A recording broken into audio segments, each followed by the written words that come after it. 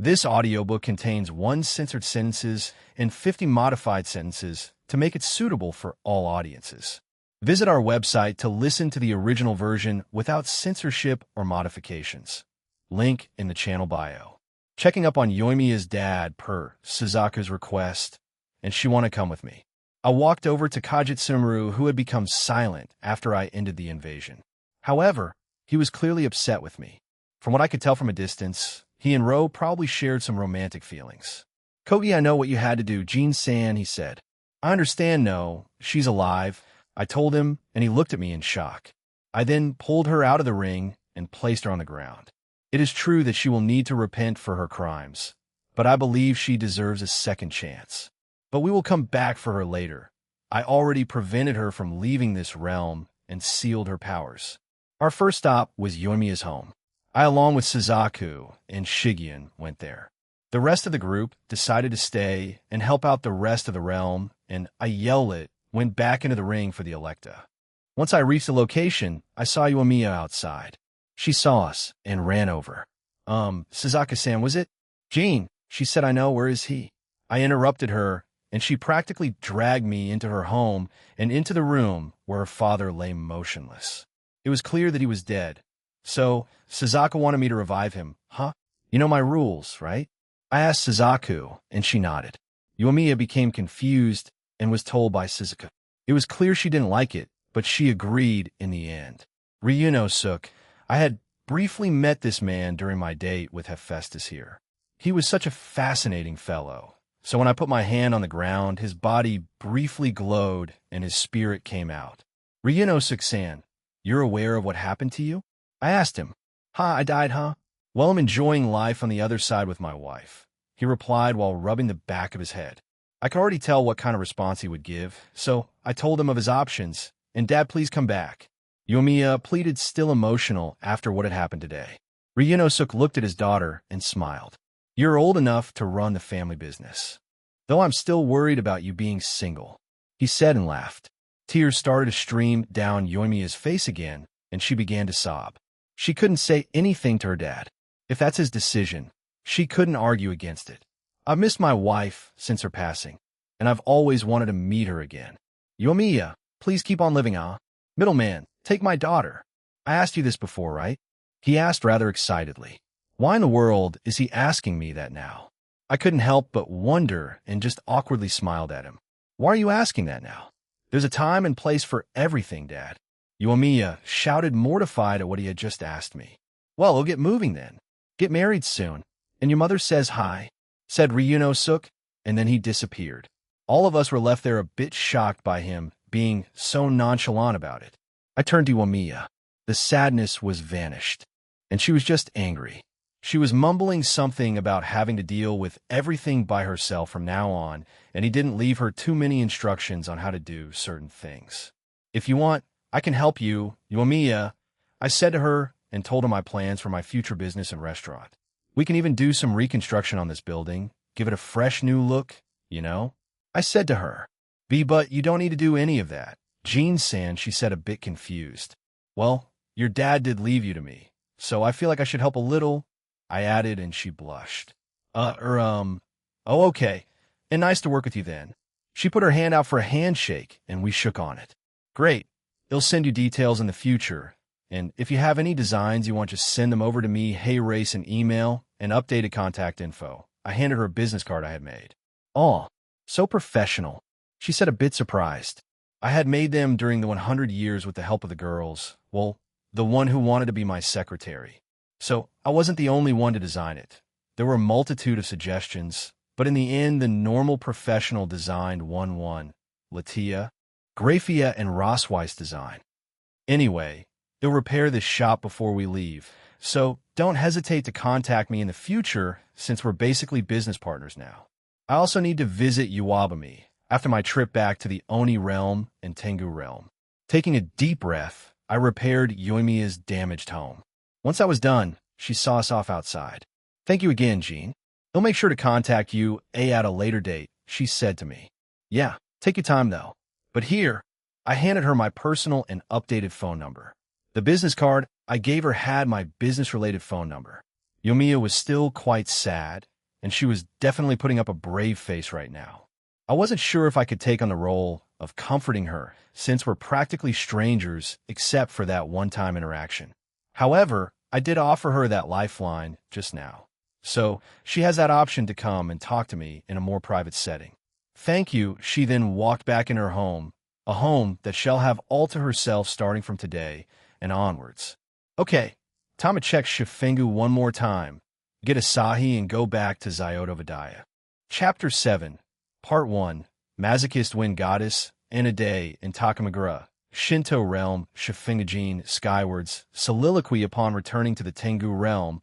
I was surprised to find that some Tengus were speaking with an A. Most of them were the younger generation, so kids and teenagers and a few young adults, but they seemed to be very receptive to Ine now. Unlike earlier in the day when they were giving her side glances or when they gave her uneasy looks. It did seem like the older adults had kept on telling stories and gossip about Ine's situation. But the two leaders and her parents were here too, so they might have just told them the truth since some of the adults looked unsure. We made our way to them, and Yuenting was standing dutifully beside the ice-encased Asahi, and Shinobu seemed to be scolding the entire Arataki gang. It's been hours since the attack, and she's still quite angry about it, huh? Jin. Welcome back. I heard from Ine that Takamagara was also attacked. I assume you repelled it? SJB asked me as a lot of the attention was on us now. Yeah, it was resolved a few hours ago, and we've been helping with some repairs. There wasn't a lot, but a few stray attacks caused some damage. There were a few casualties and one death, but overall it ended in a better note than one would hope for, I replied. By the way, did you? Yes, they know that we adopted her. That's why most of the youth are quite friendly with her now and hold no hostility. Ine helping defend the realm and saving their lives also played a factor in them accepting her, answered Suresu. I see. I looked at Ine from a distance as she was still chatting happily with other Tengu. Even some of the older adults were starting to speak to her now. I'm glad she's being accepted now, though I'm a little upset that an attack needs to happen for them to accept her. Well, I hope it works out well for all of you. I need to check on a troublesome Oni now, I said to them, and they chuckled. I walked over to the Arataki gang, as they appeared to still be exhausted. Middleman, thanks for saving us earlier, especially you, Shigyon-san, Ito said happily with his usual grin. I'm just glad you're safe, Ito-san, replied Shigyon. I summoned 4 slime pills and gave it to all 4 of them, and told them what it would do. They quickly ate them, and their injuries were healed. Heck yeah. My arm is healed. I thought I needed to wait for months for it to heal. Thanks, Shinobu. But the middleman is damn miracle worker, Ito said as he jumped up and started to stretch his body. His other gang members also started to stretch their arms around and gave me thanks. Ito, I need your help, I said to him. Anything. You even spared Asahi. I know he still has to spend a lot of time in jail, but I started to see that idiot as a little brother. So, I'm grateful, he replied and clenched his fist. I see. Anyway, do you know where Asahi's base is? Or even a vague, general location will do. I need to go there and check it, I told him, and he nodded. Yeah, we do, actually. He brought us there around 2 months ago, so we can take you there. He looked at his gang and punched his palm with his fist. Ototokigong, we got a new mission. Take the middleman to Asahi's base location, announced Ito, and got a shout of yeah from the guys. Shinobu simply shook her head at them. He'll teleport you guys back first. He'll meet you at your small village shortly. I need to speak with a few more people before I proceed. Ito simply gave me a thumbs up as the gang gathered around, and I teleported them back to Zyoto. Turning my attention to Yuentung, I made my way there and looked at Asahi. He was still alive, and he wasn't bleeding even if he was missing a leg and part of his arm. Ryusama was the one who did this, said Yuenting. I nodded and quickly read his memory. To my surprise, I saw most of his history. However, he wasn't in the Cow's Orders base that much, so they probably didn't see him as a threat to their organization, so they left his memories untouched. And they were right. However, they overlooked one thing: he had a conversation with Ro over the communication circle earlier in the day. So what they wanted to get from Shiryuki was one of King Inma's Uchiwa that he made and gave to Shiryuki. Huh? Interesting. They'll ask her for details about it then. Asahi, you are a lot more useful than I initially thought. I smiled after reading his memories and looked at Yuenting and pecked her on the lips, making her blush. Good work. You can come back to the ring or accompany us to Zyodo. Which do you want to do? I wish to accompany you, she said meekly, still embarrassed after the quick kiss. All right, I said and turned to look at Ine, who was still busy speaking to a bunch of Tengu. I guess we can leave her here for the time being. She seems genuinely happy, so it's fine. I brought back the majority of the shadow soldiers into my shadow, turned the dead enemies into more shadow soldiers, and left 4 in Ine's just in case of anything. We then left for Zyodo after I put the ice-encased Asahi in my inventory. However, Aaron, I want to stay here and learn a bit more about the Tengu realm with Ine, said Rias. Really? I asked and she nodded. Well, if you're sure, go for it. We shared a quick kiss, and we finally left for the Oni realm. Zyodo, Vidaya, Jin-sama. As we said, Ram started and Rim just looked exhausted as she just sighed. I had teleported us directly outside of Shuten's throne room, and the 2 Oni maids were startled. Is Shirayuki here? I asked them. No. She went back to her IC. Thanks, I interrupted them and teleported away again. I think I'm just making Ram pissed off at me. But whatever, I have more important things to find out.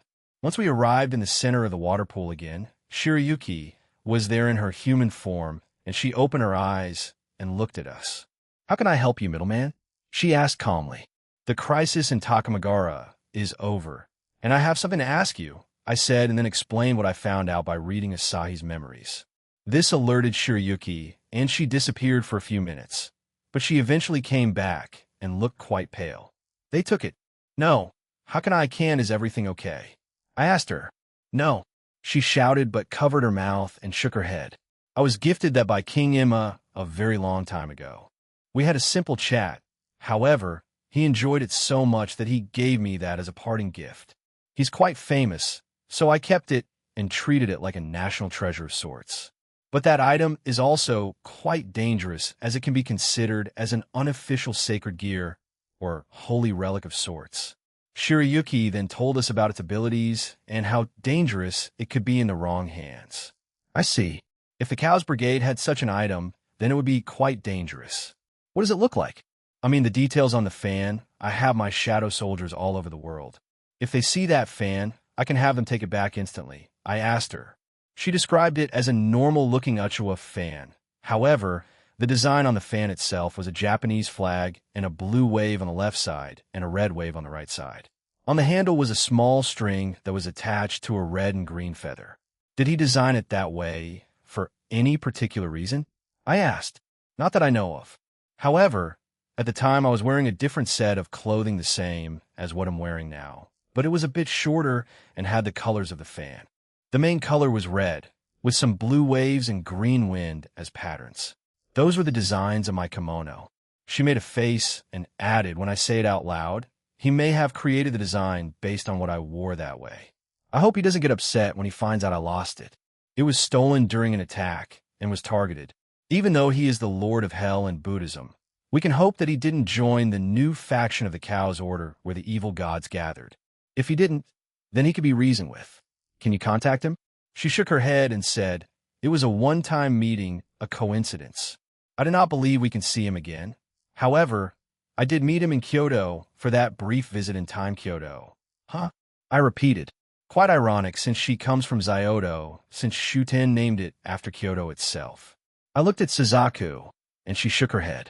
I have no idea where Lord Enma's residence is. It could be at numerous Buddhist shrines and temples in Kyoto, or even Japan. However, I can ask my great-uncle, and don't make that face, she reprimanded me. I was making a face. I repeated and looked away. She pinched my cheeks and said, yes, you may not like him, but he is quite knowledgeable in many things since he was head of the clan for many years. All right, well, ask him. I need to meet that old relic again, eventually after all, I said and sighed. What do you mean? She asked confused. I mean, I'm going to marry you. We've already engaged, I said to her and looked at her strangely. A small blush appeared on her face as a result of this. Oh, why, yes, you're right, Shirayuki coughed in her fist, drawing our attention back to her. You are a Himejima, correct? Then it should not be a problem. Amaterasu-sama has been trying to create her own alliance with Japanese gods once she found out about Jin's attempts at creating peace. One of the first were the other religion of Japan, Buddhism, so those gods and King Enma is one of them. Amaterasu is deeply connected to the Himejima clan after all, so it should make speaking to him much easier in theory. There is no guarantee that he will speak to the middleman, since he is quite a recluse, added Shiryuki. Then why don't we bring you with us? He will surely like you, right? However, Shiryuki gave me a disgusted look. If you're thinking of courting me, or thought that King Enma may have some kind of romantic feelings towards me, you are mistaken, young middleman. He has a wife, and even King Enma is terrified of her. What the hell is up with most husbands in this world being completely weak to their wives? You will learn in the future, young Padawan. You is learn when married then. I don't need either of you being Yoda right now, no. I'm just asking you to go with me. When I go meet with King Enma, I will speak to Amaterasu-sama about it. If she agrees, all three of us can go, she said. I'm fine with that. I nodded and agreed with her. Well, that's all I came here for. Thank you for answering my questions. I could also ask Amaterasu about it before we leave, so I can have my answer then, but it'll wait for Shiryuki to ask her too. Once we left the waterfall pit and got to the surface, we coincidentally came across the Arataki gang, and Ito seemed to have lost his soul. I can kind of guess what had happened since it looked like they came from Shuten's home. Ah, Jin-san greeted Shinobu. Hello. It doesn't seem like your leader is doing too well. I greeted her back, and she gave us a tired smile. Shinobu didn't have her mask on her face, and she looked quite different without it. Yes, we stopped by to see Shuten Doji-sama, and our boss got scolded quite harshly. He didn't want to go initially. However, both Rim-san and Ram-san were waiting for our arrival back in the realm, and they snatched us up when we arrived, she explained. I can imagine Shuten doing something like that, and Ram doing it with stoic yet gleeful faces. I see, I said and walked up to Ito before slapping his face and him coming back to us. Middleman, good timing. We were about to go back to our base, and then no need to explain, let's go. He nodded and ran off, leaving everyone behind. We sighed at him and quickly followed after him. It didn't take us long to arrive at the quaint village that they stayed in, and it seemed a lot better than last time. Before we left this area, I subtly increased the fertility of the land. This meant that the vegetables that they had been growing were flourishing, and they had set up more plots to grow them. In addition, I repaired the well and provided them with more water, enabling them to thrive. It's Ito and I-chan, one of the kids shouted, which made the rest turn to us. They then ran up to us and started to pester him. By the way, Shinobu, what will happen with Ito? I asked her. Shuten-sama somehow managed to convince Amaterasu-sama to leave the punishment to her, and so boss won't be able to leave this sub-realm for quite some time. Although he isn't too bothered by that since he rarely leaves it, she replied. I see. I guess Shuten had her words with Amaterasu, but they just struck up a deal. Anyway, I was meant to ask this, but do you plan on sticking with his gang forever? It's not exactly a reliable way of getting income, though I can understand wanting your own freedom and choices. I asked her. Well, I do plan on eventually leaving the gang, but I would think that would be far in the future. You're probably skilled with finances, right? I asked and she nodded. I thought so. You probably handle the finances for the gang, right? I plan on opening a restaurant that may expand into something bigger in the future. If you want, I can hire you. Kuki Shinobu seemed a bit surprised, but thought about it. As she did, the rest of us watched Ito play with the kids and also speak with the elderly of the small village. He was also scolded by them, since he explained that he would still be punished by Shuten. May I have more time to think about it? I also need to talk to my boss about it for the future, she asked. Sure. It's not like I'm looking for an immediate answer, I replied. She shouldn't have any other reason for refusing since I have basically infinite money and can destroy the human economy if I wish. My employees' minimum wage in the future should be quite high enough, so people employed in any of my businesses in the future should live a good life, roughly making around 180K a year, more if you're higher in position. After a few minutes of helping the people in the village, the place had a more modern look. I had helped build new houses here and also gave them some animals they could use for food. Since we were done, we were going to go to Asahi's base. We had gone north of the village, and we were running there at a moderate pace. Ito hadn't said anything since we left, but I could tell that he was excited about something. We eventually reached a small cave and a stupid little sign outside that said Asahi Sato, Gang Cave, which made me chuckle. We entered, and it was small, and it seemed like Asahi himself had quite literally punched his way into this mountainside, as many of the walls of it had some fist-shaped indentations. There was a small opening with some essentials like a few chairs, some kind of cooler that had ice magic at the bottom, a few wardrobes, and other essentials like a small bed for him to sleep on. I was expecting something, but this is muttered Shigeon. It looks more like a homeless person's man cave, I said, and got pinched by Suzuko. Ishtirave, it's the truth. She didn't let go of my cheek until I started to move around and search the room. For the most part, the items here were normal, nothing too suspicious. However, there was a bookshelf on the left side that gave off a different feeling than the rest of them. I wasn't the only one looking at it, as both Suzaku and Shigeon were looking at it as well. Arriving in front of it, I touched it and it vanished. It wasn't a powerful illusion spell, but it did the job to trick the Arataki gang. However, I was more impressed that Asahi managed to stop Ito and his group from destroying the place and accidentally revealing this spot. There was another small room beyond this doorway, and I passed through it, followed by the girls and the gang. It was much larger than the base that Asahi wanted to show off to them. The inside of this room was a lot more advanced. It had a metal floor, walls, and roof. There were multiple monitors that were set up near the middle of the room, and one of the cameras was no longer working, but Takamagara was at the top right of its screen. The others were for the Tengu, Kitsune, and Oni realms. What was Asahi keeping tabs on all the sub-realms all this time? Asked one of Ito's men. Shinobu walked over to the computer and touched it. This is pretty advanced tech. I saw this once at a place where they were showing off future tech in the human realm. I got curious and was at the beginning of my rebellion against my parents. So I resorted to it, if you were wondering, said Shinobu. Do you know who made it? I asked and joined her side as she sat down on the chair and began to mess with the computer, looking at the wanted poster of Promestine and Ivetsa. And if I compared both women for back, then it's probably them. I think they were trying to get funding or something. I don't know if that was before or after they joined the Cow's Order, she said, and continued to type on the keyboard until I'm in. She said, I almost snickered at how cliché it was. It felt like those films were the hacker types for a bit on the keyboard before saying what she said. However, I didn't expect Shinobu to be this skilled at tech-type things. As she looked through the computer, the Arataki gang watched her, while Shigeon and Suzuko started to look through the room. There were some books in a corner, and Shigeon started reading through them. I walked over to Suzaku since she bent down and picked up something. I peered at what she was holding, and to my surprise, it was a picture.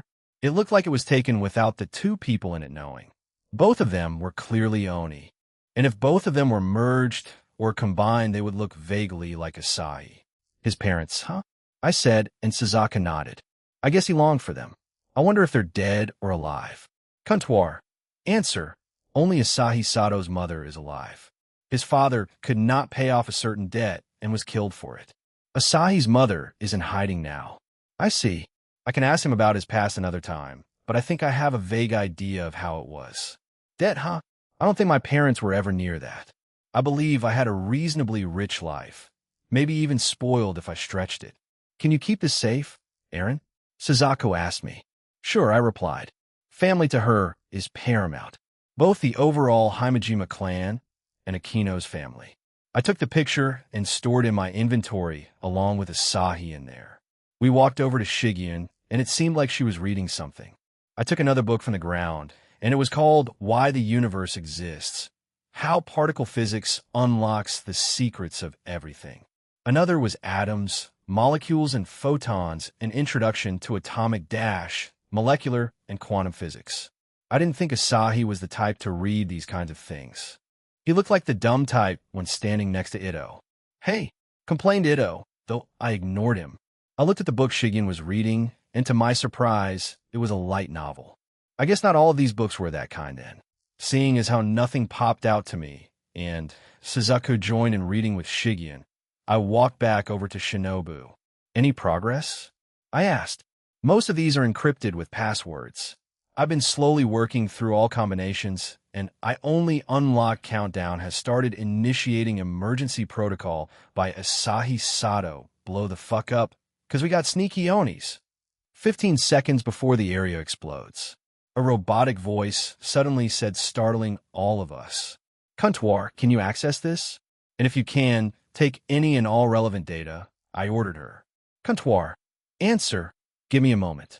All right, time to go, I said, and put my hand in front of me and teleported everyone out of the base except for me and Yuenting. I watched the timer slowly go down and waited for Comptoir to finish.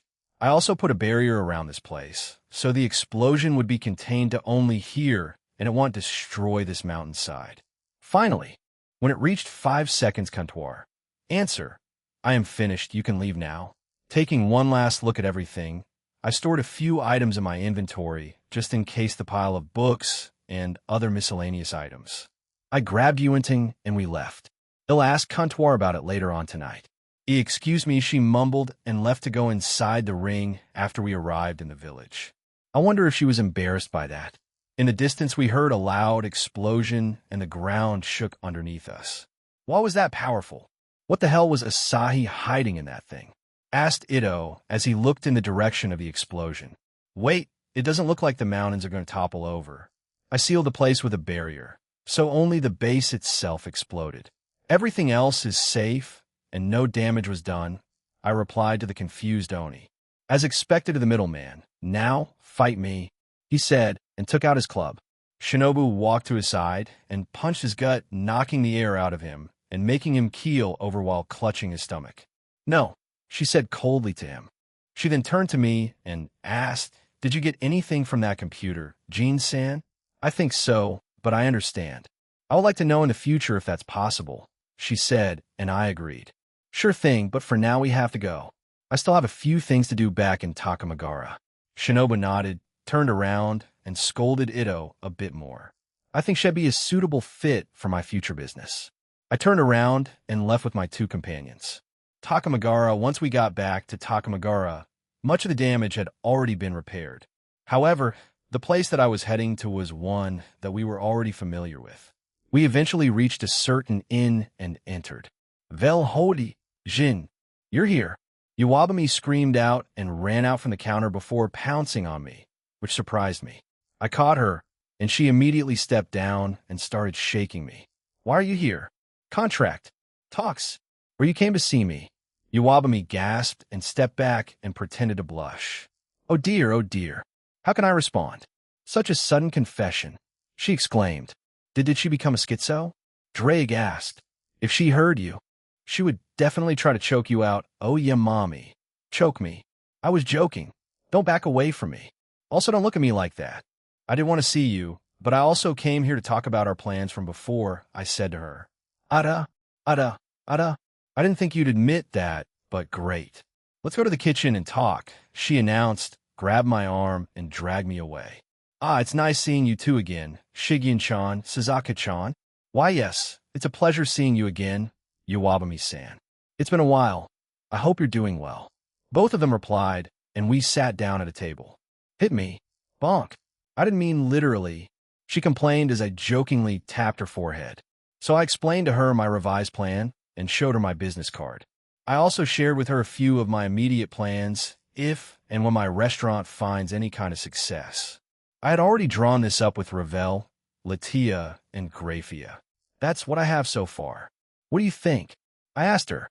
I think you proposed to me. What? I gave her a look that said she was insane, and she laughed at me. I was joking. Jin-kyun, but I love it. I'm fine with this. When are you getting married? She said excitedly and slammed her hands on the table. Great, but what was that last part?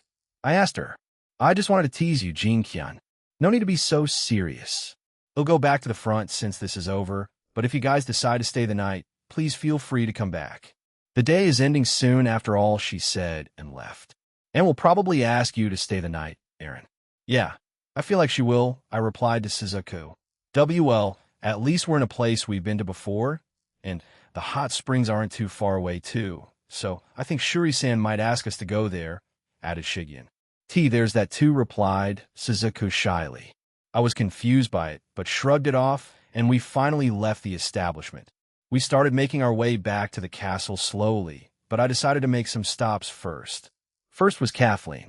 We stepped into the shop, and she greeted us. Ah, Jean-san. Welcome. Business has been booming since my partnership with Hephaestus-sama. I wanted to thank you again for this opportunity, she said and shook my hand.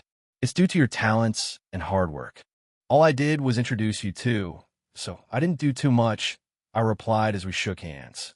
I looked around the shop, as did my companions, and it seemed like the items she's been making had dramatically improved since the last time I saw it.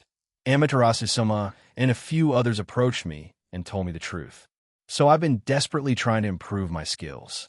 I've also spoken to Hephaestus-sama a lot, as well as the dwarfs of Asgard. We've shared tips, and they've even come here to see my own work, she explained. Muvith, Burin, Sherry, and Kyoko, right? I asked. Yes, that's them. We've been sharing techniques and other things. Apparently those two shops have merged in their realm, and they've become an even more significant name over there, she added. That's surprising. They were kind of competing with one another.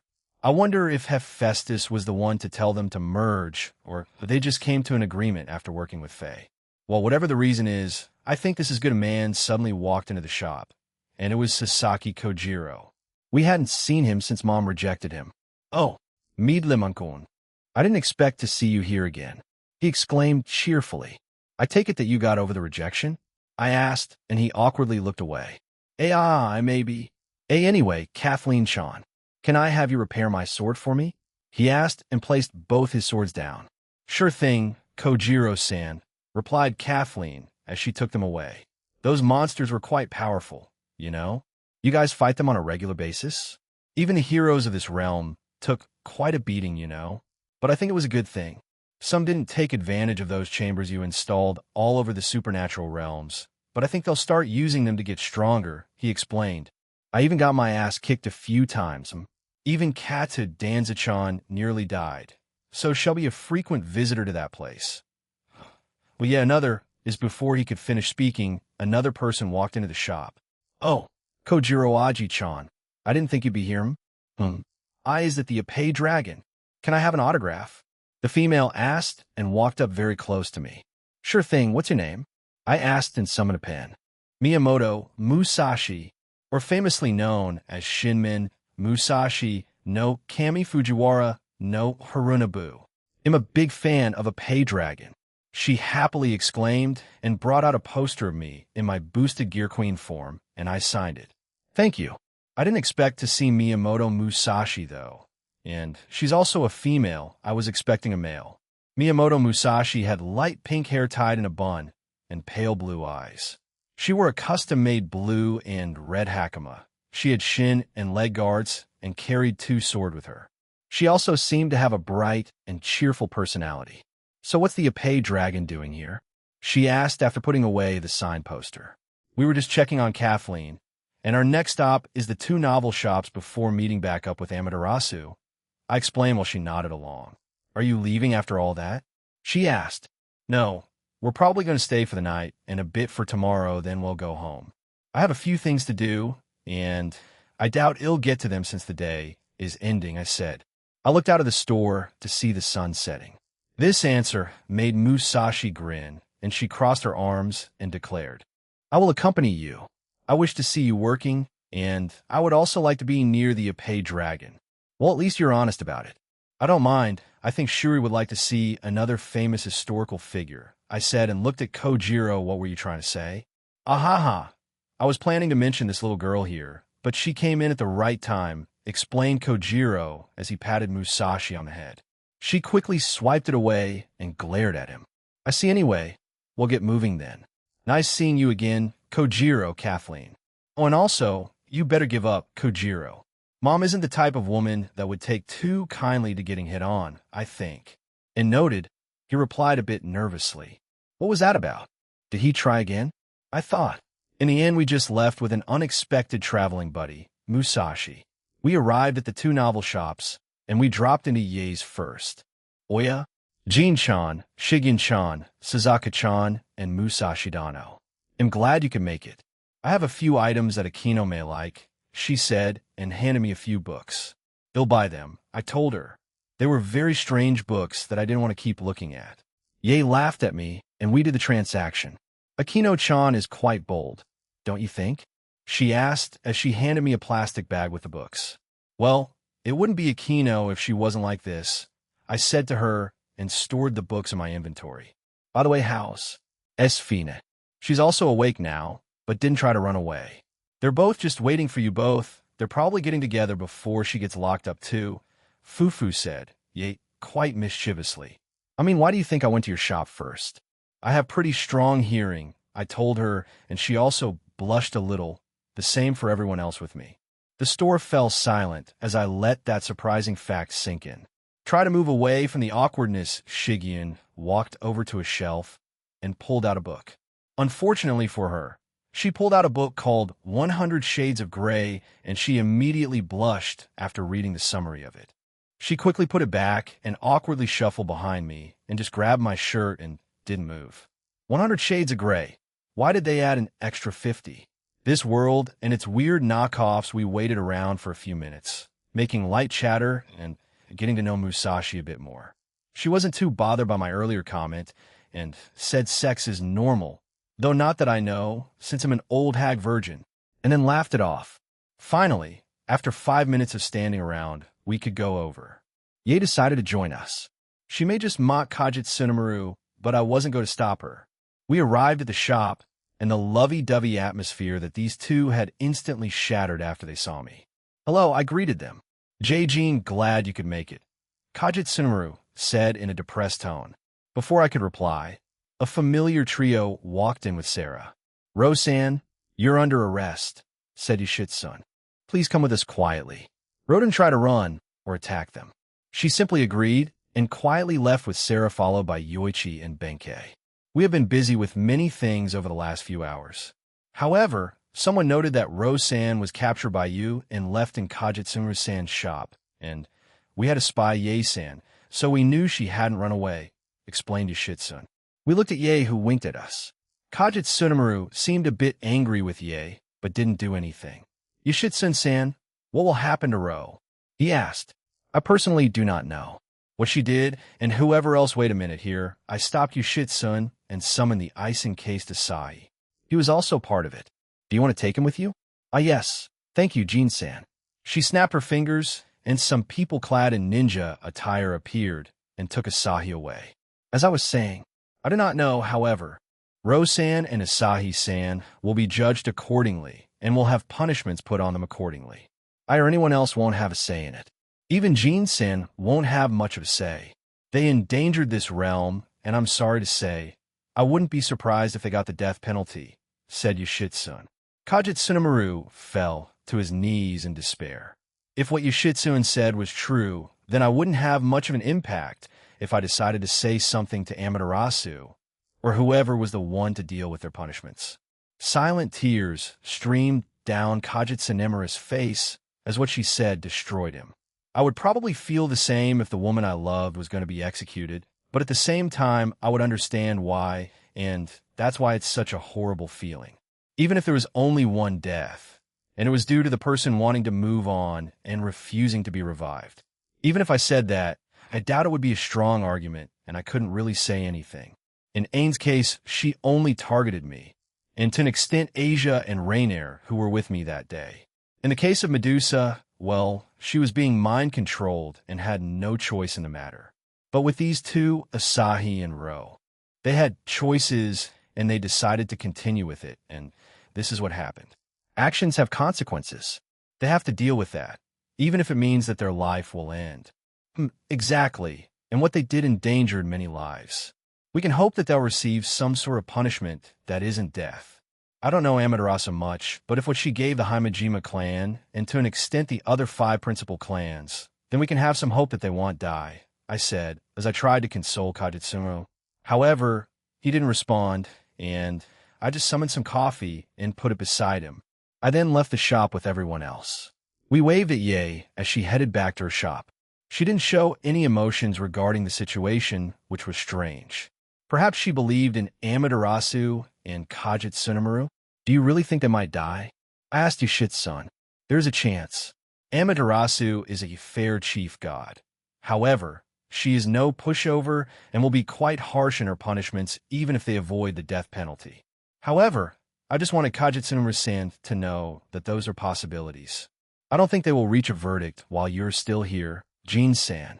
So I will update you via text when a decision is made, she said. We arrived just outside where Sarah would usually greet us, and she bowed her head. I will get moving then, and good night, Jean-san. Yeah, you too? We waved her off as she walked out of our sight. Death penalty, huh? I shook my head and left the decision up to Amaterasu. We navigated our way back to the meeting hall and entered it after knocking. Once we were there, Rose looked like she was exhausted and had that 1,000-yard stare as she looked at Jin and Shuri speaking to one another. I didn't feel any trace of Asahi or Ro here, so they probably took them somewhere else entirely. Welcome back, Jean. Shuri welcomed us after she saw us. We're staying the night. You do have a place in mind, don't you? Yes, Mom, I do. We can go to the hot springs for our evening bath if you want, I added. This is why I love you.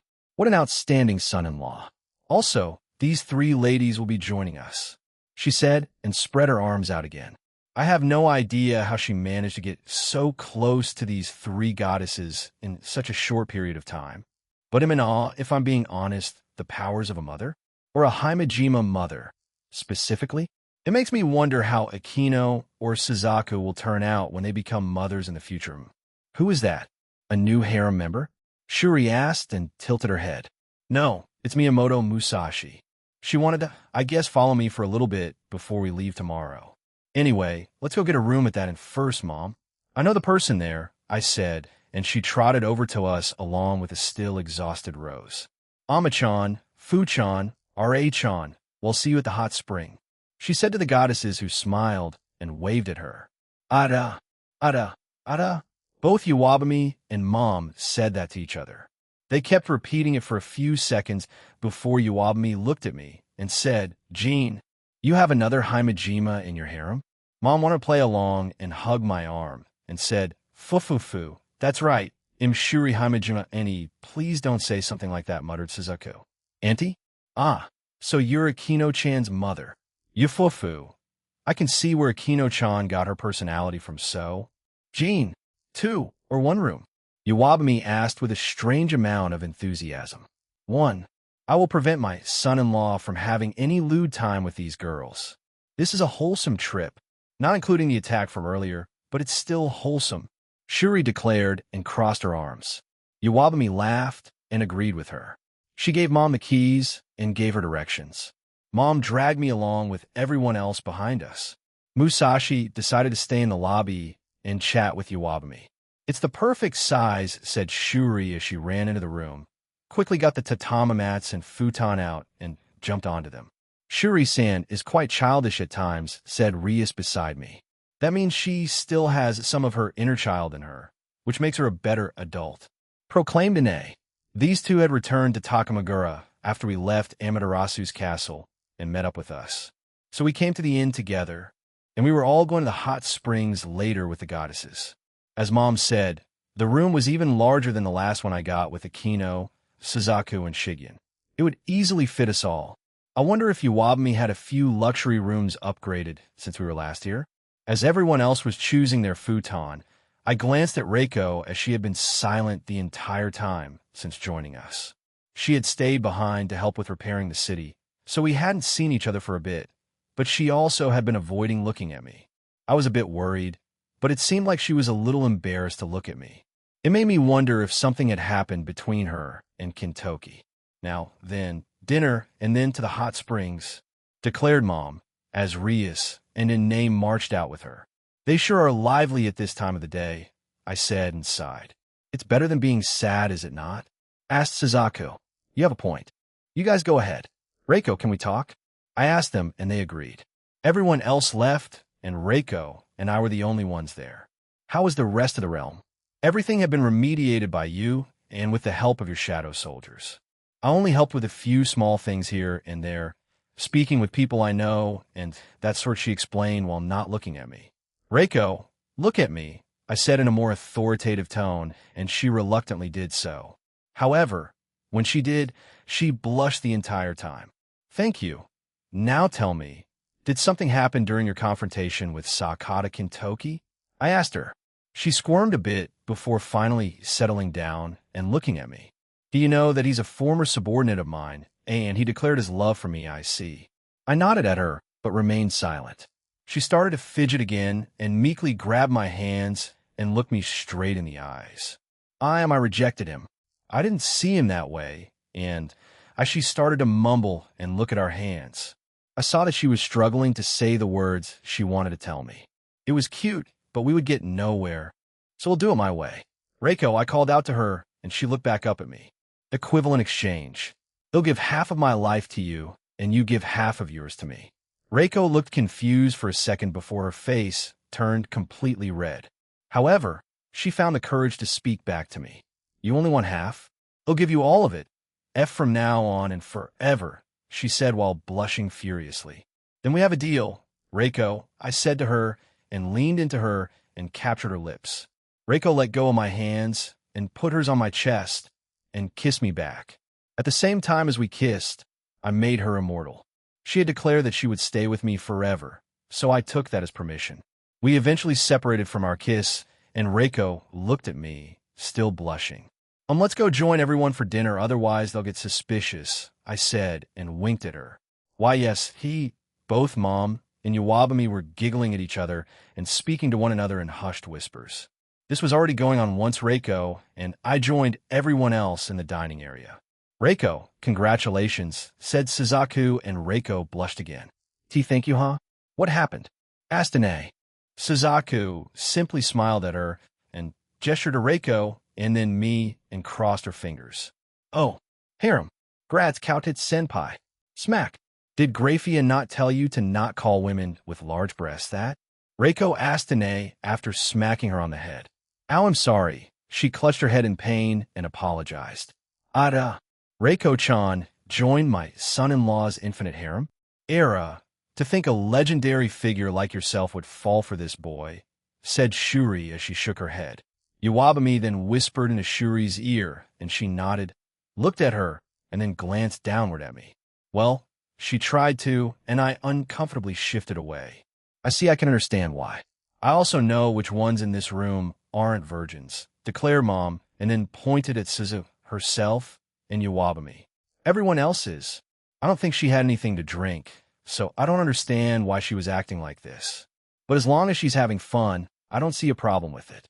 The rest of dinner was rather uneventful, as we just watched about the attack, and Suzaku, to my surprise, teased Reiko quite a bit. The hot springs are mixed, by the way, Annie. I don't have a problem with that. Suzaku, the only man there is Aaron, so it's fine, replied Mom. We arrived in the same old hot springs from before, and even though the changing rooms were at different places, we all entered the same bath. Since I was on my own, I didn't need to socialize with anyone else, so I quickly got changed. I was the first in the open bath, and I quickly moved over to the furthest corner of the place. I sat down and waited for everyone else to arrive. Why are you all the way over there, Aaron? Mom asked as she and everyone else, the three goddesses, came out. Don't mind me, just giving privacy to the women here, I replied and gave them a thumbs up. However, my ring briefly shone, and out came my yellet, and she was already wrapped in a towel before hugging my arm. I would like to join too, Aaron-sama, she replied with a squint and nibbled on my ear. She joined our side today and was quite aggressive already. I wanted to talk to her about the Eevee and about her life before being turned into that android thing. But that can wait until we have a more private setting. Aaron, said Raijin as she stood in front of me. I looked up at her and waited for her to continue. With the recent events, our duel will be delayed and held at a different date. I have received your contact information through Shuri, and I will contact you in the future about it, she said, and Shuri gave us a peace sign as she sat down. I see. Sure, I don't mind, I replied. It only makes sense. I doubt people would like to attract that kind of attention to the realm right now after being attacked. Though I already plan to add more shadow soldiers here. Aaron, come here. Mom called for me, so I hurried over with a yellet still hanging onto me. Raijin also came with us as she sat beside Amaterasu, who was looking quite troubled by the whole ordeal. What's up, Mom? I asked and sat down in front of her. Who's that? She asked and pointed at Ayelet. I gave her the vague answer of a new subordinate. She was still suspicious, but let it slide. On to the real question, she said and pointed at the three goddesses with us. Who do you want first? Huh, I have, sort of, convinced them to join your harem. Aren't I a great mother? You fufu, so who do you want? She asked again.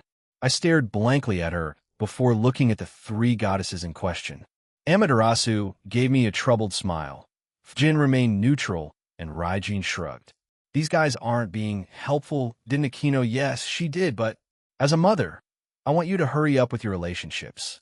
Even Rainier-chan told me of her frustrations with you. She, while still a bit shy, wants you to be more active. She does appreciate you being considerate, though. There's more. Mom then looked at Shigen, who wasn't too far away, and she blushed and hid behind Po, who was with us too. Shigen-chan wants your love too, geez. I scratched the back of my head. I did spend a lot of time with all of them during 100 years, but I guess that wasn't enough, huh? Though the main reason why I can't get to them all is because of all the crap that the Cow's Order does.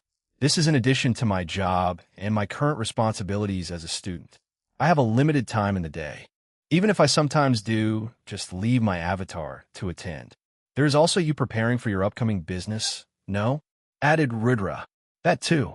I sighed and said, I'm trying my best, Mom. I did propose to Reiko earlier. He did.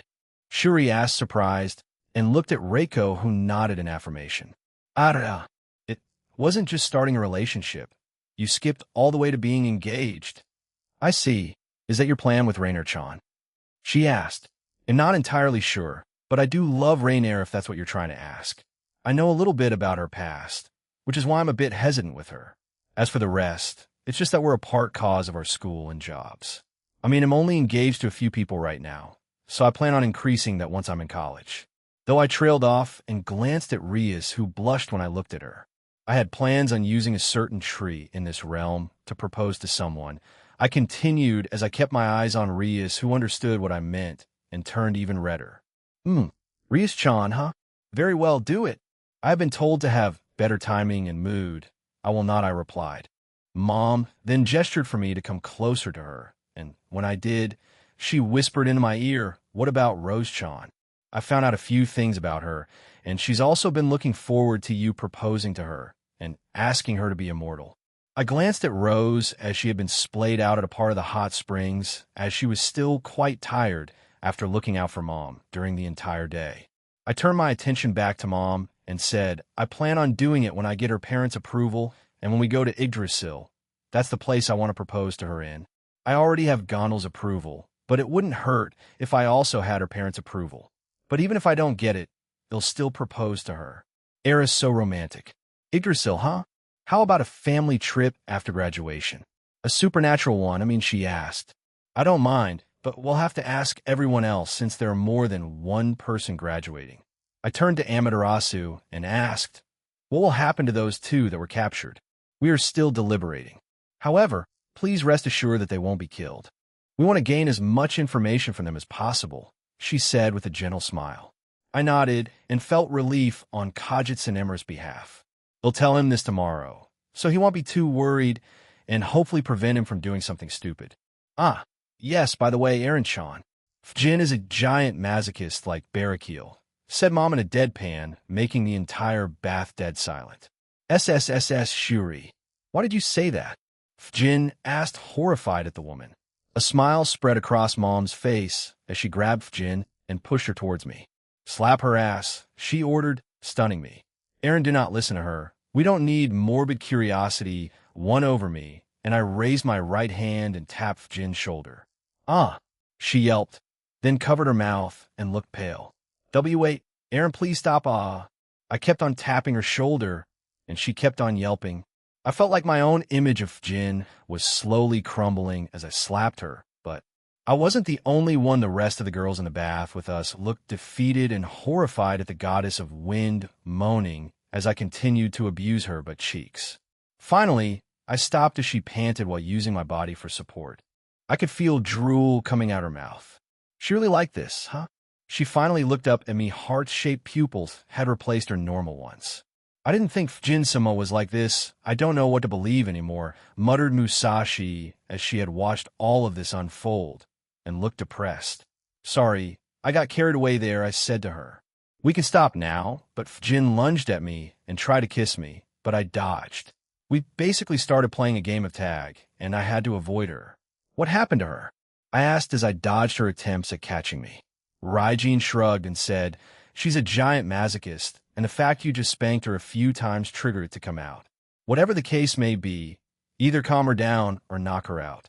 This rarely happens, but when it does, we just put her to sleep. I nodded and put my hand out and made Jin fall asleep. She had already lunged at me again, so I caught her as she fell asleep. I sighed and shook my head. What a troublesome goddess. I looked down to see Shigyon, even redder than before with a shocked expression. What's wrong, Shigyon? I asked her. Huh. At least you're impressive, said Raijin as she nodded in approval. Era, said Mom as her eyes were closed. Many of the girls were blushing, and I finally noticed my towel had fallen off me as I ran around avoiding Fujin.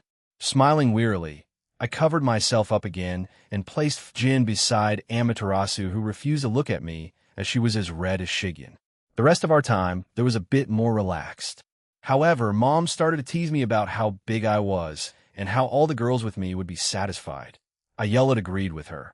And near the end of our stay there, Fujin woke up and avoided me as she was too embarrassed to be near me. Good night, you two. Masochist win, goddess, I added and laughed. Fujin blushed again and ran away with Amaterasu and Raijin following after her. Don't tease her too much, Eren, scolded Suzaku. They'll try, I replied. Yes, my baby Suzaku. Be the one with the pants in your relationship. Mom encouraged her on the sidelines.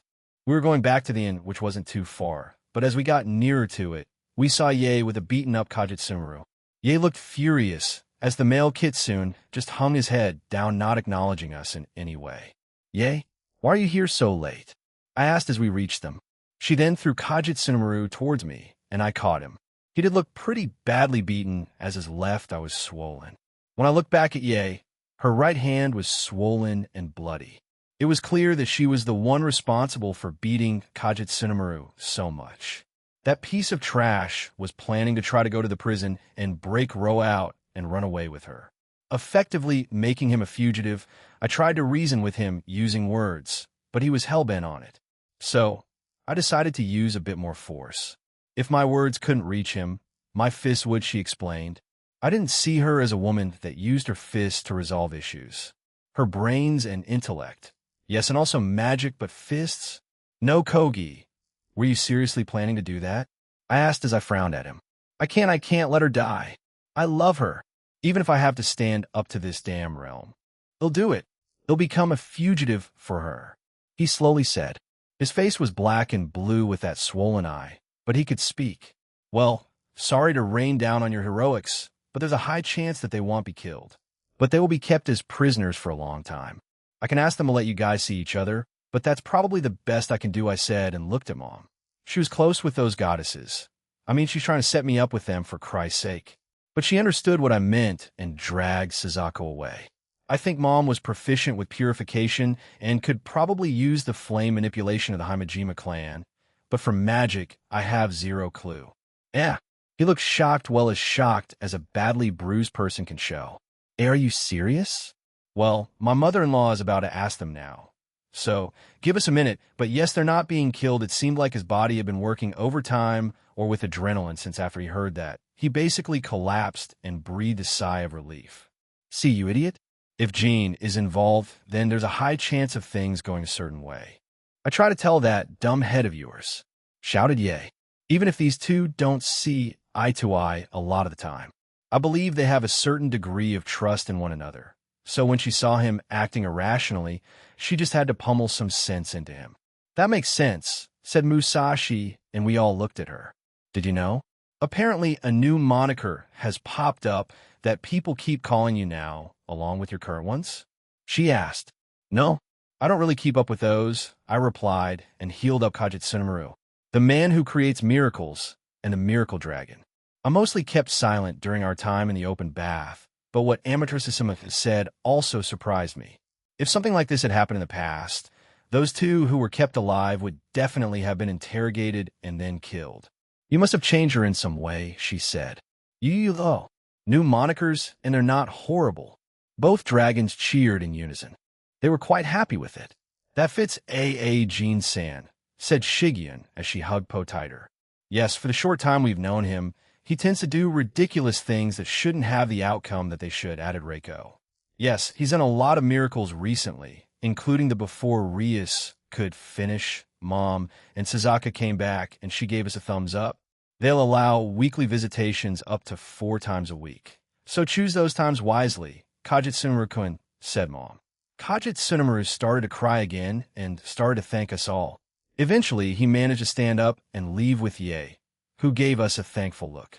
We finally entered the inn where Iwabumi greeted us. Musashi also left, saying she'd be back in the morning. Fufufu, I heard it all, Boss Jean. Miracle boy, she said and danced her way towards us. She and Mom then high-fived. We let them chat, and we left for our room. Once up there, everyone went to their own futon, though. After a few minutes, most of them had come over to mine, since that's how we usually sleep. Ine, Rias, Reiko, Rose, Shigyun, and Suzaku. It was one less, but it was fine. Ayala had left after our time in the hot springs and said we would talk about our memories once we returned home. She wanted privacy more than the barriers I provided. I didn't have a problem with that. Ada. It looks like everyone is joining Aaron in his bed? Question, Mom. It's usually like this, Andy, replied Suzaku. However, it's typically 7 and it's different every night, she added. 7? It's only 6 tonight, she then put a finger on her cheek and then jumped towards us. Everyone scattered as she aimed her body at me. I pushed myself back up and caught her.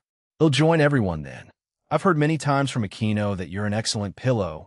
The same with Lavinia, she said and hugged me. Mom decided to sleep on my chest, and everyone just smiled at her and joined back with me. It felt a bit weird, but I just rolled with it. Jean Solem here, I said as a few of them turned to look at me.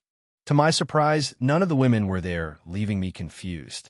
Even though Kuntor told me to come here, I walked over to the guys and stood by them. They were playing chess. Well, Drake and Garrett were. I think they're in God damn it.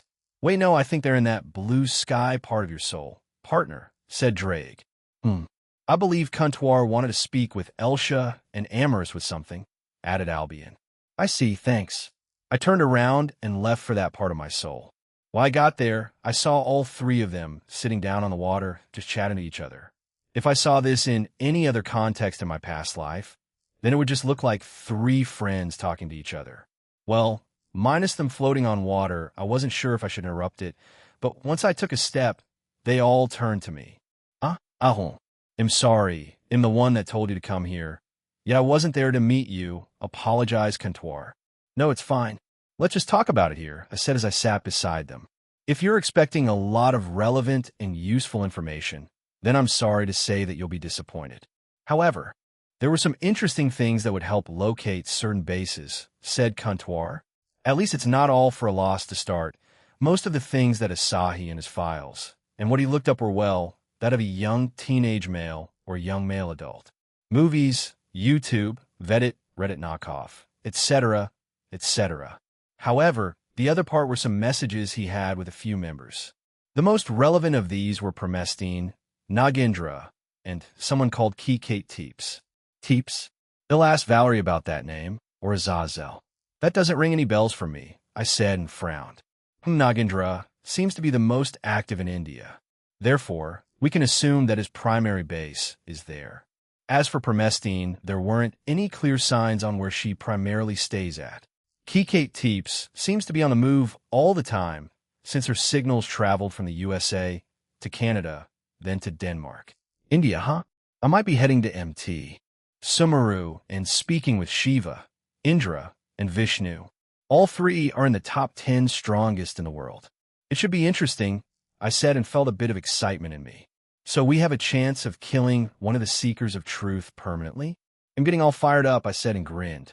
Not only that, but it seems that Avetsa is planning on traveling to Italy very soon. It seems that her lover's death anniversary is coming, so she plans on visiting his grave over there, added Kuntor. So if we catch her off guard, and if she's not using a clone, we can capture her. If not, one of her bases is in the country, so better than nothing. It'll increase the number of shadow soldiers there too, and have one of the GOB on standby there since one of them is close to Italy. I don't think Zeno and Silva will be there by the time I visit, but if they're then I'll have them help us too. Anyway, anything else? Kuntwar shook her head. I guess that's all the information on that computer then. I stood up and stretched my body and sighed. What do you plan on doing tomorrow and after, Aaron? Amaris asked. They'll go visit the Dragon Mountain in Takamagara, bring Yoru and Haru home, so Leanne and Aurelia can start training them. Hell, I've asked Tiamat to help train them too, since she's a dragon, and both Drake and Albion didn't mind helping as well, so they won't be with me for most of my adventure starting tomorrow. Only Ridra and us? Asked Elsha. Pretty much. Though it's not like they'll be there 24/7 until those two become Dragon God class or something, but they'll be there for quite some time. Also, bring Medusa to my home too. After that, hopefully I can squeeze in a date with Rias. Unless something else happens, then we'll have to postpone it again. The reason why Tiamat is helping me is for me to let Nakiri Uryu join Aurelia's international rating game team. So that's why Tiamat joined Team DXD and also is willing to help with training both Yoru and Haru in the future. As far as I know, there will only be 2 teams that will be in that international rating game that will play for me. Aurelia's team and Chow Chow. As for their members, I don't know, but I'm leaving it up to Aurelia. For Chow Chow, it will mostly be ex-Hero faction members. Then can I take over the announcements for the boosted gear? Asked Elsha, who looked quite excited about it. Then, I want to do it for the dividing added Amaris. I don't mind, but you two need to tell Drake and Albion, I said and looked at Kuntwar. It's possible, right? Very much so, she replied. Great. Then I should go. I wouldn't. Elsha quickly got up and hugged my arm. Now, you shouldn't leave so soon, Aaron. It's been a while since we got to speak to each other, you know? That 100 years seemed more like 1,000,000, she said and pressed my arm firmly against her chest. I know she's teasing me. However, after those 100 years, Elsha, who had been against the idea of letting me revive her, had begun to lean more into it over time. When she did, she started being more flirty or started to tease me more often. I took it in stride, but I personally found it a good thing, and our relationship moved forward from there. The same with Amaris, though neither of them has shared their personal history with me yet, but am still hopeful. I silently stared back at Elsha and said with a grin, well, Elsha-sama, you have to be a bit more convincing than that. All right, she said and kissed my cheek. I guess I'll stay for a little bit longer then. After that, for around an hour or 2, I stayed there with them talking about random things and flirting with them until I woke up. Takamagara, said Suzaku as she offered me some food on some chopsticks. I opened my mouth and ate some. Shigyun, Reiko, and Rose did the same thing. In spite of the fact that we were eating breakfast, these girls were already competing on things like this. Mom and Yuwabami watched on in amusement. Ine and Rias tried to join in, but they were across from us, so they had trouble and were mostly pouting to themselves. You guys really love him, huh? Asked Musashi at a different table. She had arrived quite early. When we came down for breakfast, she was already here. Yes, they answered in weird unison, making me laugh. Musashi was a bit dumbfounded, but laughed it off and turned back to eating her breakfast. This continued on until both Ine and Rias got too jealous and decided to bring chairs over behind me and fed me too. Even so, having multiple chopsticks and pieces of food shoved towards my face was exhausting, but I still enjoyed it. Our first stop was the castle. Mom wanted to meet with the 3 goddesses one more time. However, to our surprise, both Inari and Tamamo were there, so Mom got to meet up with 2 kitsunes. Shuri, who had started speaking to 4 goddesses, were acting like normal human women who had met up for a girls' night out and were casually chatting. Tamamo had joined us, and I asked her, why were you 2 here? Inari-sama wanted to find out what had happened with the incidents. We had heard of the attack and delayed our arrival here by a day. It seems things turned out well? She asked me. More or less. We do have 2 prisoners from the attack, though they were originally from this realm, I replied. How have things been in your realm? They have been well. A few rowdy individuals and groups showed up trying to start something. However, they were quickly stopped by Inari-sama and Meho-sama. If those two are there, our subrealm is in safe hands, said Tamamo. I looked at Tamamo, and she noticed me staring and gave me a questioning look. Hey, can you do me a favor? I asked. She was confused, but agreed. Can you do this pose and say Mycon? And can I take a picture? I asked again. Tamamo seemed confused, but still agreed to do it. She went into the pose I showed her and said Mycon, and I quickly snapped a picture with my smartphone. Thank you. I wanted her to do that since I first met her, but I wasn't sure when to bring it up, or if I should, but I decided on a whim today, so I'm not sure why, but I feel very embarrassed, she said, and her cute fox ears drooped slightly. Ada, I did not think you would flirt with Tamamo like that. Jean, and you even made her do such a strange pose. You do know that she'll accept most of your requests for saving her? Ufufu, said Inari. I was only planning on asking her to do that. I wasn't planning on taking advantage of her, unless that did count. He's out on a hunt for goddesses like I said from yesterday, said Shuri. I looked at Rose, and she gave me a tired smile, but also shook her head. I guess he'll find out eventually. But I also didn't answer her and just stood there and waited for them to finish their talks. They eventually did, and Mom for some reason dragged Jin with her and pushed me, and I caught her. Hello there, Jin. How can I help you? I asked as she squirmed in my arms. Si. I asked as she struggled to say something. Shuri looked quite smug, and the other two goddesses shook their heads. It felt like Mom was using Jin's masochism right now. Can you be my daddy? She asked meekly.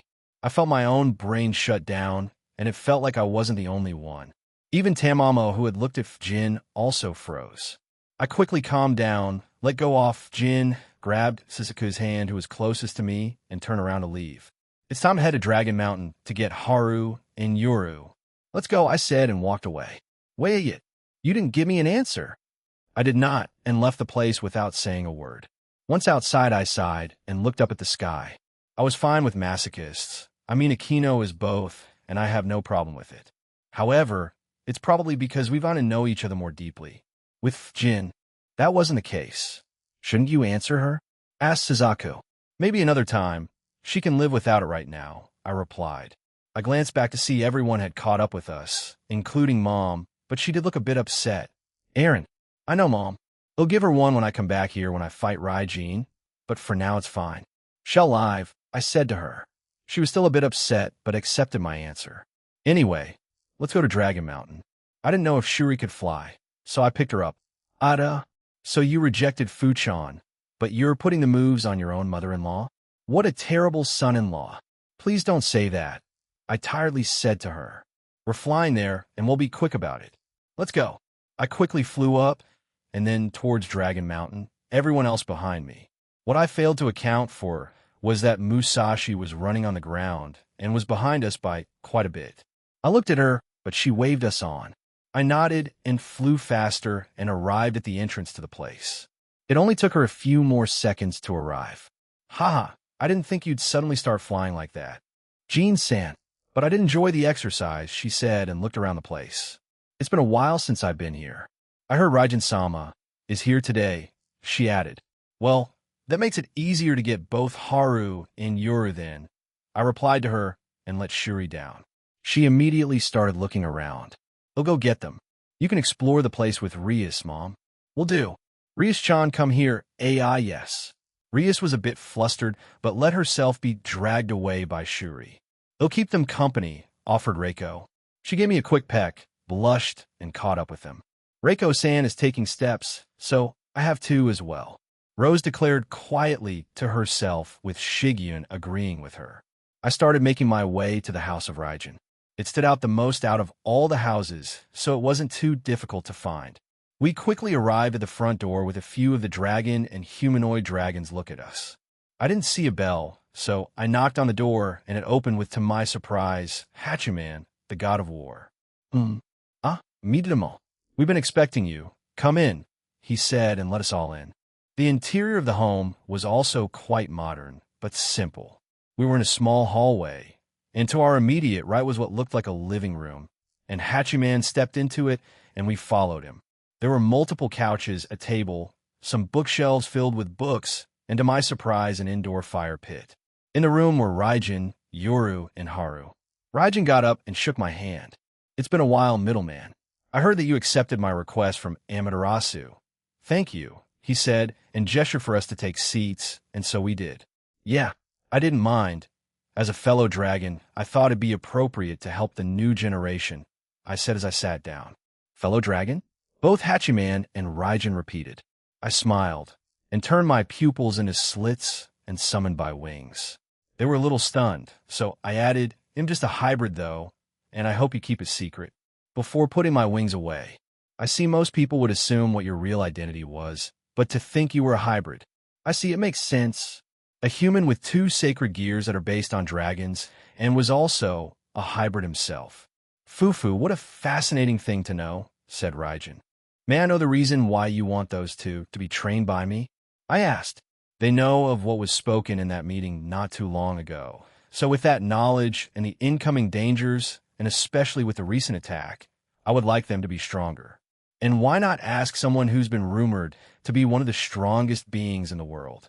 He asked and smiled. Rumored? Me? Haha, you praise me too much, but thanks. I also don't mind. So would you like them to be back at certain times? Or, if it is not too much trouble, until they reach a certain power threshold, I would like them to stay in your home. I will pay extra if that's necessary. And, if possible, can they be added to the newly created group that was created? He asked. Staying in my home and joining Team DXD? Well, you'll need to consult Azazel and the sub-leaders, but I think that can be arranged, I replied. Those 3, Yashitsun, Benkei, and Yoichi, were already part of the Shinto group for Team DXD, so adding Yoru and Haru wouldn't be an undesirable thing. We only had a few representatives of each pantheon, and I didn't know them personally, so it should be fine.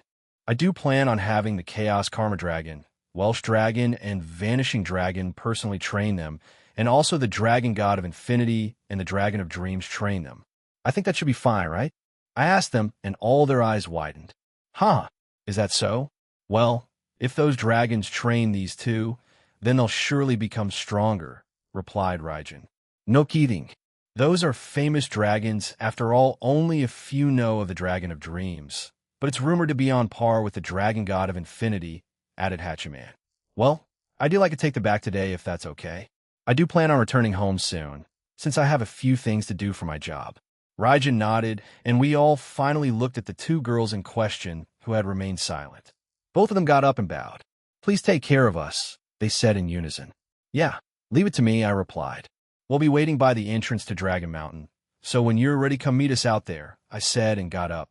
Thank you again, Jean. I waved to Raijin as I left. I was tempted to ask why Hachiman was there, but I assumed they were friends and left it at that.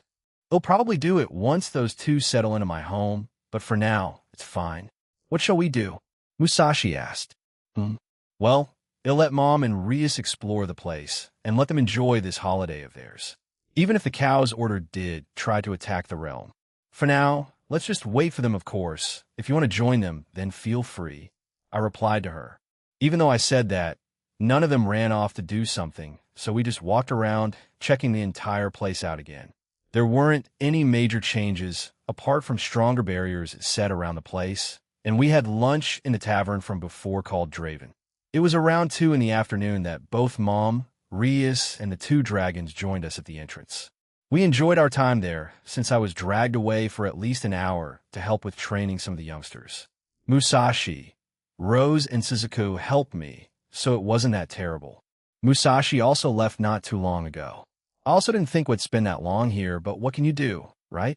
I glanced at everyone, and both Mom and Rias had some kind of souvenir from the place. I'm sure they have more with them, but that's all I saw for now. Okay, we're heading home.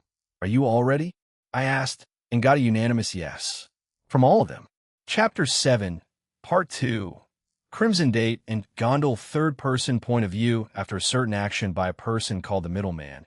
2 dragons that were known as the Evil Dragons escaped the facility that they were being held captive in. After capturing a certain member of the Cow's Order and forcing them to teleport them out of the Cow's Order's base. Both of them were free once again. These 2 evil dragons were Apophis and Krumkruch. These 2 were currently in the Amazon forest of South America, Brazil. They had been silently traveling for a while until they arrived at the Amazon River. They stopped, and finally one of them spoke up. I will observe the forces that rally themselves around the middleman. I do not know what kind of person he is, but he is the one who freed us. Whether I ally myself with him or become a neutral party that seeks him out for a fight that remains to be seen, declared Crom Crutch. What about the clone that was sent to Romania? Asked Apophis. Killed by one of those eradicators, they were apparently working for the 7th rank. Perhaps a direct subordinate or even right hand, said Crom Crutch. What will you do? He asked and glanced at his fellow evil dragon. I will also observe them. They are known as Team DXD apparently. I have also heard of certain rumors, said Apophis. Rumors? That some sort of international raiding game will be held and all factions and pantheons are invited to participate in. You can create any team for it. It is enticing to join the middleman's side just to have an opportunity to fight strong people in it, explained Apophis. Crom Crutch's eyes shone. This new rumor interested him. However, to him, it is still just a rumor, so he won't act rashly yet. He will still continue with his original plan and simply observe from a distance on what Team DXD would do. This is where we part ways, said Apophis, and he vanished into the shadows. International raiding game. Huh. Strong people should gather in it. He'll observe and see how everything plays out, and if the time is right, I will reveal myself to him, he said to himself, and also teleported away. In a certain laboratory in the human world of the Draconic Dais, there sat a man on a throne of bones. This man was quite powerful, as these bones were of animals from a different universe. No, not just animals, but also humans and powerful beings. He had personally killed them and taken their bones as some sort of trophy. In most of the eyes of the Eradicators and the Phantasma, they try not to associate with Rank 7 as much as they could. Rank 7 was born with his power, talent, and skills. He only needed to train a little bit before becoming stronger again. Ranked 7th among the Eradicators, Yunuyo was that kind of man. Yunuyo had short black hair, black eyes with yellow pupils. He had tattoos on both his arms, and he wore a black, white, and gray business suit. Yunuyo believed the only real victor out of a fight or battle was when the opponent was dead. He only needed to challenge rank 7th once before killing him. He has maintained his position because he knew when he couldn't match up to the rest of them. What confused him was why rank 16th stayed in her position. To him, it was idiotic, and he believed she should go up in ranks because she was not fit to be at her current rank. By his own estimation, she could rise up until rank 8th or 9th. Suddenly, a communication magic circle appeared beside him, and he glanced at it. Yunuyo, a new mission has appeared for you. The devil called Euclid Lucifuge wishes to collaborate with the Phantasma, a voice said through it. Why should I join you in that weakling? He asked dismissively. It will draw out the middleman and his companions. It will also cause significant damage to the underworld of the Draconic Dais. They also have those two devils that are labeled as transcendental, Surzex Lucifer and Ajuka Beelzebub. Rizavim has said that both of them may be able to handle your full power, the voice said. The middleman interests me. That outer god as women aren't terrible either. However, they are too green. Naive all of them, he said and grinned. He looked at his left hand and clenched it. Bones started to appear around it, and white energy covered the bones. Why are we attacking the underworld? He asked. Euclid Lucifuge has his own agenda towards the middleman. He wishes to end it all. Whether he kills him or himself is irrelevant. The middleman put a curse on him apparently, and he is out for blood. Kakaka. A curse? Where's he now? Unknown.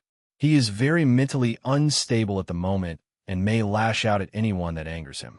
We have told your two subordinates not to provoke him, otherwise it would complicate things further. Those two can handle themselves. I handpicked them after all, he said with pride and smirked. Where are we attacking? A small devil town called Oros. However, Rizavim has also started collaborating to steal the floating city near that small town. It will be a two-part assault. Your team and Euclid's will be responsible for drawing attention to the town of Oros, which also holds a new academy built by the sister of the devil Leviathan. So we're the distraction. Huh? Well, as long as I fight the outer god, I don't care, he replied. I know. The little sister of the Leviathan, Sona Citri. That town, she built a new academy there, Oro's Academy. If you target that, then surely it will definitely keep the Alliance occupied. The same with the middleman, as he's known to fight for his teammates. Your two subordinates, and Euclid's group will attack it. One of the clones of the remaining evil dragons will accompany you, as well as a clone of that witch, Walburga. Also quit spoiling shit. I get it. They'll fuck up a town and a bunch of tiny devils to get your dumbass plans in motion. So when? He asked. A few days from now. Get anything ready in the meantime, and he'll contact you again. Yunuyo snorted, and the magic circle was destroyed. He had something new and fun coming up, and he grinned. He got up from his seat and stretched. When he did, the area was destroyed. Underworld, devils, and dragons, huh? At least they'll entertain me, he said, and brought out a small pendant that held a powerful monster. If I somehow lose, they'll just merge with you, and he'll go out with a bang and wipe out the underworld. Cuckoo. Yunuyo held his life with no regard. As long as he brought destruction and despair, he would be satisfied. He knew the risks of opposing an outer god, that he would lose, no doubt, but he still wanted to fight one. He couldn't fight Magnum Tenebrosum, since being in the presence of that outer god was enough to bring him to his knees. But he knew that the middleman outer god was different. He knew he was still naive and cared about lives. He was an anomaly among the outer gods, and he would take advantage of that. Yunuyo then brought up a screen in front of him. He looked at a silver white-haired woman that Euclid had become enthralled with, and he smirked. The woman wore a small green jersey that had 100 yen as a small logo near her chest. That little devil liked this woman, did he not? I'm sure the middleman cares about her too. Let's pay them a visit then. A small clone will do. He then created a clone in front of him and instructed it to attack Oro's first before him. Go! He ordered his clone, and it disappeared. I won't let you enjoy your time for too long, outer god. Will you send another one in? Asked Sarah Selbes. No. We need to analyze the middleman more. He destroyed one of the research facilities on that planet, and it halted our progress on certain things, replied Melvizoa. You're not one to let things like this slide, Melvizoa. So, what's your plan for retaliation? She asked again. I will send mechanical lions their way. According to my understanding, the Phantasma and Euclid are going to try to do something very soon. We will inflict damage that way. You're sending them back up then? She asked. No, those are distractions. We will not inform the cow's order. We will send the mechanical lions to destroy another part of the underworld. The middleman is close with devils, so we will kill the innocent. You may see this as petty, but to me, it's my own revenge. Huh. Well, we're not known for being fair, are we? Are you only sending an alliance? Why not more? It is not necessary. They will do, said Melvizoa, and the conversation ended there. The Eevee faction were notified of the loss of Vamadal, and the ones who defeated her and turned her into that mechanical being were angered. They requested their leader to retaliate, but found out he would only do that much, so they planned their own scheme. On the same day of the attack on Oro's Academy, they would also launch an attack in the territory of the Astaroth. We are not satisfied with that. Not only did that flesh trash destroy one of our research facilities and also stole Vamadal, but our leader won't retaliate yet because of his grand plan. We will take it upon ourselves to retaliate, said a voice. Yes, we will send that Ezreal VV 8671 to destroy as much of that devil's territory, said another. AZRAEL VB 8671, or Azrael for short. This was a mechanical being that was created from scratch and based on one of the beings of the draconic deus, a person that Aaron had killed months ago, Azrael, the angel of death. These scientists were aware of what had happened to Aaron and this fallen angel, and they wanted to cause him psychological damage. However, unknown to them, it would be their biggest mistake, as they would be wiped out in the near future for their stupidity of opening old wounds of an outer god, further hindering the Eevee in their research. Jean Skyward's soliloquy, "I'll drop you all off here for now, Mom. We'll take you back home," I said as I arrived home. Lavinia saw me, heard that, and I teleported away. She was very upset. I'll apologize after I get back. I failed to add that I would be going to the Greek realm to Grigori I'm going with you, she said. Lavinia had also teleported to Grigori and was standing in front of Shuri's home. Afufu, you know how attached she is with you. Don't go ignoring her now, Mom said, and left to go to her home. Well, I want to deny that, but I'm sure I'm as attached to Lavinia as she is to me. I would even wager that it's almost toxic and doesn't seem to be getting better, but does it have to? I'm not exactly against changing it. Take care now, Mom said before entering her home. Yeah, bye, I muttered as Nia stood beside me. Where to? She asked. What? I asked. You're heading somewhere else, right? She said and tilted her head. I hadn't even said anything about that, but she knew. But you're thinking, how does she know about that? Or something like that, right? She asked again and smiled. You can read me like an open book, Nia, I replied and laughed. They'll always know. That's my role to you, as one of your fated ones. I will always try to understand you, even the parts that you fail to understand, she said in a sweet voice and smiled at me. It felt like an arrow just pierced my heart, and I shook my head. And I thought I could say cheesy things, Nia. I might be influencing you too much, I said and laughed. I mean it, she said seriously. If I ever was transported to a world that you didn't exist in, I would rather die. Or if you somehow died, I stared at her a bit stunned, not sure how to respond to that. Ivanti, Nia, where did you get that idea from? I asked and kissed her on the forehead. I hope I'm wrong, but your evolution. Kuntor said that you fell asleep during your first one, right? I tried to ask more, but she didn't answer me. So, I think you died during your first evolution. I don't want that, she said and frowned. Now that I think about it, she might be right. I never really asked about it, but I, along with the two dragons and me, also fell asleep during it. So we had zero idea about the process. Kuntor? Kuntor. Answer. I love you. If that ain't SUS, I don't know what is, said Drake. I'm very tempted to punch you right now. It's way too tense and serious. I'm trying to lighten the damn mood. I'll agree with Drake on that one. She's being very suspicious right now. However, even if I die, they'll come back right to life, so it isn't a big deal. Well, to me at least, I don't know how they would truly feel if it did happen. Though, I can probably feel the same feeling if I tried to imagine that you're making that face again, said Lavinia as she grabbed my face. Aren't we heading somewhere? I'm sorry for bringing the mood down. Let's go. Yeah, my bad. I had more worries now, and not just the things that were coming up, but my own Greek realm Little Olympia. This is? Lavinia asked as she looked around Little Olympia.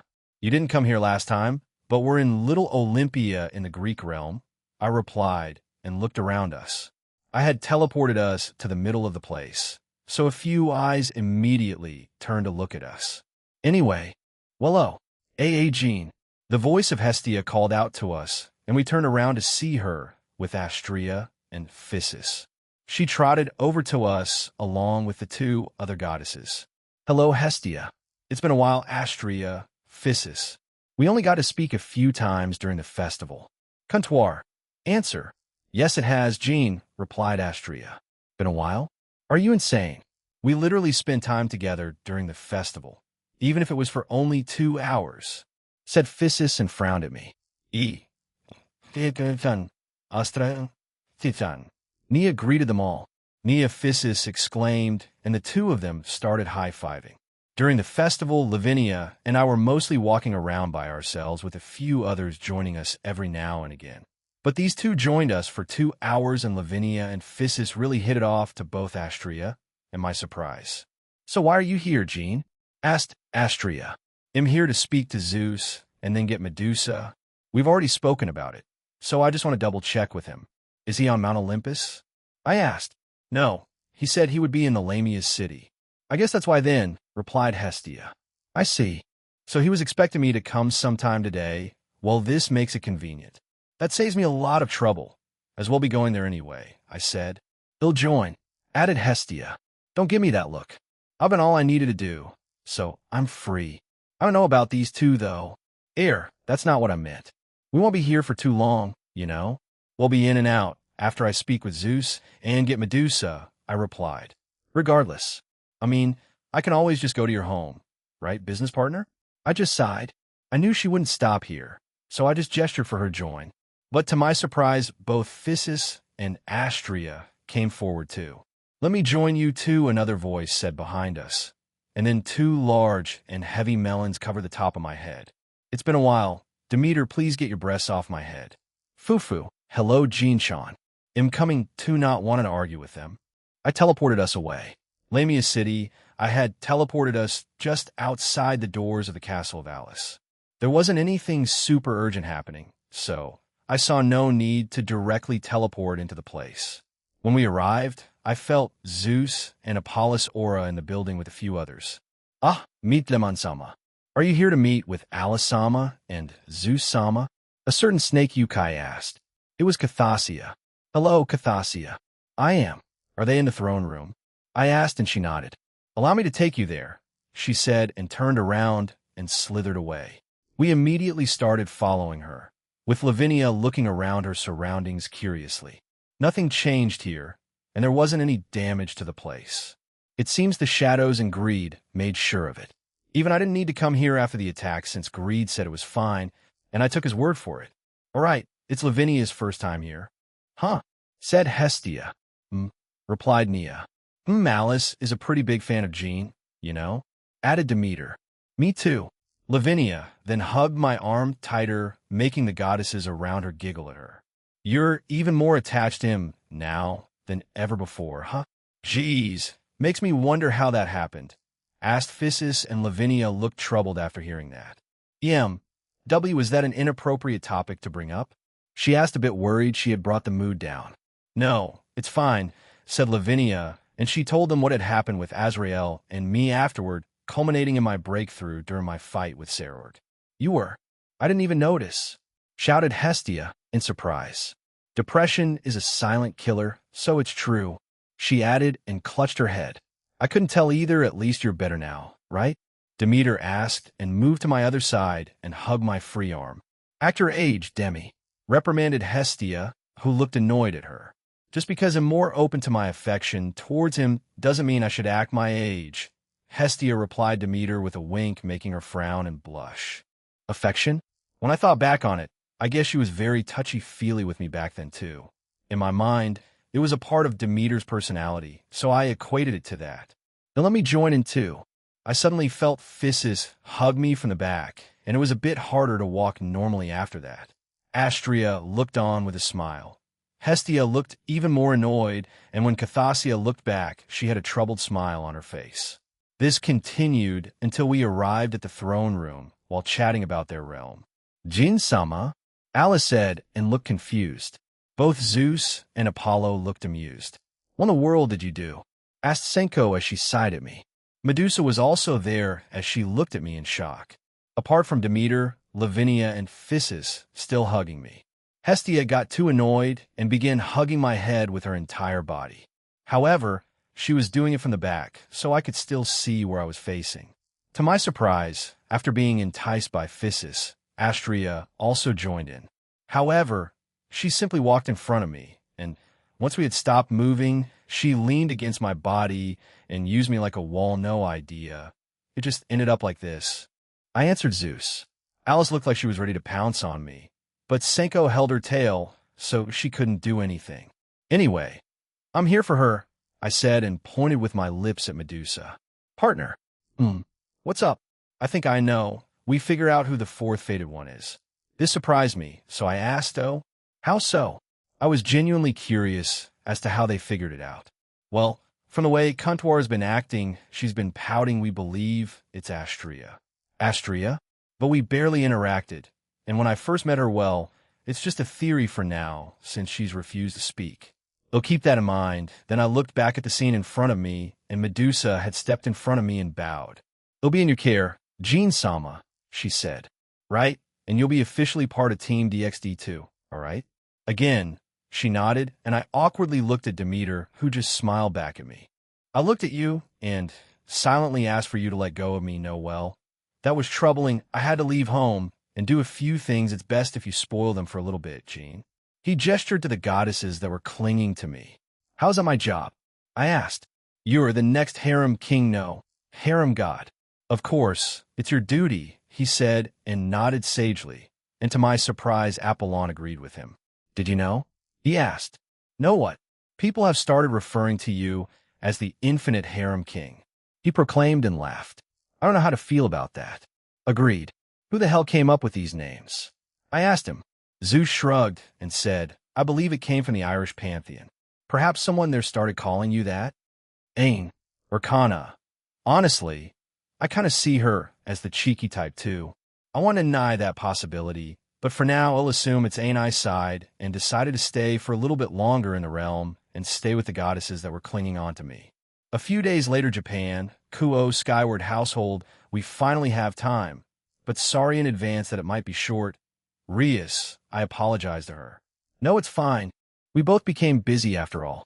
Just going on one is fine with me, she said and hugged my arm. Today was the weekend, and we were going on a date to the North Pole as I had promised. Over the last few days, I've received reports from my shadow soldiers too. They had reported some activity from the Cow's Order, but for now, they hadn't made any moves. However, it seems to be geared towards the underworld, so I've added more over there and had one of the GOB on standby near the Astaroth territory. I told Latia about this, and she's had her household be on alert, and also informed Ajuka about it, so the Satans know too. Apart from that, Yuru, Haru, and Medusa have easily adjusted to living here. They're working hard while being trained by their teachers in the training facility, along with the ones that come here to train for Team DXD. Currently, both Yoru and Haru were being trained by the two heavenly dragons, a dragon god, a dragon king, and a true dragon, while the rest of Team DXD who had shown up to train were being tortured while being trained by Scathack, Aurelia, and Leanne. Valley has tried to challenge them, especially Irene and Draig, and got his ass kicked quite quickly. But this fueled him even more, so he's steadily getting stronger. Let's go then. I'm quite curious as to what Antares has made of the North Pole. North Pole, once we arrived there, we were on a large block of ice and the cold wind hit us. However, it was like the regular North Pole. There was nothing more than ice and white everywhere. There's nothing here, muttered Rias. We were both resistant to the cold, and the enchantments on our clothes also helped with negating the cold and keeping her warm. Therefore, neither of us were bothered by the sudden temperature change. Maybe it's in another dimension? I do feel a small cutoff point over there, I said and pointed to the east of us. Now that you mention it, unless that's the dimension of St. Nicholas. Santa? Oh, right. He's real in this world. I snorted and started walking toward the cutoff point. As in the human tales, he does deliver presents to the nice children, but he also delivers coal to the naughty ones. He lives there with his elves, wife, and reindeer. Are you sure this dimension we're heading to is the one Antares made? She asked. Yeah, I feel a lot of draconic energy coming from it. I can sense it, no matter how hard he tries to hide it. Unless he did that on purpose. Anyway, maybe we can visit St. Nick for Christmas? I asked and smirked. Well, it wouldn't be a terrible idea to form an alliance with him, Rias asked while tilting her head. It'd make for a memorable Christmas if we had a bit of influence, I added. But Rias pinched my cheek for some reason. If we do not ruin Christmas, she said unamused by me. I never implied that, I said to her. We chatted like this until we reached the border and we walked through it. Once we were through, we were greeted to a strange, yet small and compact town. I was expecting it to be over the top and very extravagant. However, I guess Antares planned on making it as efficient as possible. What's that large tower in the middle? Rias asked. I can feel a powerful aura there, probably some dragons that Antares created. Anyway, let's go, they should know about us. Hey, they might have some fascinating places to explore. Who knows? I added, and we started walking towards it. Antares seemed to have created the town that oversaw the North Pole in a different dimension. He surrounded it with tall mountains, and it seemed to have only one entrance point. A small black stone wall surrounded the town as well. The houses or buildings there didn't seem fancy, since they had a medieval look to them. Maybe Antares liked that era of humanity? I wasn't sure, but as we got to the entrance, a large ice dragon flew down and got in our way. Great Dragon Sama, Antares Sama, told us about your imminent arrival. Please go ahead. I am Yace, an ice dragon, said the dragon. Nice to meet you, Yace. I feel two auras in the tower. Who are they? I asked Yace. Faith Sama and Ilyus, he said. Faith Sama works together with Antares Sama.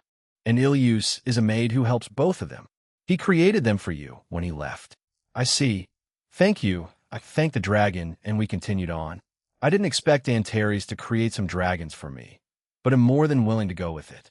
Yace bowed and flew away, and we arrived at the door which scanned us, and it opened. Once inside, we saw many humanoid dragons and small dragons walking around the place. It seemed like there was a powerful barrier that surrounded the place. I should have asked what the tower was, but let's just assume it's where Antares lived during his stay here. Anyway, let's go meet those two first and get a layout of the place. It'd be better to find out from them, I suggested, and Rias agreed. The tower's entrance was just in front of us, and it led up some large and long stairs. However, before that there were shops and other houses there. It seemed like this place functioned like a normal town or city. The humanoid dragons seemed to be the ones running the day-to-day work and necessities of this dimension, whereas the larger dragons were the fighting force.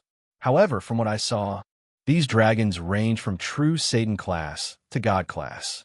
It made me wonder how powerful those two that Yace mentioned were. As Rias and I walked through the streets, we were greeted by the many dragons around us. I let out my aura when a few of them looked at us rather questionably. Feels a bit lonely without those two, though. I'm still here, Aaron, replied Rudra. Me too, said Elsha. I am here to take over, added Amaris. I'm aware. Thanks, guys. We finally reached the top of the stairs, and there seemed to be two dragons waiting there. They were probably guards. They saw us, bowed, and let us through.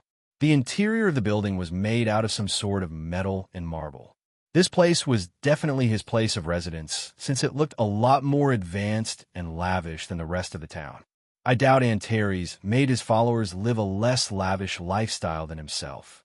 However, he may have prioritized his own comfort first, or he built this building before the rest. I can only find out when I contact him. For now, we saw what looked like an elevator, and we headed to it. There was a small reception area. However, no one was there. When we arrived, there were only 6 levels in total. I pressed the last button since I felt the 2 auras at the very top. We quickly arrived at the top, and we left the elevator, and there was only a single hallway with paintings of Antares and me. It felt weird to be revered this much, but I quickly moved on and arrived at the door at the end of the hallway. I pushed it open, and we stepped through. While traveling the short distance, Rias was curious about what she saw around her. She rarely gets to go out since we're mostly busy with other things, so this date and her outing to the Shinto realm was a needed break for her. Once we were inside the room, we saw 2 individuals. One of them had the typical maid attire. She had short light blue hair tied in short twin tails, light blue eyes, and wore a small red pendant near her chest. The other one had long, unkempt, pale blue hair that was tied into a right-side ponytail and blue eyes that seemed to always be sleepy. Her most distinct feature is the pair of dark circles beneath her eyes. She wore a dress that had a translucent color like water droplets and had a noticeable slit that showed off her left leg. The dress itself is decorated with flowers and golden jewelry. Aron-sama, velkommen to Antares-sama's realm. I am Faith, and beside me is the maid Ilyus, said Faith as she bowed to us. We walked over to her, and I had the weird urge to put my hand on her head, so I did. Everyone looked at me with curiosity. Glad to be here. I already informed Antares of our intentions here, I said, and took my hand off her head. She looked up at me and smiled. Yes, we're all aware. Please do enjoy yourselves. And here, she produced a small digital map and explained what shops were, some services, and a hotel we could go to share an intimate moment. She also added that everything here was paid for in magic or energy, but for us, it's all free. I felt a bit guilty after hearing that, so I planned on giving them some energy. I see. This all seems very convenient. Thank you. Welcome back here before we leave. I'd like to get to know both of you, I said before turning around. Please do. We were made to serve you and your lovers, Aaron-sama. Ilyu said, and Faith agreed with her. Yes, we'll be here, I said again, and left. Time for our date, then, exclaimed Rias, and we held hands as we left the area. Rossweiss's soliloquy, I was stuck at Aaron's home because I didn't have anything planned for today. I had thought of heading to a 100-yen shop, but held back. Even though I earn a lot of money now, I still have that habit of going. Aaron also promised me that he'd open a few 100 yen and 200 yen shops on Granny Gondol's island back in Asgard, as well as open up new jobs once he expands into the supernatural with his business. After he graduates, I will also leave my employment of being a teacher in Kuo so I could be one of his secretaries. Whenever I say that to myself, I feel like I'm on the same level of selfishness and emotional connection as Lavinia-san and Aaron. Though I doubted I'm a bit jealous of their bond, even when Aaron treats us equally and spends equal amounts of time with us all. I sighed once more because I had my phone out looking at the texts I had received over the last week and few days. Granny had been asking me to bring Aaron over to Asgard since she wanted to see him again. If not Shed, just come here by herself. The other part was that my parents had somehow found out about my relationship with him and wanted to meet him again too. I wasn't sure on when or how to bring this up. It's been plaguing my mind nearly every day. It made me conscious that it might have looked like I was being sneaky and cheating on him when all I was getting were texts from Granny. It didn't help when it happened during a time when Gasper-kun was caught cheating on Coriana-san with Tomo-san. He looked at me for a brief second, and my heart nearly dropped. But he never asked me about it. I don't know if he suspected me or not, but I've been wanting to ask him that too. I need to get my thoughts and feelings in check. Also marriage, huh? I wonder if he'll ask me to? I couldn't help but ask myself. Oh, if it isn't Valkyrie-chan, a voice said beside me. I looked up to see Irene-san, or Great Red-san. She rarely came out, but she did stay out for a few years during our stay in the pocket dimension that Aaron made. We rarely get to speak, so I was a bit nervous. Irene-san. Hello, I said with a bit of a stutter. Good day to you, she said and grabbed a drink from the fridge, drank it, and sat beside me. It seems like you're having some troubles. Care to share? She asked. I was about to decline when I thought, why not? She's in Aaron's necklace nearly 24/7 of the time and is close to him. Actually, I told her everything. My current concerns are about my grandmother and my parents, marriage, and other things. I felt like I had just unloaded everything on her, and by the time I noticed it, I was panting. Fufu, it seems like that fool is infecting everyone recently. You're not the only one who has told me about problems of a similar nature. However, let me tell you this regarding that cheating scandal that little Vladi vampire had, she said and looked at me with another smirk. He trusts all of you. He has never suspected any of you of cheating. Perhaps that's naive of him, though I doubt it. The fact that he trusts you all not to cheat is beyond stupid. When people have such a large harem, they might think the same way, don't they? Yet he doesn't. Why? She asked. I would never cheat. I nearly screamed at her and then covered my mouth. I expected Irene-san to scold me or something. However, she simply laughed at me. You aren't the only one who had the same answer too. I believe that feeling is mutual after all. However, you can look at having a harem as cheating too, right? Not everyone will always be on board with the idea, she added. Nevertheless, Aaron has always been honest about that part of his love life. Not just to us, but the entire supernatural world knows about it. He wants a harem, and he has it. He spoils us as much as he can, and while some of us may feel a bit lonely at times, he dedicates enough time to all of us, I said to her. Oh, certainly, I haven't said that he doesn't love any of you. Anyway, if you're worried, just talk to him. He has his own worries too, you know? He always wonders if he's doing enough for all of you, if he's spending enough time with each of you and not being too biased towards any one of you. And Irene-san seemed to hesitate, but then nodded to herself and got up. Regarding the marriage part, he plans on asking all of you eventually, but he wants to put a bit more effort into the rest of them. He did say he asked the last few a bit too casually and felt guilty about it, she said and laughed. She smirked at me and added, Yggdrasil, look forward to it, a ring may come your way. She then walked away, returning to train the two new dragons that joined us. I felt my own face heat up at what she said. Yggdrasil and a ring? I think I promised Aaron during the 100 years that we'd go see Yggdrasil together. Does Irene-san mean that hell? Again, I felt my own face heat up. Raswai-san? I heard my voice being called out again, and when I looked up, it was Suzaku-san. How can I help you? I asked her. It was a bit rare of her to show up like this, though she had started to do it a bit more frequently. Erin sent me this, she said, and showed me her phone. I'm sorry, I picked the closet in my chats. Tell Toes that we'll Fio on a date soon. Suzaki-san laughed and said, I think he typed that out so quickly that he made some typos and didn't fix them. I think Toes was Rose and Fio was meant to be go. She put her phone away and sighed. I swear he's just, she said and smiled. Suzaki-san, may I ask you a question? I asked her. During the 100 years we found out about the fated ones, and we know 3 out of the 4. Suzaku-san was one of them. The other being Lavinia-san, and finally Velgrind-san, that can only communicate with Eren through his soul. The last one is a goddess, but he doesn't know who. How do you feel about being one of his fated ones?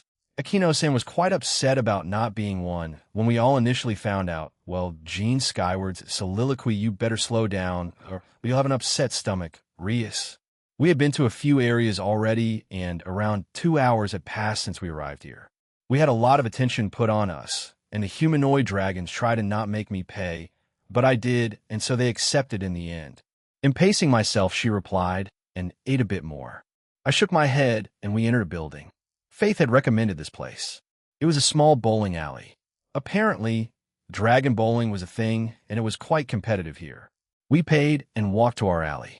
I have never gone bowling before. I hope I don't mess up, she said. Well, try not to hit the ceiling, she blushed and nodded. I had showed them a few videos of people doing that during the 100 years, and a few promised to not do it when we did go bowling. It's one thing to promise, and another to deliver. Rias grabbed a bowling ball, hyped herself up, and released.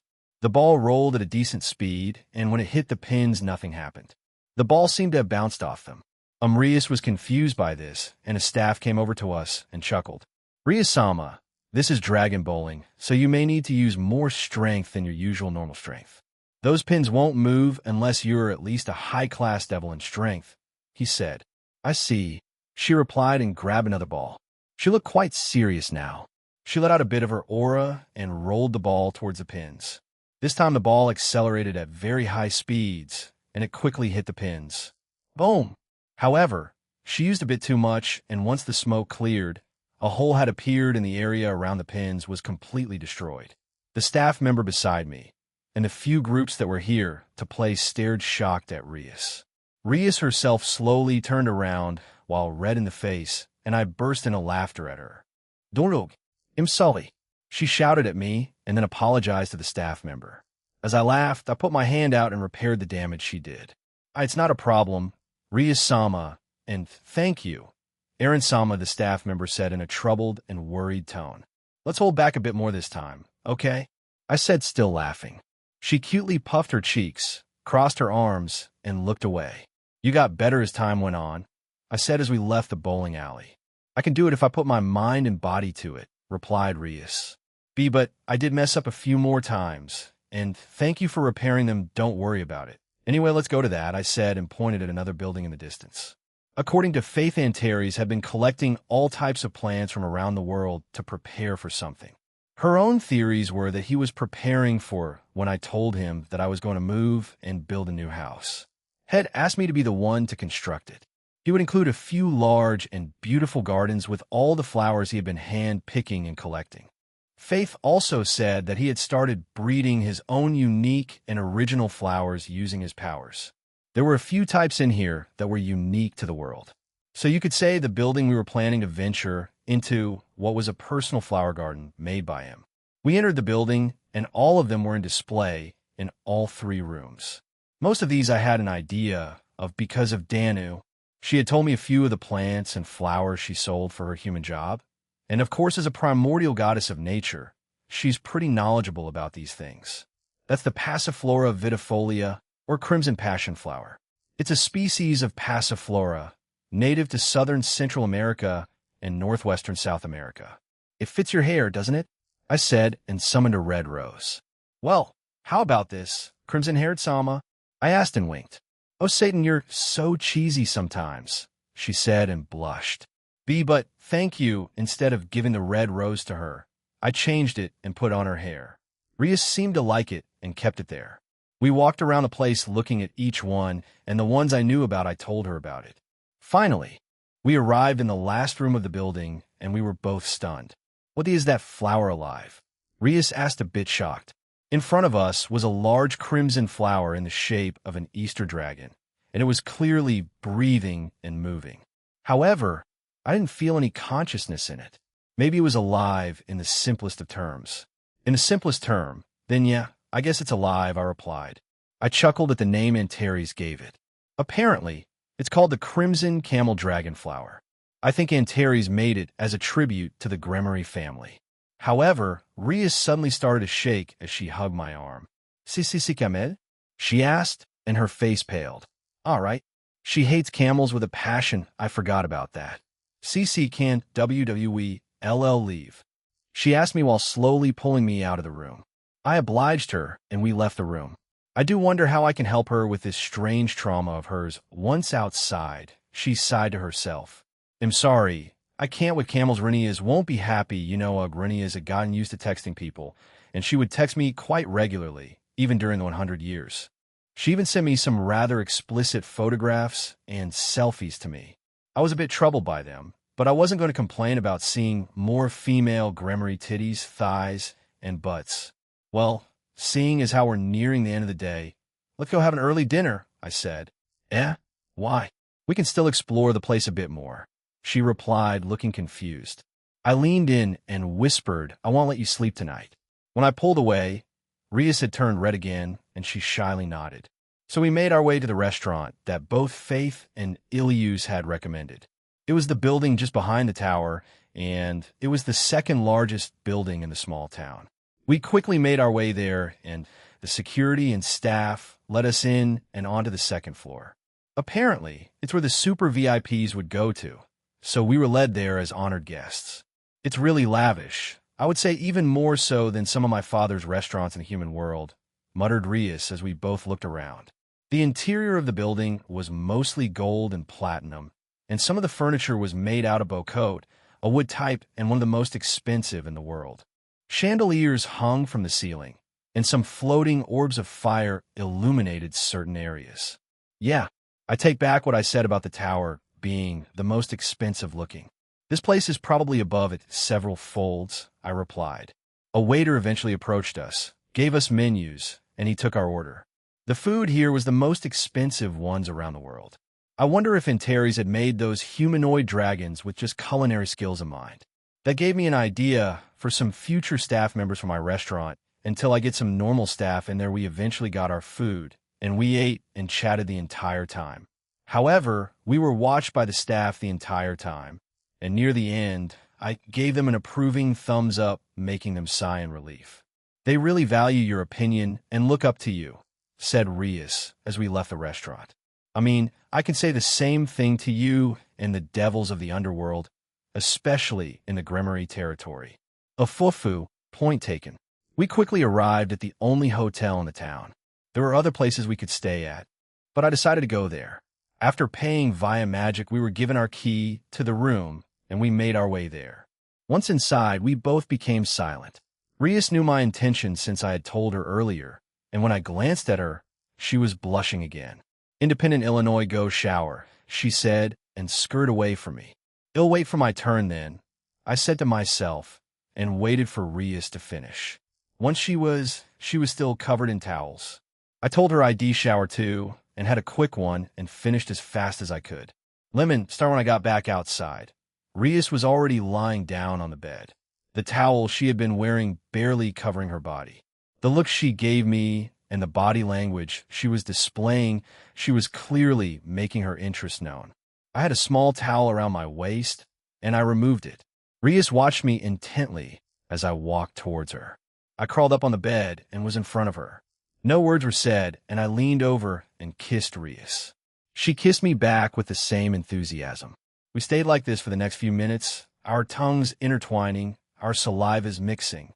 Rias lightly pushed me away from her and said, I can't wait anymore. Do it. I nodded and prepared myself for her. My body trembled with excitement when it felt the warmth of her. Be gentle, said Rias as she looked on with excitement and worry. Of course, I replied. I slowly leaned in toward her. She was nervous and tense. Are you sure you're okay? I asked, concerned as Rias shifted uncomfortably beside me. Oopsie Lonya, I'm fine. It hurt a bit, but I'm fine, keep going. She was obviously not okay, and she was putting up a front. It makes me happy that she's doing that and willing to accept me, so I indulged her. I moved closer, and it felt like forcing my foot into a sock that's far too small. However, a comforting softness envelopes me. On. She pulled me in completely, and it felt even more constricted the deeper I went. In the end, I came across a small barrier. It must have been some kind of membrane. I was surprised that it had stayed intact, given everything she had been through during our time together in the pocket dimension from the 1, 5, 15, and 100 years. I temporarily stopped and looked at her. But before I could speak, I love you. Aaron, yeah, I love you too, Rias. After hearing those words I'll never get tired of, I pulled her close and we became one. On. NGH. She was completely overwhelmed with emotion. Her voice trembled as she clung to me, lost in the intensity of the moment. We're finally together, Rias said through heavy breaths. And it feels so overwhelming. Sorry. She shook her head and said, no, I'm really happy. After a few seconds, she gave me a nod and added, I'm fine now, go ahead. I pecked her on the lips and drew her close, feeling the warmth between us in that quiet moment. And the pressure of Rias' body pressed close against mine. Harder. I can take it, she said and gripped the sheets in anticipation. Listening to what she said, I pulled her closer. Hiya. She let out a cute shriek and looked confused for a few seconds. She resisted as I pulled back, making her moan again. Rias sounded like she was holding something in. As sorry as I am, it's taking everything in me not to go as hard as I can. That's how I usually spend time with the girls, unless we decide to have a very slow and lovey-dovey type session together. My thoughtful approach made for a calm and enjoyable time for both of us as we took things at a comfortable pace. On W, what is this? On my body feels weird. The remaining pain on Ria's face faded away as I continued my pace. Her moans turned into ragged breathing. Her breath grew hotter and hotter. Rias kept on moaning, and finally the pained expression on her face was gone. Seeing her relieved made me want to push her further. The tension began crawling up my neck. I wanted to close the distance between us, intent on taking in everything about her. Aaron, are you holding yourself back for my sake? She asked and looked me straight in the eyes. She saw right through me. I wanted to do this with you for so long. I've heard stories from everyone, and even walked by you doing it with a few of the girls too. Go ahead, do all those naughty things to me as well, she said with teary-eyed. G-U-H. Damn it, Rias, you're too cute.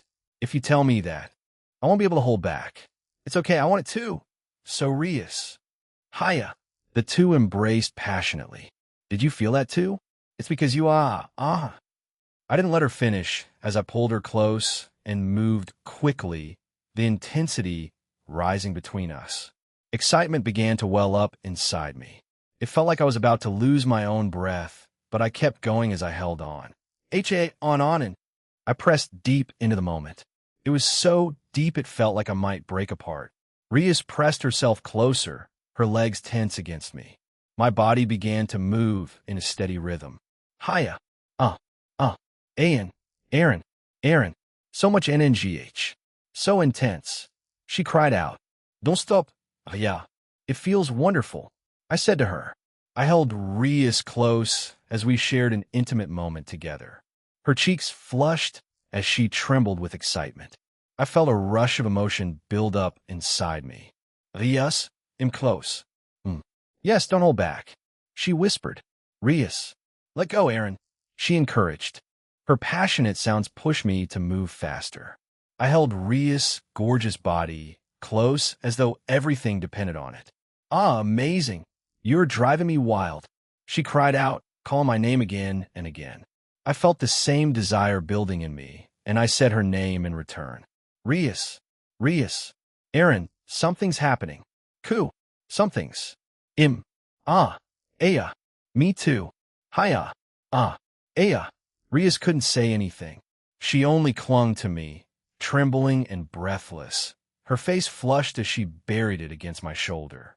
I felt Rias pull closer to me with great intensity. Ria more? I was a bit surprised by the demand. When I took a closer look back at Rias, her pupils had turned into heart shapes, and she begged for more. More, I want to do it more. I chuckled at her and agreed. Due to the fact that I had forgotten to put a barrier around us earlier, we were definitely heard. So I covered us with a barrier, and we spent several hours together after that. The day broke. I didn't sleep last night, but Rias fell asleep after we spent time together repeatedly. I had lost count after a while. I hadn't realized Rias had such an intense side to her, or maybe she had just managed to keep it hidden until now. Either way, I was sure we would be spending a lot of time together in the coming days and weeks until things finally settled down. This happened with a few of the girls after all. It's morning already? Rias asked as she woke up. Yeah, we hung out together a lot after all. But once you fell asleep, we let you rest, I replied. You didn't sleep? She asked worried. No, I don't necessarily need to sleep, but I still do it out of habit. But yeah, I stayed up the rest of the night just thinking about stuff. Sorry if the date was short. I would have liked it to be longer, but it's fine. A lot of things have happened in the last few weeks and months. Having short times of peace like this is good, she said, and hugged me. When are we heading back? She asked. We'll check in with those two one last time. I'd like to invite them to become my electa. If they don't, then it's fine. But if they do, then it's also fine. I already spoke to Antares about it while you slept. He's fine with it. You do realize you have your own faction, right? She asked and pecked me on the cheek. Yeah, Ido. I can't deny that now, but he'll formally introduce it to the world once I graduate. He'll have more time once I do, since he'll mostly send my avatar on my steed when attending classes.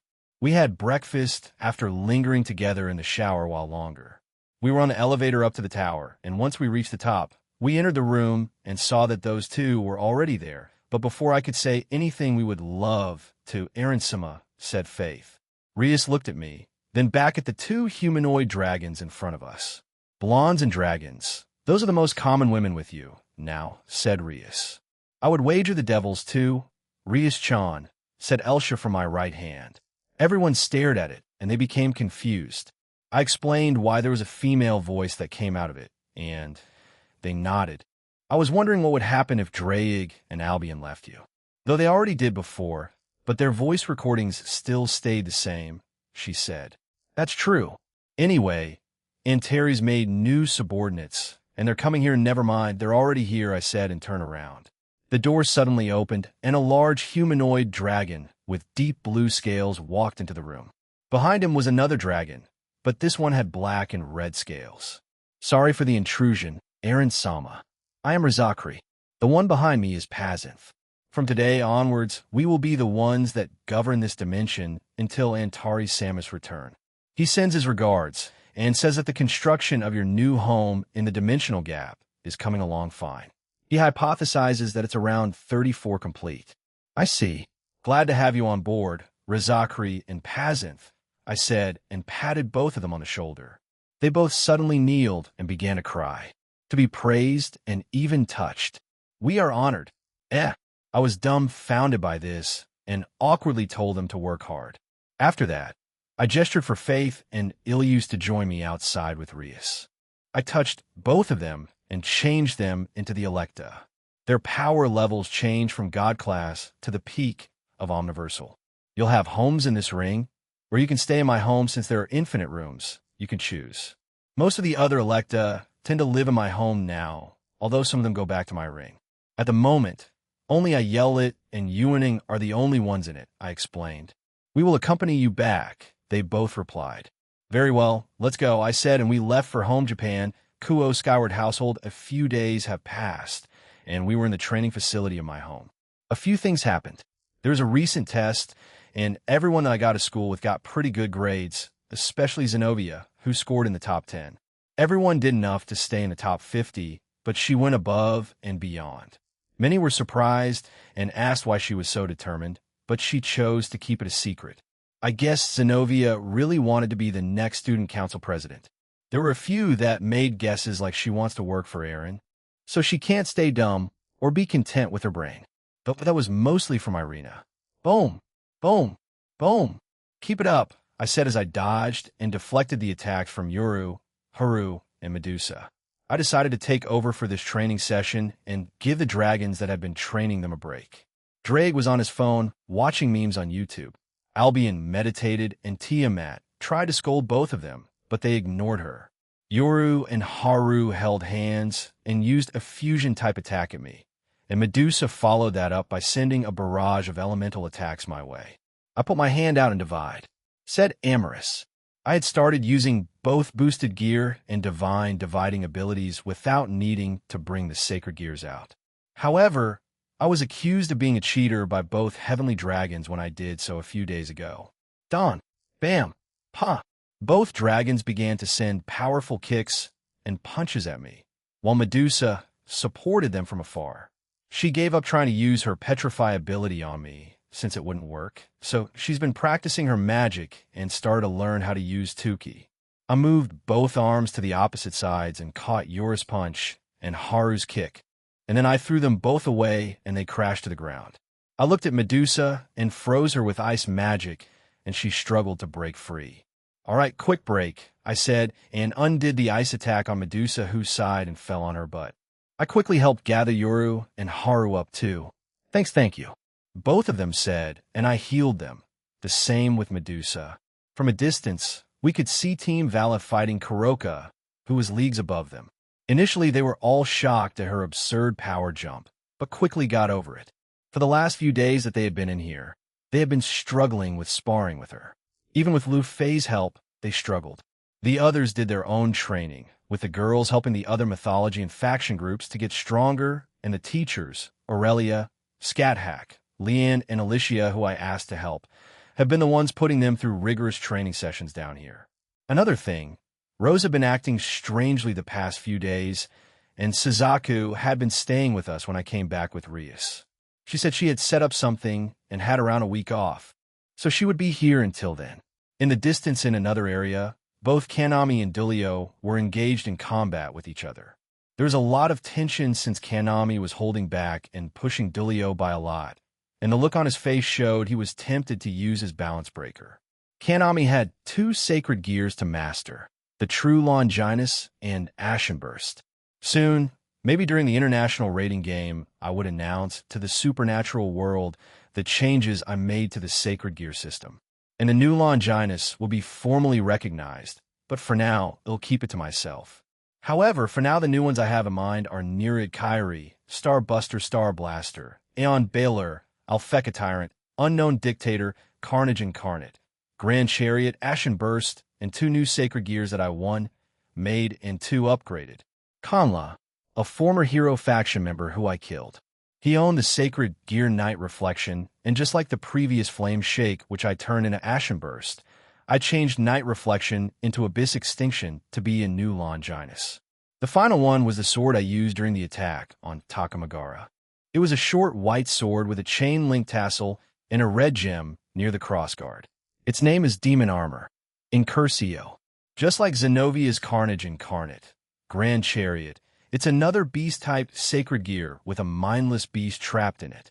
However, I haven't chosen a wielder for either Abyss Extinction or Demon Armor, Incursio, yet.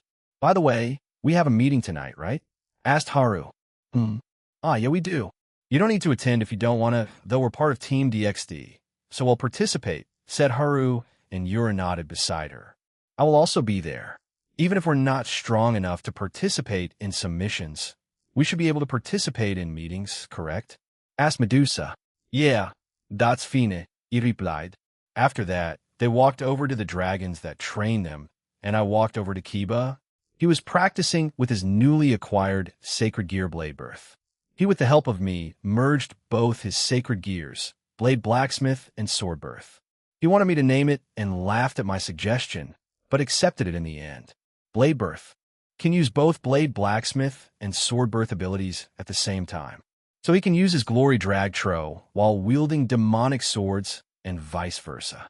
His armor state with Glory Drag Tro also evolved, so it has both holy and demonic properties along with Draconic, since he requested it. How's everything on your end? Got a name for your armor state yet? I asked Kiba. Yes. They'll name it Eren Senpai's Super Armor Supermax Love, he said with a serious tone. No, I replied, yet Kiba just smiled at me. Would you consider my new Blade Birth as part of the new Longinus you plan on announcing? to everyone? He asked. I'm not sure, but if you manage to make it evolve and acquire a new balance breaker, then it'll reconsider since both your holy demonic swords and glory dragtro are just considered normal abilities to it now. You have a point. That means I'm back to zero since it's a new sacred gear, endless new possibilities then, correct?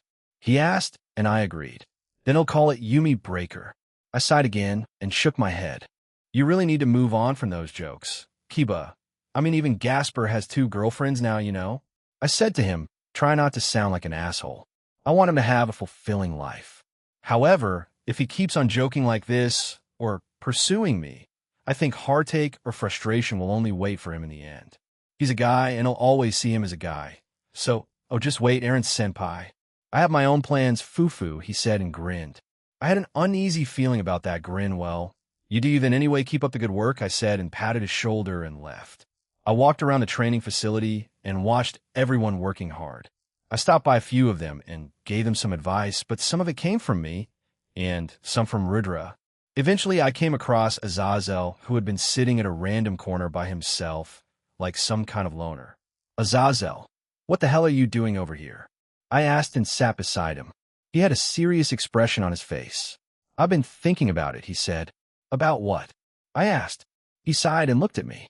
A reincarnation system for fallen angels, he said and leaned back on the bench. I didn't say anything and waited for him to continue. But I wonder if our short talk made him reconsider a lot of things. I mean, I got a few reports from Penemu and Rainier about him, as well with the current team/dog. I've had a lot of ups and downs in my life, successes and failures. Avetsa was one of the most promising researchers in my organization.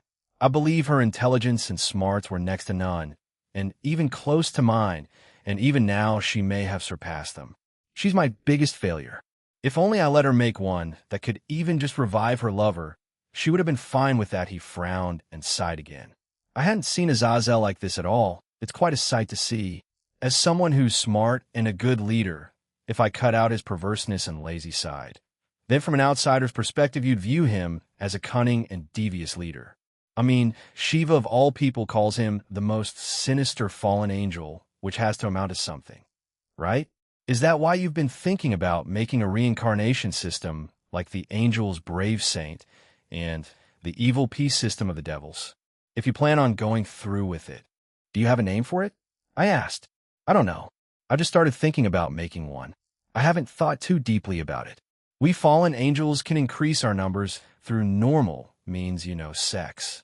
So we never needed a reincarnation system. Also, we grow if angels fall, but that's less frequent now because of what you did to the system. He then got up and rubbed the back of his head. Never mind that. They'll have a guest tonight, so get ready, all right? I just rambled on for too long. See you, he said and left via teleportation. And that's how it is. Everyone is progressing along well. Some have gone up a power rank, and some have improved their techniques and abilities to near perfection, said Penemu, as she told a report on everyone progress from the training facility. Penemu decided to tease the others. So, she's my secretary for this meeting. Of course, Kurosagi, who was here, along with Reiko on the other side of me, was a bit upset. However, Rose's mind was somewhere else, and she looked a bit nervous. Finally, we have a guest coming tonight. I take it that everyone had their fill earlier, correct? Asked Penemu, and everyone said a variety of yes. H. Evans Mont Blanc Dulio muttered as he had fallen asleep after eating dinner here. Earlier, I had helped Grafia and a few others make dinner. This became a regular occurrence since I wanted to practice with my cooking again, and seeing as how we had such a large team, most of us ate at various places in my home. From the living room to the extra-large dining room, or just the couches spread around the dining room. Sometimes even the entertainment floor, or here in the meeting room. Some still had some dessert or snacks with them, and since the Pleiades and Sharon were here, most of this was quickly done. Even Grafia had started to help with housework and cooking again, even with her house arrest still in effect. Suddenly, someone knocked on the door to the room. Suddenly, the door opened and Ine stepped in with someone else. Since Ine is learning to be a maid, she's in her maid attire and was acting like one. The one who appeared behind Ine was an elderly woman wearing a deep blue robe. She had a fearless look, and she appeared to have the same height as Ross Weiss. She has a good posture and looks slim overall. She walked in, and Ine followed behind her. She stopped in front of everyone and said, "Hello, all of you from Japan. Thank you for looking after my granddaughter who is sitting over there. My name is Gondol. I am Ross Weiss's grandmother. Pleased to make your acquaintance." She added a bow at the end. She then looked at me, and I got up. I walked over to Gondol, and we shared a quick hug. I had to bend down a bit because of the difference in our heights. "It's been a while, Gondol. I take it you've been well?" I asked the older woman. "Oh, these old bones of mine won't break that easily, Jean. I hope my granddaughter hasn't been a handful to you," she said and glanced at Rose, who flinched and blushed. I helped her to a seat, and she sat down on it. Immediately, Sharon brought her some tea, and Gondol thanked her. I returned to my seat and produced some documents. "Gondol will be participating in a magician's assembly that will take place in the underworld of the Agar's territory," I said and looked at the documents. "This is also something we can't tell anyone yet, but currently there is an increase in cases of disappearance cases where certain magicians are disappearing with knowledge of ancient magic or forbidden spells. Though you won't need to worry too much about that. I had Azazel contact the devils earlier and have them prepare." I added and put the documents down. "What do you mean by that, Jean?" asked Rias. "The Cow's Order are targeting high-skilled magicians with forbidden knowledge or certain spells and sealing techniques. Every single one that is attending that magician's assembly will be targeted. They might have a traitor, so I'll have my shadow soldiers on standby in one of the GOB. Though we don't need to think too hard about it, since I know why they're being targeted. Azazel, and I've already contacted the ones in our alliance, especially Grauzober too," I said and looked at Rose. "The Cow's Order are kidnapping them to try to unseal the beast of the apocalypse. However, I believe Rose has the way of actually unsealing it. You did a research paper on it, didn't you?" I asked, and she nodded. "They will still try to kidnap you and use you, but I believe they don't need you at the same time. The EV gods are beyond our normal understanding. They may even have ways to unseal Trihexa. Hell, even a Phantasma might have techniques to unseal the beast too. I'm not evening, including Lapis in this. So we informed the pantheons and factions around the supernatural world to prepare for the worst. Of course, if Trihexa has any chance of being unsealed, we'll just send Jean here to deal with it. We'll give you our factions if we have to," added Azazel. "That's a bit much, Azazel. I don't need anything like this. This is my planet, my universe, so they'll protect it since I live here.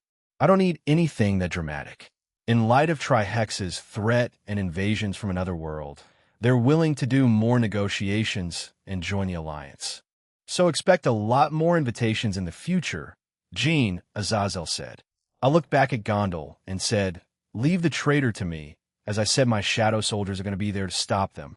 I then looked at Azazel. "We also warned the devils that are on the floating island, correct?" "Yeah. The four Satans are aware. They'll be putting Serorg Bale, his peerage, seek Vera Agars, and her peerage to defend it just in case something happens there. You added your shadow soldiers too, right?" "Yes," I replied. "But at the same time, I feel like they already got what they wanted out of the island. Therefore, the only other reason they try to take it is for the crystals that are found there. Though I doubt it. They might even have traders that have been providing them with the crystals. Anyway, that's all that needs to be said. An attack might happen on the floating city of Agars, and also the Oros Academy that's going to open in the future. We'll be going there in a few days by I mean the Grimmery, Citri, and a few of my group. Team/Dog, I assigned you guys to look after the Astaroth territory too, and a few of my shadow soldiers are spread across the underworld." "Underworld? Oros Academy?" Zenobia repeated, and she looked at Sona. "Yes, in a few days there will be a small trial, a day to experience what it would be like. Oros Academy, the raiding game school anyone can attend regardless of their status in Devil Society," answered Sona. "Oh, so it's nearly a reality, then, President? So are we heading there to teach the children whole show up?" she asked. "Yes, essentially. Originally Serorg and a few others would join, but we'll have Jean and his group come in as stand-ins," she added. "You're showing up there too, right, Gondol?" I asked. She smiled and nodded. "Yes, I will teach those who cannot utilize demonic energy the basics of magic. Anyone can use it, even devils. So if they cannot use their natural energy, they can always use other sources of power," she said. "By the way, Jean, Gondel then looked at me, at Rose, and then at the women in the room. How many women do you plan on having? She asked. Infinity, I deadpanned. Smack. Smack. Oh, is that so? To think you would have so many children in the future. Speaking of children, is anyone one of them pregnant yet? What about Rose? Her parents and I are quite curious, to be honest. They wish to see you again and formally meet the boyfriend of their daughter. Has Rose told you that? Reiko and Penemu were the ones that smacked me. Reiko herself looked mortified. Ever since she and I made it official, she had started to be a bit more relaxed and casual around me. This also included, well, her discipline, though it rarely happens, but that was one of them. Don't be too perverted. I don't want our future children to be perverted, like their father. That's what she said to me. I mean, we skipped the dating stage and we got engaged right away. So there's that. However, she has already begun talking about children. No one is pregnant yet, but meeting her parents? I mean, I don't mind. I need to eventually do that to the girl's parents. So it's inevitable. And no, she hasn't told me, I replied and glanced at Rose. She blushed and looked guilty. Rose didn't even tell you? She asked and shook her head in disappointment. After that, we spoke about certain plans and expectations we had for the possible invasion during our visit to Oros and Oros Academy. We also discussed the plan to defend the floating city of Agars and other things. Apparently, Sarorg and Seek Vera couldn't participate in this meeting, but sent one of their servants to attend. For Sarorg, it was his Queen Keisha, and for Seek Vera, her own Queen Olivian, a dragon. The meeting had been dissolved earlier, and everyone had split apart. The ones who lived here went to the various places of my home, while I was with Rose and Gondel. Rose, I'm sorry. I was meant to tell you, even during our time there, but I didn't get a chance. I'm sorry, said Rose, and kept shaking my shoulders. It's fine, don't worry about it. But I don't mind. I was meant to ask about meeting your parents eventually, I said. However, the two ignored me, and Gondel proceeded to lightly scold Rosweiss, and she just hung her head in shame. I let this go on for a minute before putting my hand on Gondel's shoulder and asking her to let it go, and she shook her head and sighed. You're lucky this boy is the one you're dating, my beloved Rose.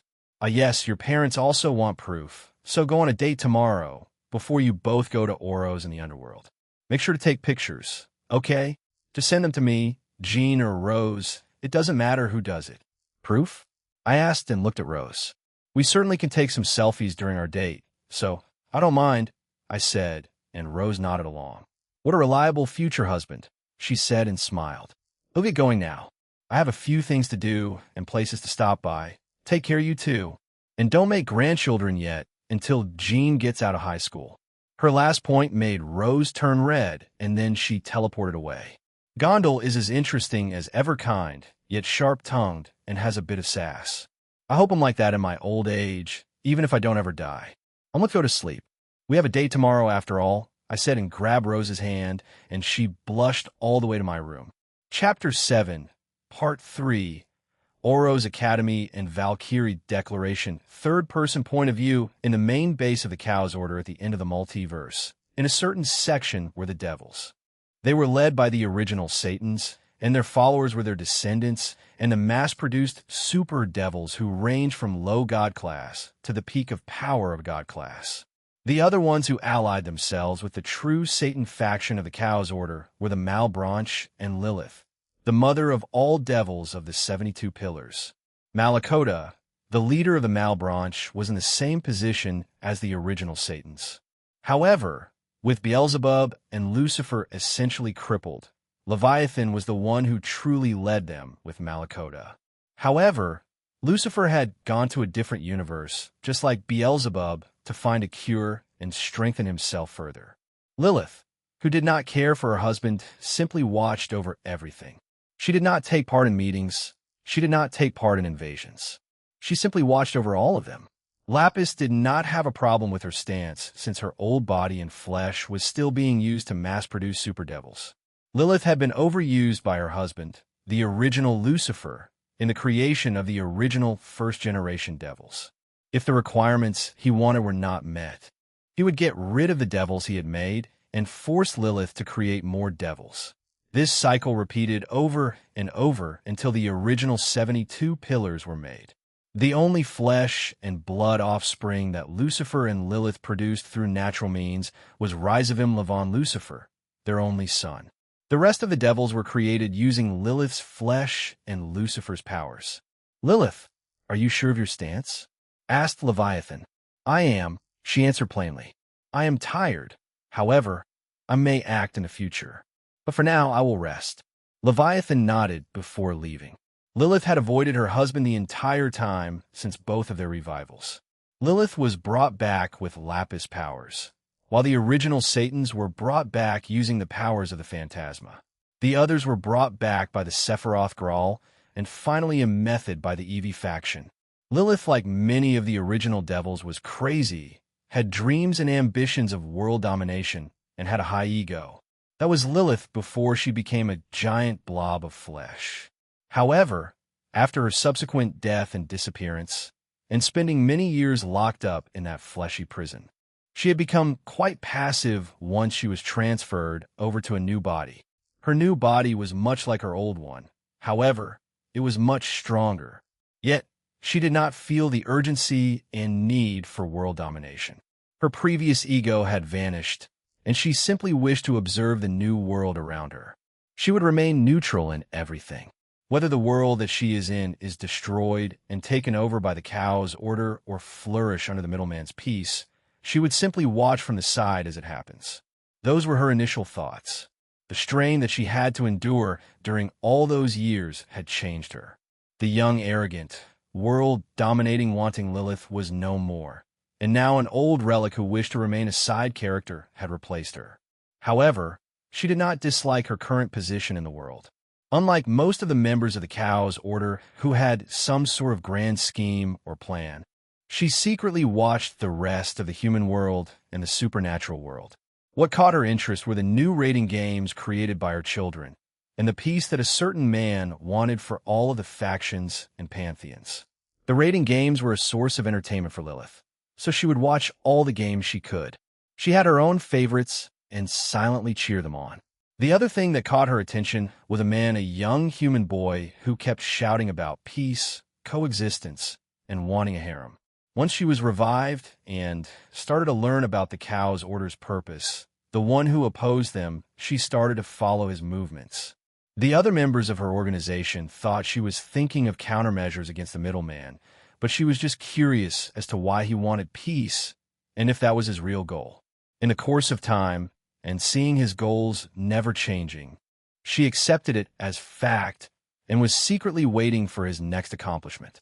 Whether it was something mundane, like helping a random faction or pantheon, having another pantheon or faction join the current DXD alliance, or him and his comrades foiling another plot by the organization she was in. Over time, Lilith had one selfish wish take root in her heart. She wanted to meet him, Gene Skyward, the middleman. She was curious. She wanted to know what drew people to him, why some former enemies of him joined his side, or simply gained respect for him. The original Leviathan. As much as she had hatred for the Gene, she also held him in high regard and couldn't deny the things he had done and achieved. While the Leviathan wouldn't ever change sides or her beliefs, she had respect for one human, and that was Gene. When Lilith heard of this, she was shocked. She never thought someone like Leviathan would have that kind of opinion on the middleman. So she set out on asking many people in the Cow's order on their opinion of the middleman. As expected, most hated him, most loathed him, many wanted him dead, or for someone to mind, control him, to join their side, to gain a powerful ally. However, to the rare few who had something else to say about him, it usually split into two sides: fear and respect. Some were fearful of what kind of person he was and the power he possessed and what he could do with it. Many of them were aware that he was an outer god. However, once they found out how easily he could end them if he wanted, they became fearful. Several thought of him as naive, wondering why he wouldn't choose to not leverage that power. Why doesn't he change everything to his liking with the snap of his fingers? His own stance and ways of doing things confused them. On the other hand, he was respected by some on the other side. They too knew of his outer god status, how easily he could destroy their world and organization. Yet he didn't, and they also wanted to know why. But some thought that he had a lot of restraint and thought that the middleman wanted to fight them equally and slowly destroy them that way. To have power like that, yet not obliterate everything, and have the restraint to fight them equally from time to time, some grew to respect that. Whether it was his naivety or something else entirely. To Lilith, it was something else. With her own powers, she created a few small creatures to spy on him, but they were quickly destroyed. So she did her best to find out anything and everything about the middleman. Interviews, opinions of the general supernatural beings, his achievements. With all of the things she found, she came to a conclusion. He was just like that. He heard of rumors that he used his powers in the silliest of things, the power to create anything. Yet he created robot-like creatures to do chores for him. Preposterous to some, amusing to Lilith. The power to resurrect anything and anyone without consequences. Abuse it. Revive all the dead gods, powerful creatures, legendary figures, and have them join your own faction and use them for world domination. While Lilith respected his own stance and rules for his own resurrection, she also thought they were stupid and naive. To give the souls the option to be resurrected or let them rest eternally, she couldn't help but bitterly smile. She didn't have that option. She was forced in her new body after all. To Lilith, Gene Skyward was a naive boy who had the powers of a powerful god beyond their understanding. Yet, he only wanted to act like a normal human male and live a normal life. At first, she didn't understand. In her mind, why would anyone want that? If they had the power to change anything, surely a bit of your own ego would change, wouldn't it? If most people were given that power, they would become arrogant to some degree and abuse it to some degree. Yet he didn't. She didn't understand. But as she watched on and learned more, she understood to some degree. If you had the power to do everything and did all of that, then what? You would be left with an idyllic world with nothing to do. Everyone would regard you as a god and would either be too terrified to stand up against you or try to take advantage of you. At that point, could you trust anyone? Who was being genuine and who was doing it for their own gain? Lilith found out about video games and slowly understood how they worked, and she liked comparing Gene Skyward to a max-level character who used hacks or cheats at new game to make things easier for himself, yet he played it with handicaps. Don't do this, don't do that, hold back here, goof off there. In Lilith's conclusion, she thought Gene did it so he could enjoy life more, including the fact that he hadn't ended their organization yet. He simply wished to enjoy fighting the bad guys. Lilith couldn't help but laugh at the absurdity of it all when she came to that conclusion. An almighty God playing along with their whims, and one day he would end them all once he had his fill. But she wanted to live and see more of the peace that he desired. She didn't know if the peace he wanted was real, or were just the bored whims of a god. Yet, she wanted to believe in the former and not the latter. That's why she had been planning. A May act in the future is that she told the original Leviathan. However, that plan was to defect from the Cow's order and join the DXD Alliance. She would cooperate with them and provide them with all information she knows, and that's why she had been attending meetings and listening to the plans of others in the Cow's order. Lilith did not like being imprisoned at the base of the Cow's order. To her, it felt like her own imprisonment in that flesh for hundreds of years. She did not want to repeat, yet she still acted calmly, so she could proceed with her plans for the future. She just wanted one chance to speak with the middleman and convince him she wanted to start anew. But after that, she wished to remain neutral, although she herself did not know if the middleman would also affect her. No, she knew that he had already influenced her. If he didn't, she wouldn't be having these kinds of thoughts, wouldn't she? When she realized this, it scared her. But it was not the type of fear that she held like she did with the God of the Bible, and how easily he could kill them with his lights and powers. She and the middleman had never met before, yet he had a profound effect on her. He had changed her in ways she wouldn't dare think of. For a devil who had been alive for many years, who had many experiences prior to being imprisoned, this kind of power was terrifying. To be able to influence both allies and enemies to this extent, even when not meeting. It piqued her interest to wonder if this was another power of a power that he had subconsciously been using over time. The power of change. Lilith, who was sitting on a chair, a book on her lap, and as she stared out a window into the city below her, she sighed and got up. I still have work to do, Asmodeus. How are the preparations coming along? Asked Leviathan. Asmodeus looked up and nodded. Is progressing well. However, it will take some time to prepare. For the time being, we have sent several super devils to a brand new universe to see how they fare against its inhabitants, he replied.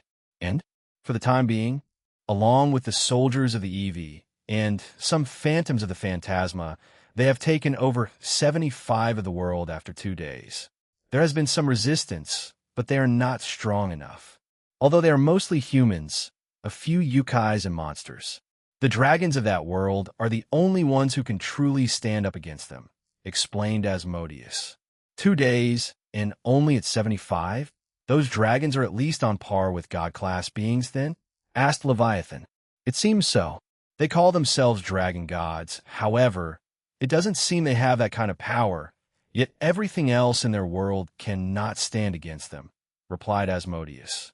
Do they have devils? Asked Leviathan. Yes, and we have tried to recruit them. But like us, they're arrogant and prideful, so we killed them. We will, however, use their flesh and mix them with the divine beasts and cryptids to have another powerful army of otherworld demons at our disposal. Oof. If they do not bow down to us, then they will serve as nothing more than minions, said Leviathan. How about Lucifer and Beelzebub? I heard they traveled to the Evie and Phantasma, respectively. Yes, they did.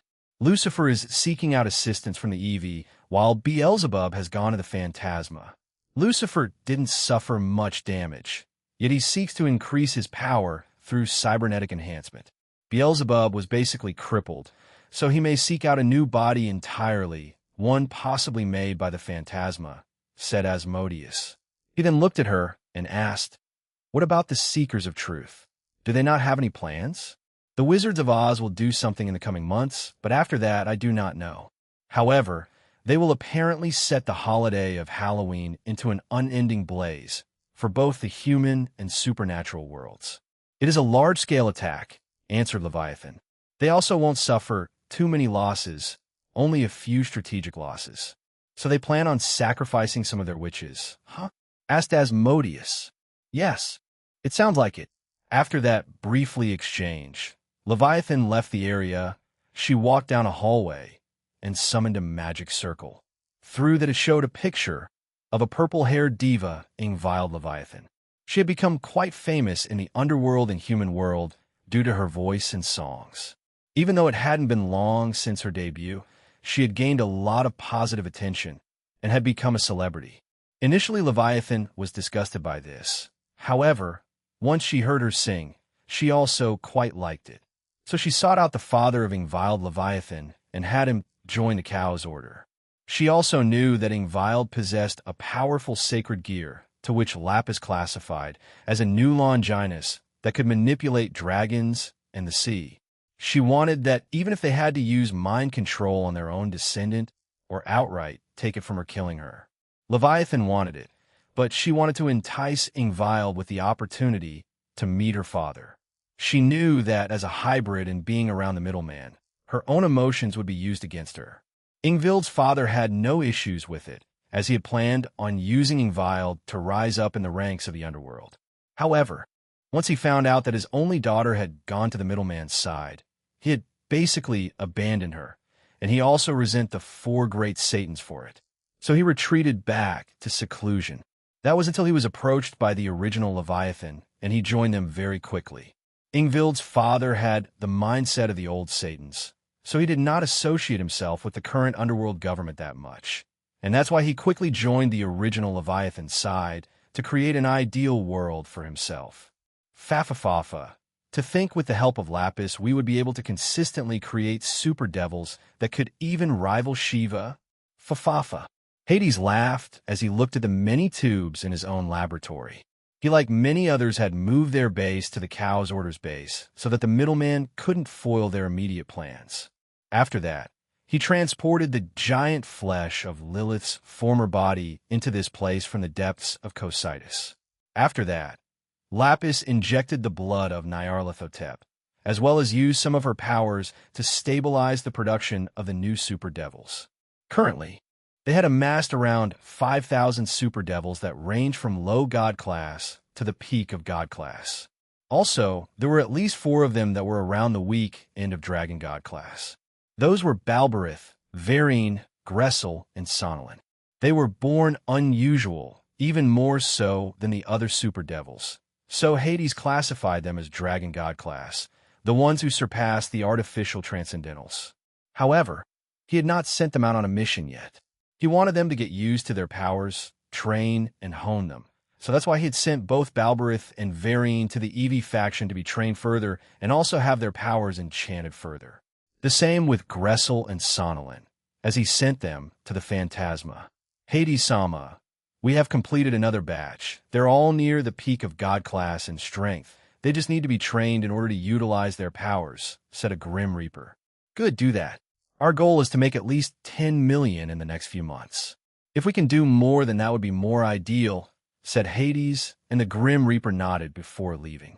To think these little things could even help conquer the multiverse, Fafafafa. Now all we need is for Lapis to come back and make it possible to make Dragon God class beings consistently. Hades laughed again. He hated Team DXD, the middleman, and the suffocating peace that he pursued. There is no surprise that not everyone would like the peace that Jean pursues. Some are fine with the way things are. Some are content with being enemies. To some, peace even hurts them, hurts the way they live, the way their lives are brought. To many beings, including gods, they want to stop that peace that he pursues. Along with the unusual sacred gear wielders that keep appearing, along with the original 13, new sacred gears that could be considered on par with the original are appearing now too. Hades is aware of one of them, not including Nereid Kyrie possessed by Ingvald Leviathan. Alpheka Tyrant, however, he is still trying to capture the current possessor, or at the very least, force them to join the Chaos Order. But it is progressing well, as the current wielder has no control over it in their own personal circumstances.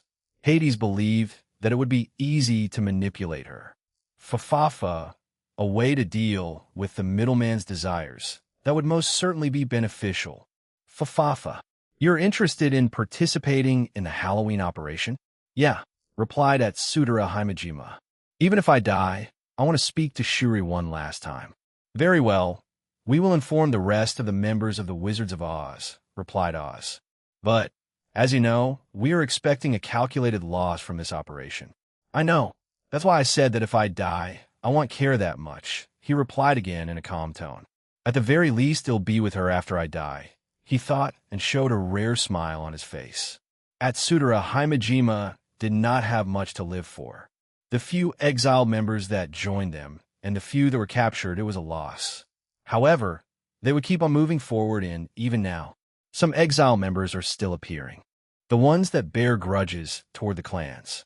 What about you, Nakagami Nakiri? Atsudara asked his fellow members. I will do what I originally set out to do. After inheriting this divine beast that is on par with the yellow dragon of my clan, Huanglong, he said as his right arm started to turn into that of a dragon. You sent out your clone during that attack, right? You even had it pretend to be someone else. Pretty sly of you, said Atsudara. I only wish to test Ryuta, to see how far he's come, but it seems like he's still hung up on me. Well, it doesn't matter. I wish to get revenge on Vala Lucifer and Tobio Accuse, he said, and bloodlust poured out of his body. And they say I hold grudges, Atsudara laughed. Well, since you're not participating yet, I'll go and rattle them when times comes then, said Atsudara, and walked away as he dismissed the magic circle.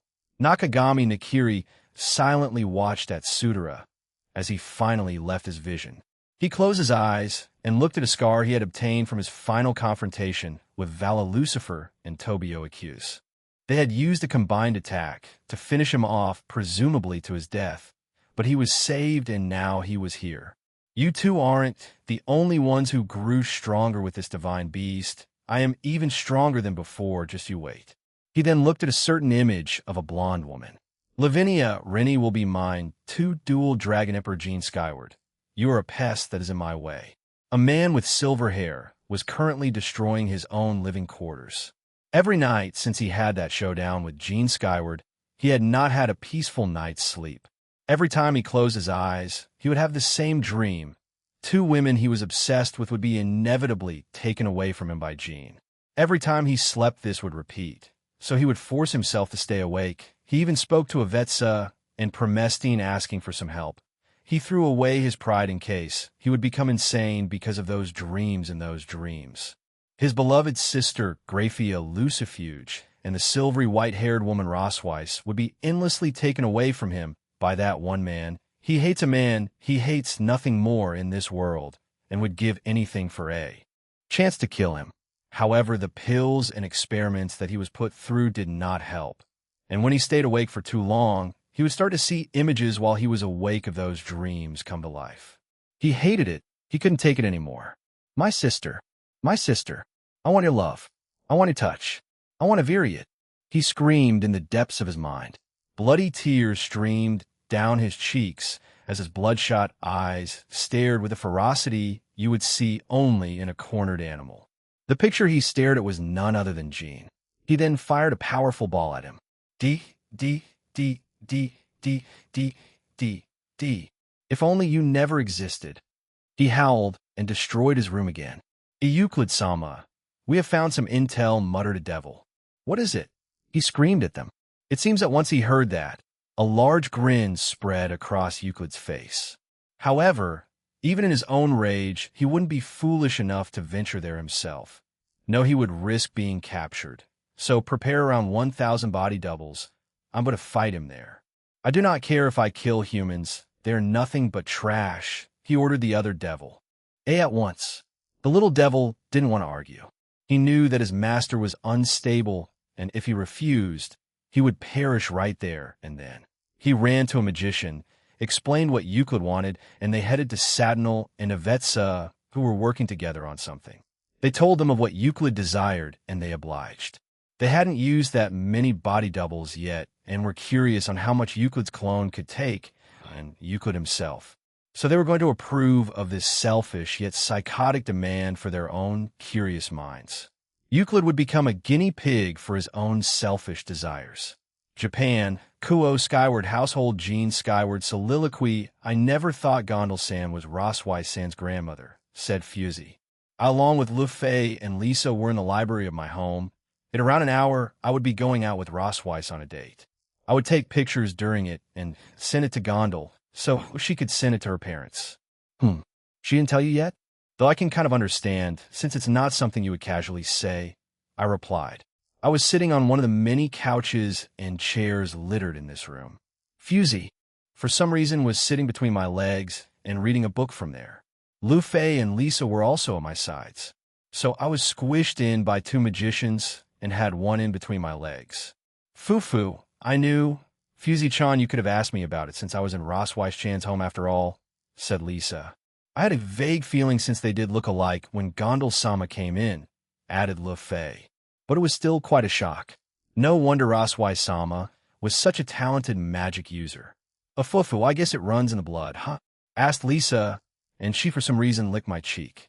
I gave her a questioning look, but she just quietly giggled to herself. By the way, Aaron, you're heading out on a date with Rosweiss-san, right? Asked Fusey as she looked up at me. I looked down at her and said, yeah, we are. We'll be traveling to Tokyo for the date, though I suspect that she'll try to take me to some 100-yen shops.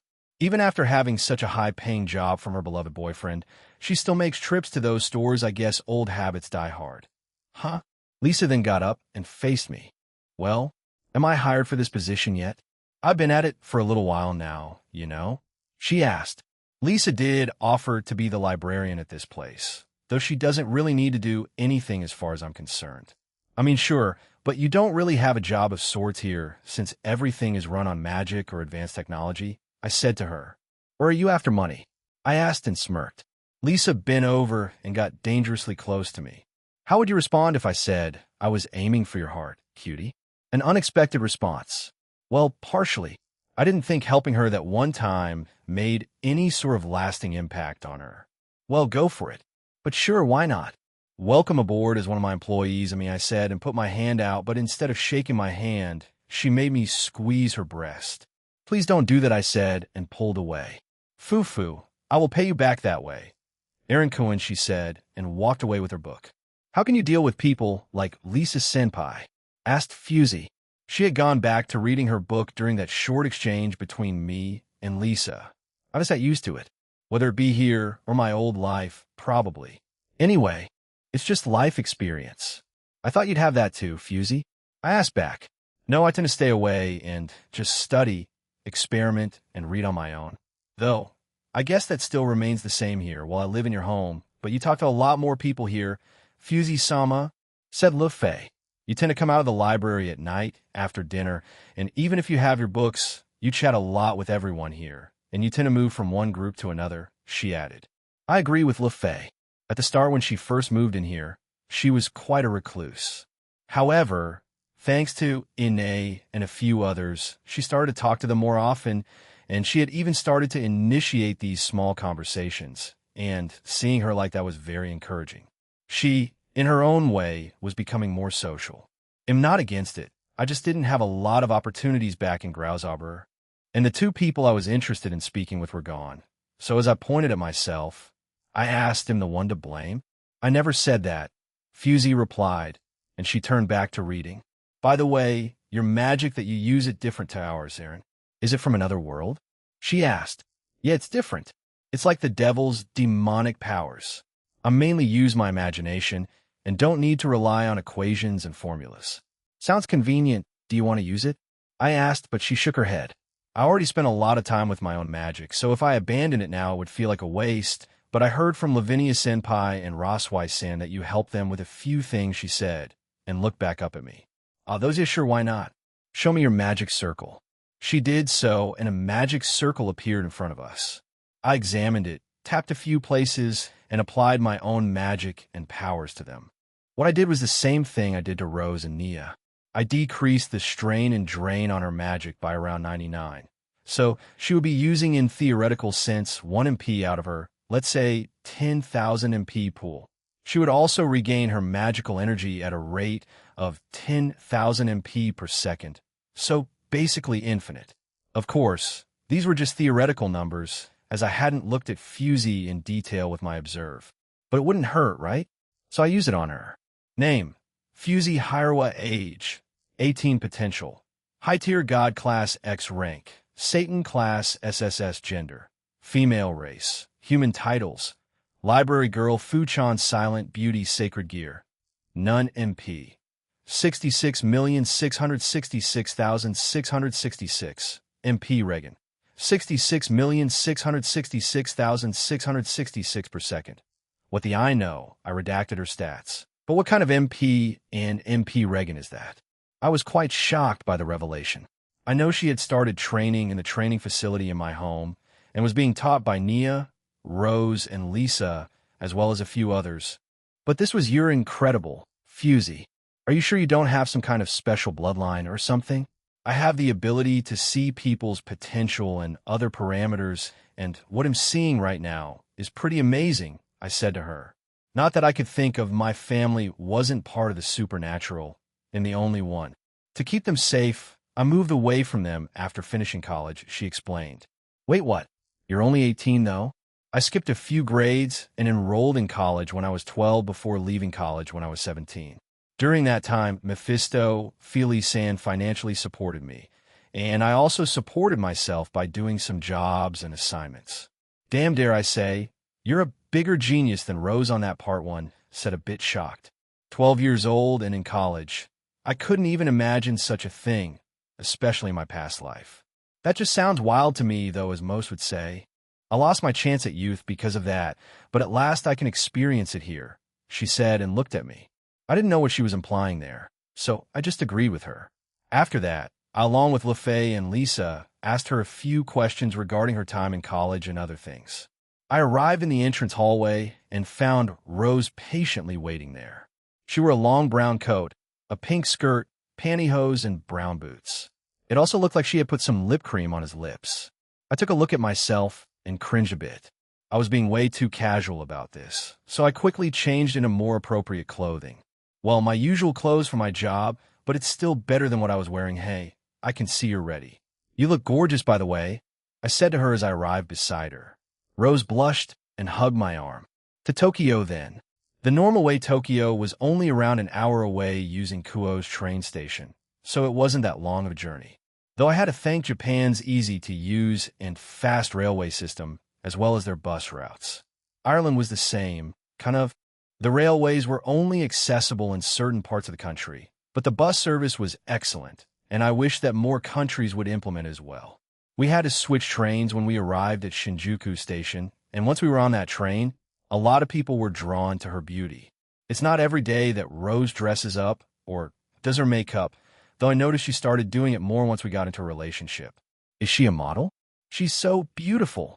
Those were the whispers we heard when we sat down together, though I wasn't too far from the comments either, which were TCH.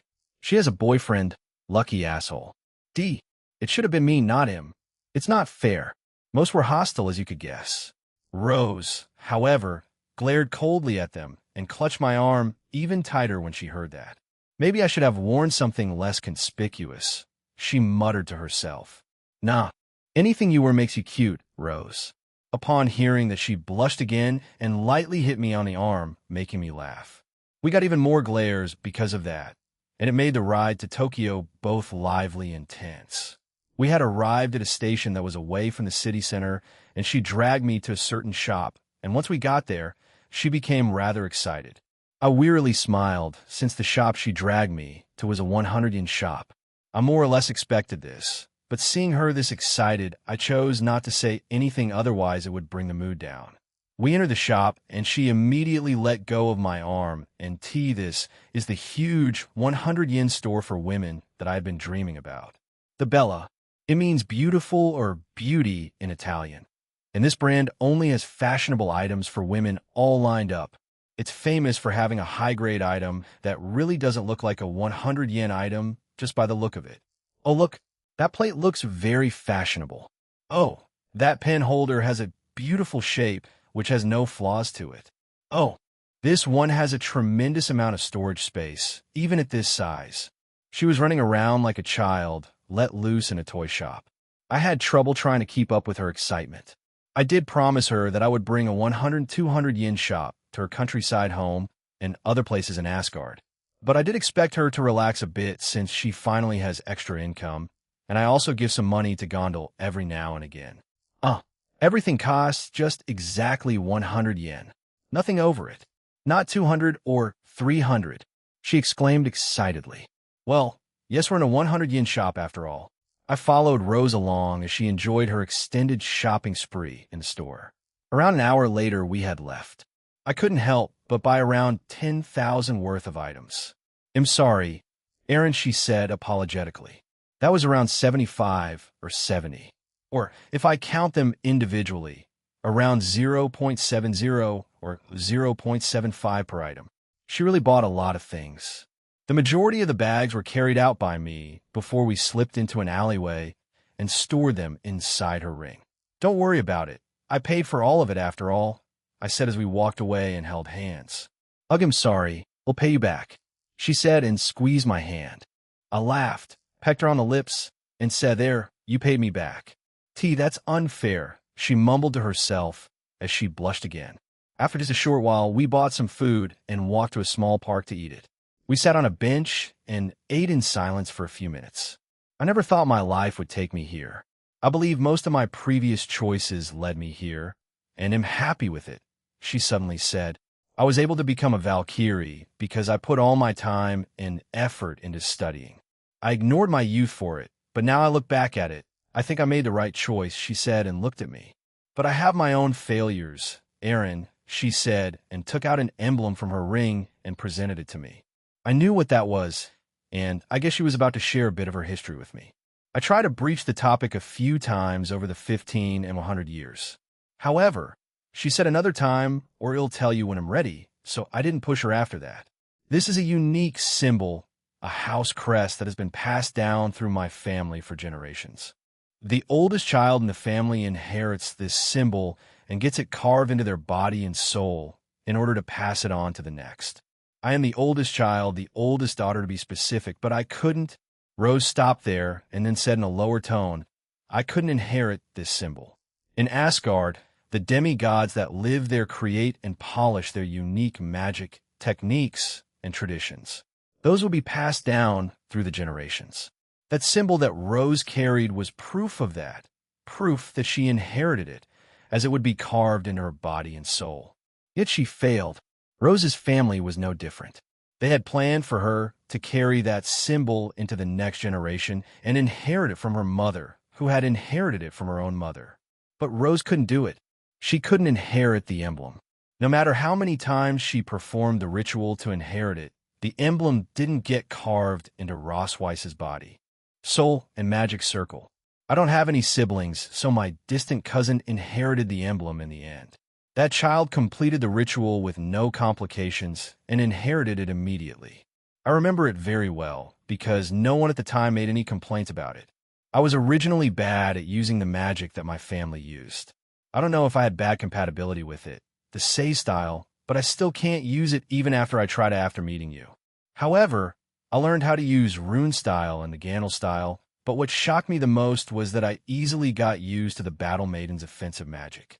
Currently, I have become the user of one of the most powerful offensive magic in my family.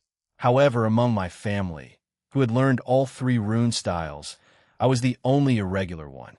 To have great compatibility of magic that my family barely used, it's quite strange, isn't it? But I was fortunate enough to become a Valkyrie, but am nothing compared to my grandmother during her prime. The results she showed back then.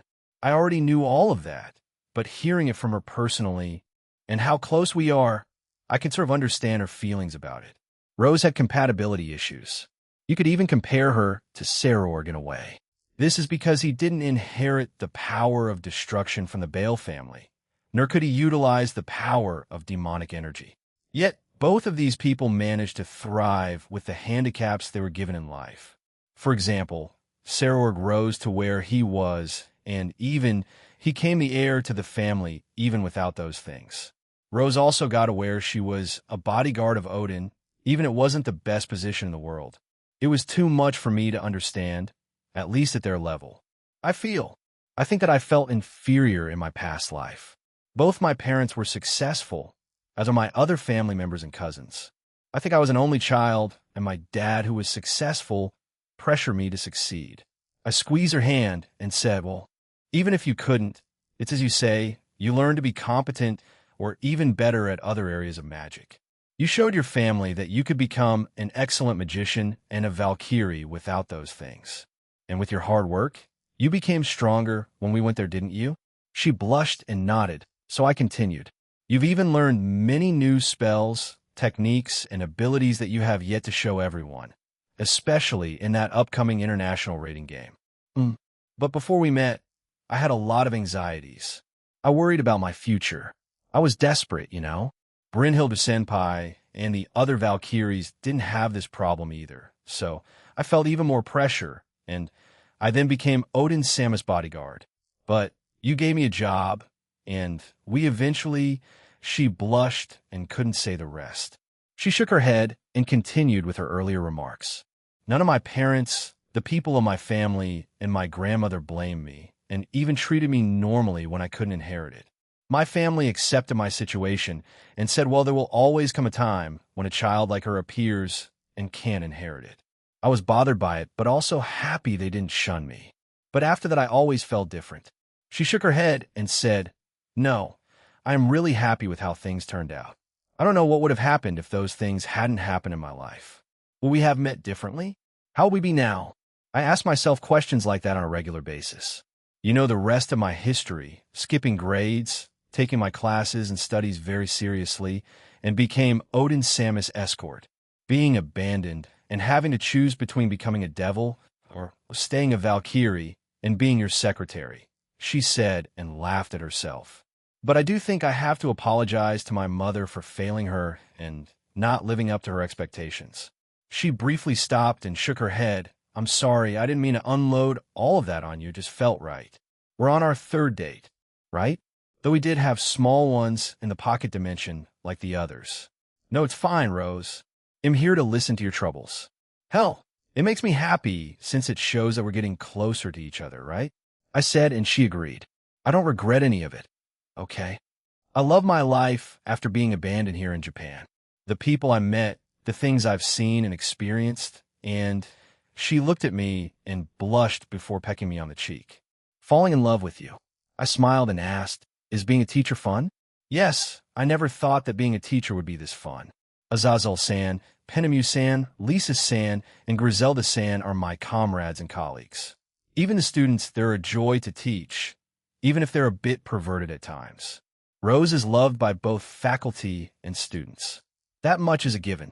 Even if she's a bit strict with them when at school and scolds them for inappropriate behavior, she's coming from the right place. She only wants them to succeed in life. Are you sure you want to quit teaching and come with me?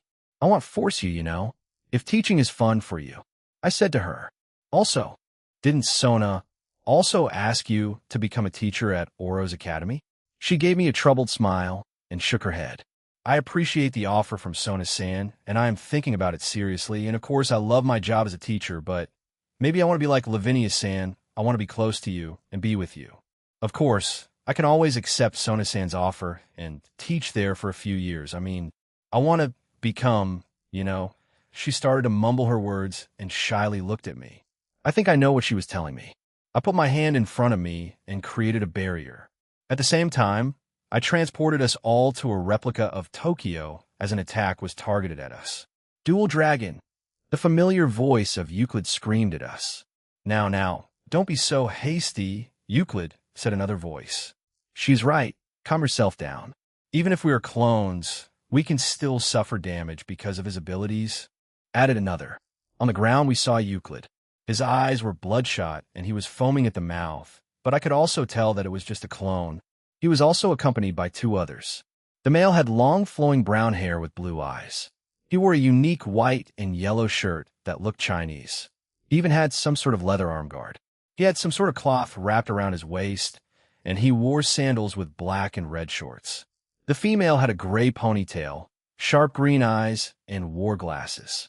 She wore a professional-looking top with gold buttons, a black skirt, pantyhose, heels, and gloves. She also carried a wand of some sort. When I used Observe on both of them, the male was Bisusbu and the female was Abilka. Both were clones and were direct subordinates to the seventh Eradicator. Both of their clones were just true Satan-class beings, and it showed that they were weaker than the originals. Euclid's clone was different, and Shower, he was also a super devil, around middle-tier god class. We're here for the Valkyrie, they both said in unison, but before I could answer, another shadow tried to attack us, and I pulled Rose towards me and avoided the attack. We looked back to see another one, but when I used Observe, I was shocked to see it was a clone of the seventh Eradicator, Yanuyo.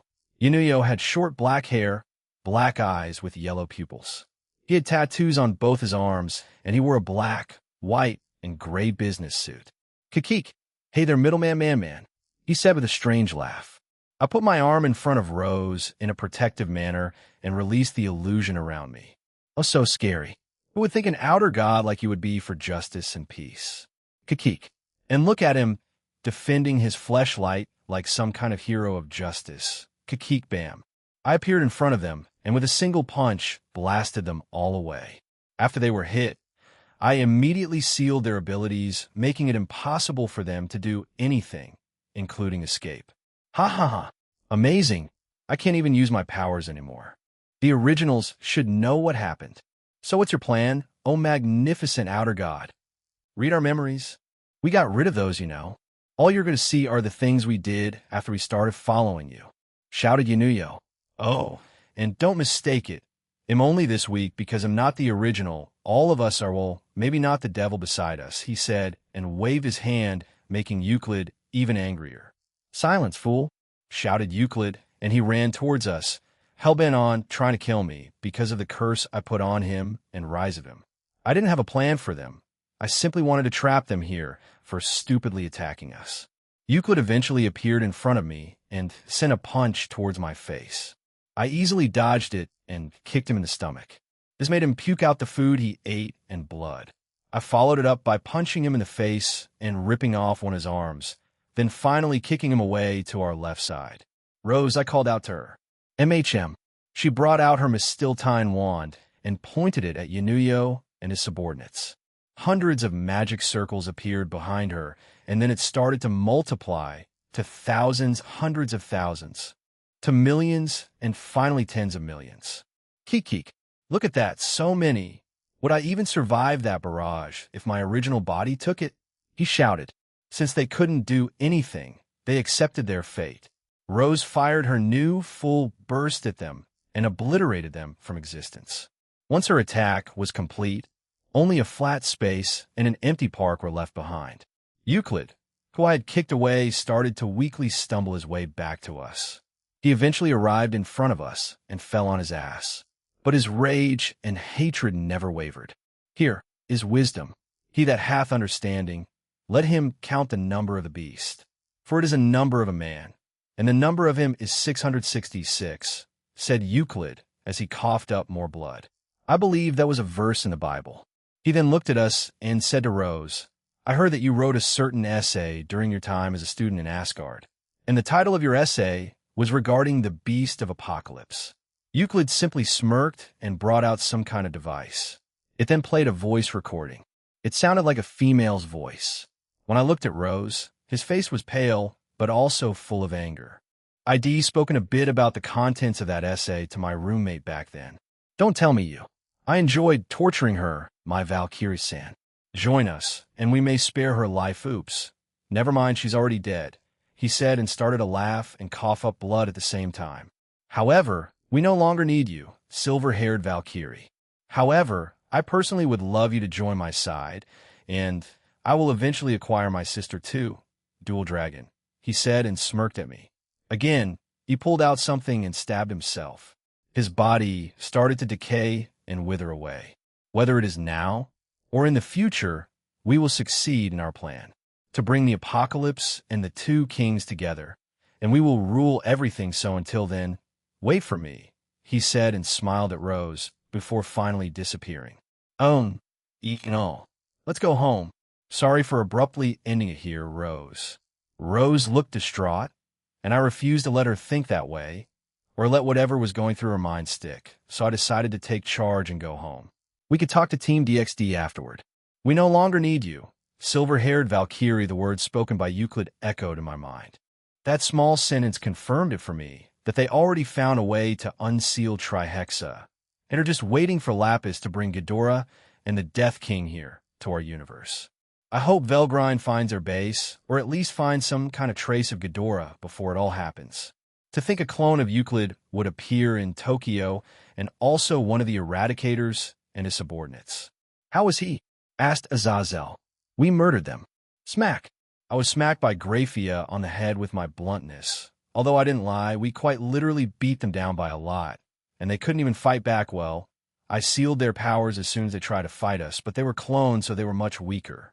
As to what their real strength is, I don't know.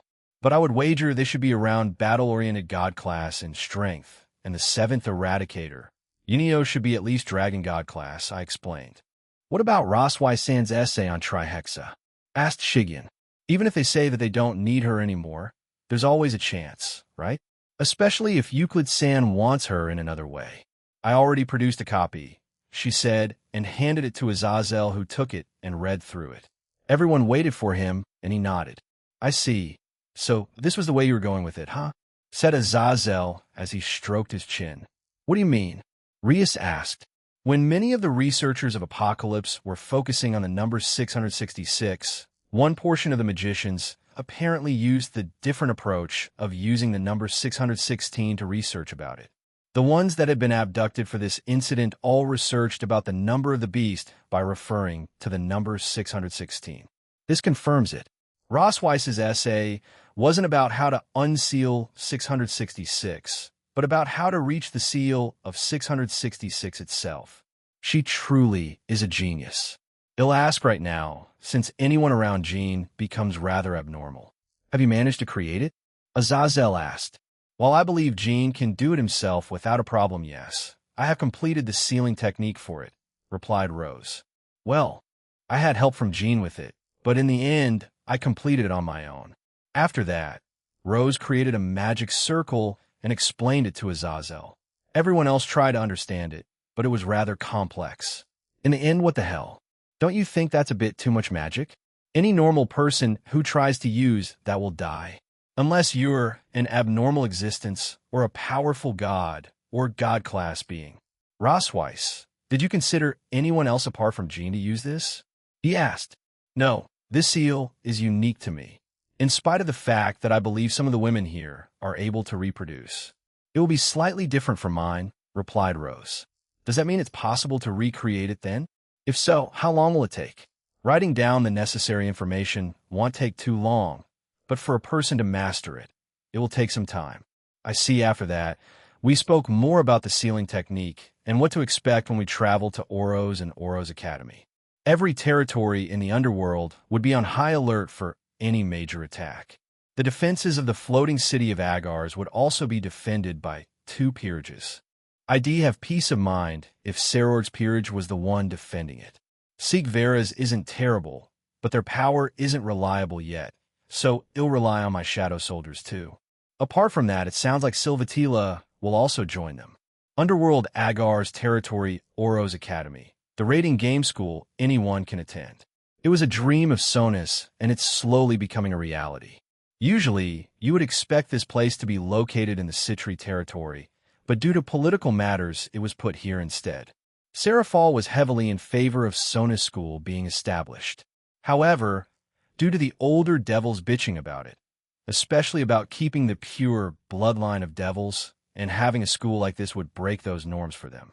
The world of politics is a giant headache that I try to avoid as much as possible. I don't want to come off as a tyrant, but at times, when those old devils act like this, I simply wish to erase them since it makes unnecessary trouble for us. However, even after Serafal wanting to protest, a savior appeared for Sona. A middleman appeared. They were the House of Agars. Just one rank below the House of Baal, the Agars the Archduke saved the day. Oros was a small town in the Agars territory, hence why Sona decided to name the school after the town Oros. It mostly dealt with agriculture and wasn't too notably large, and that's why today we were here to help with the experience day. The Grimmery, Citri, and my group would be here. Originally, Serorg's group would also attend, but he somehow found time, and Seror would attend some of the classes and help out, but after a certain time he would leave. My group consisted of Rossweiss, Reiko, Fusey, Gabriel, Rainier, Ravel, Arena, Ine, Ingvild, and Karoka.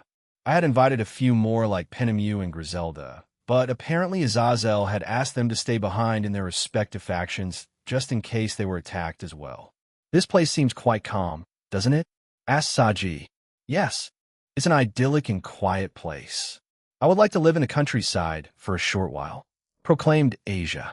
Doing farming for a bit of our lives doesn't sound bad, added Zenobia. It also doesn't sound like a terrible place to raise children. In the far distance, from where we were walking, we could clearly see the floating island of Agars, the place where Rias had her raiding game against Serorg, and where I achieved my queen form. All around the underworld, I had many of my allies ready in case anything happened. Team/Dog was in the Astaroth territory along with Latia, Shadow Soldiers, and one of the Giobi. Eventually, while walking south of the town, we saw a similar building to that of Kuo Academy, high school division, but a bit smaller. Near the gate, and on one of the pillars, was a nameplate that had Oros Academy written on it in devil text. At the entrance were Sona and Tsubaki. We quickly approached them. President, I've brought the Grimmery and Tool Group, said Saji. Good work. You can leave now, she said, and he nodded. See ya, Aaron Senpai, he said, and we bumped fists before he left. Let me say this first, Sona. Congratulations on having your school built, Rias said and shook hands with Sona. Thank you, Rias. This is still only the first school, and the opening of this school is quite far away, though we were able to organize the experience day. She turned around and said, Now then, let me show you the inside. As we walked through the hallways, it was a near 1-for-1 remake of Kuo Academy, smaller and with slight differences. As we passed certain classrooms, we saw parents and kids in them with devils that I didn't recognize, or someone from Sona's peerage as they spoke to everyone there. Both parents and kids were listening in seriously, as this was a rare place to be in. "How many are here?" Sona asked Rias. "This is an experience day, where people simply heard from rumors or from other people, but the number of them that came here were more than what I imagined. There are most likely 150 children today. If we include their parents and siblings, then the number of people here would exceed 400. That was a lot more than I expected. Most of these came here based on rumors, as Sona said, but we didn't expect this many. It seems like they'll definitely have a lot of students applying if today and other experience days in the future go well." As we continued walking the halls, a few kids and parents were surprised to see me, a pay dragon, and a Rias, Switch Princess, here. A few asked for autographs, pictures, and fist bumps for me. Apparently, am known for them now. A few jokingly call me Fist Bump Emperor. If Drake were here, he'd have a fit. However, only Albion came with me. Drake wanted to torture the two dragons a bit more, so I asked Irene, Ophis, and Tiamat to keep him in line and not to go overboard. Finally, we arrived at the gymnasium, and once we were there, we saw a familiar face and voice. "Listen up. In order to do a punch, you would need to bend your hips and release your fist directly forward, as if you were punching with your whole body," said Sarorg. "Yes," the children replied with enthusiasm. We walked over to them as Sarorg and the children kept on punching the air in front of them. Despite their struggles, they continued to smile. They definitely saw Sarorg fight, and some may even know his backstory, so they held a lot of hope in their eyes. "Ah, you all finally arrived, Rias Jean," said Sarorg as he turned to look at us. "Look, it's the Apay Dragon and his comrades," one of the kids said, and they all turned our way. "Apay Dragon, Switch Princess. The Dark Knight Fong Kiba is also here. Are you going to fight?" The regular class immediately became an Apay Dragon event. "Apay Dragon, push the switch, push the switch," they pleaded. I looked at Rias as she blushed. "Please transform." I was about to say something when Ravel stepped up and said, "Please line up for the autograph and handshake. Please also set up tables and chairs. Please get a line.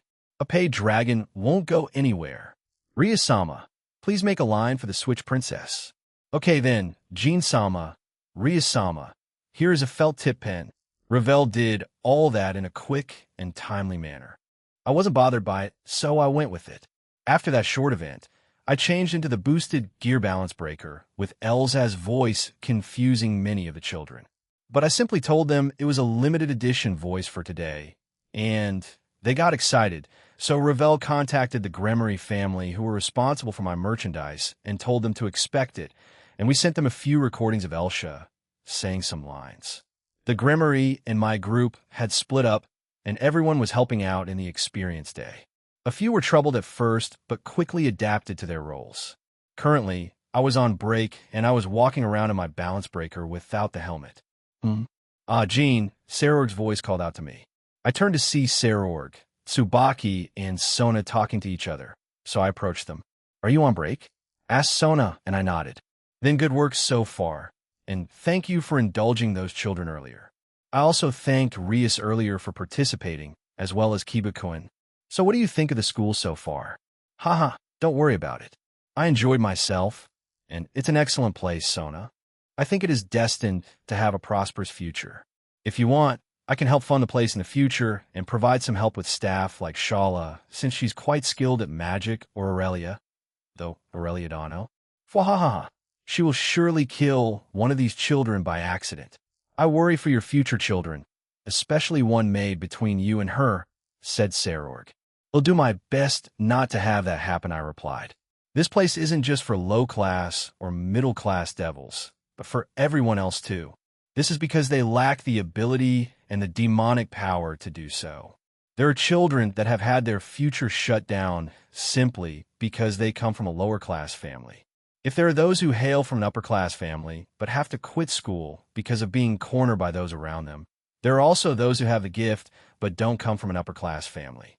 For noble families that work as the higher-ups and that take importance in their bloodline, a place that raises low-class and untalented devils is something they want to take very well. There's a chance that a devil nurtured here might become more powerful than the high-class devils when their potential comes out. If that happens, then these devils will take the place of the noble devils that represent the underworld, since what's important in the current underworld is strength. That's one of the main reasons for opposition to building a school like this. A place anyone can enroll in, a place where their powers can bloom in other ways. Sona then said, Japan is a wonderful country. Everyone has the right to learn. The country that Akino, Tsubaki, and the others were raised in is a place that has better educational opportunities than the underworld. I would assume it's the same for Ireland, right? I guess it is. I had never been in a situation where I couldn't go to a school and learn anything. Something like that was just natural, you know? But if this school that Sona built can give the children here a chance at a bright future, then he'll fully support it.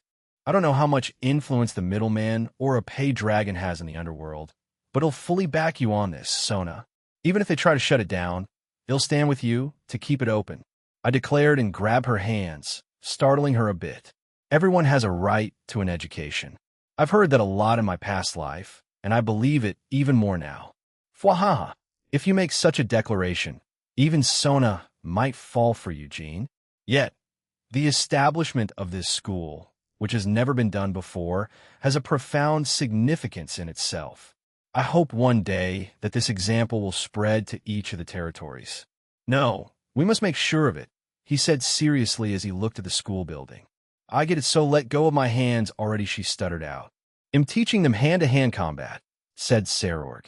I remembered earlier that he was definitely doing that. He was teaching them the right way to throw a punch.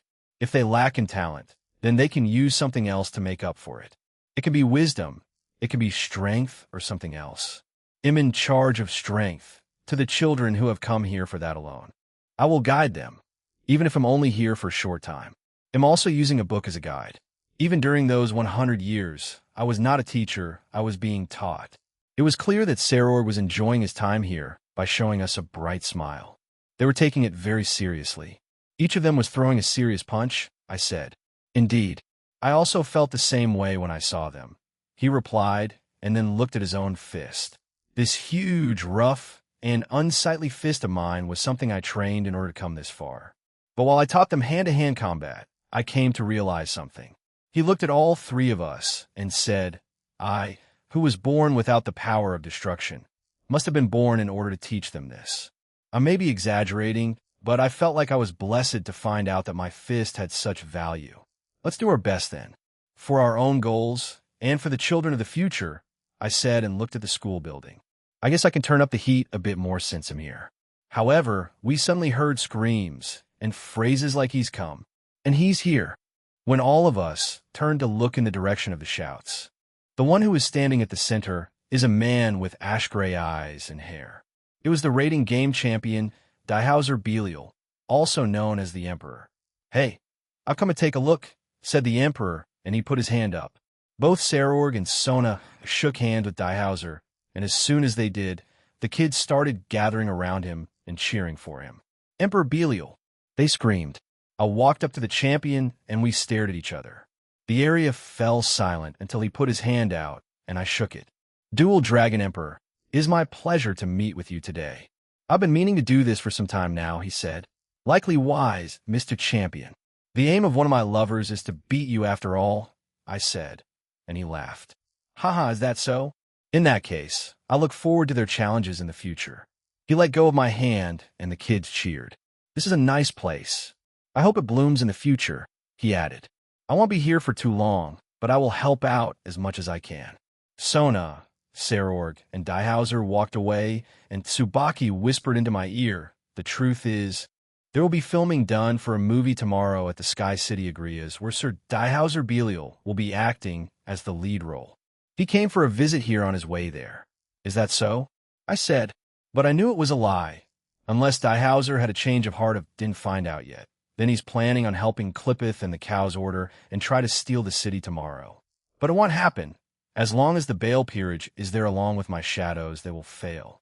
So unless they plan on doing something else, then that part of history won't come true. Well, let's just see how it all plays out, I said, and grabbed Tsubaki's hand and held it. She blushed a bit, but in the end we walked away to start helping out the children again.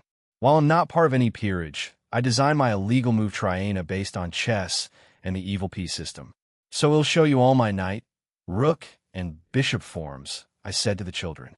First, my regular balance breaker is considered the pawn form. I proceed to enter the regular state of my balance breaker, the regular red armor. In traditional rating games, pawns can promote to a knight, rook, bishop, and queen if certain requirements are met. It also depends on the type of rating game that is played, I explained. After that, I quickly enter my rook form and punch the sky, creating a small shockwave. I then changed in my knight form and ran around at a moderate speed so that they could keep up with me. Then, I switched to my bishop form and fired a small dragon blaster into the sky. I ended it with my queen form and told them that the queen form boosts many of their qualities that all had the bishop, knight, and rook. Thank you, a paid dragon-san. It's as he said, everyone. As a pawn, the lecturer continued with their explanation, and I walked away with my balance breaker still active, but I had changed back to my pawn form. I moved to another part of the school and found Saji teaching everyone with a lot of enthusiasm. Another lecturer that Sona had hired for today was teaching along with Saji. It looked like Saji was the one provided assistance since they were learning about sacred gears. He had brought out his snakes and showed them to everyone. After his turn was done, he saw me and came out. Good work, Saji. You too. Aaron Senpai. We leaned against the window that oversaw the grounds of the school. It was the same grounds that Sarorg had taught earlier. However, this time it was Lu Geru who was teaching the kids about punches and kicks. Momo was there to be the one to speak on his behalf, since he wasn't much of a talker. Aaron Senpai. He called my name out again. I looked at him, and he had a very proud look on his face. The children in there, they called me Sensei with smiles. Even though I'm far from being one, he wanted to become a teacher for many reasons. One, to help Sona, and for his late father who was also a teacher, and for his little brother Django. Aaron Senpai. I came to realize it once again after I looked after the children here several times. I will definitely become a teacher. Even though I'm already a middle-class devil, I can still keep on improving. And hopefully, in the future, I can become a high class. Yeah, if it's you, I know you can achieve it, Saji, I said to him, and then we heard more voices in the distance. Bring out the dragon, dragon, the children said. Okay, please wait a moment, said Asia as she brought out a hen, and he was already in his large dragon form. A hen, can you play with the children? She asked and saw Saji and me looking at them, so she added, Papa is watching. A hen looked our way, and his eyes shone. Yes, mother, a hen declared, and carried some children on his back, and flew around with them. He didn't fly too high up, but just enough off the ground that the children laughed after they were allowed to fly on a dragon. A hen started to talk back during the 100 years, so I was a bit surprised. I had joked that he may become a dragon king, or even a new heavenly dragon or dragon god. So he's been aiming to reach that strength and be able to speak, and he obviously reached those already, but he thinks he still needs to improve. Vritra often says that a hen may be able to officially join their rankings once he proved himself to the supernatural world, said Saji. Suddenly we saw Irina, Zenobia, and Rainier approach Asia and help her up. They spoke to each other before Zenobia pulled out Durandal and started swinging it around to show the children. Since both Rainier and Irina were angels, they also showed them their light powers. On the other side were both Chiron and Kuroka teaching the children about Senjutsu, Tuki, and about Yukai. He'll get back to it, Aaron Senpai, he said, and tapped me on the shoulder before returning to the classroom. Yeah, good luck, I replied, and kept on walking around the school until I came across another classroom. Inside it was Rosweiss. She was teaching magic to the parents and children in it. Not only did the children listen carefully, but their parents as well. I felt some of them were unable to use demonic energy, so they probably wanted to try magic to see if they could use it at all. Rosweiss Sensei. Sensei, please teach us more. Rosweiss was surrounded by children and a few parents as they kept asking her questions. Fire came out. The fire did. It was small, but a flame broke out. Looks like the children became capable of actually releasing fire after learning basic magic. I then remembered that Sarorg also asked Rose to be a teacher here during the meeting of Team DXD. Jean, Secretary Rossweiss, I want you to think about it one more. Will you become a teacher at the school that will be built in the underworld in the future? I'm not asking you to become one now, but it would be greatly appreciated if you could help out in the future, even if it's only for a few years. To teach magic to the devils? It may sound strange for a devil to use magic, but it's also true that there are devils that are terrible at manipulating demonic energy. There are also children who can't use demonic energy like me. Even if they can't use it, there's a chance for them to utilize magic, correct? Even if they couldn't acquire magic, their knowledge behind it will become a powerful weapon to them in the future. I don't care how many years it is. Will you please take on the role of teacher? Like before, Rose didn't give Sarorg an answer back then, but she did look troubled. I know from our recent date that she loved teaching, and I could see she wanted to stay and do it, be it in Kuo or in the future at Oro's Academy. Behind all the children that were excited about learning magic and being able to create an element, I found a single boy who had been standing at a distance from the other children. He was desperately doing a chant as he put his hand forward. It seemed like he was desperate in trying to release magic, but there was not a slight sign of it happening. That child, I believe I saw him at the random signing and handshake events that was set up for a paid dragon before. I believe his name was Laurenkus. I see. So that kid also came here today, huh? From what I saw, he seemed to be facing difficulty using magic. So he wasn't gifted with demonic energy, huh? He also looked like he was going to cry. I walked over to him as the rest of the children and parents were occupied with Rose. I put a hand on his shoulder and gave him a reassuring nod and smile. I gave his small body a small boost in power, and then fwash. A small flame appeared. The look of relief that appeared on his face said many things. Even though the flame appeared for a split second and disappeared the next, that was more than enough to make Laurenkus happy. Oh, a paid dragon, I did it. Yeah, remember, hard work will always show results. Don't give up, Laurenkus, I said to him. Why, you remember me? He asked, a bit surprised. Of course, I remember you coming to a few signing events, I said, and patted him on the head. He happily nodded before running to his parents, and he managed to make a small flame appear again. Oh my, this is a surprise, said a familiar voice behind me. I turned around to see Gondel. When I saw her, I took her back outside and spoke with her. Soon after, Rose joined us. Gee, Granny Grandmother, you came today. I made a promise to become the special lecturer for this event. It will certainly be an enjoyable leisure before the assembly tomorrow, said Gondel. Hoo-hoo. It seems you gave that boy some encouraging words, Jean. Yes, he had a lot of potential. He just needed a small push so he wouldn't give up on it, I replied. As expected of my Rose's future husband. Now, then, I came here to teach, she said, and a small fairy appeared from behind her. She walked in the classroom with Rose and me behind her. Gondel then addressed everyone in the room. Everyone saw that it looked like an older version of Rossweiss, but also saw Rose beside me, so they looked at Gondel with curiosity. She then patted the small fairy gently on the head and then asked, the source of magic, how did magic come to be? Does anyone know the reason? A child put his hand up and said, I heard it came from fortune-telling and sorcery. Gondel nodded and smiled at them. Yes, that's correct. Magic was born from fortune-telling and charms. I want to know about this. I want to be able to do something like this. I want to do this for that person. I want to do it for another. It was created by magicians who wanted to help many people. Her speech to everyone was smooth, gentle, and understanding for both children and adults to understand. There certainly are positives and negatives in the current magic that is used today.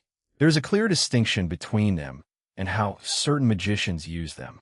But not matter what magic it is, it will definitely help the magician and those around them. There is no such thing as useless magic in this world, she said seriously, and from the looks of it, it had touched the hearts of the children as well as the adults.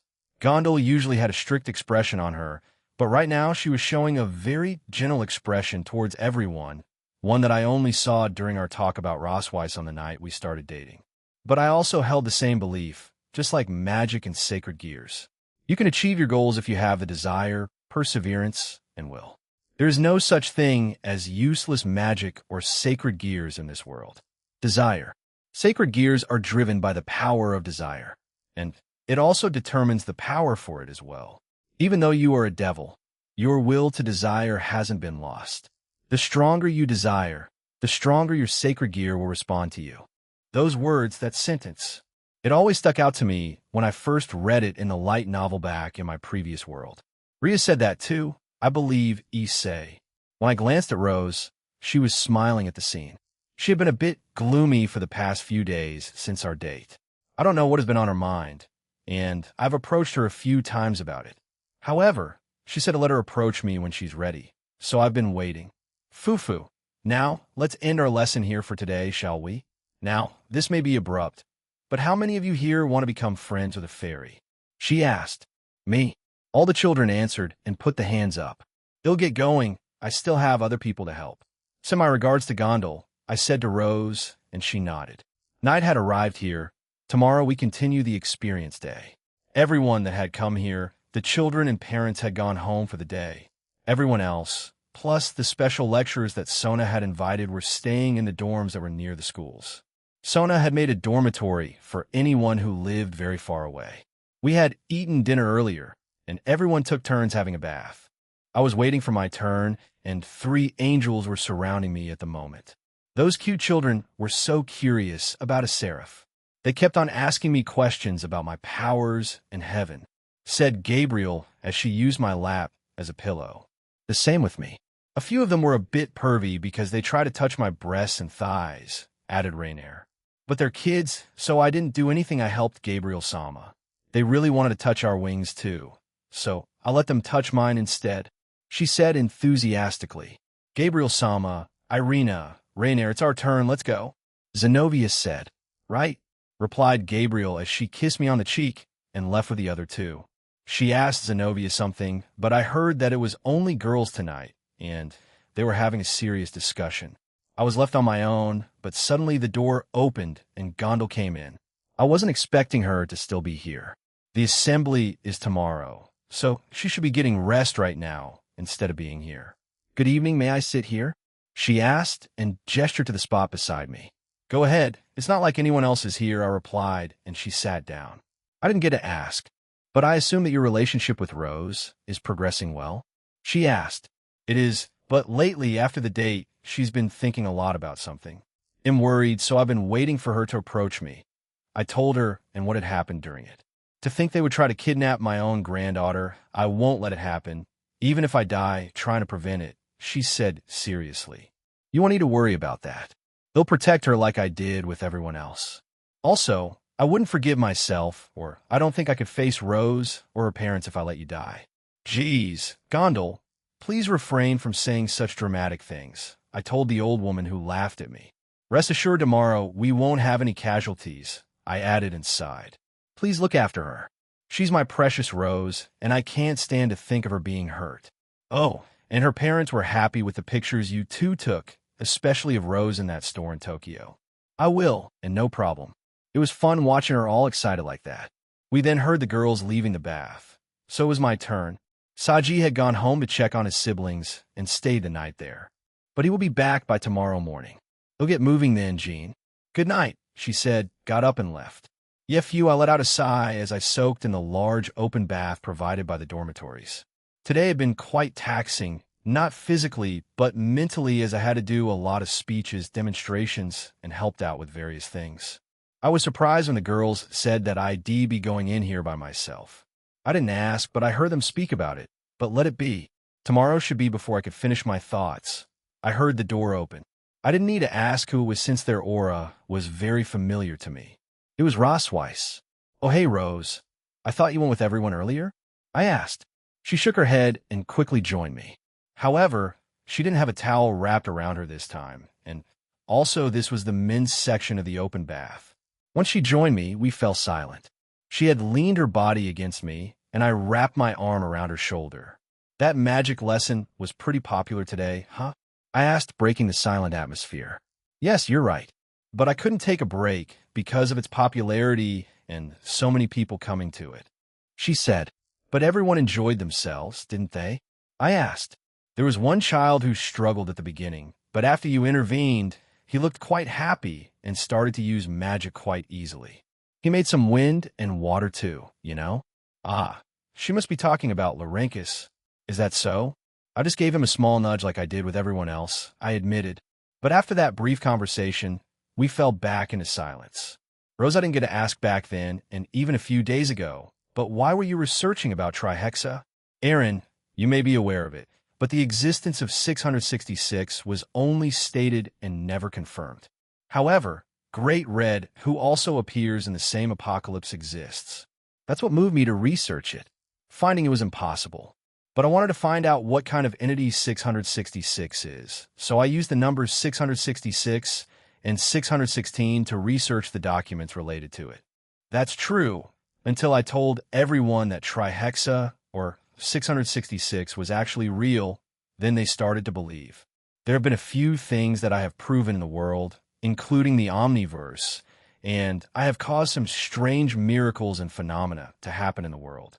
They wouldn't start not believing me now, would they? Though I didn't get my answers from years ago, I finally did with your help, and we even developed a unique seal for it that I can use. So if that thing ever gets unsealed, then I can seal it back up, she said with confidence. Once, I asked Irene and Ophis about 666, and they answered in a way that I understood. In Irene's case, I've never met it, so I don't know much about it. But rumors say it's on par with Ophis, and it used to be, but I'm confident that one of us, and definitely both of us if we fought it, we would win, easily. In Ophis' case, big, regenerate, stupid, sleep. But if it threatens my family, I will kill it. But also, I never met it. Well, regardless of whether it's 666, Ghidorah, the Phantasma, Evie, or whatever else, they'll kill them all if it threatens this world. This is my home. I've come to love it. And even if I do go traveling to the multiverse in the future, this will be my home. Aaron, even if it's unlikely to happen, but if I ever get used by them, please kill me. Hearing those words stirred something in me. I felt sudden cold sweat appear all over my body. My stomach dropped, and my own anger started to rise.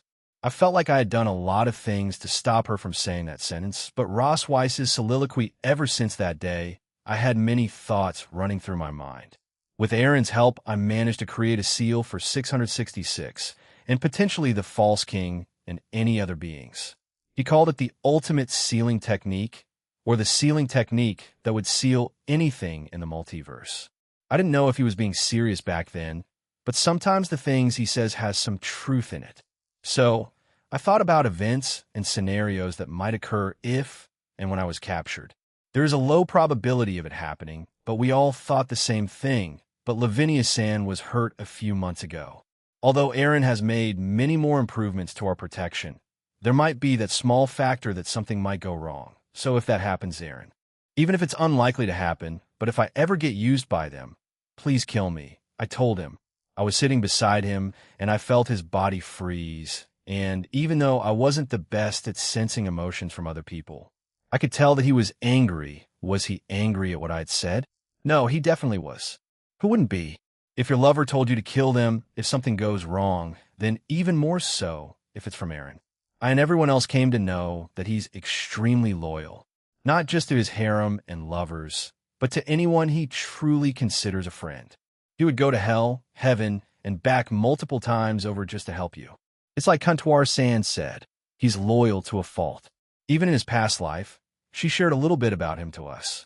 The few friends he had there, he was deeply loyal to them.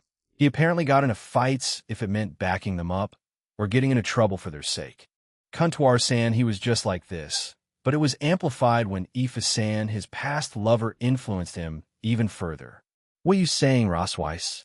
He asked me. Ross Weiss, he rarely calls me that. He always affectionately calls me Rose like Granny. I felt my own heart twist. But I had to push on.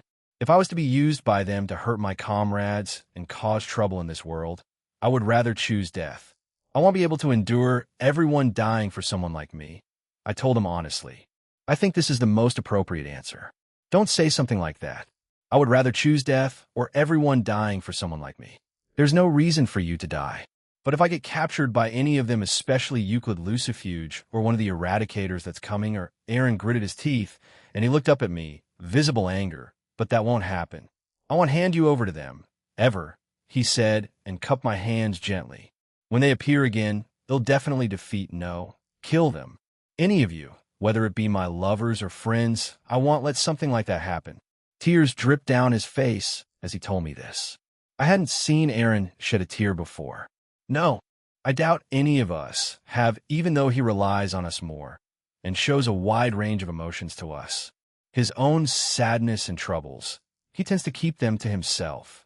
But he seemed to want to say something else, but held himself back. Instead, he hugged me tightly and embraced me gently. It was warm and comforting, reassuring. If it were anyone else, I would have had a hard time believing those words, but okay.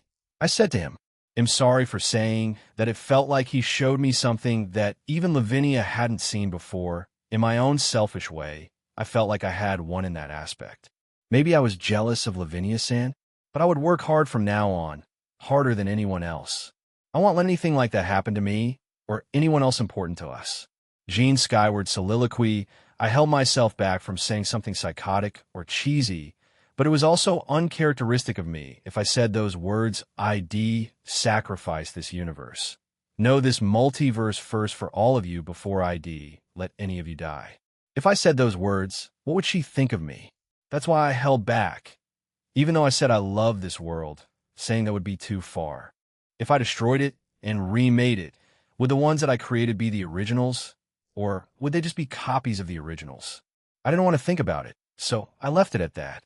But our time was interrupted when Kuroka and a few of the girls burst into the bathroom. Nya. Wait, Rainer-san, don't move. Irina, you're the one who pushed us in as soon as we arrived. Snap back, Rainer. We could take another bath together. Gabriel happily exclaimed. Fufufu, Era, let's calm down, everyone, said Aquino. I knew it would be a bad idea, added Rias.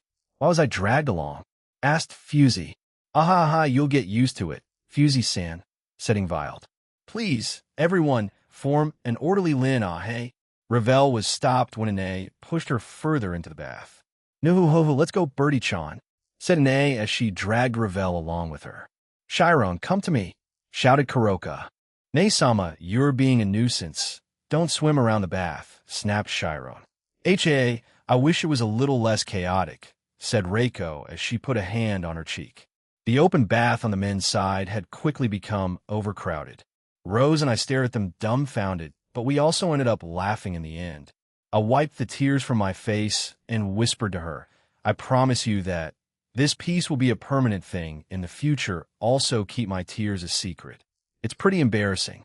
Yes, it's our little secret, she replied and pecked me on the cheek. The rest of the night was chaotic, but it was typical of my household. Chapter 7, Part 4, Eradication, Annihilation, and Outerification, third-person point of view, kekikihahaha. Yunio laughed to himself. He and his subordinates in Euclid were blown away by Aaron, and they stood no chance. He certainly exceeded my imagination. How we deal with him, boss? Asked by Susbu as he rubbed his head. We go to war. We're putting everything we have into this, so let the other weaklings join us. If I die, I'm going out with a bang. That outer god will be the one to do it. He screamed and powered up, making this part of the world shake. This was the immediate aftermath of their defeat to Aaron. The other subordinate of Yanuyo was a female called Abilka. She had been the most damaged after their encounter. Her soul had been affected by quite a large margin that she was on the ground as she clutched her stomach. He impacted you that much, eh? Take this, you're needed, and if you don't recover, they'll kill you myself, said Yanuyo. A small device landed in front of Abilka as she shakily grabbed it and stabbed it into her heart. She violently convulsed after doing that, and she started to cry, vomit, and defecate herself. However, soon after she stopped, and she laid motionless on the ground. It worked, but it's only temporary. She's basically done for. How long does it usually last for? Asked Yanuyo as he looked at Abilka on the ground. According to the scientists of the EV faction, who are also collaborating with Avetsa, Satinol, and Promestine, 48 hours. Once that time is up, she will enter a countdown to explode. Those nanomites are still in their experimental stages because of the lost work, replied by Suspew. That's what they get for being idiots. Go begin gathering them. With the rest of those idiots of the Cow's order, well, destroy that town they're in, said Yanuyo as he left. Bai Suspew crouched down and asked, You alive? Fuck you. Give me new clothes and a drink. She hissed out. Good to know you're alive. Anyway, you have 48 hours to live before you go boom. So do you have any requests? He asked. Give me a new body, you moron. Impossible, he targeted our souls. Mine and Master Yinyo barely survived, but we took up those trials and even strengthened our souls because that information was spread all over the Cow's order. They even told us to do it, or else we'll just die after his attacks. Shit, whatever, just give me some clothes and water. She screamed and got up. Yeah, I'm going, replied Bizospayu. Both Bai Suspew and Bilko were orphans in this universe. However, they rose to power and were handpicked by Yanuyo after being nearly killed by him in a duel for the 7th rank of the Eradicators. Both Bai Suspew and Bilko had tried to join the Eradicators at different points in time. The first to do was Bai Suspew. He had studied a martial art from a different universe and planet. He eventually mastered it and incorporated his own techniques and his own unique style. Nevertheless, the young man lacked strength, so he began training rigorously and pursuing certain trials within his universe. Eventually, he reached a certain level of power and challenged the 7th rank. As to why, no one really knew. Most would challenge the lowest ranks first and then slowly go up. But Bai Suspew decided to challenge Yanuyo. Yanuyo was known to be the most brutal among the Eradicators, and he wouldn't leave anyone alive after he was challenged. However, to everyone's surprise, he sparred Bai Suspew after their death match, and even made him his direct subordinate. After that, no one challenged his seat for many years, until Bilko appeared one day and challenged Yanuyo again. And again, he defeated her quite easily, but also spared her, surprising everyone again. She was also made into a subordinate, and he would provide him with personal favors among other things. These two were the only ones he would recruit. The others were left to Bilko and Bai Suspew to recruit. He left it to their judgment because he usually didn't care for weaklings. Yanuyo slowly accumulated a small army for himself, and any tedious task that was sent to him by Ive or Fumara was handed off to his subordinates. The reason why Yanuyo spared his two direct subordinates was a simple reason. They were both his offspring, his children. In the past, he overpowered a few women after he defeated them. Not many know of this, and of course he killed some of them. However, two were spared and it led to this situation. Yanuyo on the spot recognized their auras as being close to his, and he found it amusing. He never thought he would face his own children, and he was disappointed. However, at the same time, he could tell they had potential, so he made them his direct subordinates. Yanuyo knew that they didn't know, and he spent time with Bilko. In his mind, whatever he defeated was his property, and now, in the coming days, he would be sending himself, his entire army, and his two children to their deaths. To him, nothing mattered as long as he was satisfied with whatever he did.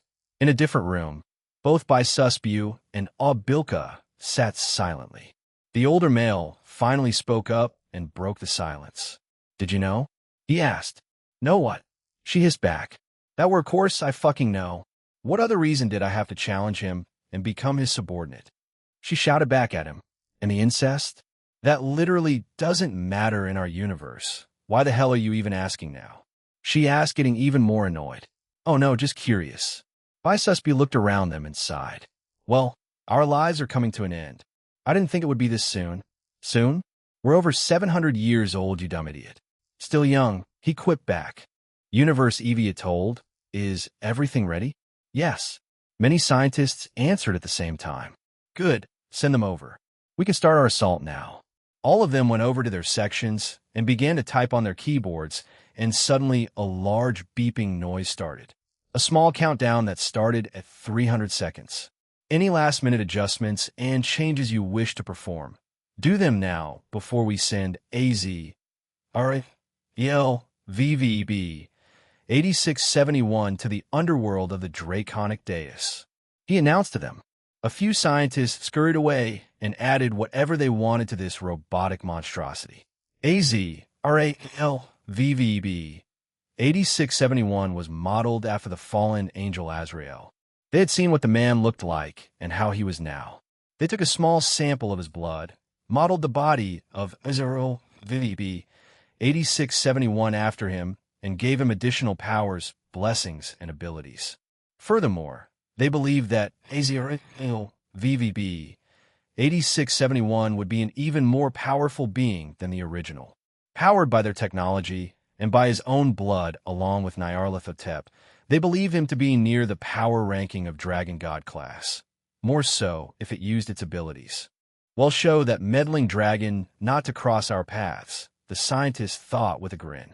What he didn't know was that today would be the last time they would be alive.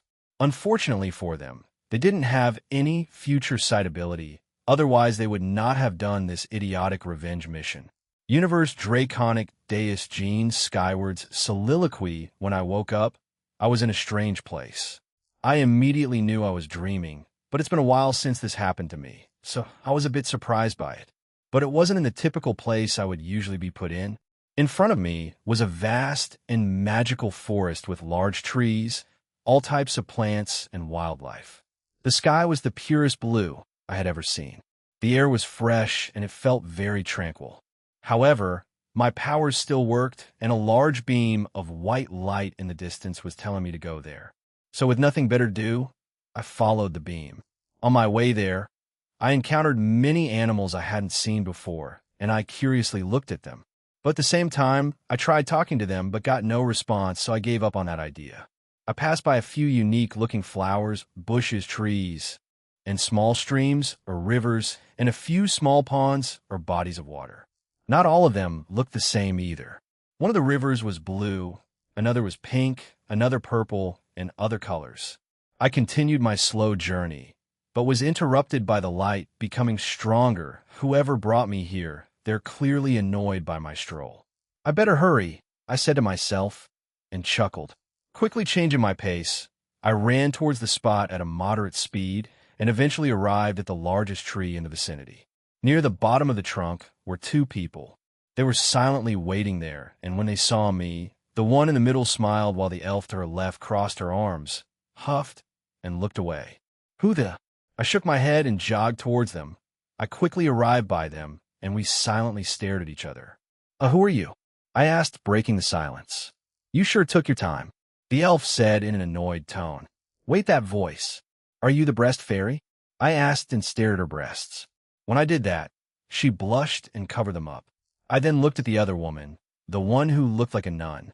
Her breasts were even larger than the breast fairy. Are you Shikigami? I asked and took a step forward. I am, she said in a kind and motherly tone. I am Chimyun Chapati, and the one beside me is one of the breast fairies, Siphenian.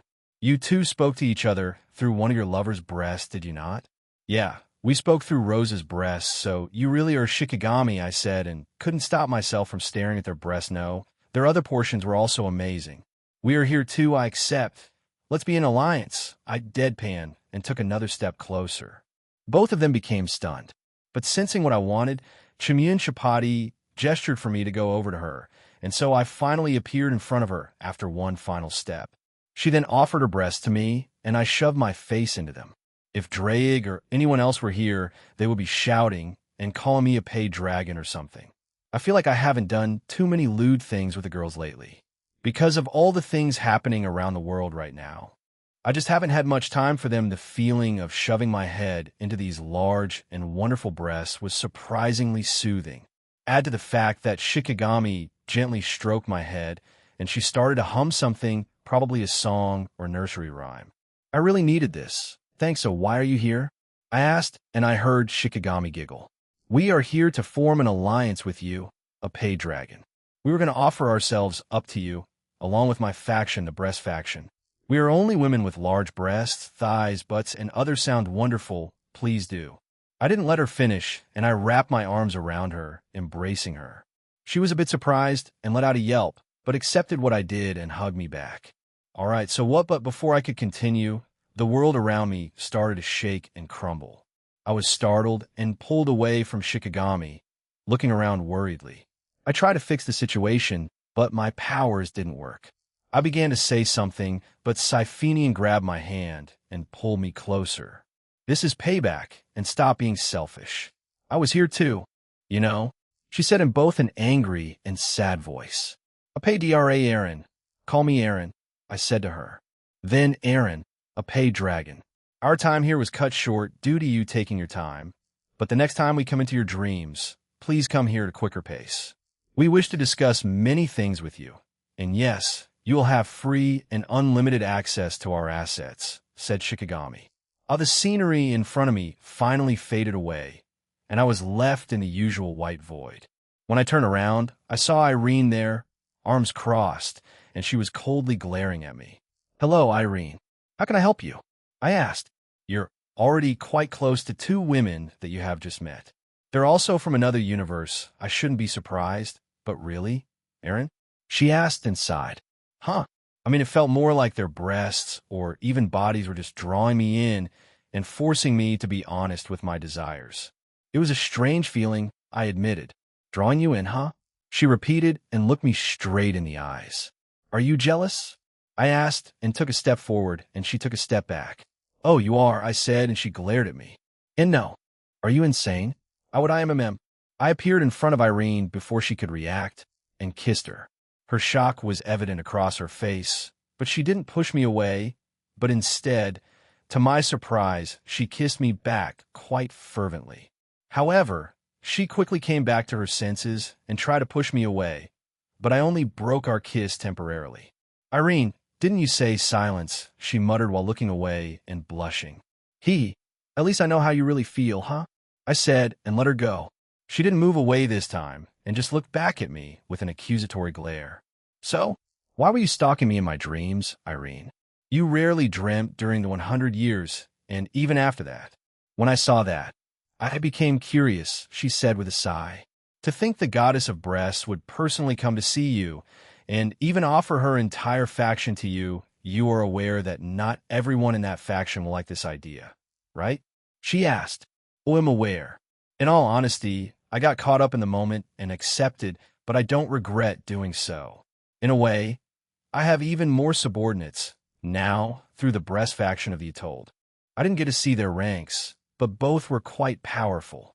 They were at least beyond Dragon God class, so they're at least comparable to Regal Ziva, who killed Great Red in the canon timeline.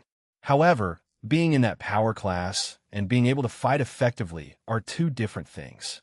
Like how gods are in this universe. Most gods are in low-tier god class. Those are the most common gods. They don't fight and are mainly agricultural gods and merchant gods, whereas middle tier to peak god class are the battle-oriented gods who range in levels of strength. Shiva should be at the top. Vishnu and Indra are in that category too. Pinch stretch 'em? I look back up to see Irene pinching and stretching my cheeks. What? I asked her. I've been told to do this when you make a certain face, and you were making it just now, so I did this, she explained. Is everything okay? She asked, looking worried. Yeah, everything is fine, Irene. Anyway, I wonder when I started to fade away as I was about to say that. I chuckled to myself and started waving to her. Well, see you in a day or two, Irene. I hope the training with Yoru and Haru is progressing well. She nodded, and before I fully disappeared, she gave me a peck on the lips, and then she vanished. When I woke up, I was in the bedroom that was assigned to me, but my entire body was heavy. I knew the reason for this, and when I tried to look up, someone's ass was directly in my face. This feels like déjà vu. I then used a bird's eye view and saw that nearly all of the girls had sneaked into my room and slept with me. What added to the absurdity of it was that the bed I slept on had been changed using magic, and it was at least 30 times larger than it was when I fell asleep on it. The only ones I didn't see here were Sona, Ruruko, and Tomo for obvious reasons. I was shocked to see Tsubaki even here. I tried to move, and that didn't work. All their combined weight kept me down. I didn't want to use them more and throw them off, and I sighed at the situation. I turned to my side to see Reiko staring at me. Good morning. I whispered to her and kissed her. She shyly kissed me back and silently nodded. I guess she was embarrassed by the situation. Last night, I slept with the usual 7, and those were Reiko, Ine, Rias, Gabriel, Kuroka, Aquino, and to my surprise, Fusey. She had asked to join this strange festive of ours, and today, for the first time, she did. The rest of them had sneaked into my bedroom overnight. Bam! The door was suddenly flung open, and I heard an irritated sigh. I am aware of the system in your home, but why are the other girls here, Aaron? Asked Sona. Well, I did go to sleep with 7, but ended up with everyone else, I replied. After that, everyone woke up and left. Even the girls of Sona's peerage were there, and Tsubaki looked embarrassed as she walked past Sona, who just sighed at her. Aaron is the ultimate pillow after all, said Gabriel as she hugged me from behind. Pillow Dragon Emperor, said Chiron, and a few agreed with her. Drake would die if he heard that moniker, said Elsha. I think they would be too numb at this point, added Amorous. But he would. After breakfast, we were walking towards one of the classrooms, and I spoke with Asia and Saji. Apparently, Vritra left to go to Valis' sacred gear. He was needed for something. I didn't know that they could do that, he said. Even Ahin left and said that I couldn't summon him for a little bit. I wonder if everything is okay, muttered Asia, clearly worried about Ahin. I believe they're trying to convince the remaining past hosts of Valis Divine dividing. I upgraded both my sacred gears, so I didn't have to deal with speaking to the past hosts. I sometimes wonder if that was a good or bad thing. However, the 2 dragons told me that it was a good thing, so they wouldn't have to worry about being blocked or cursed. But it makes me wonder, while I do have both titles of a Pay Dragon and Ketsa Dragon, Vala doesn't. So his Albion shouldn't be grieving too much, and in turn, the past hosts of his divine dividing shouldn't be too bothered. Well, that's my line of thought in all of this. It could be very different from their perspective. It's probably I told them what I thought was happening, and they shouldn't worry. The dragons should be back eventually. I see. If that's the case, then I don't mind. Everyone needs help in gaining new powers and strength after all, concluded Saji. Yes, if Ahin is helping for that very reason, then I encourage it, exclaimed Asia. Oh, by the way, Asia-chan, Aaron Senpai, the Sarorsen won't be here since they'll be patrolling the floating city and also taking part in the film that Daihauser Belial-sama is in, said Saji. They're going to be in it? Incredible. I never would have imagined being in a film. Even Stilling Wildsan is also becoming a large star in both the human world and the supernatural, isn't she? I heard Shigin-san also plays the piano in some of her songs. Right. She's always had a fantastic singing voice, and add in Shigin-san's piano skills. They're like a killer combo. Both of them started to talk about the circumstances that involved Ingvild, and said woman was just smiling at them. Though I'm a bit worried about it, I still support it. I feel like Ingvild's time with us will keep on shortening, unless I make an avatar for her to do this. The same with Shigin. But for now, I'll keep these thoughts to myself and see how it all plays out. Everyone had split into their own groups to teach the children and parents that had come back to the school for another experience day. Today, Sarah wasn't going to be here, so I had Era teach the kids about Tuki and how to throw proper punches and kicks. She was a bit panicky at first, but she's gotten the hang of things already, so I wasn't worried. Rainier, Gabriel, and Irina, who I dubbed the Angelic Trio for the day, were being hounded by the children about them being angels and if they would kill them with light, which was a bit worrying. The rest were spread apart, like Zenobia and Kiba instructing some children about being a knight and the traits of a knight and their role in a raiding game. Rose, like yesterday, was also teaching magic, while Rias and Aquino were teaching the children about the role and responsibilities of a king and queen. This was also the same for the Citri group. I was in a different part, and instead it had turned into a meet, greet, and questions with the Apay Dragon. Having suspected this might happen, Ravel had already set up a booth in advance, as expected from a junior. Reiko was also here to help. Rose looked like she wanted to, but she had to teach everyone magic, so she couldn't join us. Is there anything you want to be when you grow up? I asked the children. I want to be a Pay Dragon. A boy raised his hand and said that. I want to become the champion of the raiding game. I want to work in the laboratory based in the Satan's territory. I want to become Satan Samus' personal guard. The children here started putting their hands up one by one and telling me about their dreams and ambitions.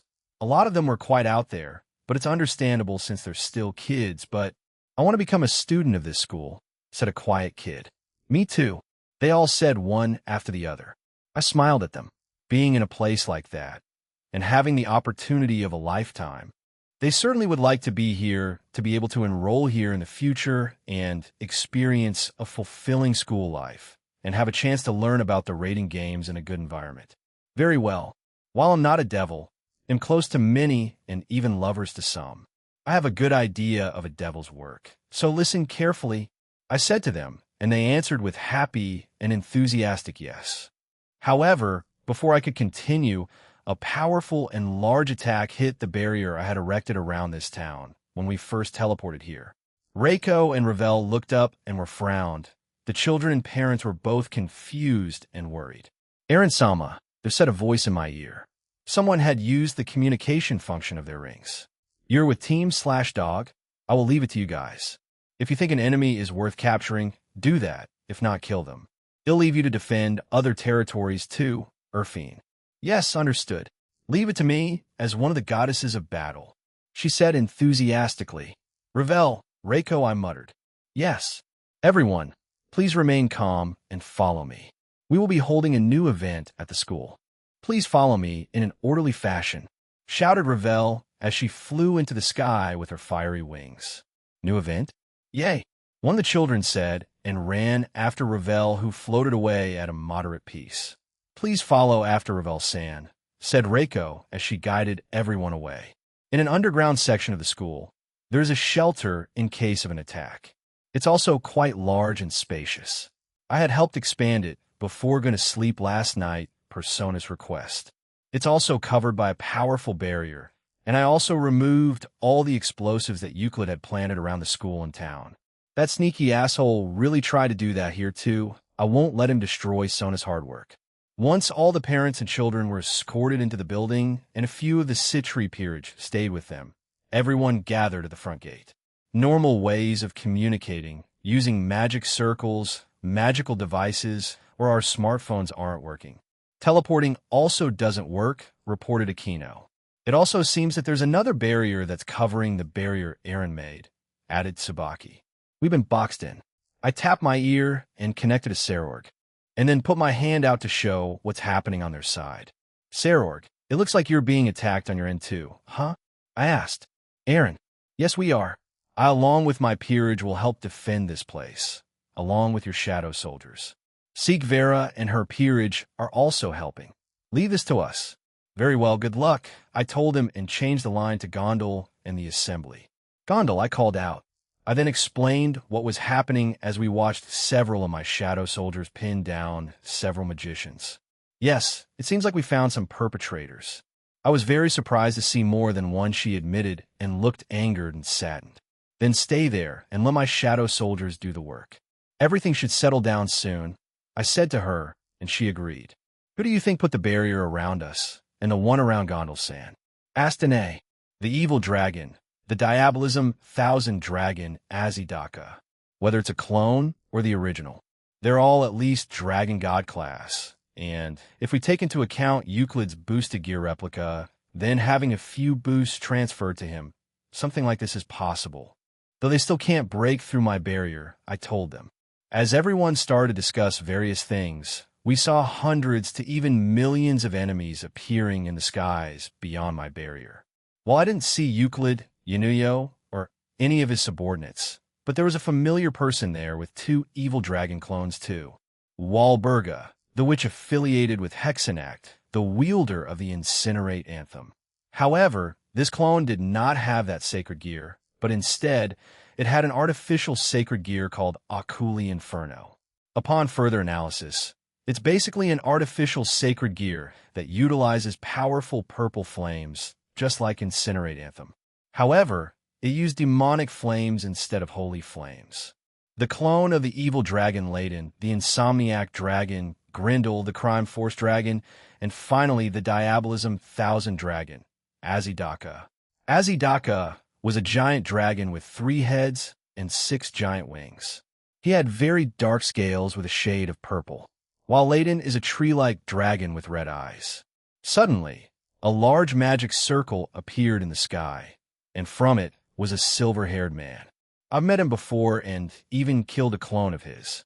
However, unlike his usually upbeat and cheerful appearance, he had large black bags under his eyes, and a vein was throbbing on his head. It was Rizavim Levon Lucifer. Ah, it's on. Hello, piles of garbage. Excuse me for my appearance. A certain dual dragon has made my life a bit hellish since I met him. But I'm doing fine, so no worries, I won't bore you with the boring stuff. Just know that we plan on killing all the magicians and the members of Team DXD in the town of Oros. We also plan on stealing a few things from the floating city of Agars. Anyway, bye, I need some sleep. After all, after announcing that, Rizavim vanished along with the magic circle. Then the army beyond my barrier started attacking my barrier. There was zero chance of them getting through. However, there's also a chance they have an item from Lapis to get through it, but from the looks of it, they didn't.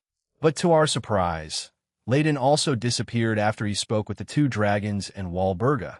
After a few more seconds, Azidaka also flew away towards the floating city. I see. I think both Azidaka and Layden were heading to the floating city. I informed Sarog about this, and some of my shadow soldiers who were stationed around the city headed out to intercept them. Suddenly, purple flames erupted all around my barrier, and Walburga was laughing at us. You can't hide. Forever, you have to come out eventually, she said in a sing-song-like manner. I left Uinting, and I yelled it to keep an eye out for any changes on the outside. In addition, several of us stepped back inside to inform the families of what was happening. At the same time, countless others of my group, the Citri Peerage and the Grimmery Peerage, rushed out to the town and gathered up the devils who lived here to evacuate them into the school's underground shelter. As Rose, Reiko, and I were walking around the school to look for any stray families that hadn't gone down to the shelter, we came across a man and woman who looked relieved to find us. Excuse me, a pay dragon-san. Is everything going to be okay? The woman asked. Yes. Rest assured, ma'am, everything will be fine. We will bring you back to the shelter, so you will have more protection there in case anything goes wrong. I told her, and both of them nodded. The father then stepped up and said, my son smiled. He wasn't blessed with demonic power from birth, so he had been living life while being neglected by his peers. Even so, after more than 100 years, we were finally able to give birth to him, so we wish for him to grow big and strong. However, yesterday we finally saw him genuinely smile, and he showed us that he could conjure some flames and then other elements. He said that you helped him, and also remember his name? Asked the father. I smiled and nodded. Yes, I remember Laurenkus from a few of my events. I only gave him a small push. Your son has talent in using magic, I said to him. Suddenly Laurenkus came running, and in his hand was a small icicle. Mom, Dad, look, I made some ice. He also saw us and shouted, a pay dragon, look. As soon as Laurenkus reached us, his parents looked emotional and were about to burst into tears when Rose bent down and asked, do you like this school? Yes. I enjoyed all the lessons that were taught, especially the magic classes taught by you, Raswai-sensei. If I keep learning like this, will I become stronger? He asked. Yes, you certainly will. Didn't the Apay Dragon tell you? Hard work will always show results, Rose said with a smile and patted him on the head. After that, Reiko led them back to the main building and into the shelter. I stayed behind Rose as we watched them go. Whatever the magic is, it will definitely become useful for the caster and other people. Useless magic doesn't exist in this world, said Rose. These words, they've been repeatedly told by my grandmother when I was a child. I may have understood it, but I may also not have. But I feel that I can finally understand the true meaning of my grandmother's words. She looked at me a bit teary-eyed and said with determination, let's defend this school and the future it holds for these children, dear. Yeah, I could only reply like that. I was stunned by her determination there, and I felt the same way. These children deserve a future, and these guys won't take it away from them for their selfish desires. As Rose and I were making our way to the strategy room, we came across Saji, Tsubaki, and Sona. They were surrounded by some parents and children. Saji-sensei, will the scary dragons come? Asked one of the children. Is the school going to disappear? Another asked sadly. Saji smiled as he patted the children's heads and said, "There's nothing to worry about. We will defeat all of the bad dragons. It will be a disaster if all of you get hurt, so we will need all of you to stay here. That's why I wait here like good kids. Right, President?" Sona nodded and added, "Yes, he's right. So all of you don't need to worry about a thing, okay? Let me see. Please watch the Apay Dragons video here. By the time the video ends, the bad dragons will be gone." When they heard that, the children and their parents showed relief and walked to the shelter with assistance from one of my shadow soldiers. Saji then says it as he clenches his fist, "I won't let them destroy it. There are many devils that are seeking hope from this school. This is also our dream." Rose walked towards him and put her hand on his shoulder. "Yeah, let's protect it." Sona and Sabaki also put on strong smiles and nodded. "Saji, it's okay. We have survived many battles. We will continue to protect them. This time, it will be the same as then. Let's protect this town and this school. Yes, we can't allow them to destroy it." I was silent during that, but I felt my own emotions stir inside me. Everyone was so determined to do this that I was also. After our strategy meeting was over, we decided to check on the children and parents that were in the shelter. Upon entering the small room before the main shelter, we found writing all over the walls. "I want to become the rating game champion. I hope I can attend this school. I'm happy I could meet the Apay Dragon. I want to come here again. I want to enroll in this school." Again, my own feelings stirred deep within me as I read these sentences. These were all just innocent wishes from them. Suddenly a group of men approached us. They had come out of the main shelter. They all looked serious and were carrying tools with them. "We too will fight," one of them said, revealing himself to be their leader. I believe these are the brothers and fathers of the families down there. Even Lorenka's father was among them. There are only a few people in this town that can fight, and I also heard that soldiers aren't stationed here. The presence of even one more person must be better. There must definitely be things where we can also contribute besides fighting. There may be residents that haven't escaped yet. Rias Grimmery's soliloquy before I could answer. Aaron stepped in front of us and gently put a hand on the man's soldier. "I hear all of you loud and clear, but please stay down there. I can't in good conscience allow that. However, I will take all those determined feelings of yours and fight with them," he said. They were all about to protest when their eyes widened and they stopped. Their leader looked at Aaron for a few seconds in silence, before he looked back at the others and they all agreed. "Very well. Middleman, please protect this place," he said. "Yeah, I will. I promise you that." The men then went back down to the shelter and Aaron disappeared from our sight, and then we heard his voice. "Ravel, Fusey, Reiko, can I leave you three to guard the shelter?" he asked them. "Yes, of course, Aaron Sama," said Reiko and Ravel in unison. "I don't see a problem with that," Fusey replied. "Great, thank you. Everyone else, let's stick with what we planned," he said and walked away. "Did anyone see Aaron's expression?" "Those men were very shocked," asked Aquino. "He was crying." We all turned to Gabriel Sama as she said that. "Crying? Aaron?" I find that hard to believe, but I guess it makes sense to him. A family is something important. I don't think he would want those siblings and fathers to die on his behalf. He doesn't want them to lose their lives, even if he's only met them for 2 days in a row. He doesn't want their families to lose anyone in them. So he'll take on their burdens instead and fight on their behalf. "Let's go join him," said Gabriel Sama, and we finally left back to the surface. Once we arrived back at the surface, there were new people out there too. A man who looked crazy and had bone-like armor covering his entire body was punching the barrier that Aaron had erected. He had a crazed smile across his face as everyone else watched him pummel away at the barrier. Another man was also there. "It was Euclid Lucifuge," said Rossweiss-san. "He's here. Then that means everyone is finally here. He'll take care of the Eradicator that's pummeling the barrier, and Euclid. He'll leave the rest to all of you. My shadow soldiers are here for backup, as well as Ayelet and Uinting." "Good luck," said Aaron. We hadn't seen his expression since we left the shelter, but as we looked on at his back, I felt strange, like he was going to disappear or something. It made me feel uneasy, but I set that feeling aside for now.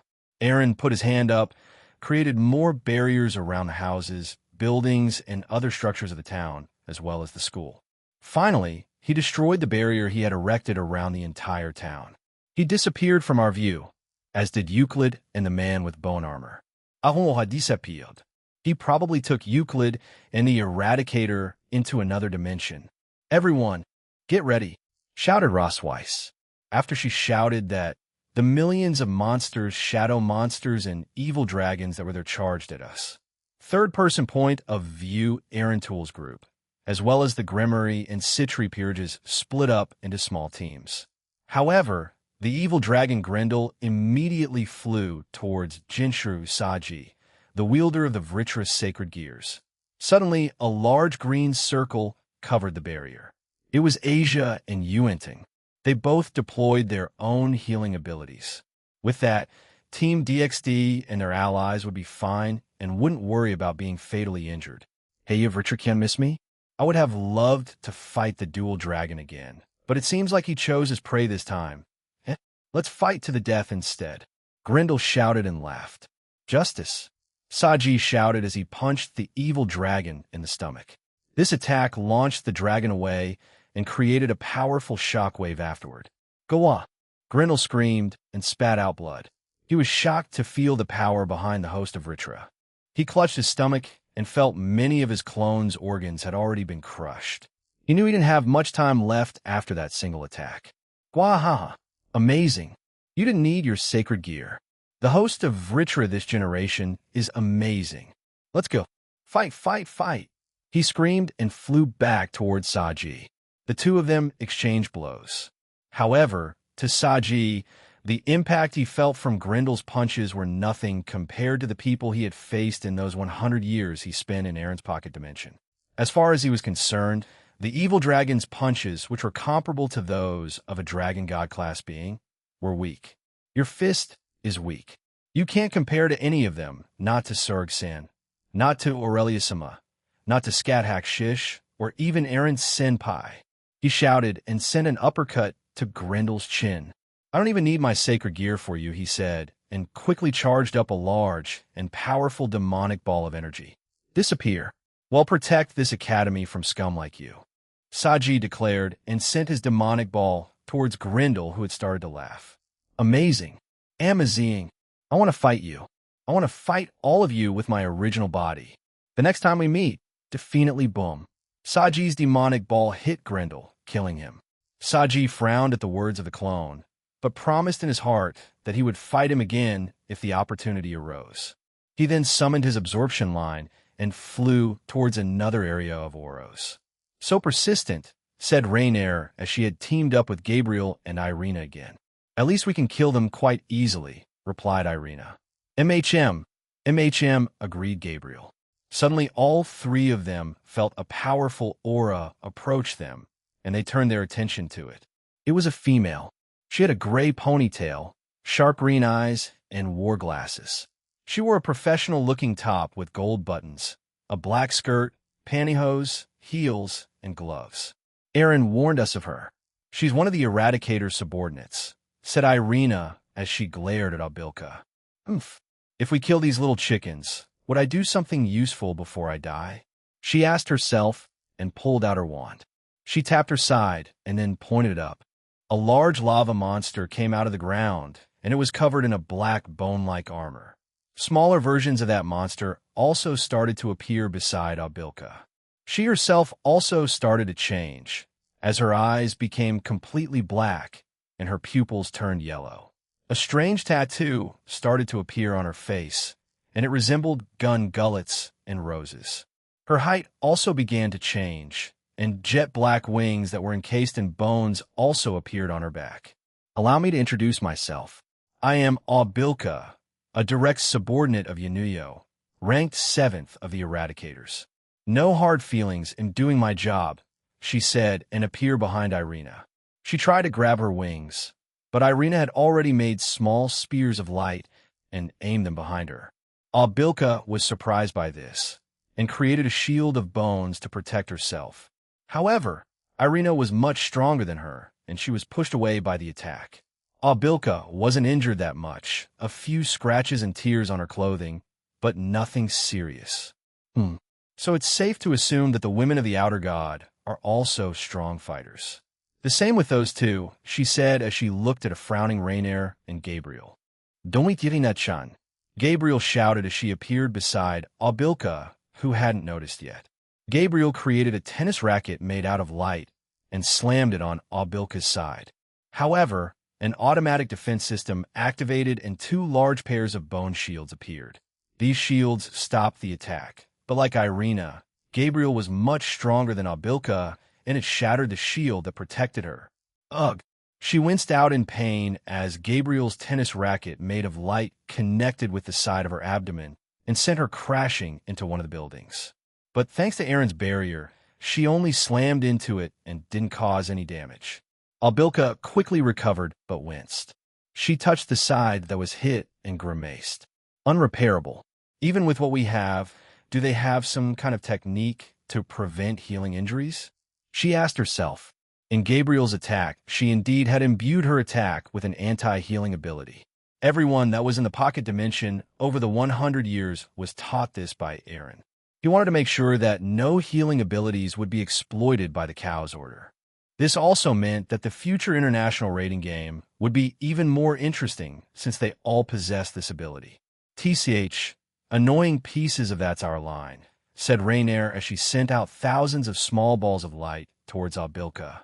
The ball started off at a slow speed, but quickly started increasing in speed, and they hit Abilka. Not even her automatic defense system could keep up as they pierced right through them. Dammy bam. Dawn. As Raynar's attack stopped, Abilka tried to move away, but was punched in the face by Irina and kicked in the side of her abdomen by Gabriel. She let out a pained shriek and desperately tried to get away from the trio. These three were dubbed the Funny Angels by the children here. Rainier, who had the most experience with children, grew fond of the Devil's children here rather quickly. Gabriel, who loved humanity, especially children, also adored these children, and she wanted to protect them. Finally, Irina became emotionally driven to protect them after seeing many of their dreams and ambitions. Each of them had different reasons for fighting, but in the end, it was to defend this place. They, too, saw a future for the children here, and didn't want it to be taken away from them. Destroy. I feel something awful from her, said Gabriel as she and Irina kicked and punched Abilka away. Maybe she was implanted with some kind of explosive device? They'll deal with the monster she summoned, said Rainier as she flew away and quickly dealt with the monsters. She had aimed some of her earlier balls of light at the smaller monsters that were summoned and killed them. In addition, she also kept the larger one at bay with the balls too. Irina helped by throwing some hoops made of light at the monster to restrain it too. Rainier-san, let's do that, shouted Irina cheerfully. And no, that's embarrassing, Rainier shouted back, but Irina made a cute pouty face and Rainier flinched back. You ugh fine. What are you spouty? Abilka was interrupted again as Gabriel tied her up in a rope made out of light and created a small seal which disabled her movements even further. Gabriel wanted to see what was wrong with the woman in front of her, so once that action was done, she flew towards her and examined her with a new item that Aaron gave all of them through their rings. If their rings could show them their status page, then it also gave them the ability to use a very simplistic appraisal ability, or in Aaron's case, they had the ability to use observe on a simpler scale with their rings. Gabriel used that and gasped at what she saw. Why would you do this to yourself? She asked in horror. Don't you love life? She asked in a sad tone. Everything is for power, and everything is for my father. Abilka shouted, and her body started to change and morph. I held this back, but it can't be stopped. Not anymore. To Gabriel's horror, her binds were destroyed, and she flew back to avoid the woman's transformation. What was meant to make Abilka just explode and take out this large portion of the territory of Agars, she had changed it to a small but temporary power with the help of Promestine and Avetsa. She had become a 60-meter tall monstrosity of a monster made out of lava, bones, and what looked like small red bombs dropping from her body everywhere. While the houses were safe, the ground and anything else that wasn't covered by Aaron's barriers were destroyed. Let's finish this quickly, Rainier-san. Fine, just get it over with, screamed Rainier. Both Irina and Rainier joined hands, and with a red face, both uttered, "Miracle, miracle, Pomph, Pomph, to the God of heaven, our Lord and Savior. We shall bring you to justice. Flash, flash, shine, pierce everything that we touch."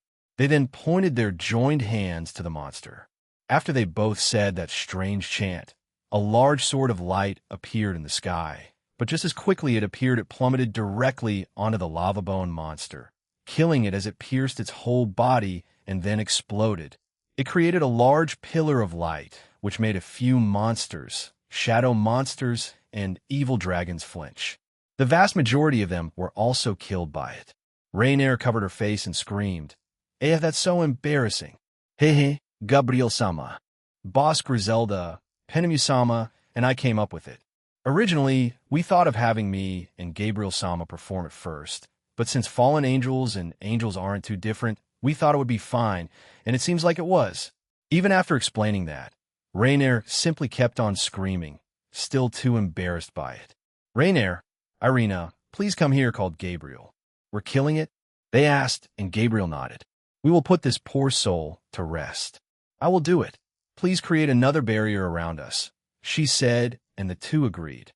To their surprise, Ayelet flew over to them and offered her help. "It looks fun over here. Let me help with the barrier," she said, and then all three of them created a barrier around Gabriel. "TCH, so annoying," shouted by Suspio. He had been engaged in combat with the Gremory peerage for quite some time now. He, like Abilka, went into this mission with death in mind, so he was using his full power already. But to his utter horror and surprise, just two of the Gremory's peerage managed to hold him back. Gaspar Vladi in his forbidden invade Baylor the Beast, and Kiba Yudo, with his new Blade Birth Sacred Gear, were fighting by Suspio. Gaspar was mostly support, as Kiba tried out new moves, techniques, and abilities with his Blade Birth. Kiba had entered his Glory Drag armor, and were attacking by Suspio along with his Glory Drag Tro. Kiba was also using a new sword that had a mix of holy, demonic, and draconic properties. By Suspio was using a form of martial arts and energy to repel the attacks. However, he also knew that the blonde man in front of him was holding back quite a bit, and that made him feel insulted. "Why'd he hold back?" he screamed at him. By Suspio refused to use the same power as his father, so he pursued the power he had, his martial arts. "Please forgive me, but I need to experiment in these types of conditions," replied Kiba as he continued his assault on Bai Suspio, who became even more irritated by him. "Enough." Bai Suspio swiped his hand at Kiba, who dodged and jumped back. He then put one arm forward and pulled the other back. Suddenly, a green tattoo of a monster glowered behind him and then disappeared. "Brayapad, engage. Attack mode," he muttered and appeared in front of Kiba and sent an uppercut towards his chin. Kiba followed his movements and dodged the punch. But Bai Suspio followed it up with a series of powerful kicks, which Kiba dodged and blocked with his sword. However, one of Kiba's knights appeared behind him and blocked an incoming attack. What was that?" he thought, and sent out a slash at Bai Suspio and created some distance from him. "I guess I have to take this a bit more seriously," he said to himself, and charged Bai Suspio. Bai Suspio was shocked when he felt Kiba's entire presence vanish. He could no longer see him anymore, but in his gut, he knew that the young blonde knight was still here. Bai Suspio focused all his power on trying to detect Kiba, and when Kiba struck, he blocked the attack. However, Kiba smiled as multiple cuts and slashes started to appear all over Bai Suspio's body. "KHHH," he hissed and jumped away from Kiba, but to his shock, Kiba had already appeared behind him and slashed his back. He let out a pained cry as he twisted his body and sent a downward kick towards the knight, but Kiba had already disappeared again. "Am outmatched by speed. Then how about power?" Bai Suspio shouted in his mind and changed into a different stance. This time a strange creature with the color of red appeared behind him, as well as another creature that was white. "Kahik, Wuria, engage, hybrid mode," he muttered and dodged when Kiba sent a thrust towards his head. "Yes, I dodged his STR Shing. Shing, GSHHH. However, to Bai Suspio's surprise, a large part of his face and his throat had been sliced. Kahik, a sturdy monster, is a planet he had conquered and incorporated into his martial arts. It increases his defense and regenerative powers. Wuria increases his power, reflexes, and agility. With both combined, he lost his speed, but it would usually be more than enough to take down his opponents. He held back from using a mix of Brayapad, Kahik, Wuria, and a final one. He first used this when he fought Yanuyo. However, it left his body in a damaged state, and he couldn't move for at least a month. Even though Baisusbu worked for Yanuyo and was part of the Phantasma, he abided by his own code. Even though he participated in this attack, he did not like endangering innocent lives. However, he never expressed this to anyone around him. In a way, he was also a strange entity in his own universe. If he so wished, he could send powerful shockwave punches and obliterate his surroundings, and typically he would do this if they were ordered to conquer a planet or universe. But since he knew that these devils were alive, he couldn't do it. His own consciousness wouldn't allow it. So from the second he accepted his mission, he already lost and held a handicap. To Baisusbu, this wasn't an unpleasant way of dying. He was facing another person with honor, so he would try his best in this situation. "Are you sure we should only be watching, President?" asked Gasper, but when he looked at his king, she was casually killing monsters with small balls of power of destruction. The same with the rest of the peerage. Aquino was killing monsters and evil dragons around them, using her holy draconic lightning. Zenobia was slashing them apart with her Durandal, and Chiron killed them all easily with her Tuki and Kasha. Gasper sighed in weariness at the situation around him. Never mind, then he thought, and kept an eye on the fight between Kiba and Baisusbu. "Interesting to think I would be immobilized this much by singing," said Azidaka. He had come back after feeling Grendel's clone be killed. Unfortunately for him, he had to face Ingvild, Leviathan, and Rosweiss. Ingvild-san, "I will face him, so thank you in advance," said Rosweiss as she had changed into her Valkyrie outfit, but it had changed since she had asked Eren to change it again during the 100 years. It was redesigned and upgraded to reflect the color red. She wanted it to match the Red Dragon Emperor's armor. However, now it is mostly black with silver, gold, and blue as its primary colors. It was also upgraded and had the enchantments added to it. Rosweiss summoned her Mistiltine wand and pointed it at Azidaka, who grinned. "I do not need to move. I can activate magic without needing to move," he shouted, and hundreds of magic circles appeared behind him. In response, Rosweiss summoned the same number of magic circles and fired them at Azidaka's attacks. Both of them clashed as a wonderful array of colors spread across the sky. Ingvild, who had watched this short exchange, kept on singing. She had only trained with the sacred gear to a certain extent. This was because she focused on its water manipulation and her own clan's sea serpent of the end. However, Ingvild increased the power of her voice, which in turn halted any ability of Azidaka from using his magic, which shocked even him. To think such a powerful sacred gear like this existed. "No wonder the original Leviathan wants you," he said to Ingvild, and looked at her. Ingvild was shocked at this revelation, but she and Eren had hypothesized that this could have been the case. So she didn't let it deter her. Instead, she glared at him, and he laughed.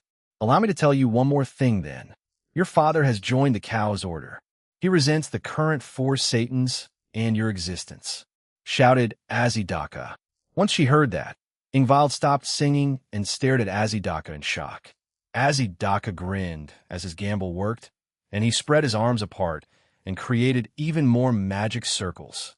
He fired them at Ingvild, who hadn't moved, and Rosweiss appeared in front of her with a powerful defensive magic circle. "Ingvild-san, please don't lose focus," she said, but when she looked at Ingvild, it was evident that Ingvild had started to think about something and wasn't mentally here anymore. So Rosweiss sent her away by forcefully teleporting her into the shelter of the school. She briefly connected with Ravel and Reiko and told them about the situation and to look after her until Eren came back. Ingvild-san looked fine and was quite happy, but we never addressed her feelings about her family or father. That is our mistake. I will bring this up with Eren, she thought, and turned her hostility toward Azidaka, who laughed again. I did not think that powerful lady would be that affected about her father joining our organization. Cuckoo. Well, I usually don't use tactics like that, but it was quite annoying having my movements restricted, he admitted and shook his head. We played dirty. The left head said cheerfully. We should have killed her. Added the head on the right side. Foo-foo. Unless we meet again, we will refrain from doing so, the head in middle said. It was the one who had been mainly talking. The other two had mostly remained silent until now. She is our precious comrade and sister. I won't let you get away with that, said Rossweiss as her eyes took on a stern, defined shape, sporting silver-colored irises. Rossweiss was jealous of the faded ones that Aaron had. In addition, she was quite jealous of how they understood him better. But she did not resent them or have thoughts like that. However, she also wished to be closer to Aaron more than anyone. Closer than Aquino, Lavinia, Suzaku, Velgrind, and even Contour. That's why I've heard that the middleman could do such a thing, but to think the main head said. She looks like the middleman. Middleman, the left head said. She turned into the silver-haired mode of the middleman.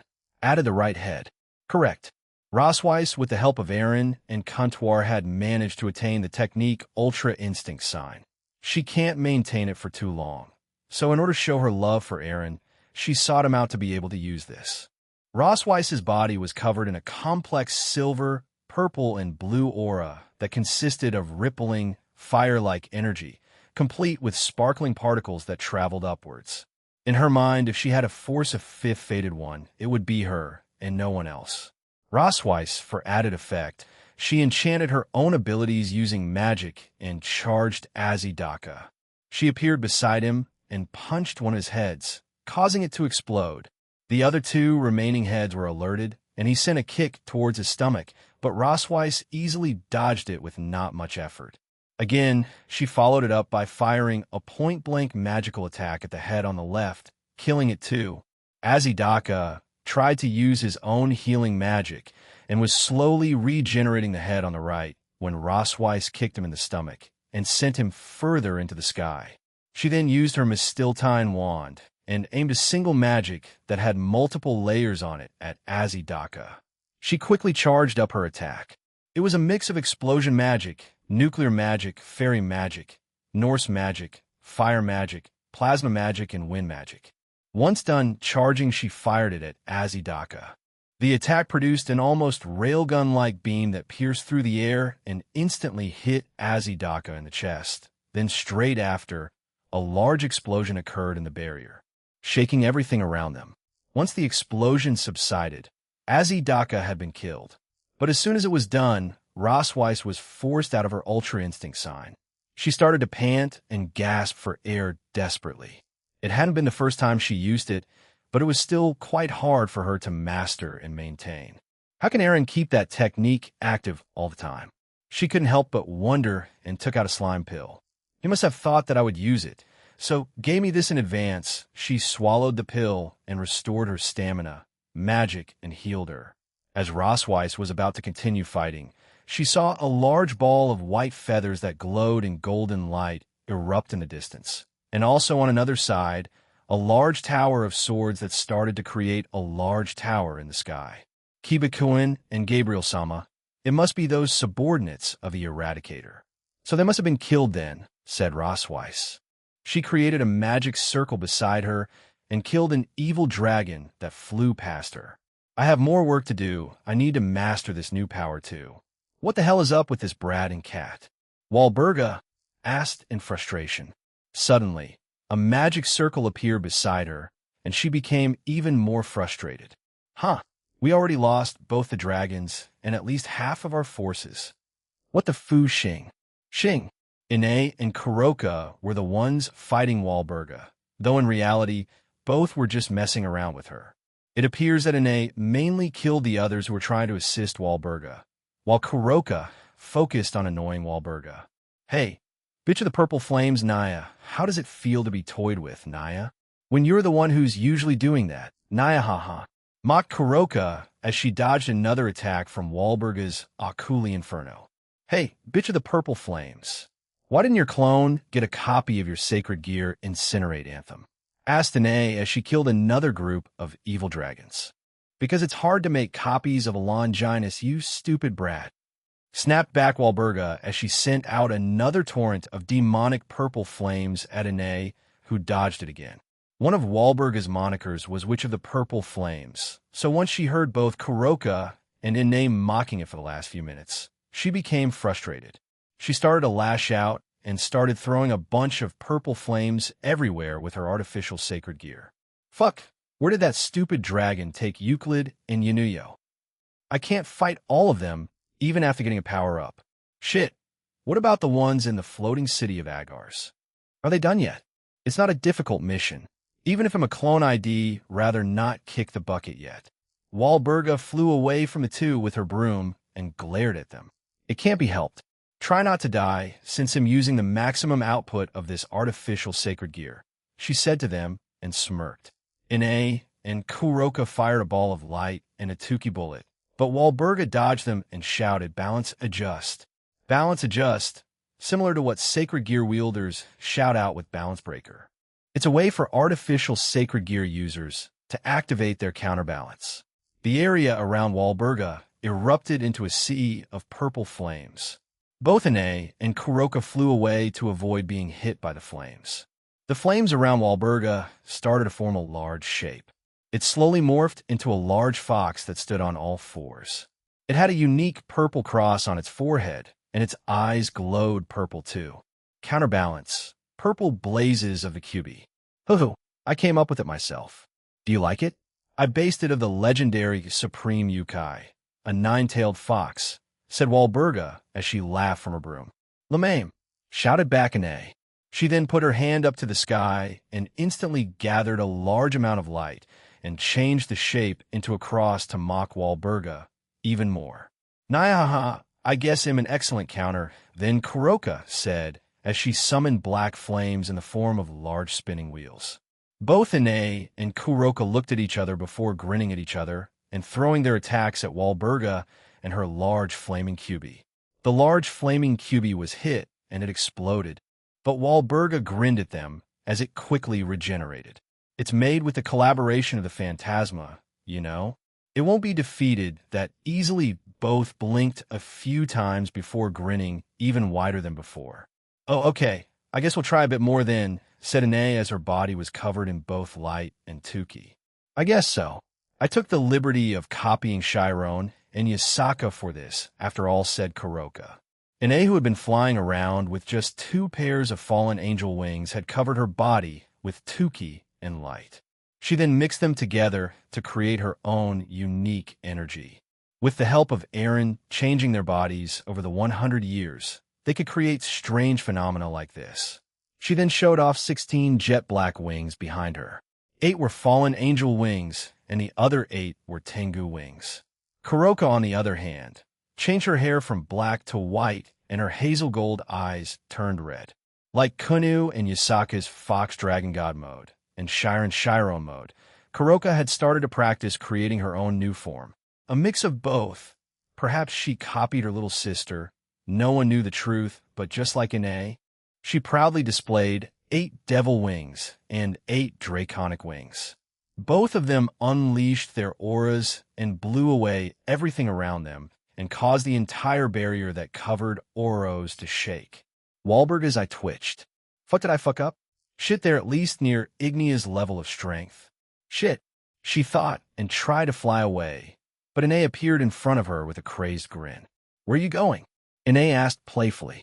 See, can I get a refund? She asked. Noti boom. Arg. Walburga let out a pained cry as she was pierced in the stomach by a light spear, which was then followed up by Ine kicking her in the face, and she crashed into the ground. On Kuroka's end, she had successfully destroyed the flaming QB. Now, I didn't need to even use this. I should have just used a bit more of my kasha, she said disappointedly. How is she? Practically dead, should we? Before they could react, Walburga pulled out an item and stabbed herself with it.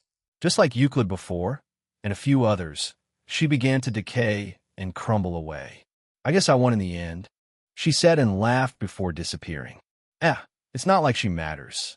They probably had their memories erased, so it'd be useless to keep her around, said Kuroka, who shrugged it off. True, but I think we should have at least tried, muttered Ine. Oh well, let's get rid of the rest. Captain Kuroka? Nia, sir. In the Astaroth territory and around it, Team/Dog were engaged in combat, along with the help of one of the goddesses of battle, Urfine. Urfine was an elf who excelled at magic, the use of a bow, and healing. She had long, elegant blonde hair with green eyes. She also wore earrings that were of a blue rose. She had a small necklace with a blue pendant and a dragon symbol in it. Her dress was long and elegant and was mostly white with gold and green patterns on it. Her bow design was unique to her own, had a white rose and a golden green body. Yo, how many are there? Cookie asked through a transceiver. I think Urfine-san said there were at least 2,000 attacking the territory. Shouted Kanami. Just kill them all. That's the plan, replied Cookie. Shut up talking and kill, shouted Natsum. While Team/Dog was in the territory, many of the servants of Astaroth were also helping defend their own territory. This also meant Latia Astaroth was here, as she was the current heiress. However, the battle for Team/Dog wasn't as stressful and strenuous as they thought, with the help of Lavinia's new sacred gear, Tempest Extinction. She had her original sacred gear, Absolute Demise, evolved into its newest form, and she let Aurelia Le Guin name it for some strange reason. Tempest Extinction, also known as Ice Queen that froze the universe, had its usual abilities, as well as its previous balance breaker turned into one of its normal abilities. Lavinia Rennie had covered the entire Astaroth territory in a never-ending blizzard, just like her previous balance breaker.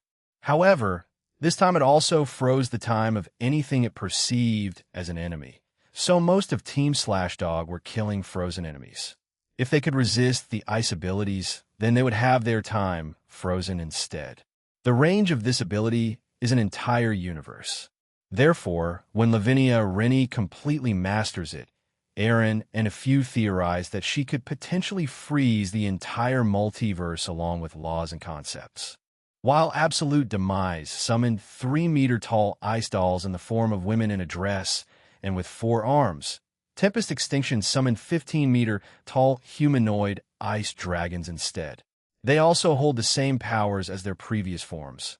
However, they also possess dragon-like qualities, but are not affected by dragon-slaying abilities or tools. Lavinia Rennie has yet to achieve a balance breaker with her new sacred gear. However, she has an idea on where to take it. She isn't entirely sure yet, however. Cease, Natsum called out as she watched from Griffin's back in his true form. Kanami Managawa was currently utilizing her Ashen Burst only and not her true Longinus. Kanami flew around using magic and killing her enemies with her white flames. It's not used Natsu. She's way too focused on killing everything, said Sylph. The wind spirit was currently on her shoulders as she watched the scene from a distance. Along with Lavinia's blizzard, the entire territory was also covered by Latia's room. This made it easier for everyone as they just coordinated with her and made any enemies that resisted the cold be swapped places with something and be killed instantly. There were, however, only a few capable of resisting the cold. Hey, the hell's that? Did Azazel send a fallen angel to help us? Shouted Cookie. All of them turned in a certain direction and saw some kind of figure that was quickly approaching them. However, a certain lady had a reaction and it made the entire area even colder. They weren't even sure if there was anything beyond absolute zero, but the chill they left made them think otherwise. Lavinia Rennie was one of the few who reached Omniversal in rank along with Ophis, Irene, and Suzaku, so she usually had to hold back by quite a lot, but it seemed that this unknown figure had caused her emotions to rise. Lavinia, what's wrong? Asked Natsum worriedly. That looks like Azrael, said Lavinia calmly. She stared at the previously dead, fallen angel with a cold glare. Wait, what? I thought he was dead. Didn't Bro kill him? Asked Cookie. No, for what I can tell, it seems to have mechanical parts. Perhaps the cow's order made him a new body? Said Ajimo. Maybe the Eevee faction helped reconstruct a body for him? Added Shigeon. Lavinia remembered her defeat towards him, and her temporary death, and how it greatly affected Aaron, and probably still does. In her mind, she could get revenge right now. Leave him to me, she told her team. But Kanami, it'll be fine. I'm not going to lose myself to my emotions. Trust me on this, leader. Fine, but Natsum, can you go with her? Asked Kanami. I was already planning on that. I'm coming with you, Lavinia, announced Natsum, and the two quickly met up. I guess Eren wasn't the only one worried about me, she said and smiled at Natsum. When we heard of what had happened, we were really shocked, you know. At least Eren was there to help heal you, Natsum said with a frown. In any case, he'll just stand back and watch. If you need help, he'll provide it, but apart from that, he'll kill anything that tries to interrupt you. Okay, MHM, thank you, the Ice Princess said as she flew towards the mechanical Azrael. Targeting Lavinia acquired, proceeding with mission to kill per the orders of the Eevee, said the mechanical Azrael. I see. It's probably just a robot made in the same way as Azrael. It doesn't seem to have any memories. Did the Eevee create this to emotionally manipulate me or Eren? She asked herself and frowned. You shouldn't have done that, Lavinia said in a creepy voice before the area around them was encased in a large ball of ice. Wait, what? Lavinia! Natsum shouted. Natsum couldn't see through the ice. It was too thick and had a deep shade of blue, so it wasn't transparent. Ugh, I can't break this since it's Lavinia, damn it. Suddenly, Urfine appeared beside Natsum, surprising her. Whoa, Urfine? Natsum-sama, please do not worry. Lavinia-sama is fine. She may wish to fight this separately from the rest of us. But please trust her, said Urfine. Natsum looked at Urfine, then back at the large ball of ice. She repeated this a few times before Natsu. Come on, trust Ice Princess Sama. She, Shizuku, Irene, and Ophis are probably the strongest in Eren's harem. They should be fine. Encourage Sylph. Fine. Damn it. Fine. But I'm staying here, so I can keep an eye on it. They'll only kill enemies from here. That's fine. Natsum-sama. I will cover the areas that were yours and Lavinia-sama's, said Urfine, and she left. I promised Eren that I would look out for her, you know? He just had a worried look about today. So you wanted to score brownie points with Eren? Asked Sylph. However, Natsum didn't answer the teasing and simply killed anything that came near the ball. Lavinia was a precious comrade, and everyone knew the bond that Eren and Lavinia had. So, as one of his lovers, and also a longtime comrade of Lavinia, she thought she had some sort of obligation. In a different dimension that Eren and Kantuar created, he had brought Euclid, Lucifuge, and Yanuyo in there to kill them. He didn't want to endanger anyone else, nor did he want to accidentally cause more worldwide phenomena. At least here, he could to some degree let loose. Kakik, our final showdown, Outer God. Let's get to it, shouted Yanuyo. Hold it, I will kill him, shouted Euclid. I need this. He took my sister and that Valkyrie away from me. HAA. Fuck you and your fetishes. I'm a stronger one here. That does not matter. I'm Faith for your first mission. Play with Euclid for a short while. He'll deal with Yanuyo, ordered Eren. At once, Eren-sama, said the draconic beauty. She appeared from the ring, surprising the two, and kicked Euclid in the face and sent him off to a distant section of the dimension. Good call. Well, fight first, shouted Yanuyo. If you want a sliver of chance, go all out, said Eren. A wide grin spread across Yanuyo's as he unleashed his entire power, which caused the area around them to shake. To his surprise, the dimension didn't. But he ignored that as his body was covered in shadow-like bone armor. His hair turned from jet black to crimson red and yellow. The bone armor started to cover his body, much like the scale mail of Eren's boosted gear. His eyes also turned a crimson color, and his power had increased several folds. When Eren used Observe on Yanuyo, he had reached low universal in strength, which didn't surprise him. He expected the Eradicators, Ive, and the leaders to be at least near universal class. In response, Eren removed the illusion around him and unleashed his current full power of the technique, Autonomous Ultra Instinct. Yes, it's that silver form that killed Saius. Let me have a TAS before Yanuyo finished his sentence. Eren appeared in front of him and kicked his face. This caused a powerful ripple around them and destroyed their surroundings. It also killed Yanuyo. However, he didn't want to die so quickly. So as soon as he killed him, he also revived him. Once Yunuyo recovered from the strange feeling, he looked at Eren in shock and even more excitement. Amazing. Now that's what I wanted. Let's fucking go. He screamed and charged Eren. The two of them exchanged fists. Every time they collided, Yunuyo's arms would explode, but Eren would restore them. Yunuyo hated it, but at the same time he loved it. This was the first time in his life he got to use his full power and have it be meaningless. Yunuyo suddenly backed away and created a large creature behind him accompanied by several bone-like objects that had sharp points to them. He grinned and sent them towards Eren. Eren dodged them easily. However, they had a homing function, so the attacks just turned around and flew right back at him. He swiped his hand and destroyed the attacks. However, when he looked back at Yunuyo, he had sent another large energy attack, and the monster had fired a large beam that was shaped like a bone covered in crimson shadows. Eren cocked his arm back and then punched in front of him. The shockwave and power generated wiped everything out in front of him. And in the distance, Faith had to grab Euclid and forcefully teleported themselves to a different section, or else they would have died too. Yunuyo died, as expected, and the monster was also killed, but Eren resurrected him, and they continued their fight. I can fight forever like this. Hey, you can make shadow soldier things, right? When you permanently kill me, turn me into one. I'm powerful, yeah? So having another powerful shadow would benefit you, or even turn me into one of your subordinates. Comptoir. Answer. Eren, let's turn him into an Electa. We can experiment with existence manipulation that you wish to use on Avetsa. He could be our first experiment. I was just planning to kill him, but I guess that sounds like a reasonable idea. I wonder how I can change him, thought Eren, and he smiled at Yunuyo. If that's what you want, then so be it, he said. Great, shouted Yunuyo. They both disappeared again and clashed at different spots in the dimension. If Eren hadn't forced them here, then the damage they would create would have destroyed large parts of the underworld, and probably the human world and other realms.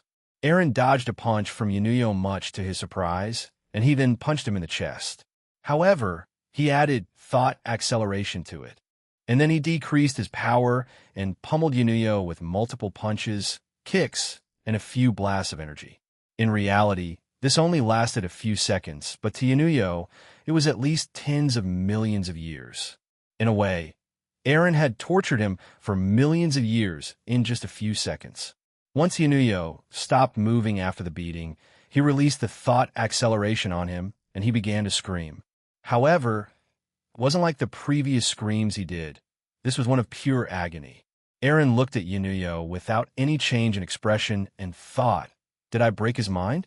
I expected him to be quite old, so he should have been able to handle that. Eren saw that Yunuyo couldn't fight anymore. He created a replica of his body and put it to the side as the man continued screaming. Eren double-checked with Comptoir that everything was ready, and he sliced off Yunuyo's head, killing him. He then transferred his soul and consciousness into the new body while also making changes to Yunuyo. The first thing he did was make him extremely loyal to him, just as Antares was. Yunuyo would be a fanatic of him. Next, he would also be extremely loyal to everyone he saw as an ally, friend, or lover. After that, he changed his overall strength to match the rest of the Electa, and finally, he would retain all his memories, but with a twist. This new Yunuyo had been created by Eren from the start along with Leanne and Antares. He had also been a spy for him, as he had been in the universe of the Phantasma. Once all these changes and a few more minor ones were made, he woke Yunuyo, who stared at Eren and then bowed his head. Eren-sama, forgive me, it seems like I blacked out. Do you wish to know more about the things I learned while being in the Phantasma and as a fake eradicator? Yunuyo asked. Tell me another time. They'll also have Ayelet tell me her information about the EV, since too many things have happened, so I didn't have time to sit down and hear it. I'll try to do that by tonight, if not tomorrow, he said. Very well. Then what about Euclid Lucifuge? Yunuyo asked. I will deal with him. You and Faith will go back to the underworld and explain what happened, said Eren, and he gave Yunuyo an item. Destroy that as soon as you're there. It will inform our allies of what I did, well, everyone that is defending Oros. At once, he said and disappeared. He then came back with Faith in tow, and she smiled at Aaron. He's quite weak, even after being called a super devil. It was a bit disappointing. So Yunio-san is ufufu. What an interesting thing you did, Aaron-sama. She Faith as she looked at Yunio, who looked confused.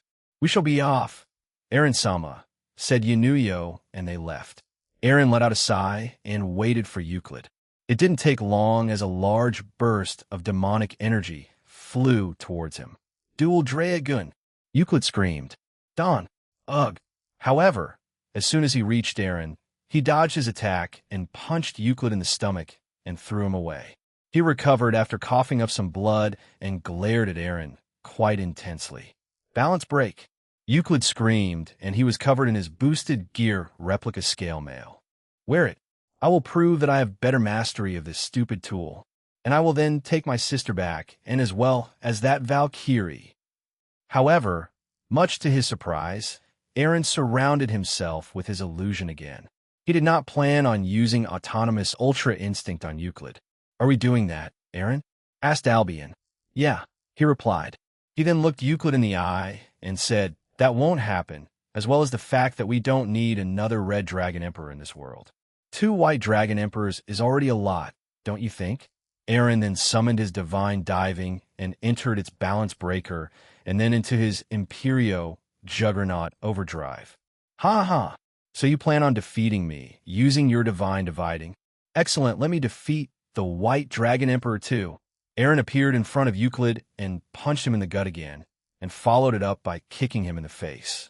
This caused him to be blown away and lose temporary consciousness. Let's do it, ordered Aaron. Yeah. Aaron put his hand over his heart and chanted, the pure white dragon dwelling within me. Rise up from your supremacy gradually. The silvery white armor that exceeded supremacy began developing jet black patterns.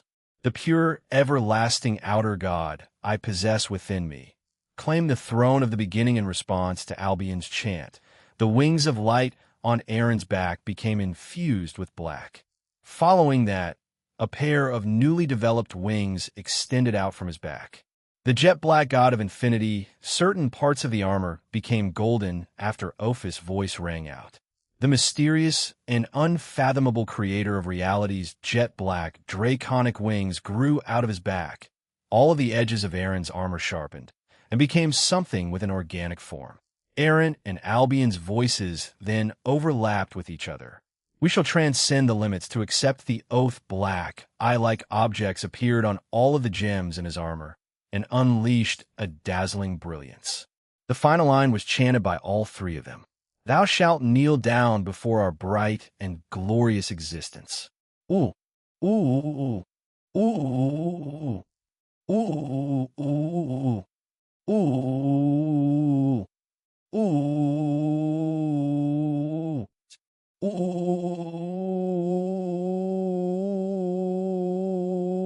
ooh, der God. The sound that echoed out from the gems seemed to indicate a malfunction. And then a powerful and majestic voice rang out. Outer Drive. Euclid regained his consciousness as he saw a bright light consume the entire dimension. What is this? He covered his eyes as the light nearly blinded him. However, at the same time he felt terror. Due to the chant, his entire armor emitted a dazzling radiance, and his aura had also increased to unfathomable amounts. Aaron was covered in silvery white armor with jet black and golden tones. He had 16 draconic wings behind him. 8 were that of his outer god wings, and the other 8 were of divine dividing S. His body was also covered in a silver, blue, and gold aura. After looking at it again, it made Euclid tremble to his very core. Aaron channeled his power through his wings. Oh, oh. Ooh, ooh, ooh, ooh, ooh, ooh. A faulty-sounding noise once again blared out from the gems of his armor. Then, his 16 wings parted in the middle and were ejected out from Aaron's back. The 16 wings that had been ejected began to change in appearance and form. They were exactly like his dividing wyvern fairies, but it belonged to divine dividing. A total of 12 dividing wyvern fairies surrounded Aaron. Go! He commanded, and all of the dividing wyvern fairies flew towards Euclid, who tried to destroy them, but reflect. One of the wyverns announced and reflected the attack back at Euclid. He defended against his attack, but looked shocked. "Don't screw with me!" screamed Euclid in rage. His gems then started blinking rapidly, and they blinked a total of 12 times. Euclid had just boosted a total of 12 times, and he fired multiple dragon shots at Aaron. Ooh, ooh, ooh, ooh, ooh, ooh. Outer compression divider. What Aaron released was the ultimate blast of various energies. Silvery white, jet black, deep blue, and golden streams of light were interwoven with each other, and all of the dragon shots that Euclid released were instantly compressed over and over again, and eventually eliminated. "I promised Grayfia I wouldn't kill you. They need to interrogate you after all," said Aaron as he quickly flew to Euclid and hit him with a barrage of punches. This knocked him away and caused him to black out again. Aaron used this opportunity to surround Euclid with some of his wyverns. There were at least 4 around him, and they all started using half-dimension on his body, which forced him to wake up. "Ugh, I can't move," he roared. "I promised Grayfia that I'd bring your dumbass back. Even if you're rotten to the core, she still believes in you." "I don't, but if that's what she wants, then I'll fulfill it," said Aaron. Euclid glared at Aaron, but grinned. "I will just destroy that school then." "Fool!" he shouted and managed to snap his fingers even after being constantly hit with half-dimension by the 4 wyverns. But nothing happened. The grin on Euclid's face instantly vanished. Why isn't it working?" he asked. "Because I got rid of them. If you think I'll let you destroy that school, you are seriously stupid, Euclid Lucifuge. I won't let you destroy Sona's hard work and dream." Aaron increased his own power even more and dedicated it all to settling the scuffle in one final attack. He spread open his black wings of an outer god. The armor on his chest and abdomen rattled as they separated and slid open. What appeared there was the muzzle of a cannon that was ready to fire. It quietly emitted a charging sound as aura gathered at the muzzle of the cannon. After a vast amount of energy had been gathered, Aaron looked at the little brother of Grayfia and said, "Apologize to Grayfia when you meet her again." "Ooh,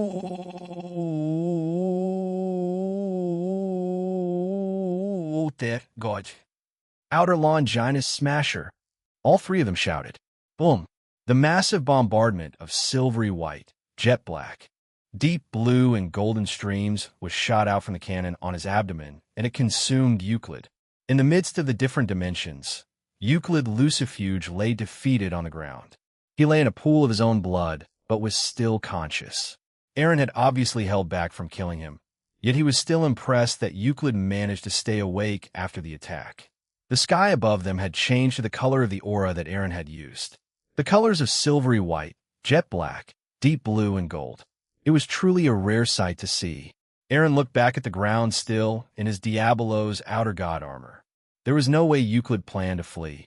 He had run out of strength and will to fight back. "Sister, do you like silver that much?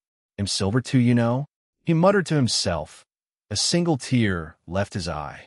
When Aaron arrived back in Oros, the attackers, they were also all killed. When he met up with everyone else, they also got confirmation from the floating city of Agars wasn't taken away, nor were there any serious fatalities there. After that, he sent Euclid off with the reinforcements that arrived. Euclid would be taken away to the Satan's territory to be interrogated. Sarorg and his peerage, along with Seekvera Agars and her peerage plus Aaron Shadow soldiers, were able to kill and repel the attackers. However, mysteriously, the champion Diauser Belial disappeared during the attack. Apparently, a few were worried when both Faith and Yanuyo appeared. However, after destroying the device, they were informed of what had happened, and they worked together to stop the attack. Jean's skyward soliloquy after everything settled down in Oros.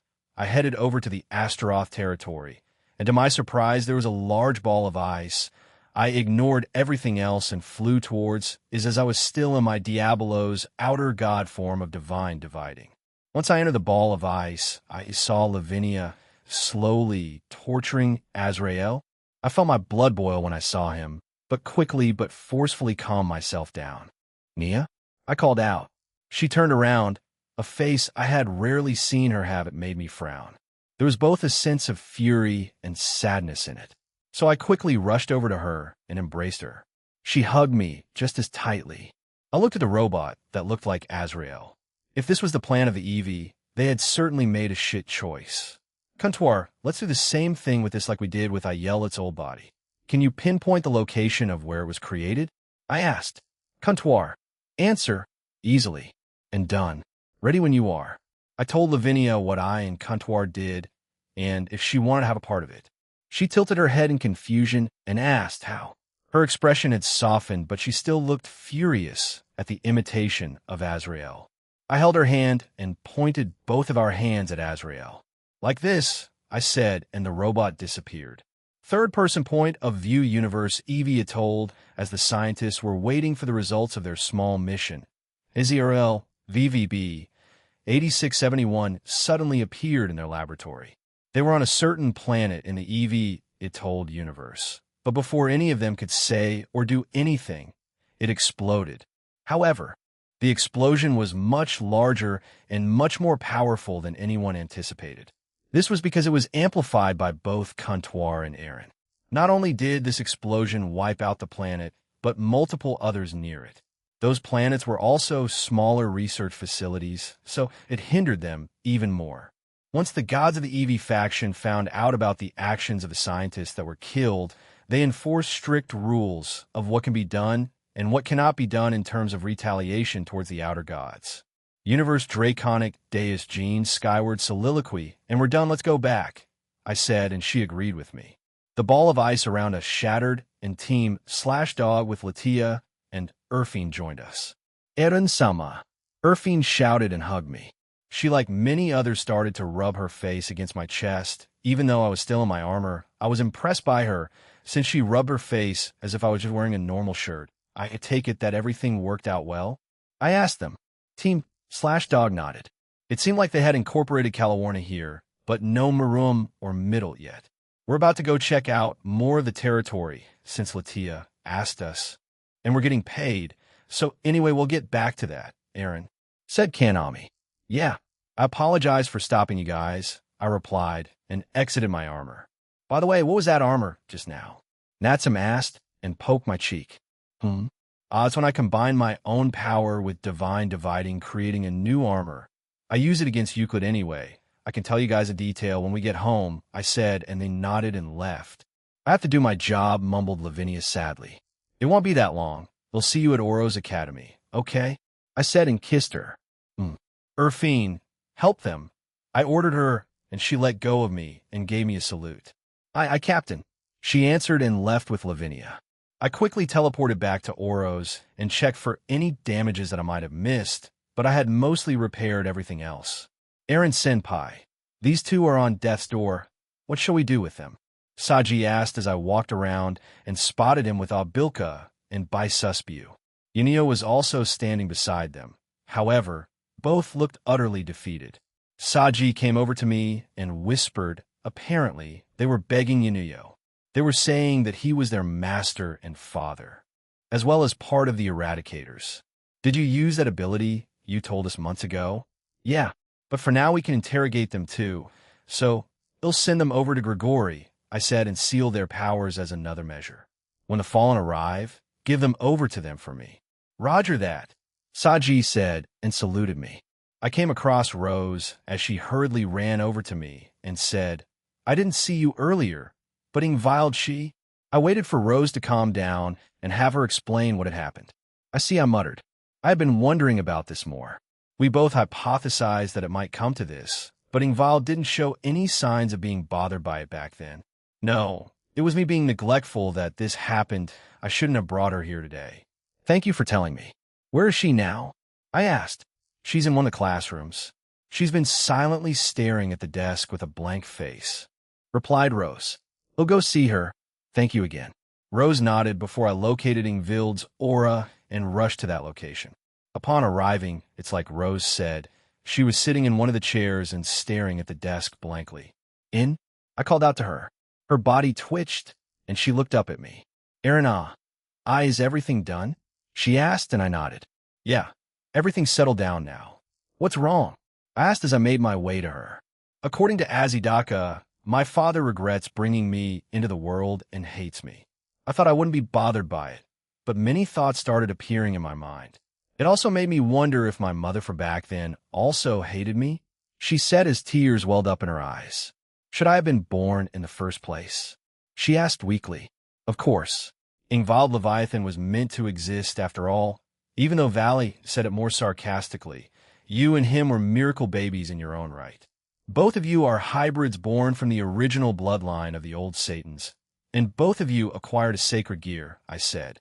While my dumb little brother made a few poor choices, he and his team are no longer terrorists. In his own way, he's atoning for his own sins by being part of Team DXD and helping the Alliance. You, on the other hand, I hugged her from behind, and I felt her grab my arms. Just like Rose, don't say things like that. Everyone in this world has a purpose. Even if you don't know what that is yet, you'll eventually find it. You definitely have them. Since you woke up, and as more people in our home showed up, you've greeted and welcomed them with open arms. You don't discriminate, and you've provided the whole world with your beautiful voice. Even if your biological family might not love you, I know we will. A family is made, and not all of them are from blood. But I believe that your own mother loved you, Ingvild, even if she isn't around anymore. She tightened her hold on my arm. "Is that the middleman guarantee?" she asked as she looked up at me, tears streaming down her face. I grinned at her and said, "Hell yeah, it is. No, let's take it up a notch. It's an outer God's guarantee." I then pulled her up and out her seat and hugged her. "Let's go. We still have forever to spend together, don't we?" I asked. "Can we start a family in the future?" She asked a bit timidly. Sure thing, if that's what you want," I replied. "Thank you." She mumbled and looked at me. She was silently telling me to do it. She didn't want to say it with words, but I understood. I kissed her and made Ingvald immortal, but Yua, the Ape dragon, is kissing someone else. One of the children shouted. Ingvald and I stopped kissing, and we looked to our side, and we saw a few children and adults there. Some of the adults had covered their child's eyes, while some were blushing at us. I guess we should have expected this," Ingvald said while turning red. Ingvald and I walked out of the school building and found Sona waiting by the gate. I could sense a lot of the people in the shelter had left, and many of my shadow soldiers were helping clean up, patrol, and even play with the children here. "Jo, Sona, what are you doing there?" I asked as she arrived by her. She turned to stare at us, but didn't say anything. It seemed like she was thinking of doing something, and then she started to shake. "Excuse me, but I can't hold back anymore," she announced, took a step forward, grabbed my collar, and kissed me. Ingvald, who was beside me, was shocked, and so was I. My eyes widened as Sona kissed me for a few seconds before pulling away from me. "I heard what you did from Comptoir. She connected your fight to my mind. I promised Tsubaki that I wouldn't fall for you, and even planned on rejecting you when the time came. But I can't deny it anymore. For you and everyone to defend this school, thank you," she said and showed me a bright smile. I felt my heart skip a beat at seeing her smile like that. It was rare for Sona to show a side like this to the public. I couldn't help but chuckle and hug her. "So did I conquer the school's president's heart?" I asked a rhetorical question. Yes, you did," she replied, and we shared another kiss. No, Prezi I didn't." Saji's voice screamed in the background. At least it's Eren Senpai, and not any other asshole. I can live with this dwash. W8. Eruruko-han. W8. Uea. After we separated again, we saw the rest of her peerage, my group, and the Gremory peerage come our way. "Welcome aboard," President Sona said Akino as she giggled. I knew this would eventually happen," said Rias as she shook her head. "Another one bites the dust," mumbled Rainier, and she then stared at me. This is a good opportunity. I would like to announce something to everyone," Zenobia said and stepped forward. She looked at me, Rias, Akino, Sona, and Tsubaki. She then smiled and said, "I plan on running for the election. I want to become the next student council president." "Ho!" Saji screamed, and a few others reacted the same way as him. albeit slightly less dramatic. Is that why you've been studying so much lately, Zenobia? Asked Rainier. Yes, that's correct.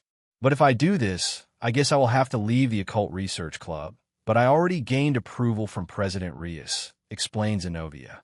I've already given her approval, and she will still be part of the peerage, so there are no problems with it, added Rios. Novachan as the new president sounds good, cheered Gabriel. They'll support you, Zenobia-san, added Asia. More studying then. Bring it on, Zenobia, shouted Irina. Momo, who also planned on running for president, looked at Zenobia, who also looked back at her. There were silent sparks in the air, as both of them were going to have a friendly rivalry for the seat. We the seniors watched from a distance as our juniors started to enthusiastically talk among themselves. Our graduation is coming soon, said Aquino. You two have already chosen whom to be the next president and vice president, right? I asked. Afufu. I have, yes, I know who to assign. Both ladies answered, and we continued to watch them. In spite of this, I noticed that our group of angels, both fallen and pure, kept glancing at me, which confused me. Chapter 8, Part 1, Magnum Innominandum, an Organization EXE Underworld Agar's Territory Gene Skywards soliloquy. This place should be fine. Those traitors have been handed over to the Alliance and will be interrogated as well, said Gondel. Rose and Gondel stared at each other silently.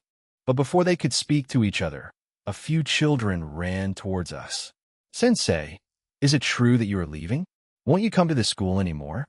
Please teach me more about your magic, Sensei. I want to be capable of using magic. Gondel patted their heads and said, I will come here again. And Raswai Sensei will definitely come here one day as well. The children smiled once they heard that from her. Gondel then addressed Rose directly. Rose, the path you have walked and the wisdom you have learned wasn't wrong, even if it was different from her household. See for yourself. The children were clueless as to what she meant, but kept on smiling at the two of them. These children's smiles are the result of the path you took. This is something you were able to do because of the current you. Have more pride in yourself. Rose, you are my granddaughter, and I'm proud of you. After she heard that, Rose covered her mouth and tried desperately to hold back her emotions. Despite this, tears flowed from her eyes. Yes, thank you very much. Gondel turned to me and winked. I expect grandchildren in the future, and so do Rose's parents, Jean. Please don't make us wait too long. Gee, Granny, Rose shouted, going beet red, as the older woman laughed at her and left. Hey, are you planning to kiss Raswai Sensei, a pay dragon? He kissed someone else earlier too, and it wasn't the Switch Princess. Quiche, quiche, quiche, the children said and started to chant kiss towards us. Rose couldn't take the teasing anymore and ran away, and they all laughed. Geez, don't bully your future teacher, I lightly scolded them. Third-person point of view, hello. Euclid greeted Surzex. Euclid Lucifuge was put in a prison cell with a powerful barrier, and it prevented the use of magic. Euclid was sitting on the ground, but when he heard that voice, he looked up to see Satan Lucifer. He smirked. How do you do, Surzex-sama? I never expected you to come see me. With a pained face, Surzex looked at Euclid and said, I have so many things to say to you, but I want to ask you just one thing. Why? Euclid scoffed at the man in front of him. At the beginning, I thought my sister had eyes for you, but that wasn't true. So I was relieved, but for years I believed it. But then he showed up and took her away from me. That's all there is to it, however. At least your future brother-in-law isn't as big of a failure like me. Huh? Surzex smiled and said, he was strong, right? He's a brother I can be proud of. Are you interested in the other worlds? Surzex asked the man who had begun to look down at the ground. No. While they gave me a boost in strength, I did not travel to their universe. I simply joined the Cow's order for my own goals and benefit, but I was stopped. Nothing more, nothing less, replied Euclid. However, I want to ask you one thing. What is a devil to you? What is a hero to you? The beings known as devils are a species that is known for both good and evil, just like what humans are, answered Surzex. Heroes are chosen by the people. Just because you have the blood of a hero does not mean people will see you as such. That's why the supernatural world sees my brother as a hero, whether he likes it or not, and not like the previous hero faction members. How you are too naive. mumbled Euclid. Yohaya, thanks to your marvelous acting, we were able to get the things we needed in the floating city of Agars, said Rizavim as he held up a large crystal in his hand. 4 devils. The name of Lucifer is absolute, replied the man. Originally, the Cow's order wanted to take the whole floating city. However, after a few breakthroughs by their scientists, the Malbranche helping them, as well as the original Satans and Lilith, they were able to acquire those things that they wanted. If there were smarter ones in our species, they would have figured out that there was an extra traitor, a devil, cuckoo. But it's really funny, you know? To think the traitor among them was a popular player, Emperor Belial, said Rizavim as he stared at Diehauser Belial. I simply wanted to fulfill my wishes, replied Diehauser. So, what is it that you hope to accomplish by using me, Mr. Champion? Asked Rizavim. I want to investigate a certain incident that has been erased by the current government and heaven. I wonder what that is. Sounds interesting. That town under Rias Gremory's watch was previously my relative's territory, but that person had been erased after getting involved with a certain government. The ones suspected to be involved in it are several people related to the church, which are led by the father of Irina Shidu, who is the ace of the angels' leader, Michael. That incident, Yohaya, we've been making slow preparations for that. Actually, you've really had terrific timing, Champion, but it'll take a while. We have others before it, replied Rizavim. I do not mind waiting, he said. Why do you keep obsessing over her? Asked a voice. Why do you keep obsessing over Queen Pumpkin? The other snapped back. Fuck you. 2 Irish gods spoke to one another. One was Ed, the god of the dead for the Irish mythology. The other was Manannan Mac Lyre, the god of the sea of the Irish mythology. He was slowly planning out a scheme to reunite with his beloved Aina goddess from the Irish pantheon. However, unknown to most people, Promestine had put the water god through a series of experiments and had fused together 3 souls into one. Currently, Manannan Mac Lyre had 2 other souls within him, and they all were obsessed with a goddess called Ain. Those souls were Ailil Olam and Geroid Fitzgerald, 2 of her previous husbands. Combined with the current Manannan Mac Lyre, their obsessiveness towards the goddess had reached new heights. Ailil Olam had been previously killed by Asia. However, Aaron failed to do at the time was destroy Ailil Olam's soul. He had been caught up in the moment, and with Asia obtaining her balance breaker at the time, the Cow's order managed to gather his soul. But instead of resurrecting him, Promestine experimented in fusing souls. She had also gathered another former husband of Ain, Geroid Fitzgerald, and with that she fused all 3 together. According to Manannan Mac Lyre, it was unbearable at the start. However, once they all found out about their history with Ain, they got along very well after that. So, you're going after your not-so-former wife. You do know she's under that pesky middleman's protection, right? Said Ed. It does not matter. For as long as we live, we will be together with her in the end. It's as they say, I know. All 3 of us are destined to be with Ain. She will be by our side eventually. We can promise you that, little Ed, replied Manannan Mac Lyre. Our histories are intertwined, after all. No one is better suited than us. Ain, Ain, Ain, shouted Manannan Mac Lyre. However, let's see that Danu is also not a bad woman. We will also take her too, he added. Whatever, weirdo. They'll still stick with Orla, Queen Halloween, and get Alice Keitler too. I will have the help of Petronilla de Meath. After all, said Ed, being burned alive and then resurrected years later, she holds a strong grudge against Alice. And you say we have an obsession. Huh. All 3 voices said at the same time. That's just creepy universe crepuscule phantasma. It seems that Yanuyo has defected, or to be more specific, the outer god did something to him, and he changed to their side, said Ivashi reported her leader, Fumara. The other incident was of the outer gods doing too, she added. Fumara was becoming nervous. It was the second time in her life that she felt nervous. The only other time was when she interacted with the outer god, Magnum Tenebrosum. She knows how powerful they are and what they can do. At first, when she found out about Aaron being an outer god, it confused her. His actions and motives did not make sense. It did not reflect that of an outer god beings made of chaos. But at the same time, she was relieved. But now he must have been toying with us. That is the only logical conclusion. He conceals his affairs with the guise of justice or peace, but in the end, his opponents and allies are mere puppets in his play. Have the other Eradicators been notified? Asked Fumara. Yes, Ekthrois, Raria, and Autumn were the first to be informed. After that, the rest followed. Most are indifferent. However, they have the same question. Who will fill his spot? Will we need to put a new one in? Or will we move all their ranks up by one and leave the 16th spot open? Asked Dive.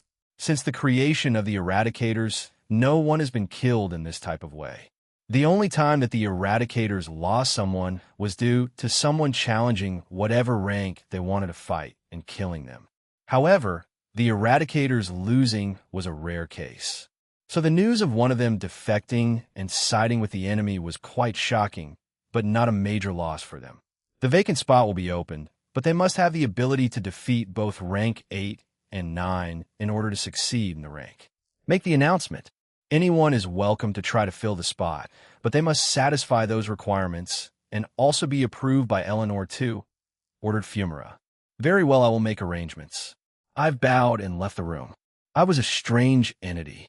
She was not originally from a universe of the crepuscular phantasma. She was part of a universe that was conquered and destroyed by the phantasma. However, that was during their golden age, and when Fumara was still quite new as a leader. Just like Ekthrois, I was taken in by Magnum Tenebrosum, as the outer god had taken an interest in other beings. So it decided on a whim to take Ive and have her work for Fumara as her right hand. While I've held a grudge for many years, it has since subsided and pledged loyalty to the Phantasma and Magnum Tenebrosum. So she wishes for Magnum Tenebrosum reawakening more than anyone else, as she would love to conquer and destroy everything along with her savior and true master. While Ive is slightly weaker than Fumara, what separates the two are their experience and their abilities. Fumara had more experience, and she was born with powerful abilities that were more or less considered cheat-like. Soul manipulation, gravity manipulation, life manipulation to a certain degree, darkness manipulation, energy manipulation, reality manipulation to a certain degree, and many others. She is also a master of Devega, or what's known as 2k in the Draconic Deus. You could say she's as powerful or more than Regal Ziva and Melvizoa from the Eevee faction of the Eevee Atolled, as she would easily kill Great Red if Aaron hadn't helped her get stronger, the same with Ophis. Soon, muttered Ive as she walked down the long and spacious hallway of Erlon Tower. Soon we'll be reunited. Rank 14 scoffed at Yanuyo's betrayal. In his mind, he was expecting it, but he thought it would be further in the future than right now. So he finally betrayed us, huh? Fine, I'll take it upon myself to kill him, he said to himself. Oh, why do you say that? Eleanor asked. She was here along with ranks 11 and 15. They were former followers of her, and she helped them get stronger and acquire those ranks in the Eradicators. Their strength and power are the real deal. However, they still follow Eleanor, who they wish to be the next leader if and when Fumara was killed. However, they also knew that the power difference between Fumara and Eleanor was like night and day. He became an Eradicator before I did. You could say we knew each other, he replied. So it's up to me to kill him. He's always lived his life the way he desired, whether he had a boss or not. You could say he just did whatever he wanted. He didn't want to be an Eradicator, yet at the same time he did. Eleanor gave the man a questioning look, and he explained further. He joined because of the chance of conquering planets, universes, and solar systems. He wanted to fight and kill. That's all he ever wanted. But since his rank is quite high, he rarely had the opportunity to move after a certain point. So he must have been bored. But I didn't think he'd change sides that casually. I wonder if that outer god did something to him, he marveled. There's a high chance of that god manipulating him or controlling him, so we have to keep an open mind. We know just how terrifying those outer gods are. With that said, are you sure about challenging him? What if the outer god stops you? Eleanor asked.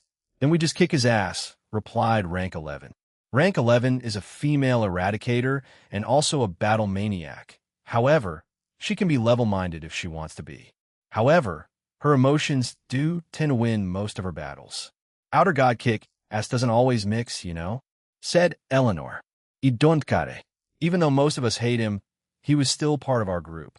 It makes me bitter, but if he lost a fair and square fight, then it's different. But I doubt outer gods fight fairly, said rank 11 and stood up. Well, let's just wait and see the truth. And it's as you say, he may have lost in a fair fight, but at the same time he may have been mind-controlled, said rank 15. Rank 15 was also female. However, she also holds the same beliefs as rank 2, Raria. She doesn't like the destruction they cause. However, for her sake and her family's sake, she will do it so they won't die and have a place to live. And just like rank 2, she keeps her true opinions and feelings to herself. She tries to be the voice of reason among her colleagues. Fufu, I agree. But we should before Eleanor could finish. The door opened, and I've came in. They all looked at her, surprised to see her here. Oh, why are you here? Asked rank 11. I had business prior to coming here, but I believe it was imperative to announce this. Rank 9 is helping the Monkai Association of the Cows Order. Currently, he is bringing Black Alice to those trials, she informed them. The room fell silent as they stared at Ive. What? Are they trying to kill themselves? Asked rank 14. No, Black Alice and the monsters and Yukai she brought with her completed the other trials they took. I believe they may be capable of using the powers if they pass them. They heavily resemble each other, including the DNA, said Ive. Interesting. Yufufu, the beings of the draconic dais keep on surprising us. Don't they? Especially those exiled clan members. They too also passed their trials with few casualties. Perhaps it due to the outer gods' interference to their universe? He who creates miracles also creates them within his enemies. How peculiar, said Eleanor. She became even more interested in that universe, especially towards the outer god who called it home. Well, regardless, we need all 16 eradicators to open it. It was sealed a long time ago, so you're all required to open it in around 8 hours, as they will arrive by then, said Ive, and she left. Maybe they're just stupid, added rank 11. However, no one else spoke. All of them had differing opinions. Outer, God Middleman, and Dragon, I want to meet him. Peace, my family wants it. I do, and so does rank 2, thought rank 15. Universe Draconic Deus Gene Skyward's soliloquy I see. So that's what happened, I said after hearing both Ayelet and Yanuyo's story and information. It had been a few days since the attack on Oro's Academy.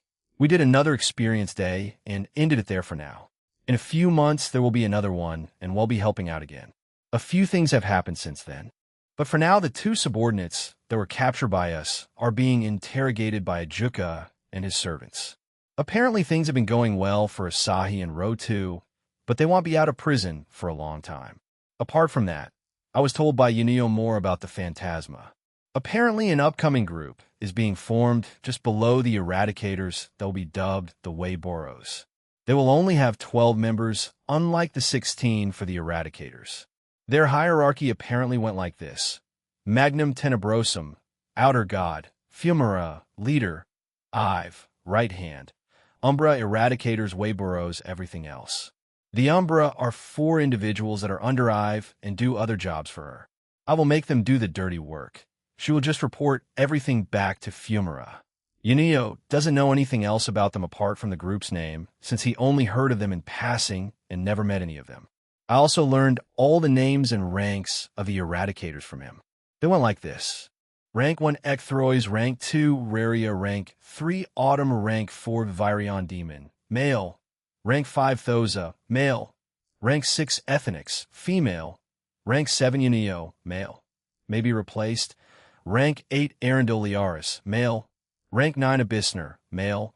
Rank 10 Radelia Vacarel, Female. Rank 11 Scariosa, Female. Rank 12 Surienda, Female. Rank 13 Rainui, Female. Rank 14 Assisvid, Male. Rank 15 Vekosha, Female. Rank 16 Eleanor. I'm more surprised that they had equal male and females there, unless the new rank 7 will break the 8-to-8 ratio. After them are the Weiboros, but Yunuyo doesn't know much about them since only the Eradicators or anyone that meets the requirements can join the group, and Yunuyo previously didn't care for any of that. Additionally, According to Yunio, they plus the EV have conquered a total of 108 universes and around 2,000 planets. Some are still in the process of being conquered, but that's quite a lot once I'm fully evolved. It'll reverse that. I also told Ayelet that I would do the same thing to her planet, and also give her the opportunity to go back. But she didn't give me an answer for that, and said that she'll wait and see. So I didn't push her on it. But she did tell us about her planet and her universe, Fatter Fedora. According to her, it's a universe diverse with life, much like this one, the Draconic Deus. It has planets of different races, instead of them being in just different realms and dimensions. However, there are still some uncertain planets where there are other factions within that species. Ayelet, or formerly known as Vamadal, was an ordinary human at some point in her lifetime. However, eventually she ascended into godhood and became known as the Goddess of Swords. She excelled at using most weaponry, but especially the 2 swords that I gave her, as she was a natural at dual wielding. But when I heard this, it made me wonder, where did that Miko from the Fatter Fedora come from? I believe her name was Sephira Saraselbes, just like the wicked god Saraselbes, who was the younger sister of Regal Ziva and Melvazoa. But when I asked Ayelet about her, she didn't know, so that means they hadn't met or even knew of each other. Because according to Ayelet, there's a resistance that's formed in Fatter Fedora, and they've done enough to slow the invasion of the EV faction. Just like us, they called their group resistance FXF, and they consisted of many of their strongest fighters. Well, go there eventually, no. They'll add them to my plan. I originally planned on doing something about the Phantasma and Eevee when I evolved. However, adding your universe won't be an awful idea, I said to Ayelet. Plan? She asked. Don't worry about it, but it'll benefit the multiverse in the long run. After that, it'll just never mind, but trust me on this. Is there anything else? The temporary base I have in the Phantasma, I would like to retrieve a few items from there, Aaron Summa, said Yunio. The difference between his speaking style is like night and day.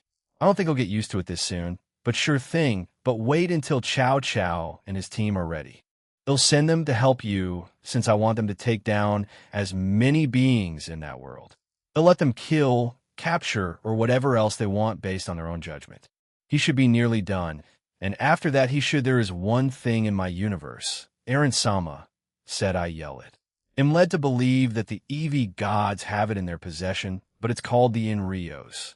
It's a gem that grants powers to the chosen few that ascend to godhood. I was granted divinity when it was used on me, so if they have it, I do not know what they will use it for, or if they already have.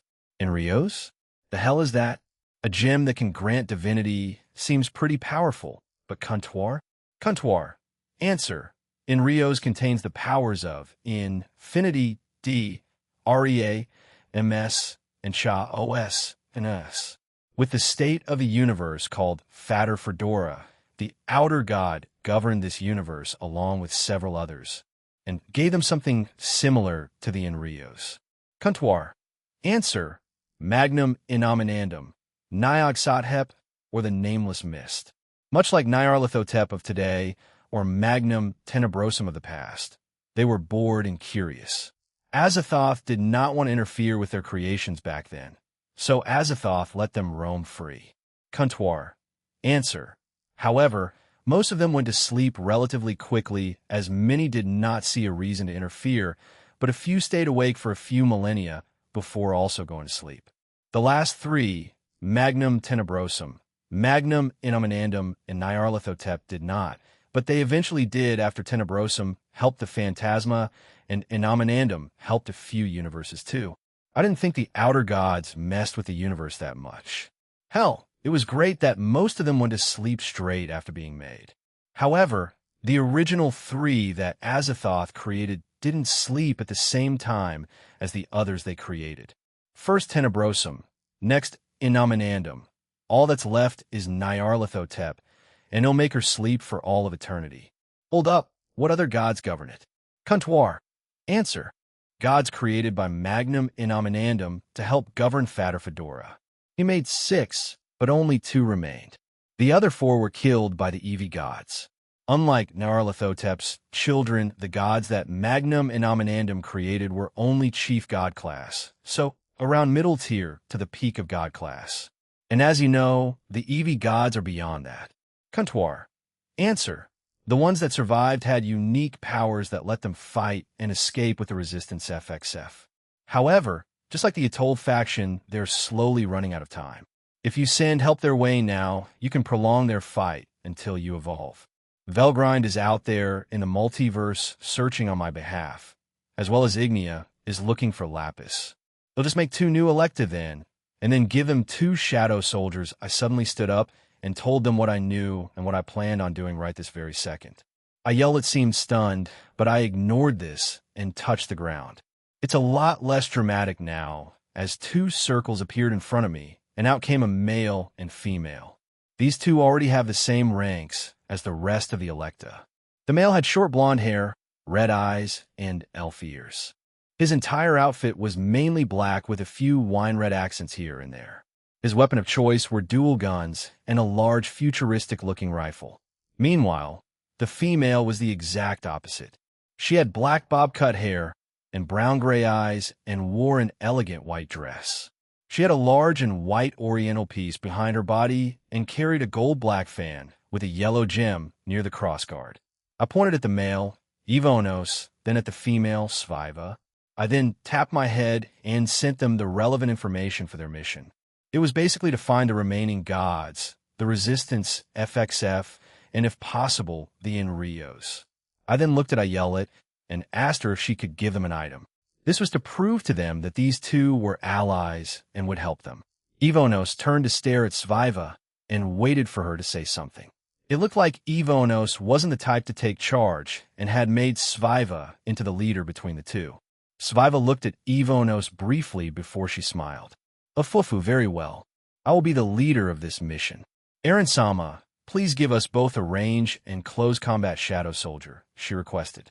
I nodded and sent them both those soldiers. Thank you very much. We will try to make this quick, but if it takes a while, may I get a reward in advance? She asked. I tilted my head, and she gestured for me to approach her, and I walked over and bent down her level. Please add me to the GOB and Evonos to the Guardians in the Dimensional Gap after our return. Also, she then kissed me on the cheek. I had made them the same way as I did with the other Electa in mind. I don't understand, never mind. You'll make that happen. Off you go then. Oh, and if you come across Lapis, Ghidorah, or any other threat, kill or capture it and notify me. We will until then, said Sviva, before they disappeared, and I couldn't feel their auras here anymore, but I could feel them in the multiverse. They were pretty far away. I turned back to the 2 with me. Let's continue with our day then. Kuo Academy 8th day has passed since then, and I, along with everyone else, were in Kuo Academy High School Division. It was any boring day like the other, but it was still quite early in the morning, and I had come here by myself. I had sneaked up to the rooftop and was just relaxing there. I will be going to Italy soon with Lavinia. Everyone understood why I wanted to go there, and didn't offer to go with us, which confused Nia. 1. I wanted to go there without an army, so we could capture Vetsa by surprise. 2. I wanted to go to Lavinia's parents' grave. Kuntuar had found it for me. I know that they were resurrected and made into hybrids, but I wanted to at least visit their grave and ask for their blessing there. I didn't know if I should propose to Lavinia there, but I wanted to do it straight after I graduated. It feels like I've seen her look at me and silently asked me, "When will you ask me?" Or "Why haven't you asked me the question yet?" Even though she was the first one I made immortal and made many promises with, I feel like I've stagnated a bit with her. I sighed again. I don't know how many times I've done that since I've been up here, but I should be around 50, right? You really shouldn't be sighing that much, you know, Aaron. There's a possibility that a fly could end up in your mouth if you do that, said a familiar voice. I turned to look to my side and saw Kanami there. She put her hand up and said yo, and then sat down beside me. Kanami, what in the world are you doing here? It's still quite early, you know. Also, aren't you usually still asleep right now? Though Natsum does kick you out of bed if you have a mission, I said and chuckled. Natsu isn't being cute anymore. Who even kicks their older sister out of bed, even if they have work? She complained beside me and started to wave her hands around and kept on complaining. Natsu. She calls Natsum that from time to time when she's complaining about her, but their relationship and bonds as sisters is as strong or even stronger than in the past. I watched her as she kept on complaining until she stopped and looked back at me. "Ah, right here," she said, and handed me a piece of paper. "They want help from you and Grigori. It's nothing to do with the interrogations, just a few minor things," she explained. "Please make the library bigger. We're running out of space. Please add a few other cells, since we keep catching idiots and we're running out of space. Please give me more money. What you gave us is running out. Azazel. Visit your mother. Shuri. When's my date? Penemu. I have a personal request, if that's all right, Jean-san. Shemhazai. I need bro's opinion on stuff. Cookie. Father, they told me to write something here, but I need assistance with Middlet. Maruam. My twitched, although I thought the first two requests were valid, maybe Azazel's too, but the rest were just stupid. Well, maybe not Mom's, but still she could have contacted me via my smartphone. When Kanami read it beside me, she immediately burst into laughter and clutched her stomach. I guess she hadn't read this, huh? Don't you have a mission today? I asked as I put away the piece of paper.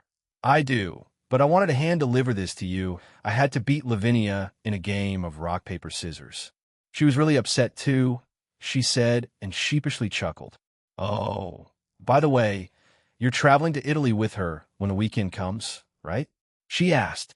Yeah, that's around 3 days away. Why do you ask? I know I can't come, so don't worry. That's not why I asked, she said, and started to fidget. I gave her a strange look, and she shook her head. I'm here to make a declaration, she suddenly shouted. Declaration? I repeated, still confused.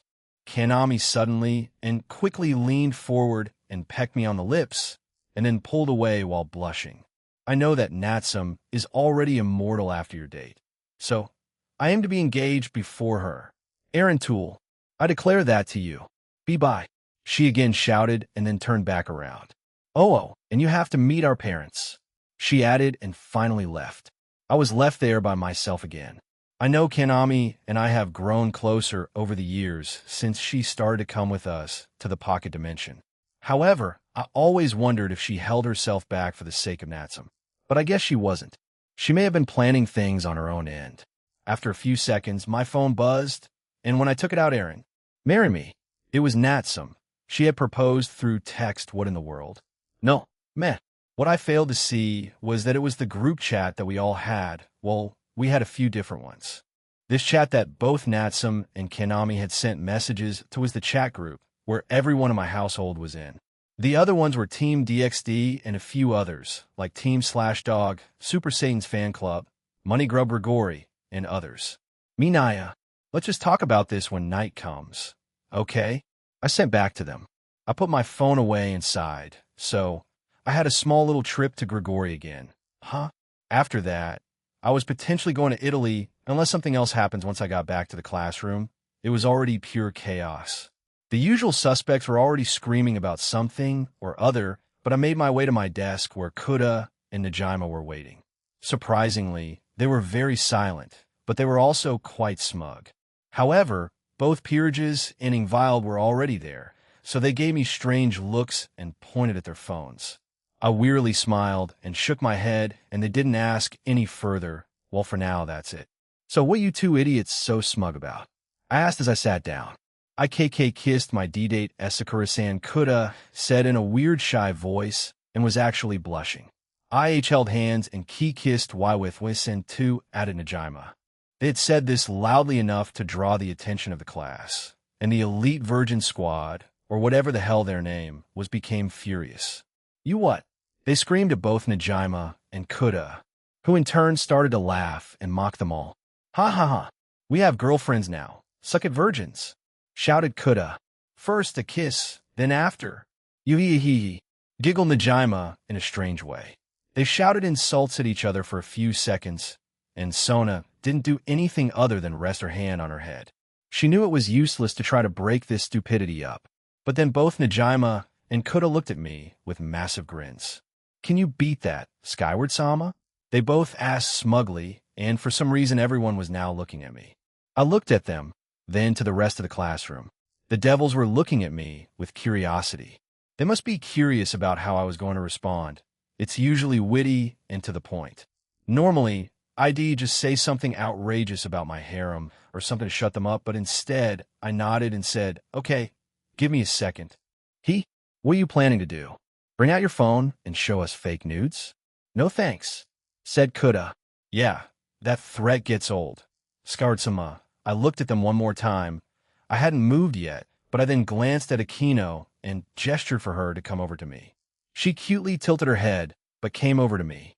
As everyone watched, I think Rias, Tsubaki, Sona, and Ingvald caught on to what I was about to do. I held Akino's left hand that had her ring on and dispelled the illusion magic that was kept on it. Normally, the girls had some kind of illusion magic on the rings. I mean, it would be very suspicious if the rest of the student body saw it, right? We had a few people question us about it near the start, so I started putting illusion magic over them. And then finally the girls just did it when we went to school. This was the same case for Sona, Tsubaki, Ingvald, and Rias. Akino also caught on to what I was doing and hugged my side. I then showed everyone her left hand and said very loudly, "I proposed to Akino a few weeks ago," and she said yes. They saw the ring on her hand, and all of their eyes popped out of their heads. It remained silent for a few seconds, Akino brightly smiling, Ingvald and Rias trying to hold in their laughter, and the Citri King and Queen just shook their heads at me. This was my ultimate finishing move to these idiots I call my friends. They, of course, were looking at me in pure shock and silence. Their mouths hung open. Yufufu. I was so happy when Jean proposed to me. I even told him I'd have as many children with him as he wants. She declared to the class, further adding fuel to the fire. This also caused Rias and Sona to facepalm. I want a boy as our first child, though. What the foo after the first guy shouted that. The classroom erupted into screaming and things being thrown. Even some other classes came over to ours to check what was happening, and once they found out, they also freaked out. Well, Akino is known as one of the great Wani-samus of the school, after all. For them to freak out this much is expected since Great Harem Dushabag is dating her. I thought you were back home teaching Yoru and Haru. Also, I'm not aware of that new nickname. I took the day off. It's Albion's turn. You two did the Diabolo's Dragon God form, right? I wanted to be here just in case. Also, I just hear some of this when you're not listening to the gossip around you. Jealous, are we? I asked and got oomph from the Welsh dragon. Man, you guys need to shut up. It's so early in the morning. Azazel said as he walked into the room. Sensei. Azazel Sensei. Did you know Himejima-san and Jean are engaged? A student asked. Huh? He asked and looked at me before a shit-eating grin spread across his face. I knew when I saw that more chaos was coming. No. Did I know? Hell yes, I knew. He'll confirm one thing for you all. That little brat actually has a harem. He's even dating Rias Gremory, Ingvald Kairi, and Sona Shurtorai. He screamed. The room fell silent once more, and the students turned to look at Rias, Sona, and Ingvald, who just smiled at Azazel. That man knew he had fucked up and ran out of the room. But not my Gremory Honi. A male student screamed and slammed his head against his table. Fuak Rook. Not my Sana. A female student screamed too and looked at Sona, who looked rather uneasy. A lesbian. Also, when did we get another American classmate? She also screamed that out in a weird American accent. It's over, it's really over. My springtime of youth, my Himejima, is gone. A guy said as he was on all fours and tears streamed down his face. He was that guy from a few months ago. I'm sorry, dude. Not really also. She's not dead. She's still right here.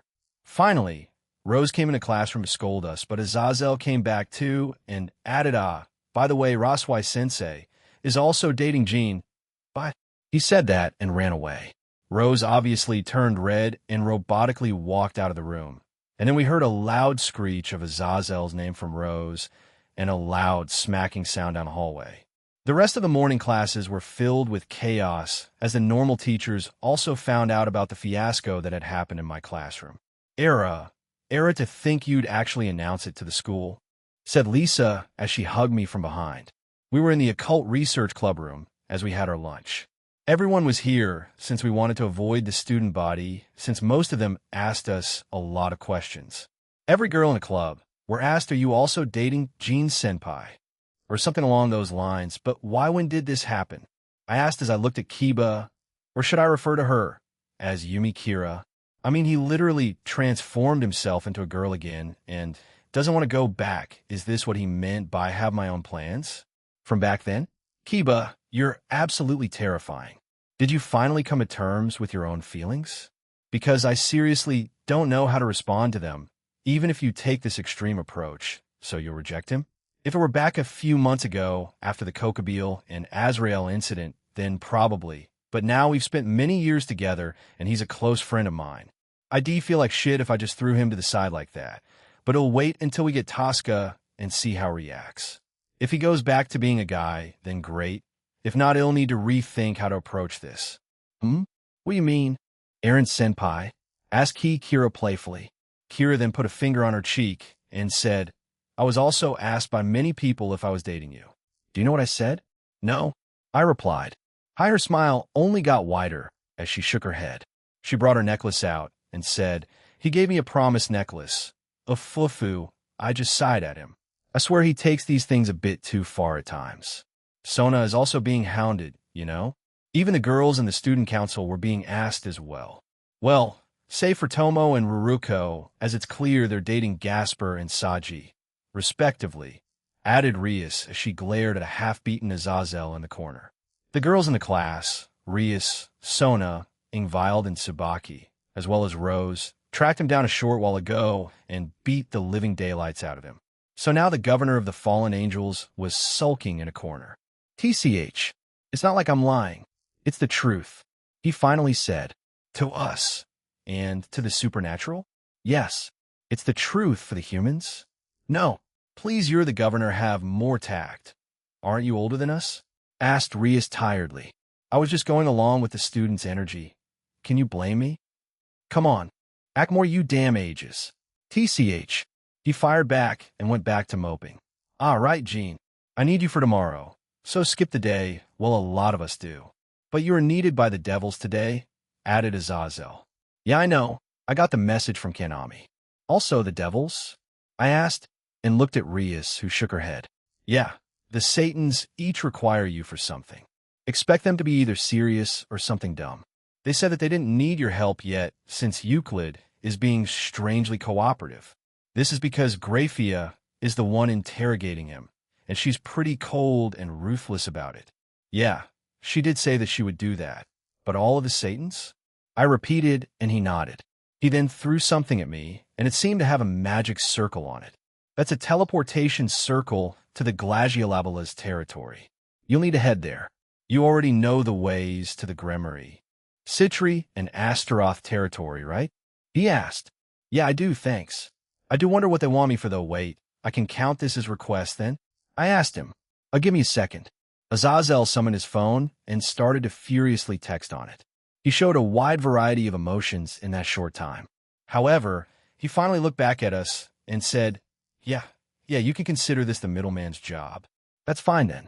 We continued talking about the situation at school, as well as speculate what the Satans needed me for. Don't talk to me, engage Sama, said Kuda as he shuffled off, still sulking. We still have a long way to go, skyward, Sama. You beat us fair and square, added Kuda as he took his defeat gracefully. It was after school, and everyone had left the classroom, well, except for the devils. The school was still abuzz since a lot of speculation was circulating around and that my harem was real, and a lot of people came to me asking about it, and how my foreign beauty girlfriend thought about it. I gave them vague answers and just left it at that, but I suspect there will be more from now on. Please don't indulge my sister too much, otherwise she'll go overboard, said Sona as she came up and we shared a quick kiss. I'll try, but Seraphal usually does whatever she wants after all, I replied. Tsubaki, do you want to come with me? I asked as she had been looking at me quite intensely. Tsubaki looked at Sona and she agreed with it, so she walked over to my side. I don't know why she wants to go with me. I'm not going to Grigori today, though, but I'll ask her again tomorrow if she wants to come. I'm busy with devil work tonight, so I can't come with you, said Akino as she kissed me on the cheek. Oni-Isama will definitely ask you to do something stupid, so try not to go overboard with it, but if it's something serious, then yeah, it'll slap it out of the park or something, I said, and she looked confused at me before kissing me, and leaving with Akino. Tool and Shinra, best buds heading to the underworld. Are you ready? I asked and looked at Tsubaki, who looked coldly at me. I tried to lighten the mood, but never mind to my surprise, Tsubaki grabbed my right arm and hugged it. I am ready, shall we? She asked without looking at me, but I saw that she was blushing. Cute underworld Citri territory, it's been a while since I've been here. The last time I was here was when I was brought by Sona and Serafal during our date to give their parents the food I cooked up. I heard from President Sona that you got their approval. Approval? If you mean in cooking, then yeah, I think. Tsubaki sighed and shook her head. Does she mean by dating them? If that's it, then they probably gave me their blessings when I first took Ingvild and Sarah to Kyoto. They did say, take care of them, or something like that. I walked towards the guards as they saluted me. It seems that I don't need to explain why I'm here anymore. I gave them some food and drinks. I don't know if it's appropriate, but it's better than going hungry or thirsty. Do you do that for all guards you meet in Devil's Territory? She asked. I guess. I mean, it's boring as hell, since 9 times out of 10 you really don't do anything. And if you do, it's usually just greeting someone from the household. We quickly arrived at the front door, and when we rang the bell, we heard a loud scream, and the door was swung open so hard that it nearly flew off its hinges. My errant senses were tingling. Serafal said and grabbed me and pulled me into the home. You heard the doorbell, I retorted. Details, my errand details. Also welcome, Tsubaki-chan. Glad you could join us. Good day to you. Serafal-sama, replied Tsubaki. So, what did you need me for, Sarah? I asked as we walked through the halls of the Citri home. We were being led to a part that I hadn't been to before. However, it seemed Tsubaki knew where we were headed. Fufu, it will greatly benefit you, Aaron. I expect plenty of praise, kisses, and to be spoiled afterward, she said and didn't elaborate on that. We eventually arrived at a large door, and Sarah pushed it open. Once inside, it was what is all this? I asked. Everywhere I looked were giant monitors and other tech-related things. It was almost like the hidden part of Asahi's base. Each monitor-computer combo was a servant of hers. I'm pretty sure I saw them during the Supernatural Sports Festival we held a few months back. Remember when you told us that you wanted to track down a few individuals of the Cow's Order? She asked, and I nodded. Well, I, along with the help of Ajuka-chan, Surzek-chan, and Falbium-chan, had gathered a small force to help you. Of course, we did it in secret. Ajuka-chan provided the technology. Surzek also helped in his own way. The same with Falbium, and I and some of my servants have been monitoring things. Each of these monitors connects to certain parts of the human world, in places where the supernatural are the most active. You mentioned a few places when we were there, right? So we set up some surveillance in the USA, Russia, Italy, North, South Korea, China, and other places. We've been spying on all of them, and we found some neat things. I was a bit shocked by this. I had my shadows already doing this as well as the GOB, but I didn't think these guys would help out. So, what did you find out? I asked. It's actually very good. Did you know that we've heard a few of their lackeys talking about a certain scientist you've been meaning to capture go to Italy soon? Lavinia-chan told me you two are traveling to Italy soon. So here, she pulled out something and gave it to me. It basically said that Avetsa was going to show up on the day that Lavinia and I were going to go to Italy. I had found this out too, but it also mentioned on what part that she was going to. It was in a place called Norcia, Umbria. It was a small town somewhere in Italy. According to this report, that's where someone important to her was in. I'm led to believe that it's her past lover that died many years ago. Meanwhile, Lavinia and I are traveling to a place called Pacentro, Abruzzo. That's where she apparently lived with her parents before their untimely passing. And again, it was a small town too. And they had her parents buried in their now abandoned home. With this new information, I quickly informed my shadow soldiers that were stationed near Norcia, Umbria, to be on the lookout even more. I also stationed some in Lavinia's room, since we'll be spending time there, so we don't know how things would be. I won't let you go. Avetsa, I'll finally have you. Comptoir, have you been working on that? I asked her. Comptoir. Answer, yes, if everything turns out well, we'll be able to use it on Avetsa alone. She will definitely try to have some kind of device or spell to wipe her own memories. However, we have to be quick. We can't let her know that we know that she's there. Yeah, I know. They'll make it quick, just like we did with Yanuyo. We have her new body ready after all. Avetsa is smart, so she may even have her spell ready in her mind or soul to activate if she senses that we may try to read into it, so we aim to prevent that. Blitzing her first, then applying this new ability to her, then transferring her while modifying her from her very core. Whether we meet Avetsa first or enjoy our time at Lavinia's home first, we'll have to see. However, in the end, we'll win this small battle. If we do, they'll only have at least only 2 reliable scientists in the Cow's Order. While on the side of the Draconic Dais, as for the Eevee or Phantasma, I don't know. However, they'll cross that bridge when I get there. I looked back at Seraphol as she looked quite giddy and expectant. I smiled and brought her into a one-arm hug. It's very useful, thank you. It should make things easier when we go there soon. Thank you. Hee hee. Praise me more, no wait. Hold me instead, she said happily, making everyone in the room blush with the exception of me. I'll think about it. Anyway, you really did help though, thanks. I'm serious, she said and glared at me. All right, we'll do it tonight after I said that. She looked very triumphant. Please keep your lewd talks to yourselves, begged Tsubaki. Good point. Anyway, is there anything else you want from me, Sarah? I asked the Satan as she pouted slightly. No, but I need to get back to work.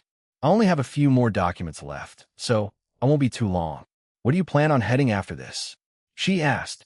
After this, I will travel to the Grimory territory, then to Astaroth, and finally to Glaciolabalas. Do you want to join us? Yes. All right, you'll go and finish up now, go. Shoo. She started to push both of us out of the door, and I stored the document she gave me in my inventory. Seraphol skipped away happily as we watched her. She eventually turned a corner and disappeared. Well, it's time to go, Era? If it isn't Jin-kun and Tsubaki-chan, said the voice of Sona and Seraphol's mother behind us. Ah, Isolde. Hello, I greeted their mother. Isolde-sama, it's been a while, said Tsubaki as she bowed. She walked over to us and poked both her cheeks. She then smiled and said, I heard that you and Sona became a couple? Fufu, originally, she had said that only someone smarter than her, and if they beat her in chess, would be allowed to marry her. She then put a hand on her cheek and sighed. When her father, Lord Citri Cyril Citri, reminded her of that, she admitted that you already beat her in chess months ago. My, to think you would convince her entire peerage, and even Seraphol, to keep such a secret from us. You're a bad boy. She was being very playful. She wasn't like this last time. Perhaps it's because they've softened up to me? Not just me dating both their daughters, but also the fact that they're also helping me with my restaurant and future empire, sorry. But I didn't want to force her into a relationship with me if she didn't want to be in on it, just because she lost in a chess match. Though I did lose to her quite a bit too, so it wasn't one-sided at all, I explained to her. She smiled and started to pat me on the head. Good boy. I expect you to treat them well. Okay? She said, and then looked at Tsubaki. The same with Tsubaki-chan, she added. Yes, I will. Leave it to me. With that said, we have to leave for the Grimory territory. I have to speak with all the Satans today. Fufu. Very well. Come back again, okay? We'd love to have your food again. Ah, and make sure we get discounts when your store opens. Yeah, they'll make sure that happens, I replied, and we finally left. Grimory territory Geo.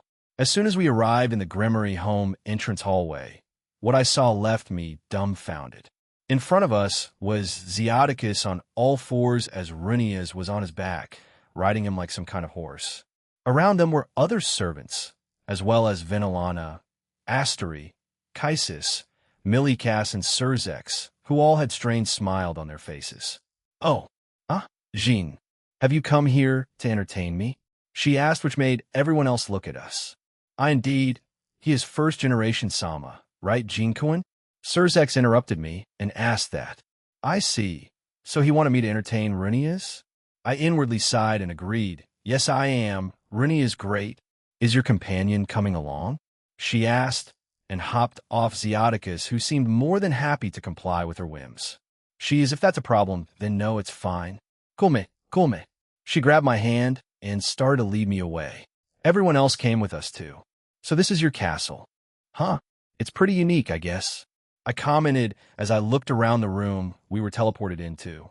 We were taken to a small room in an underground section of the main Grimoire home. From there, we stepped into an already drawn magic circle that teleported us to Runia's previous castle that she had been sleeping in. It was in a faraway location located in the Grimoire territory. When I used my powers to look outside, you'd mistake it for an abandoned mansion. However, it was still kept up and cleaned by the servants of Grimoire because Zeoticus apparently said that their progenitor's home needed to be maintained even if they were dead. But of course, he knew that she was still alive along with a select few. The room we were in was quite spacious. It had extravagant and ludicrous decorations. Most of the decorations were gold, black, crimson, and had some sort of camel design. However, we didn't get time to admire it as Runias pulled us away. We walked through a few hallways that were insanely large. We passed by some rooms and what seemed to be the entrance hallway that was even larger than the main house of the current clan head. What the hell is that? I asked and pointed at some kind of large a floating camel, said Runias. No, I can see that, but why? I like camels. Anyway, it's not here, come. And so we kept on walking through her home until we came into a large room where there were multiple facilities. I'm getting deja vu here with Latia, but I don't think Runias is the type to test my powers. I would like you to help me with something, she said, and then snapped her fingers. Immediately after, a few servants appeared and handed Runias a red button. She then pressed it. The entire area started to shake, and from the end of the room, a small hole opened and it started to spread apart. What came out was some kind of robot arm. Is that a camel? I asked. Correct. I wish to redesign this to resemble your scale mail of the Red Dragon Emperor. Seek Vera Agars is quite into that anime show, is she not? She is currently in a collaboration with Grigori to make her own mechanized suits, and I wish to create my own prototype. She explained passionately. And you want the design to resemble a camel? I asked. Correct. I didn't expect this, and in all honesty, I was expecting this type of request to come from Seek Vera herself.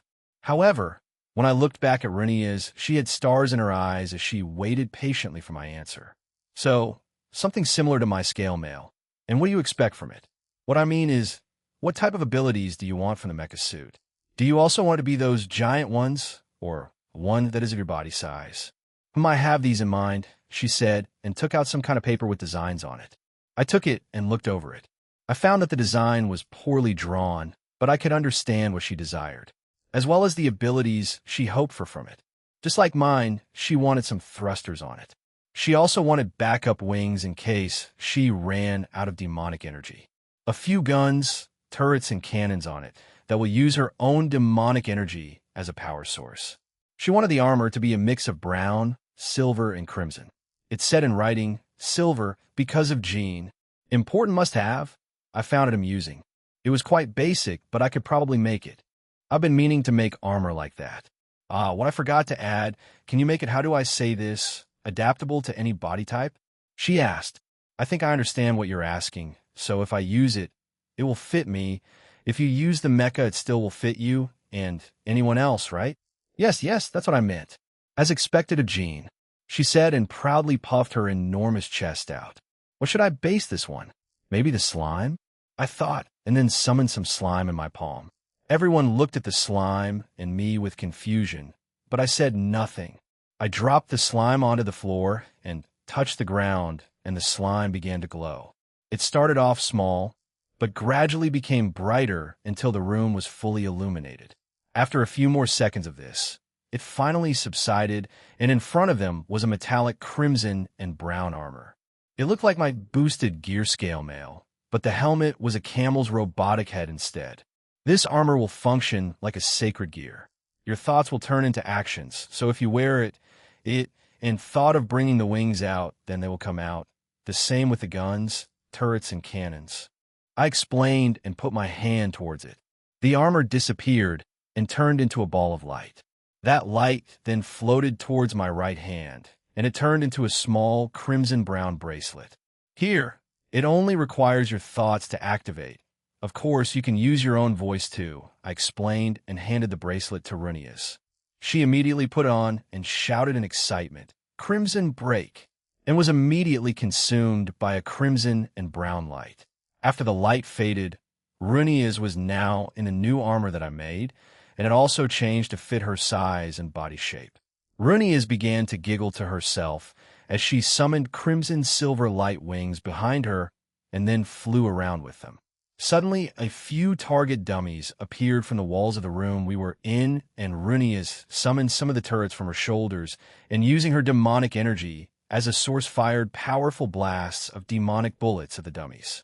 Depending on the amount of demonic energy you use, those bullets will become more powerful and increase in size. Of course, you can also control that too. The same for the other weapons on that thing, I explained. After she heard that, the turrets disappeared and medium-sized cannons appeared on her shoulders, and she fired a powerful blast of demonic energy at the wall. She must have held back because it didn't destroy it. She played around with it for a few more seconds before flying back to us and exiting the armor, as jumped once, which made her breasts jiggle, and then stood in front of it. Omo.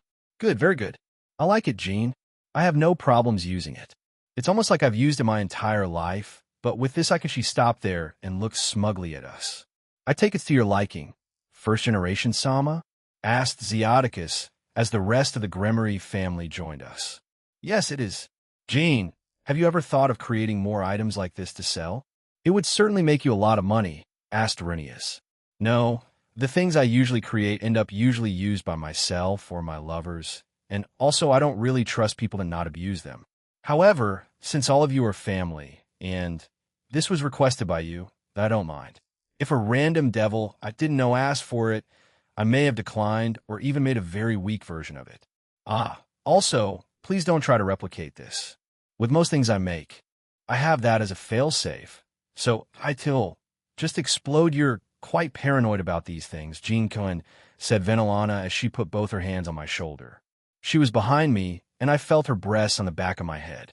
Well, as long as the cow's order exists, I have to be, I replied. Venelana hummed behind me and started massaging my shoulders. Millicast suddenly ran up to Runia's and looked quite excited. That was amazing. First generation Sama. And may I use it? He asked. Umo, answered Runia's as she handed the bracelet over to Millicast, who also used the armor and tried it out. However, since Millicast had the power of destruction, he also used it as a power source and created even more destruction around the place. Once he was done, I repaired the damage he did. It seemed like he wanted one too. So, I leaned over to Surzex. When's Millicast's birthday? I asked, and when I looked at Surzex, he had tears streaming down his face for some reason. Are you okay? I am Jean Cohen. I am.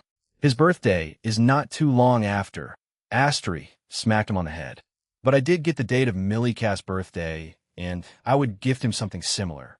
Though I did ask Astri first to ask him for designs, and other things had one on it. By the way, why is Sonakun's queen with you? Asked Surzex. After Surzex asked that, they all looked at Tsubaki. They had glanced at her before, but now they finally addressed it. Oh, we're on an after-school date while I do my job, I guess. When I glanced back at Tsubaki, she had turned red. She tried to say something, but each and every time she tried and nothing came out, so she just decided not to say anything in the end. Fufu, his harem grows, I wish smack. Astri smacked Surzex again, and he apologized. I feel like these two are some kind of skit duo whenever he mentions wanting a harem, though I doubt he would have a problem getting one, since he's quite popular. I still have 2 Satans to go to, so if this is all, then we'll get moving. But if you want something else, you know how to get in contact with me, I said and turned around. Venelana gave me a sad smile before moving out of my way. I don't know how to deal with her. She's married, and that makes things complicated. I inwardly sighed and left it at that. No, this is fine. I will contact you again, Jean. Thank you, said Surzex and Renius. I waved at them as we teleported away. Astaroth Territorium? Oh, Ajuka. I didn't think you'd be here, I said. I had teleported us just outside of the gardens of Latia's home, and we found Ajuka, Latia, and a few servants of Astaroth there. Ah, Dvinkun, welcome. Perfect timing. We were about to contact you. In honesty, we're here to ask for help with a few repairs and would also like you to construct some things since you're quite fast at it, explained Ajuka. Repairs and building, huh? All right. Though I'm surprised I missed some buildings when I repaired this place, I said to them. You haven't been to this entire territory yet. You may have repaired the majority of the surface's damage, but there are some underground sections that suffered some damage due to the attack, explained Latia. Uncle, I will take him with me. We will return when we are finished. Yes, that's fine, replied Ajuka, and we walked away. Ah, yes, please don't get too promiscuous, he said with a chuckle. Latia, who walked beside me, turned red after she heard that. She didn't say anything, so I was a bit confused. So you're expecting no? Why would you even ask? Tsubaki's even here. She snapped back. So you're implying that if Tsubaki wasn't here, would be making out a lot? I asked again. Pinch, be quiet, Aaron, she said in an angry tone. My apologies, madam, I replied and laughed. Latia brought us to a part of the Astaroth territory I hadn't been in before, although I've only been here a handful of times, not including the time I arrived during the attack on Oro's academy. This is? I asked. Uncle likes creating things. He's also a genius. These are his old toys from the past. He may have used some of them during the Civil War many years ago, she explained as we stepped into the room. We will repair the first part, then proceed to the other sections. The homes of the devils that live in our territories were repaired first along with other essential shops and businesses. Of course, you had a hand in that, didn't you? So it didn't take us long to repair them fully. Now then, if you can. She then gestured to the room around us. There were a few monitors around that were being produced by the crystals that Ajuka used from the floating city of Agars. I began to repair the room when I asked Latia, did you find out what they took from the floating city? According to Uncle, a sizable chunk of the crystals that he uses to create the evil pieces were taken, and, as well as a few rooms that he hasn't explored fully yet, it seems they were targeting certain things that we don't know the purpose of, replied Latia. Do you think they'll find a way to utilize them? She asked worriedly. If the king piece is any indicator, then I had told all of them what the king piece did, and they also know how many were distributed. I even told them who utilized them, and Rias was both shocked and relieved to hear at least the champion of the raiding games didn't use it. But she was angry and disappointed by it, even Sona. I did tell them to expect something to happen in the future, but who knows if ITLL still go through. The floating city wasn't taken, but it seems that the champion was still quite annoyed when we met. But I did take some countermeasures. Too bad I couldn't get to a certain person on time. I think the cow's order has them already. I'm not sure, but if they create items that will increase their power further, then who knows what might happen? I mean, the original Satans are there too, and they have the Malbranche with them. Maybe they'll create a mix? Or just the king pieces, but with AX 100 multiplier instead of a 10 to 100. I shook my head and added, speculating and bringing our mood down isn't worth it. Let's focus on the now, and let's wait for any updates on my double agents. They'll have them inform me soon. We shouldn't worry too much, Latia. We're quite strong now, and also, Aaron, didn't you say you'll bring us back there for an extra 100 years? Asked Tsubaki. Yeah, just in case. I want quite a lot of you to reach at least Omniversal, and then I can stop worrying so much. Also, ITLL make the future international rating game even more entertaining. They'll have fun watching all of you guys destroy each other, I said with a grin. Do you plan on participating? Both of them asked. Partner? Probably not, I replied. No. Both of them seemed surprised, so I continued. As much as I want to, I'm helping fund and organize it. Also the prize for the winner, I'm the one granting it. Prize, what would that be? Asked Latia. Fufu, would you like to know? Asked Ajuka. After turning around, we saw Satan walking into the room. You know, Uncle? Asked Latia. Indeed I do. I, along with Surzex, Michael, Seraphal, Falbium, Azazel, and a few other organizers know of the prize, he said and looked around us. He then put a small barrier around the room and continued. The prize is anything that Jean can grant. Isn't that amazing? Of course, there are limits to it. Anything we want? Both Tsubaki and Latia finished each other's sentences and looked at each other. What do you mean? Asked Tsubaki. It's as it sounds. I will grant the winning team whatever they want. Though, I can't grant them infinite power or anything like that. However, if they wish to have their potential to be increased to match the dragon gods, I can do that. If they want a lot of money, I can also do that. Anything, save for a few exceptions, they'll grant to them. But there is still one more thing, I explained. One more thing. And what's that? Asked Latia. The winners can participate in an exhibition match against my own team. It'll obviously be king. I have my team in mind already, so I have an idea of a few who want to fight me in the end. Team Valley, Team Rias, Team Sarorg, probably Team/Dog if Tobio comes back for it, and a few others. Each of them has a reason to want to fight me again. Vala for obvious reasons, Rias and the Gremory Peerage for a revenge match. The same with Sarorg and Tobio. Whoever reaches me in the end, they'll grant them a wish and fight them. Fight you, muttered Tsubaki. It's enticing, right? A wish granted by the middleman along with the opportunity to fight him. It's a 2-in-1 deal. ID say many teams, regardless of who they are, will definitely try their best, added Ajuka. And keep this a secret from the others. All right? I want it to be a surprise. Also, I think I'll have at least 2 teams that will compete for me. Aurelia will participate with her own team. She'll surely be near the top. And Chow Chow's team will also be part of it. Maybe even Team Jichi Stars, but who knows? I'm still waiting for them to contact me. Aurelia, what would she want as a prize? Asked Latia. I shrugged. Who knows? She hasn't told me, and I doubt she will. Wait, will Aurelia San's team be composed of just your subordinates? They're at least Dragon God class beings, and I doubt I stopped Tsubaki by holding my hand up. I knew she lied in front of Ajuka about the Dragon God class part, but no, there are obviously rules to stop something like that from happening, but I believe her team will be quite powerful. Fufu, anyone that spends time with you gets a large boost in strength. This event will surely shock and scare the gods. I do look forward to seeing it, Jean, said Ajuka, and then he left saying he still had things to finish. Who will be the queen for you? Asked Latia. Who indeed? There are a lot of Candy, the fated ones. There are 4 of them, so they'll surely fight over it, said Latia as she interrupted me. Or are you still in the process of choosing? If so, can I participate in it? She asked. Just because they're part of my fated ones doesn't mean they'll automatically get it, Latia.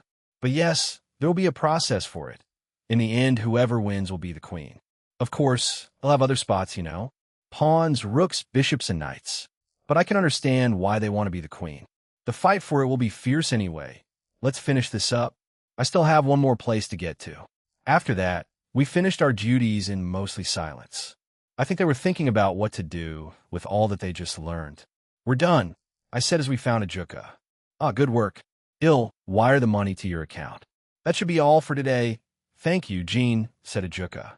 Actually, I'd like to speak to you once you're done with your request with Falbium. I don't mind. Where do you want to speak at? I asked. Meet me back here, and I will bring us to a more secure place, he said. Sure thing. He nodded and left. We'll get going then, Latia. We'll see you at home tonight, I said, and she nodded. What? She asked. Are you expecting something? Go. You have a job, she said and glared at me. So heartless. My heart shattered. I replied and grabbed Tsubaki and left. Latia rolled her eyes at me as we did. Glaciolabalist territory. As we arrived in the Glaciolabalist territory, it was like any other territory I had been to up until now. The same old era type housing around the place, large decorative trees, fancy roads and pathways, large and tall buildings. When I located Falbium's aura, we started walking towards it. At the same time, I also felt another familiar aura. It was Iriuka Glaciolabalus. I had only met her once, but it wasn't a bad experience. She was quite an interesting girl. We arrived near a large castle's garden. The guards looked like they were going to stop us, but when they got a better look at me, they lowered their weapons and became a bit stiff. And middleman Sama, how can we help you? One of the asked. I'm here for a job. Falbium called for me, I replied. Where is he? Asmodeus Sama is within the front garden. He should be east of here. Shall we call for a guide? The other asked. No, it's fine. We'll go there ourselves. Thanks, I said, and gave them the usual, and we walked past them. The front garden of the castle was large, dare I say, larger than the Gremories or even a one Roygun had. However, we quickly navigated our way through it, getting questioning and confused glances by the Glaciolabalist servants. Jean, welcome to our home. I'm glad you could do this request for me, said Falbium without yawning. Beside him were Iriuka, Glaciolabalus, and Seraphol. I had been wondering if she would make it or not, but it seemed like she was waiting here for us. Yeah, no problem. Hello, Iriuka, and glad you could join us, Serafal. Anyway, what request is it? I asked. I was held up with a few things. Teehee, she said, and playfully hit her head. It's been a while, Jean-san. It'll be in your care for however long this takes, said Iriuka, and she bowed. To put it simply, Iriuka will transfer to Kuo Academy starting next year, and I'd like her to have a small tour of the school. I had Serafal here contact her little sister, Sona Citri, so you should have permission already, he explained and took a bite out of the biscuit. I see. If that's the case, they'll have Ravel tag along. You two were classmates until she moved, right? She should be able to help you a bit more, I said. Ravel, huh? I've missed her so I'd like that. Great, let's go then. It's after school, and a few clubs should still be there. So if you're interested, you could take a look at them. But since it's after school, there shouldn't be too many. So it's good timing. I added and gestured for them to join me. At the same time, I sent a text to Ravel explaining the situation, and I got an immediate response. I will be at the front gate. Texted Ravel. Once we arrived back at Kuo Academy, Ravel, like the attentive junior she is, was waiting there patiently. We left the spot we teleported to and joined her. Hey, Ravel, greeted Iriuka. It's been some time, Iriuka, replied Ravel as the two of them high-fived and spoke to each other. Ravel, they'll leave it up to you to show her around and explain. We'll just follow along. Oh, and if you have anything to add, Tsubaki, then feel free, I told them. Yes, leave it to me, Jean-sama, replied Ravel. Then follow me, Iriuka. This place that Sona-sama and Ria-sama built up is a wonderful place. Ravel started out with the clubs and outside facilities and explained them in great detail to Iriuka, who looked at them with interest. I didn't think Ravel would research all of the clubs here or the outside facilities, so I was even surprised by that. Bullying here is punished quite severely, isn't it? Ravel asked Tsubaki. Yes, it is. After a few incidents after we made the school co-ed, there was rampant bullying and someone nearly took their life. The school has now made bullying punishable by expulsion, said Tsubaki. Akino did mention something about that, and her own stalker, that Chase guy, well, at least they won't show up anymore. Even on the human side of things, it got pretty tense for them. Hell, that teacher and student controversy didn't happen too long ago now that I think about it. Our tour around the school lasted around an hour and 30 minutes. Ravel told Iriuka everything and anything she wanted. Tsubaki and I added in anything we thought was relevant. Serafal just used me as a walking body pillow the entire time, but I didn't mind. We ended our tour at the front gate. So what do you think, Iriuka? I asked. It's an interesting place. Ravel does text me from time to time about her experience here, and that's why I'm interested in transferring too. Even though you won't be here next year, Jean-san, I'd like to transfer here, she said. Hey, Rias, Sona, Tsubaki, Akino. Ingviled, and I'll be just at the college division, so we're just a few minutes walk away. So we can just come back here if the need arises, or you can go over to us. So don't sweat it too much, I said. Yes, that's true. Anyway, I will go back and explain how I feel to Falbium-san. Thank you again for the tour. Everyone, she said, bowed and left. I patted Ravel on the head and said, good job on the tour. I didn't think you knew that much about the academy. In all honesty, I learned a bit myself. I wanted to be knowledgeable about as many things as possible. I will be one of your secretaries in the future, so having information is key, she explained enthusiastically. Is that so? They'll rely on you then, Ravel. Anyway, you and Tsubaki can leave now. I still have some business in the underworld with Ajuka. Yes, I will excuse myself. Ravel then left looking very happy. I will also join my peerage.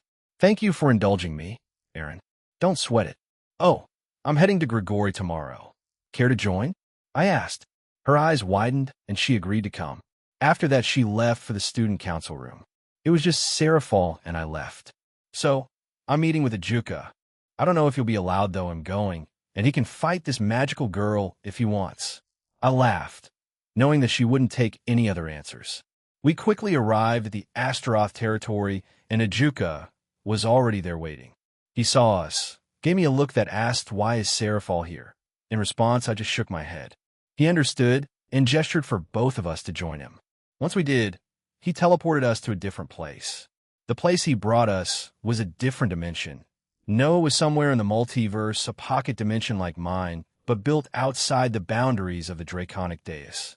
I didn't think you would build this after I told the truth of the Omniverse and multiverse. Ajuka, I commented and looked at our surroundings.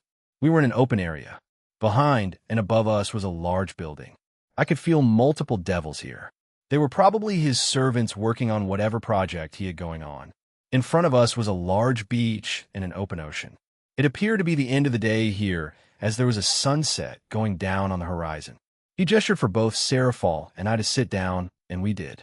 I didn't even see those chairs and table there. He clicked his fingers, and some tea and cups appeared. He poured us some, and then he started. I would like to start off with, I've spoken to all the current leaders of the Alliance about this, and they're in favor for this, Gene.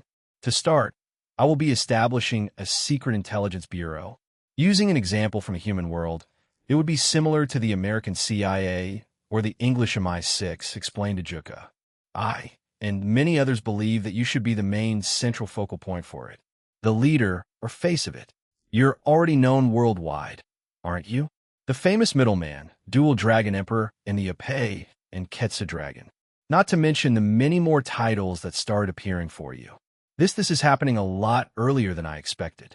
Though this did say that this was discussed during or after the attack on Oro's Academy, I'm sure that there will be future trouble that will happen to our world that will probably include the multiverse.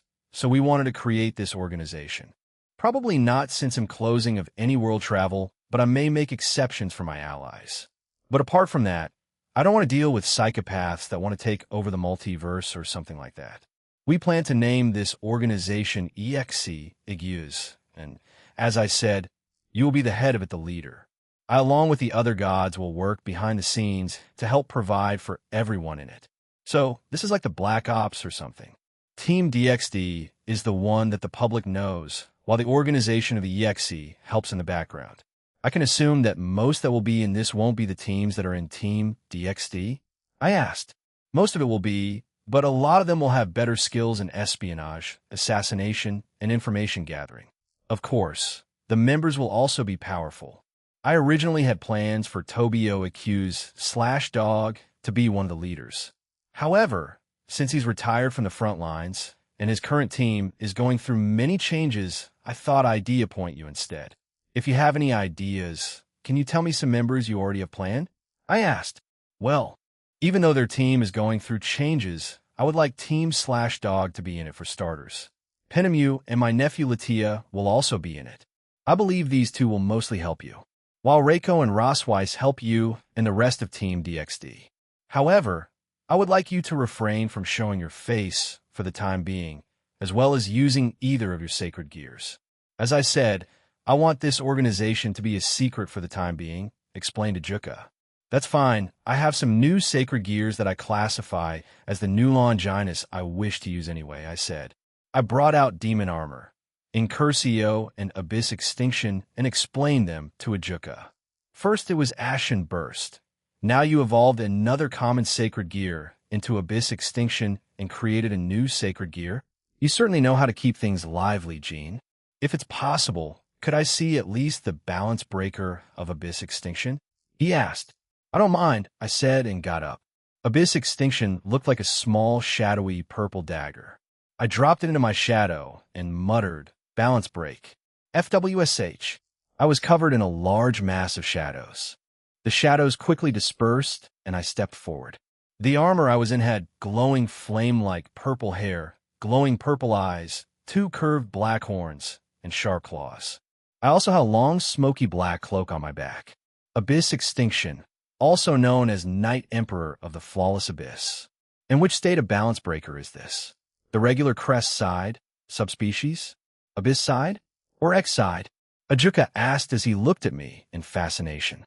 I had modeled the balance breaker armor for this sacred gear as Ashborn from Solo Leveling. I debated on Jean Wu's shadow armor, or this. In the end, I chose this. Abyss side. No chant required either, so that's a plus.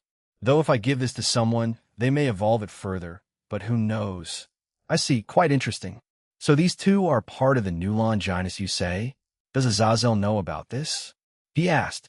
Not yet, but I'm going to Grigori tomorrow, so we'll tell him about these new classifications and other things. Did you know he wanted to make a fallen angel reincarnation system? He has not. Interesting, I wonder what changed his mind after all this time. He asked himself. I wasn't sure if it was appropriate to tell him, but Ajuka laughed at me quietly and shook his head. You do not need to tell me. The governor will tell us when he is ready. However, I only wanted to inform you of that, Jean. We can speak more about it in the future when we have more leaders with us. With that, you can go home, but feel free to come here, as I am sometimes here to expand on my research of the multiverse. Speaking of the multiverse, I have my own plans with it. So as a heads up, universe traveling, the same as traveling to the past or future, will be heavily restricted by me in the future. So keep that in mind. But since I consider you a good friend and a relative of Latia, they'll give you certain permissions, I told him. He smiled and nodded. I heard from Azazel, Mr. Creator, and I appreciate it, he said and winked. Anyway, thanks, I'll see you soon, or whenever that is. He nodded, and me and Seraphal finally left. She had been busy eating the snacks that Ajuka provided, but nodded along with our conversation the entire time. Chapter 8, Part 2, Azazel and Yashina, third-person point of view in the vast multiverse. We follow a young man who is in pursuit of a certain individual. However, as this young man loved to fight powerful opponents, he would spend a certain amount of time in different universes and beat any opponent he came across. Come on, come on, come on! Igneous shouted at his opponents. Who the hell is this guy? Shouted a man. Who cares? Kill him. We can't afford for him to help the allies. Shouted another. Fire Dragon God's Iron Fist. Igneous shouted as an enormous number of flames hit his opponents in front of him. Ignea had not been in this world before. After his run-in with a group of pirates called the Straw Hats in another world who were fighting some weirdo that used string, he had easily killed him and then challenged the world's strongest creature in that world and also killed him. Ignea hated the fact that the person called Kaido acted like a dragon, yet Ignea himself didn't see him as such. He called him a false dragon and killed him using his real dragon form, greatly shocking many. After that, he killed other notable pirates and even killed the strongest swordsman in that world. To Ignea, it was boring. He had promised his father that he would help him against the Cow's Order, but he did not promise anything about killing anyone else in the multiverse. He was a person who loved fighting, whether it be an honorable duel or a death match, he would participate in any of them. After Ignea left the world of pirates, he came to this world. If his father was with him, he would describe it as a typical fantasy world, and Ignea thought the same too. However, he had appeared during a time of strife. A large-scale war was currently going on, and he had just joined in. He didn't want to be on anyone's side, so he attacked both the bad and good guys on the battlefield. But both sides quickly figured this out, and they started to attack him and each other. Come on, make this more entertaining for me. Ignea screamed at them as he jumped high into the sky. Fire Dragon God's brilliant flame. He screamed and threw a giant ball of flames towards the ground. With his attack, he decimated the land and killed hundreds of lives. You piece of shit! A voice screamed at Ignea. Ignea turned around and blocked the attack from the person who sent it towards him. Huh? Who the hell are you? He asked. Ignea, from Fairy Tale. I don't know how you traveled to this world, but I will stop you. I reincarnated here after all. I won't let you fairy what? Ignea asked himself and looked at the man in confusion. Ignea rolled his eyes, appeared in front of the young man, and punched him straight through his chest. He had aimed for his heart, and once he had it in his hands, he crushed it. The look of shock was evident on the reincarnator's face. He hadn't expected his life to end like this. But I was the protagonist. Ikanti boom. Ignea ignited his fist with flames and eradicated the reincarnator from existence. Protagonist? Are you insane? God, I think Mother gave us information about a few reincarnators were still alive, but holy fuck, they're weak. Didn't they have a system or cheat to help them? Are they really this weak? Ignea chuckled. Nah, they just don't have plot armor to help him. What sorry excuses for humans. Tenji Kuin. Another female voice screamed in the area. Ignea turned to it and saw an angry female flying towards him, tears streaming down her face and her sword ready to attack him. The hell's her problem? He asked himself. He aimed his finger at her and fired multiple shots of flames at her. She managed to deflect a few, but was overwhelmed by the amount in the end. The female was weaker than the male he had killed, so when she couldn't defend herself against the attack anymore, she was pierced through multiple areas of her body and also died. Does this world even have a hero? If so, where the hell are they? He asked himself. However, suddenly a large pillar of light erupted to the western part of the land. Igneous saw it and grinned. Are you calling for me, Hiro-sama? He asked himself happily. But to his surprise, a human male appeared in front of him. A blonde-haired, green-eyed male with short hair and golden armor stood there. You bastard! You killed Tenji. He was my sworn rival and the unofficial hero. How dare you? The hero said. Huh? Ignea was confused. This is war. What the fuck are you talking about? He asked and appeared in front of the hero. Take this. The hero screamed and slashed at Ignea. This is the legendary sword. Vrimoninus. It can cut through anything and has holy properties. Again, Ignea sighed and caught the sword, shocking the hero. What? Impossible ga? He didn't let the wannabe hero finish as Ignea grabbed his other arm and ripped it off the hero. The hero screamed in agony and clutched his missing arm. The hero glared at Ignea with righteous fury and began to chant. Oh, holy sword of Medon. SBSHHH. Sorry, father is probably the only one ID let do his chant. You. However, I will not, since it sounds lame as hell, explained Ignea. Just like the reincarnator called Tenji, he pierced the hero through his heart and crushed it. Ignea had no interest in this wannabe hero and simply killed him. This place is a disappointment. Is there anyone at least strong? And I'm really lowering my standard here. If those two were the heroes, who the fuck you bast? Ignea didn't waste any time as he appeared beside the large monster that was screaming at him. He immediately kicked them in the face, and they crashed into the ground below.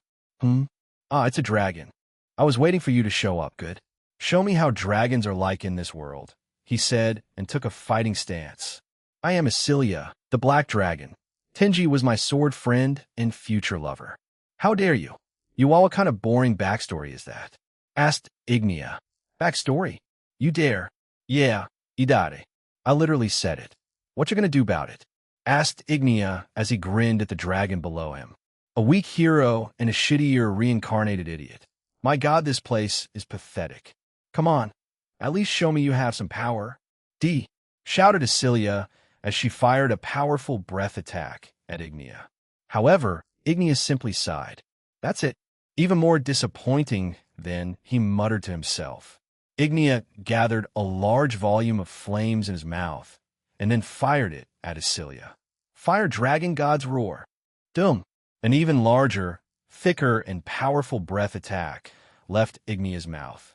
Even though he was still in his human form, his breath attack was larger than Isilia's. What is this? A god? No. Is he a dragon? No. Is he the rumored, the legendary dragon Go Boom? Isilia couldn't finish those words as she was instantly killed once the flames hit her body. She was a normal dragon, slightly stronger than the ones in her world, as she gained the title of Black Dragon Queen, but in front of Ignea's power, she was nothing. Boring. I'm leaving. Fuck. Where the hell are you, Lapis? I swear if you were heading towards Ghidorah, then that would make things a bit more annoying for father before he evolves, you know? Oh, whatever. He'll leave this place. Nothing worth it here. I might as well hunt down other reincarnators that are left too. Ignea pointed above him and created an enormous ball of fire. It was twice as big as this universe's planet and let it fall down on them. This is my last gift to you all. Enjoy, try your best to stop it, he said and left the universe. Unfortunately, for the inhabitants of this universe, they could not. Try as they might, they used their strongest spells, forced some retired adventurers who were quite powerful to try to stop it. They even had other dragons of the world help even the demons of this world, yet they could not. The gods of this universe could not help, as Ignea had killed them first when he entered this world beforehand. So humanity had already lost their last hope before they were even aware of it.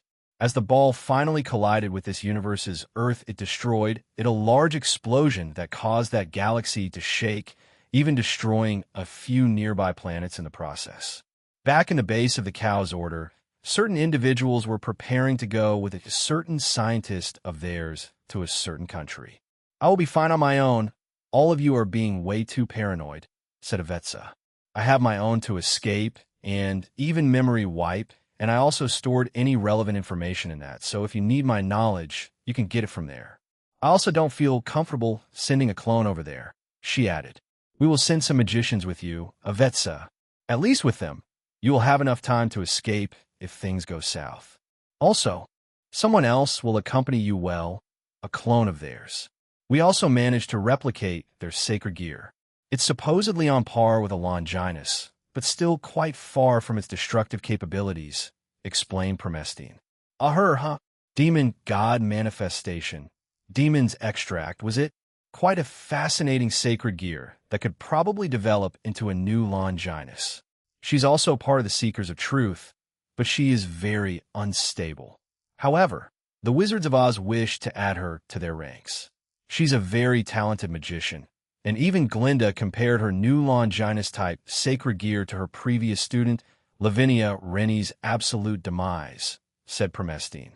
"As far as I can tell, they're almost identical, and it seems that she has more control over Demon God Manifestation, Demon's Extract, including that powerful balance breaker.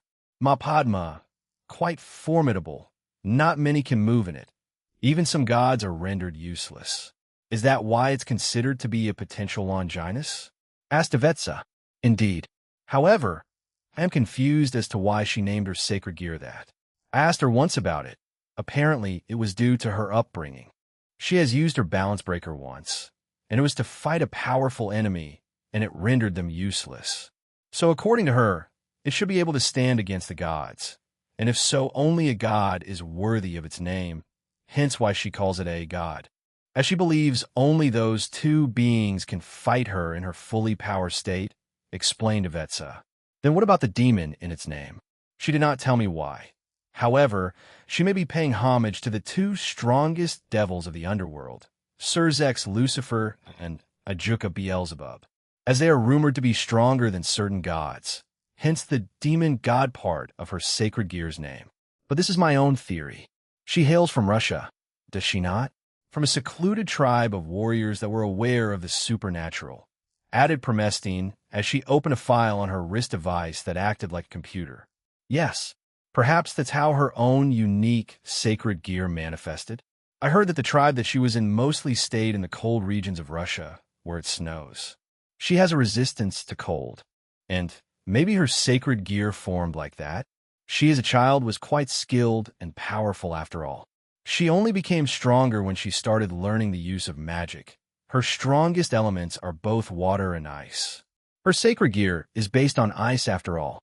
Honestly, the more I talk about it, the more I believe it's just a better version of absolute demise. As she said, its temperatures also reaches absolute zero," explained Avetsa. Promestine smirked and laughed. Lavinia Rennie, also known as the Ice Princess, and Yashina, also known without our organization as the Tundra Queen, both have near-identical sacred gears. I am interested in them meeting each other." "Why?" asked Avetsa. "Apart from those points you mentioned, she's also quite interested in the middleman. While she thought of him as naive at the start, she grew to become obsessed with him. Perhaps it's a fated rivalry? Or are women with ice-based abilities just destined to cross paths with the dual Dragon Emperor?" asked Promestine. "She wishes to participate in the Halloween attack too, which should be interesting. I do wonder which of the two is stronger, Fufu." Avetsa glanced at Promestine and shook her head. While she too was interested, she had other things to focus on. One of them was to go and visit her former lover's grave. This was a yearly ritual for her. Even after many years, she is still deeply in love with him and still affected by his death. She could never forgive Azazel for denying her the chance to be happy. She held on to that grudge for this long. Until she can kill that governor, she wants rest, and only then she can rest easy or die in peace. The upcoming attack on Grigori, she will take part in that too, and she hopes that it will come with huge losses for Azazel. "Big Sis Yashina, are you going with Avetsa to Italy?" asked a young woman. "A clone of mine is going, Chloe. We have seen the amount of damage my future husband, Aaron, can do even with 1,000 body doubles. It did a lot of damage to that devil Euclid. So, I decided to be a test dummy and use 10,000.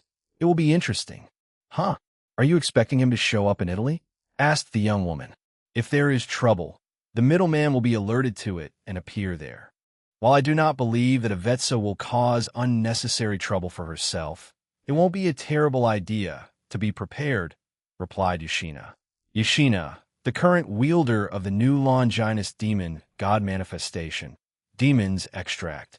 As far as ability and potential are concerned, the sacred gear is almost identical to absolute demise. Yashina was a tall, beautiful, and slender woman with long, light blue hair and blue eyes. She wore a general's apparel with long sleeves with buttons on the upper arms, a blue scarf on her neck, and high-heel boots. She also has a tattoo on her chest, which is the emblem of her sacred gear. Big sis, why do you call the middleman your husband? Asked the young lady. Because he will be. No one else in this world is suited to be my husband. A man of his power, also an outer god. No one else qualifies, replied Yashina. In layman terms, Yashina is every bit of the word Yandra towards Aaron. It started out like any other interest to the woman. Like most people in the supernatural world, they became interested in the new generation Red Dragon Emperor. He preached love, peace, harem, and coexistence. And like the rest, Yashina found it ludicrous. However, as time passed, that dream of his slowly became a reality, along with the things he had achieved. Yashina's interest in the man increased more and more, until it became an obsession for her. She herself doesn't know when she started referring to Aaron as her husband. However, she did not question it, nor did the people of the Cow's Order. Yashina is among the few people in the world that have reached God-class combat status as a human or near it, to be able to fight against powerful beings of that class. Not many could do the same. The only few out there were Vasco Strata, Tobio Ikyuz, Chow Chow, prior to being resurrected, Arthur Pendragon, and Mitsuya Kenzaki. Potential humans that could reach it are Hirokazu Miller, Fusey Hirawa, Lisa Mincy, and a few yet to be discovered by the supernatural world. Also, Lavinia Rennie, the woman I'm constantly compared to, and is the wielder of the original 13 Longinus Absolute Demise. Glinda had a lot of praise of the girl, however, said that she had a weak mindset. If I do face her in the future, I would like to test myself, added Yashina. A clash between the Tundra Queen and Ice Princess is inevitable in the future. However, Yashina is ready and is quite combat ready, as she's a master magician, a user of 2k, and has her demon god manifestation. Demon's extract sacred gear. Universe Eevee, it told Chimian. I heard that you got into contact with the outer god? Asked Risa Taurus. It was brief, but yes, I did. Siphenian was also there too, but we only spoke for a few seconds.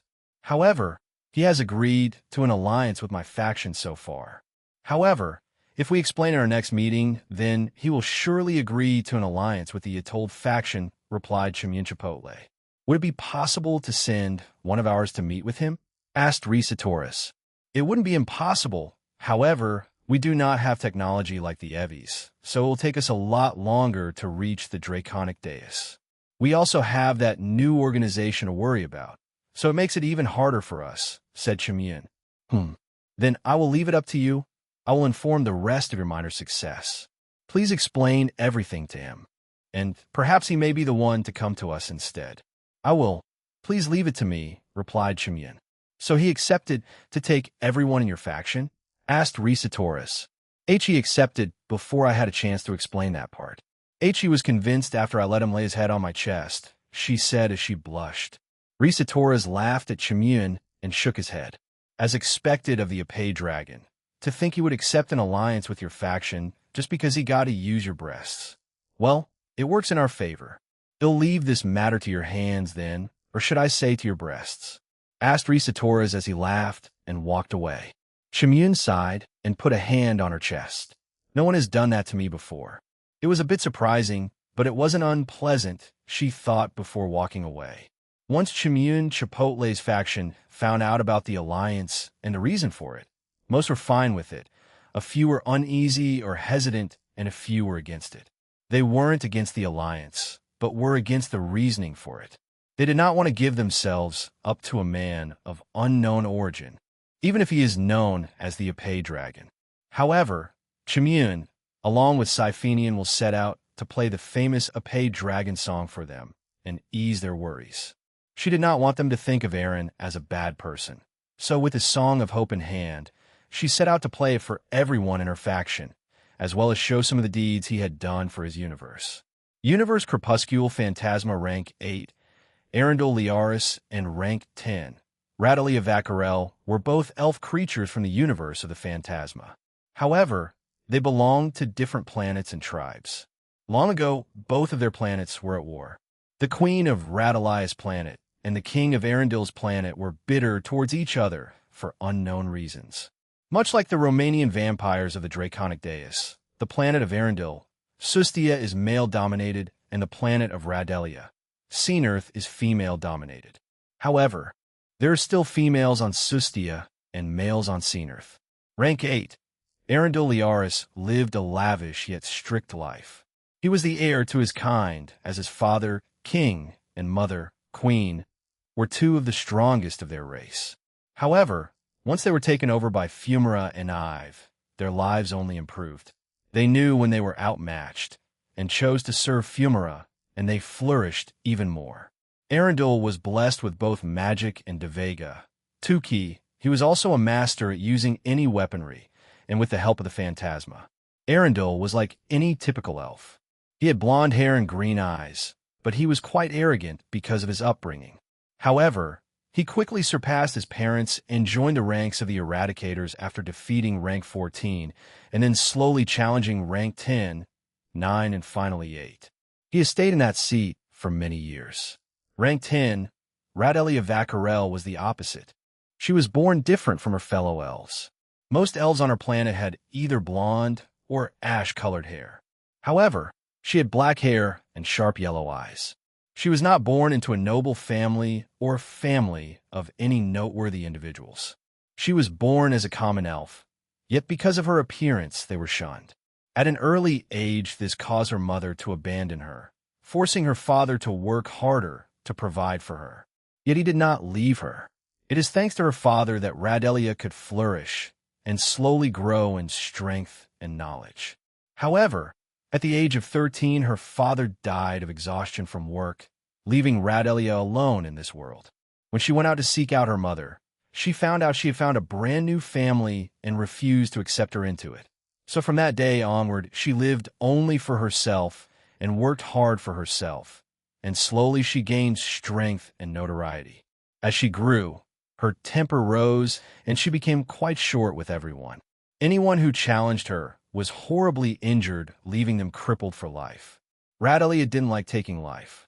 That's a lesson her father instilled in her. However, when the Phantasma took over their planet and she slowly entered the ranks of the Eradicators, she was forced to take life. She did it as quickly and painlessly as possible. Because of this mindset, her fellow elf, Arundel, detested her and thought of her as weak. Both of them would clash daily as they would insult each other and a few times even get into physical brawls. As ugly and slutty looking as ever, Radalia. "How many men have you slept with this week?" asked Arundel. "None. And I'm a virgin, you fucking creep," snapped Radalia. "Ah, of course. Who in their right mind would sleep with you?" "A fake elf.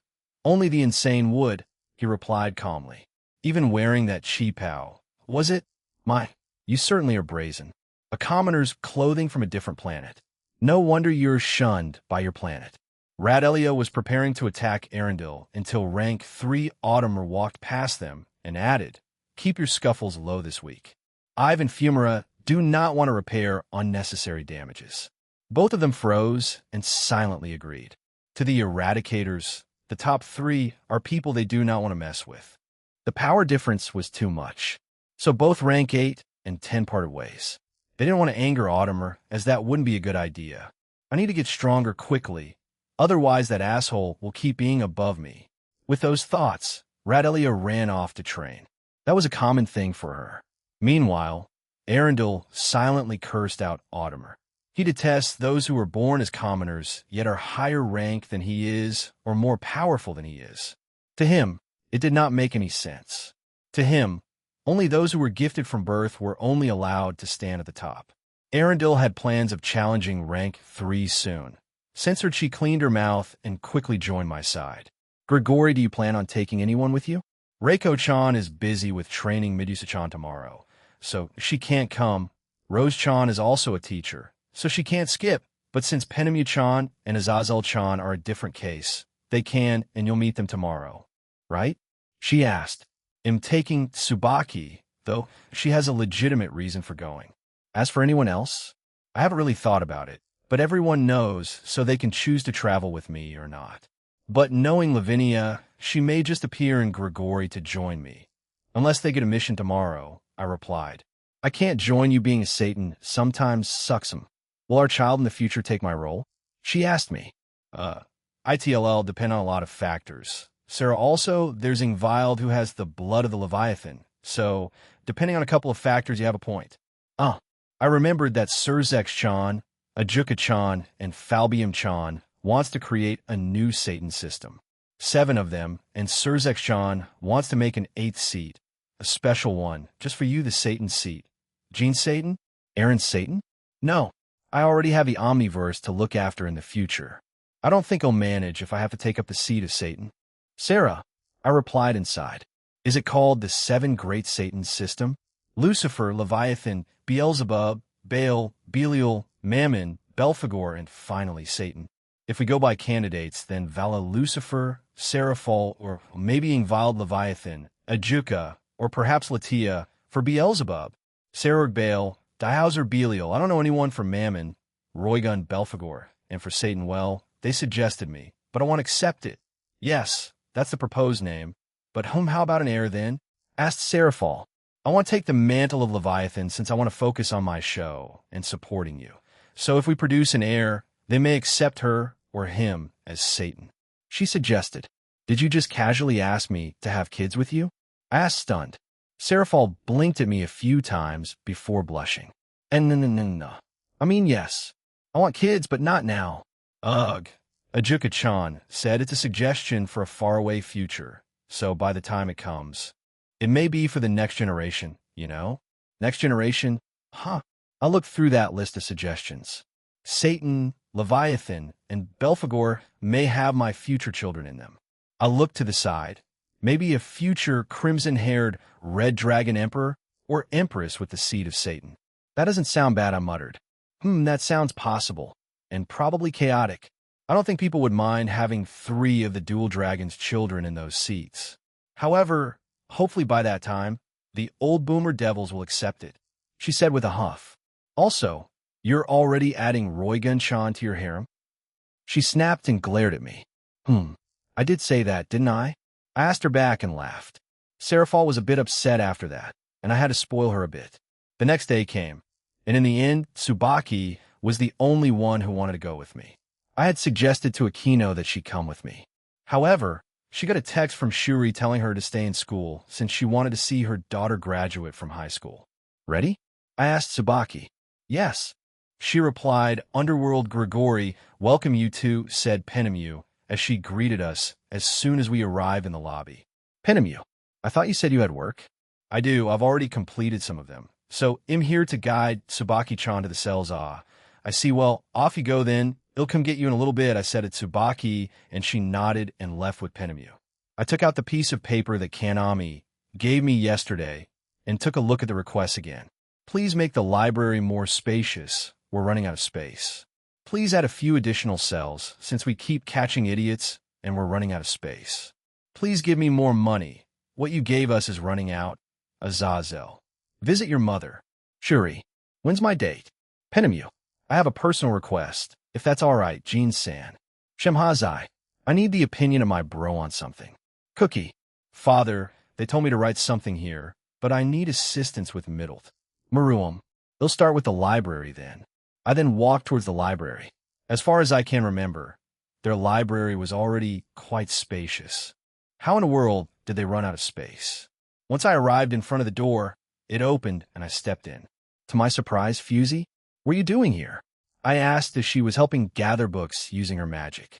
Penemue-san asked me for some help today, so I agreed. I hadn't been to Grigori before, so I thought it would be a worthwhile experience, she explained. We're just waiting for you to make this place larger so we can start reorganizing everything. Is that so? So do you know any details, or do they give me full reign on this? I asked. The piece of paper only said make it bigger and no other specifics. Logically, I would go to Azazel first, but here Azazel-san came by earlier and dropped this off, she said, and handed me another piece of paper. 12 levels up and 12 levels down. Make it big, like dump truck thick, or however the hell you young people say it. Anyway, I'm ready to give Penemu to you when you do this for me. Thanks, Azazel. Does this mean Azazel-san wants to be hip? Asked Fusey. Also, he has control of his executives like that? I don't know, but at least I have a vague outline now. And I also doubt that he does, I replied. Have all the books been moved? Yes. These are the last ones, so you don't need to worry about damaging anything, said Fusey. I nodded and got started. I first erased the current library. What was left was just a giant hole in the ground. After that, I started with the floor we were on and then the 12 above us. I modeled it after the Library of Congress from the USA, but 4 times bigger.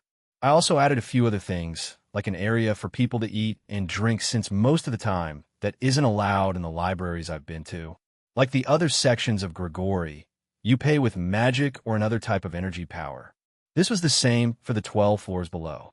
All in all, it could store around 4 quadrillions of items, so they shouldn't run out of space in the near future. Once I was done, Fusey began to make several books fly towards certain bookshelves. Do you have a list or something? It looks like you know where to put these, I said, and gestured to the large book piles around us. Here, she handed me several sheets of paper. These give detailed instructions on where certain books are to be placed. She then clicked her fingers, and countless more boxes appeared. These have been labeled, so just follow them. Nodding my head, I began to help her by teleporting certain boxes of books to the appropriate locations and then checking with my own powers to see if they were neatly arranged on the shelves. Leave the rest to me. Could you go and check if those books are in the right place? I asked, and she agreed to do it. She quickly flew up to each level to check for me. Meanwhile, I started to do the same for the bottom section, but noticed that the bottom half would be emptier than the upper levels. The door behind me suddenly opened, and in came Donasik. Hello, Jean-san. I brought a few more boxes over. These should be the last of them, he explained. Thanks. Good work, I replied and teleported them away. Any idea why the library was running out of space? I asked him. Azazel-sama started to record more of his ideas and theories and decided to store most of them in the library. That's why there's an AZ section on the lower levels, he said, and gave me another sheet of paper. I read through it and sighed. This guy has at least 68 books written on his own sacred gear research. Thanks. Anyway, are you doing okay? How's life? I asked him as I continued with teleporting books. Well, it's been going well. I'm set up for promotion soon, and Penemu-sama and Shimai-sama have said that I may become an executive in the future, and, well, I got into a relationship with another fallen angel, he said while stuttering. I grinned at him. Good on you. Seems like genuine hard work pays off, huh? Keep it up, Donasik. Why yes, thank you again, Jean-sama, for this opportunity, he said and left. Shortly after, Fusey returned. How was it? Everything seems to be in their right place. How about the lower sections? She asked. I should be done. Let's go take a look, I said, and she agreed. We went down the spiral staircase and arrived at the first floor of the underground section. For the next few minutes, we checked on each level to see if anything was missing or misplaced. Near the end, and at the very last floor, was the place dedicated for Azazel's 68 books of sacred gear research. Fusey and I walked through the large section with a few books. I took one and examined it. It looks like the crazy ramblings of an insane person, pointed out Fusey. Well, you have to be a bit insane to do the amount of research he does, even if he does enjoy it. I mean, what the hell does this even mean? I asked and pointed to a section. I believe it says that Azazel thinks that if you fuse a soul with an inanimate object without adding certain conditions and powers, it wouldn't work or change into an artificial sacred gear. That makes me wonder, will you help him create an artificial Longinus in the future? You've already created the new Longinus and evolved common and uncommon sacred gears into more powerful ones. I'm not sure, but I do plan on speaking to Azazel today about a few things. How about you? Were you just here for this? I asked. Yes. I'm essentially finished. However, may I join you? I wanted to ask you last night, but Penemu asked me first to help with this. Lisa-senpai wanted to, but was busy as a teacher and wanted to do something with your library. She explained. Sure thing, but I plan on going to Shimhazai since he asked for a favor, and seeing how much work he does, and he has a pregnant wife, I wanted to check up on them. She agreed, and after doing one final check, we left the library and tracked down Shimhazai. We arrived at the residential section of the organization. It was more like a section of the place that looked like a regular underground neighborhood. Azazel apparently made this because he knew some of the fallen angels here wanted to start their own families, and just giving them a larger room made more spacious with magic wasn't going to cut it. I also helped expand it a few months back. I'm led to believe that he wants a favor that will involve his family. After finding the home that he and his wife and unborn child were in, we stepped up to the door and pressed the doorbell. It was quickly opened by his wife, Lanila. She was very pregnant now. I wouldn't be surprised if she gave birth in the next few weeks. Hello, Lanila. Is Shimhazai here? I asked. Hello, Jean. Yes, he is. Please come in, she said and gestured for us to come in. We entered their home, and it was a medium-sized home that was quite cozy. Most of the home was made of wood and brick. It was also reinforced with magic. This entire section had a powerful barrier, so unless Lapis or her items were used, no one would be able to break in. We were quickly led to the living room, and Shimhazai was there with a few documents as he read through them. He looked up to see us and waved his hand. Welcome, Jean. Thank you for coming. I'd like to get into it, and I'm sorry to say this, but it's in a way 2 requests. The first part is this: he brought out a document and showed it to me. I see. So you were the one who Azazel chose to have this fallen onto? Huh? I asked, and he tiredly smiled at me. The please give us more money for research was given to Shimhazai, and he did the budget for it, and now he was presenting it to me. I sighed and scratched my head. They need around 432 billion currency to do the first part of their research, and then a further 271 billion currency to finish it off. What the do we even have enough? Drake asked. I don't even know how many zeros I have, but this is basically pocket change for me, I replied to the Welsh dragon. Make the crow sweat. I grinned since I already planned on doing that. It's fine, Shimhazai, that's basically pocket change for me. But care to make your governor sweat a bit? A small prank on him, I said, although I cringed a bit when I heard the word prank since it reminded me of a certain individual. You want to give him the money and scare him into a very large debt to pay in the future? Asked Shimhazai, and I nodded. He sighed at me, but smiled in the end. For all the stress he gives me, a small joke like this isn't too bad. Very well, I will follow through with it. Great, thanks. I clicked my fingers and made hundreds of thousands of briefcases of money appear. I then stored them in a small device and told Shimhazai how it worked. With that done, what's your own request? Well, it's nothing too serious. We were wondering if you could do the same thing to our child. You did something to SAE Tujus, didn't you? We were wondering if you could owe that. Sure thing. You look after Slashdog and a few others for me, so I don't mind, I replied and went over to Lanila. I asked for permission, and she allowed me to touch her pregnant stomach. Just like with SCE, I gave the unborn child protection, changed their potential, and also made them immune to any disease and let them be born healthy. That should do. How do you feel? I asked and got up. I don't feel any different. Is that good? She asked. Perfectly normal. That should do it then. We'll get going then. I await his future reaction. Shimhazai, I said and laughed. Thank you, and I will text you as soon as I find out. Jean Cohen. I waved to him as we left his home. Next stop was 3 out of the 8, so we have 5 left. They'll leave Mom last, and the cell's second last.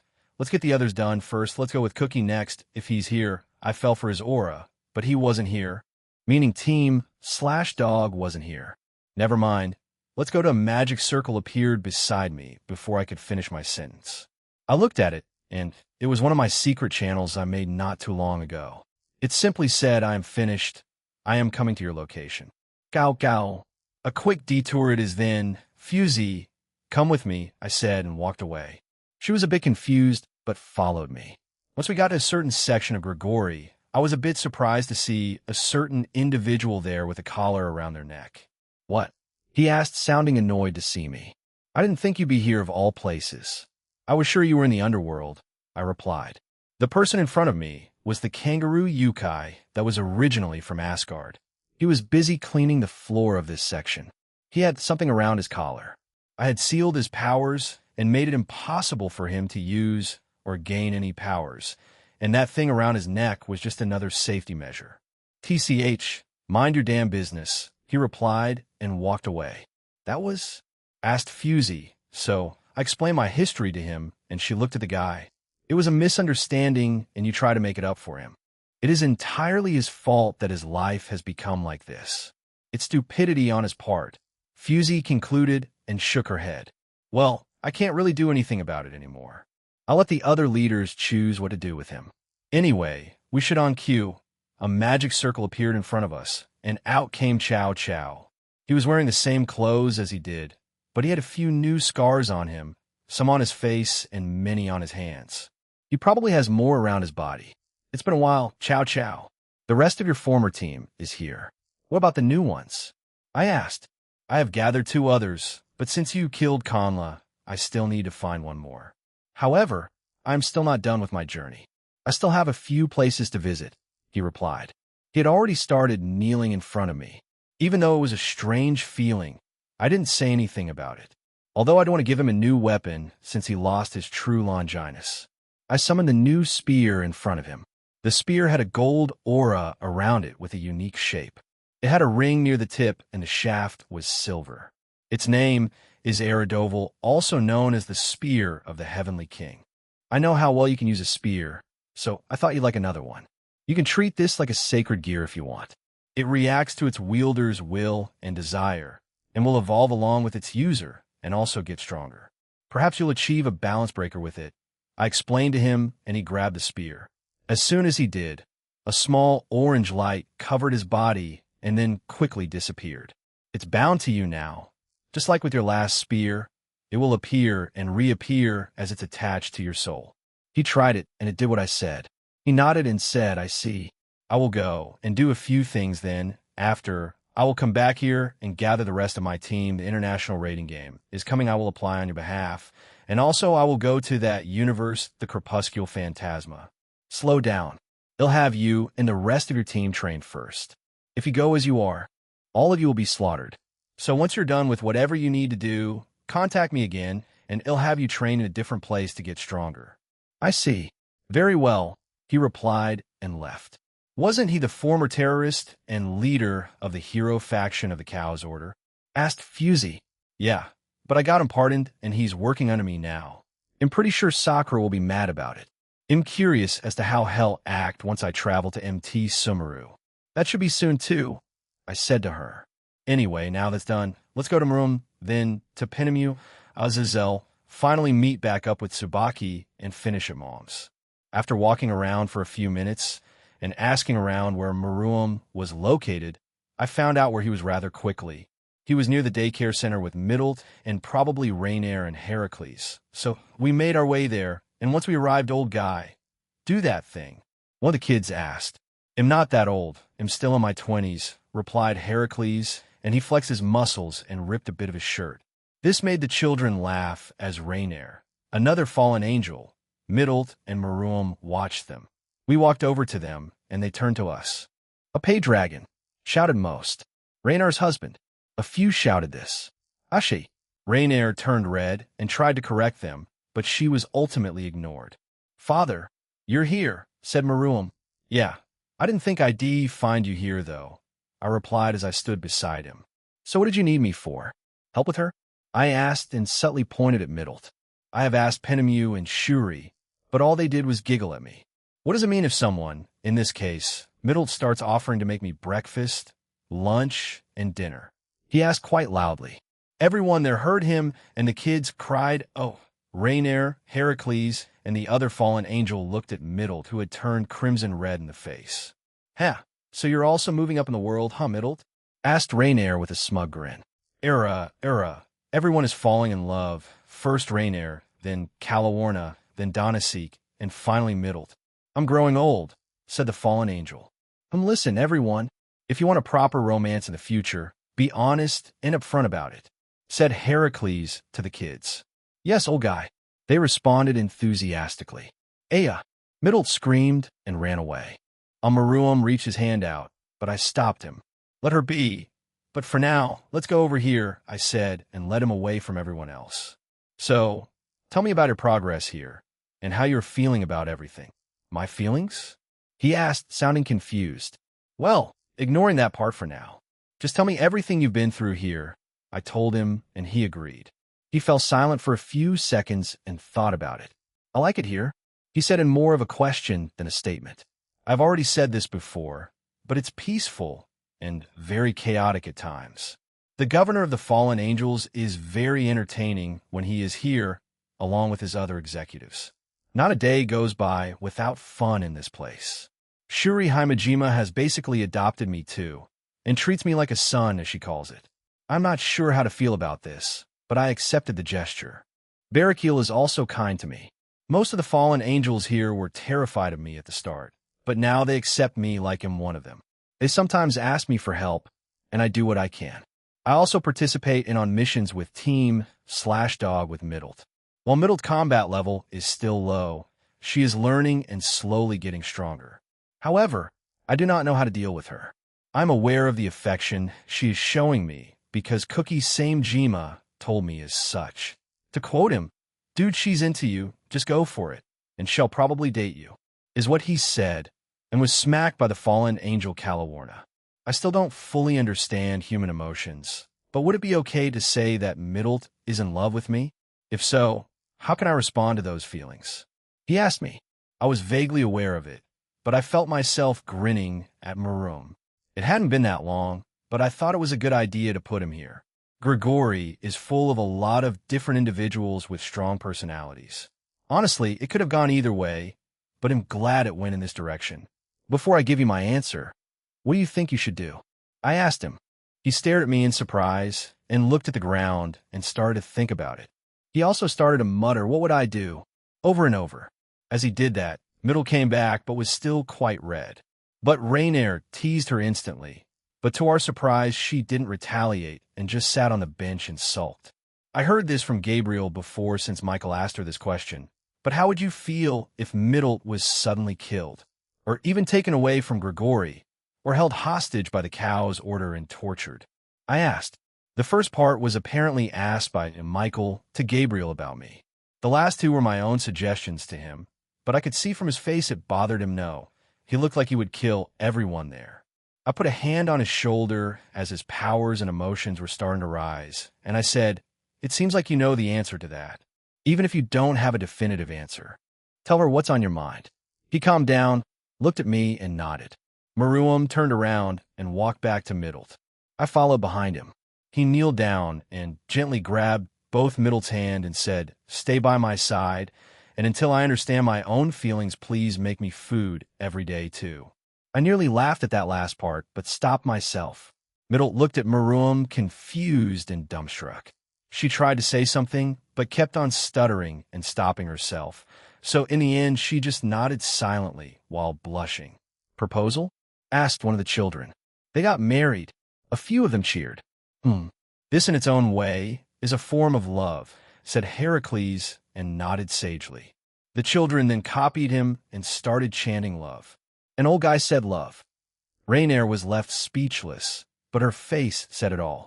I was beaten, and she didn't seem too fond of that. But I'm glad that I helped my son on this. I think hell started to truly change from here on out, hopefully. Fusey walked over to me and smiled. It seems like you were successful? She asked. I didn't do much. I just helped him organize his thoughts and gave him a small push.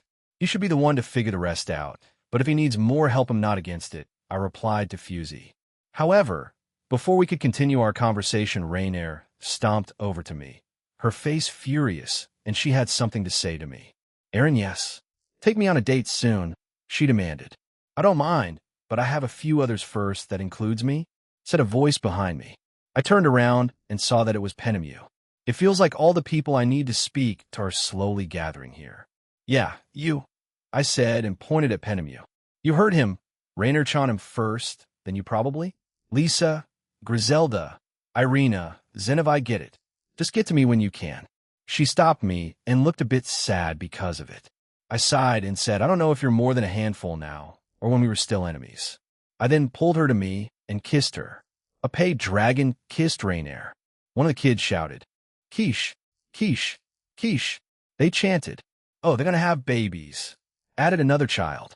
Babies, babies, babies. It felt like we were in a cult or something. Rainier didn't struggle as much as I thought, but kissed me back instead. Finally, we separated and Penemu started to tease her. I won't run away anymore, she declared to Penemu. Ada, is this a challenge, Rainier-chan? Asked Penemu, who also looked quite serious. Yes. Both fallen angels stared at each other, a strange tension in the air. But let's go, Aaron, said Fusey as she grabbed my hand and pulled me away. Both sounded confused by this development, and so was I. Penemu ran up and caught up with us. Ada, is Fusey-chan jealous? Asked Penemu. No, we still have quite a few places to go to. Your request was already fulfilled, so we didn't need to find you. So we're heading to the last few, explained Fusey. In a way, she was right. Since Penemu came to us and heard her answer, then we could just move on to our next one. However, Era? I'm coming too then. I'm mostly done with my job here. I can spare a few hours before returning to Kuo, or I can skip a horrible teacher your students are waiting for you, you know? Said Fusey. Penemu hugged my other free arm as we left the people behind us. I felt Rainier fuming as we did. Fufu. So, who's next, Tool-sama? Azazel. Then I'll expand the cells and then go to Mom's house because she's asking for me, I think. I replied, and we quickly walked into his office. However, once we arrived in front of the door and stepped in, he saw me, sighed, and said, I need to speak with Jean privately. ITLL take a little bit. So can you two give us some space? All right. Fusey-chan, since you're still unfamiliar with this place, let me show you some other places. I'll contact Jean periodically to see if they're done, said Penemu as they left. Azazel gestured for me to sit down, and I did. To start, let's lay out what we'll discuss. First, what we found out about Euclid and the exiled clan members. Second, Sacred Gears. Third, the organization EXE. And finally, Avetsa, and your plan for her, said Azazel. I nodded and waited for him to continue. About Euclid, you probably spoke with Ajuka recently, right? We didn't get much from him. In all honesty, he didn't involve himself too much with the EV or Phantasma. He only had his own plans and helped Rizavim with a few things. However, Rizavim also didn't tell him everything he had planned, nor did the original Satans. But Euclid did say that the mother of all devils, Lilith, was alive. He said that she acted strangely and was very interested in the raiding games and you. I don't know why she is, but work that gene magic and make Lilith switch sides so we can get even more information, he added and chuckled. Gene magic? What the hell does that even mean? I gave him a strange look, and he just shrugged at me. What did Euclid mean by acting strangely? I asked. Apart from looking at many raiding games, she's following your every move and trying to find out a lot about you. Euclid said he didn't know why, or does anyone else, but they speculate that she wants to kill you or something. All right, that part is done. Graphia is apparently still interrogating him, but you already know that, right? He asked, and I nodded. Okay, next exiled clan members, the ones we captured. Gekshii Duman, Kamiko Duman, Akishi Kushahashi, Sizu Shinra, and Tessila Shinra, he said and sighed. We didn't get much. Even with Tsubaki-chan helping today, they outright shut her out and had some choice words to say. Honestly, it was better that you weren't there, because I don't know how you would have reacted. I'm not a child. Azazel, it's true that you aren't, but you clearly care about many people, including Tsubaki-chan. If you heard the things they said, you'd probably beat them near to death, or kill and revive them over and over, he said. I couldn't deny that. But I don't know what they said, so I couldn't exactly say, oh no, I wouldn't do that, or something along those lines. You already read most of their memories, right? We can rely on them, since they refuse to say anything. We've been trying for days, but we won't get anything. For now, we'll start torturing them, and try to get an answer that way. Though I suspect that the Connected Harmony faction has long since abandoned them, speculated Azazel. Anyway, You should see Tsubaki-chan after this. She definitely needs you, but for now, I had her moved to a different section. This will sound bad, but please add more cells before you go see her, he said awkwardly. Yeah, no problem, I replied. I wanted to leave now since I was worried, but I'll just get through this first. Next, I heard from Ajuka, you want to start calling certain new sacred gears with the term New Longinus? He asked and raised an eyebrow. Yeah, I wanted to give these sacred gears that had the potential of being classified as Longinus another term, and I chose the simple term New Longinus, I explained. Which ones? He asked, becoming even more interested. We'll just tell him about the ones that I know and that we both are aware of. The ones that I know are Ingvild's Nereid Kyrie, Gasper's New Aeon Beller, Zenovia's Carnage Incarnate, Grand Chariot, Kinemus Ashenburst, Abyss Extinction which I evolved for Night Reflection, and finally a new sacred gear I made called Demon Armor, Incursio. I sighed and sat back in my seat. There are probably more out there, and I've heard reports from my shadow soldiers, but we may see them participate during the international raiding game, so it'll classify even more as the New Longinus. Do you have an idea of their names? He asked. Azazel looked very excited about the thought and wrote these down on a notepad. Depending on a few factors, Kiba, or Yuma's new sacred gear that she combined both Blade Blacksmith and Sword Birth in a Blade Birth. If she can achieve a new balance breaker, then he'll also classify it. But the others that my shadow soldiers saw were called Star Buster, Star Blaster, Alpheka Tyrant, and Unknown Dictator. However, I've seen sacred gears that may evolve from their normal state to something else. A future subordinate of mine. Did you hear about him from Mephisto? His name is Hirokazu Miller. He has a twice critical, but it may change to something else. I look forward to seeing him again, I said and grinned. When I went back to heaven and did that miracle for the humans, I also changed a few things for the sacred gears. Every single sacred gear, whether it be normal, uncommon, rare, or the original 13 Longinus, has a small chance of evolving if the wielder has the desire and power for it. Apart from that, the new spear I gave to Chow Chow can be considered a sacred gear-type weapon, or we can just call it another holy spear. It's called Eridoval. We can also assume that the Cow's Order may also possess sacred gears that may equal the new Longinus classification. I explained to him, and he agreed. Chow, does that mean he finally left that place? Asked Azazel. Azazel was also interested in the twice critical potentially changing into something else, but decided not to say anything. Yeah, just today. He actually came to Grigori earlier, and we spoke. I also gifted him with a spear. Anyway, apart from Aurelia, Chow Chow, and maybe Hirokazu, they may enter the international raiding game on my behalf, but also want to fight me in the end. Also that fan that was stolen from Shiryuki, we can also identify it as sacred gear-like because of its destructive capabilities. She didn't tell me the name for it, but yeah, that's another one, I explained. Right, that fan of hers, when do you plan on going? He asked. I've sent texts to Amaterasu about it, and she said she'd ask on my and her behalf, and we'll go from there. But so far King Inma hasn't responded. Well, getting those gods to answer is quite a hassle after all. There are more realms, pantheons, and factions that are easier to get into contact with than some others, Gene. So don't lose hope, yet let's see.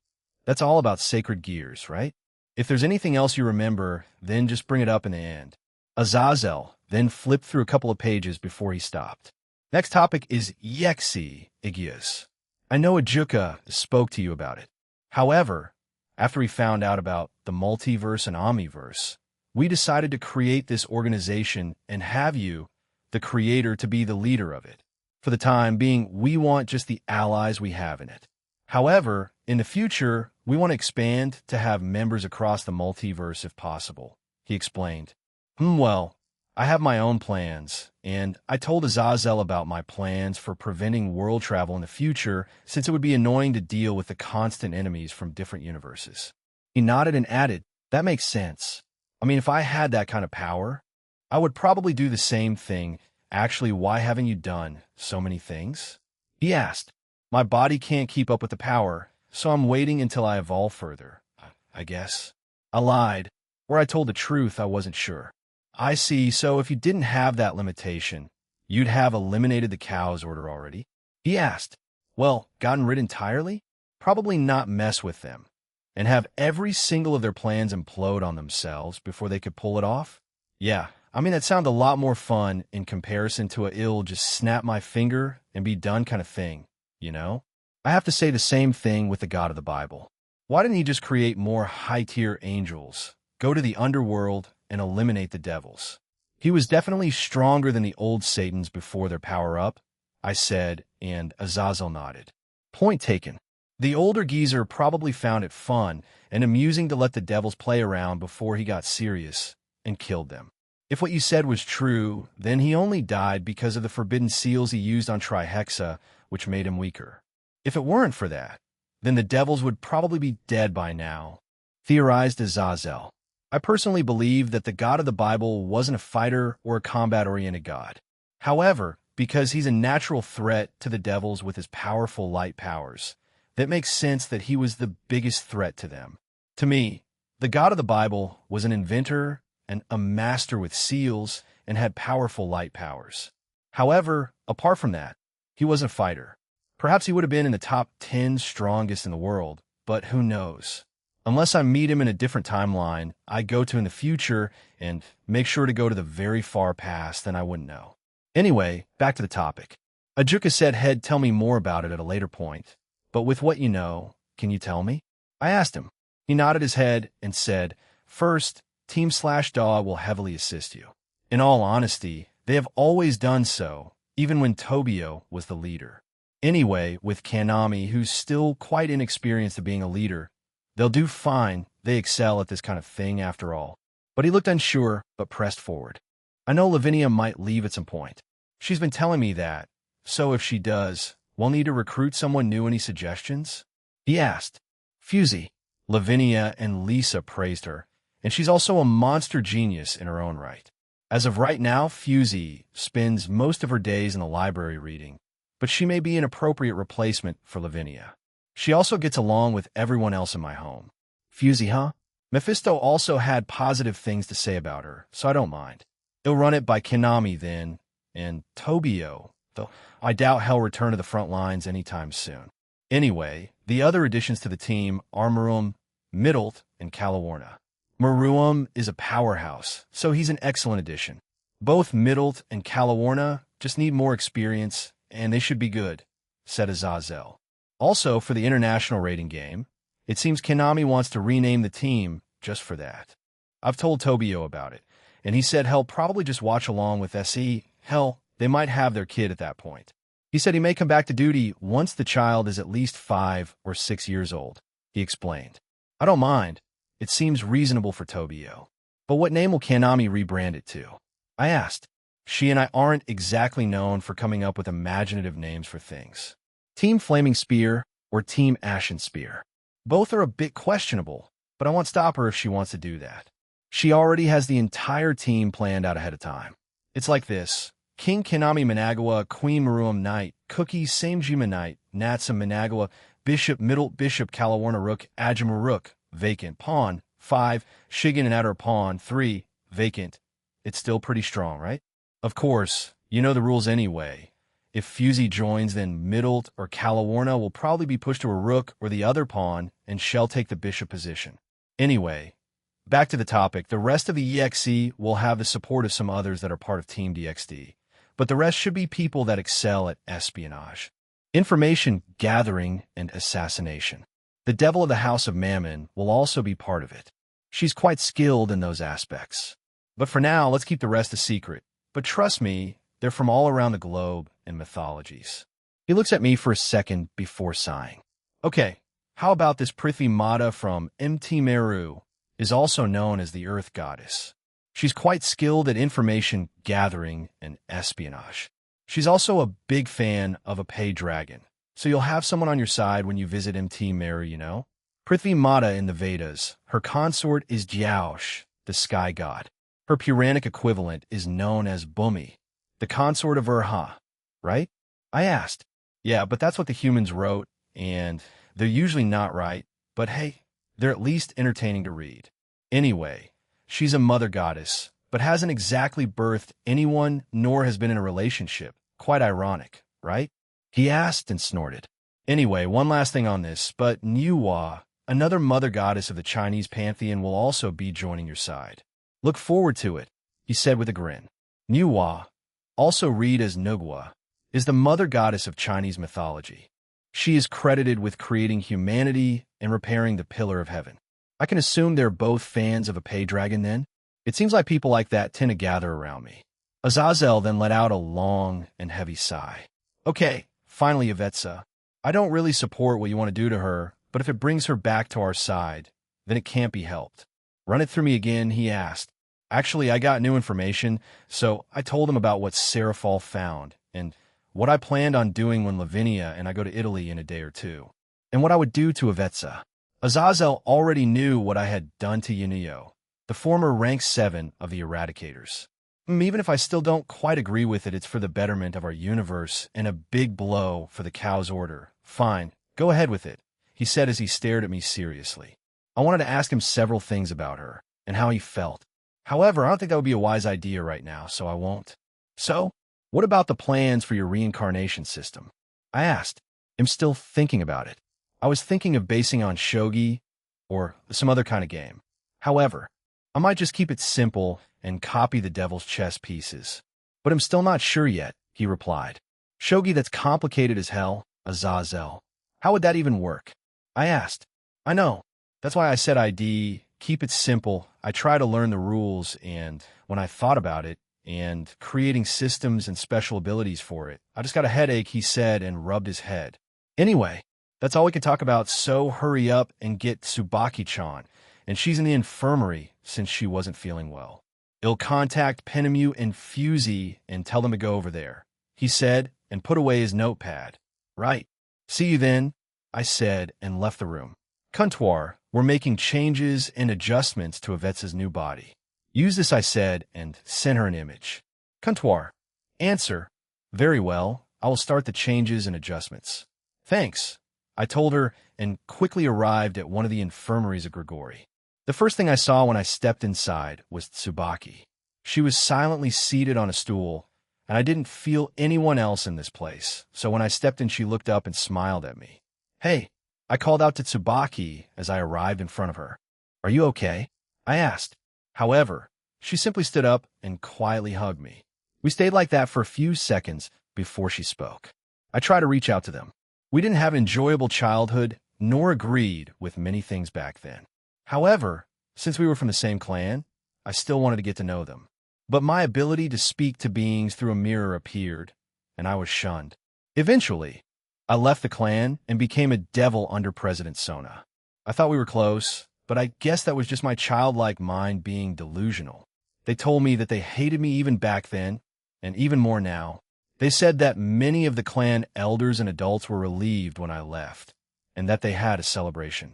I know anyone that has strange abilities or sacred gear is usually shunned by the 5 principal clans, but you hoped otherwise? I finished for her, and she nodded her head. I don't want to know what insults they told you, but I've already said this to Ingvild.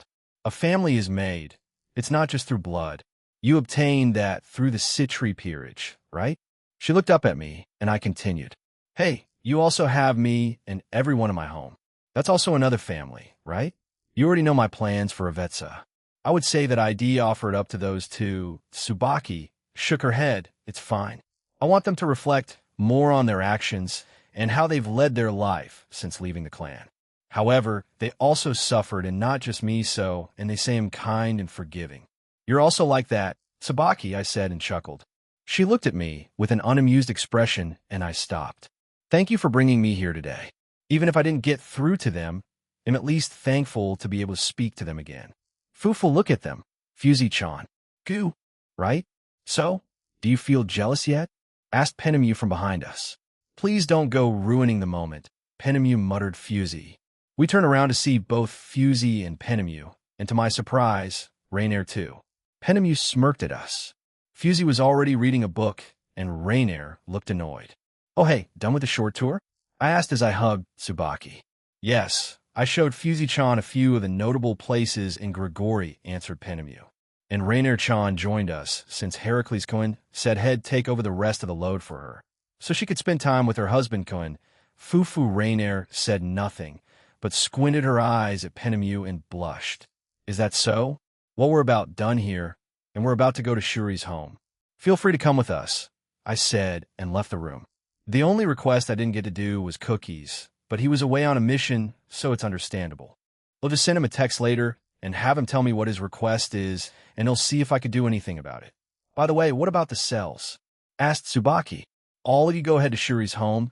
I'll go and expand it, I said and disappeared. I heard Penemu laughing at me as I left. Once I arrived at the area again, I saw Kishka there. He saw me and kneeled. Eren-sama, are you here too? Yeah.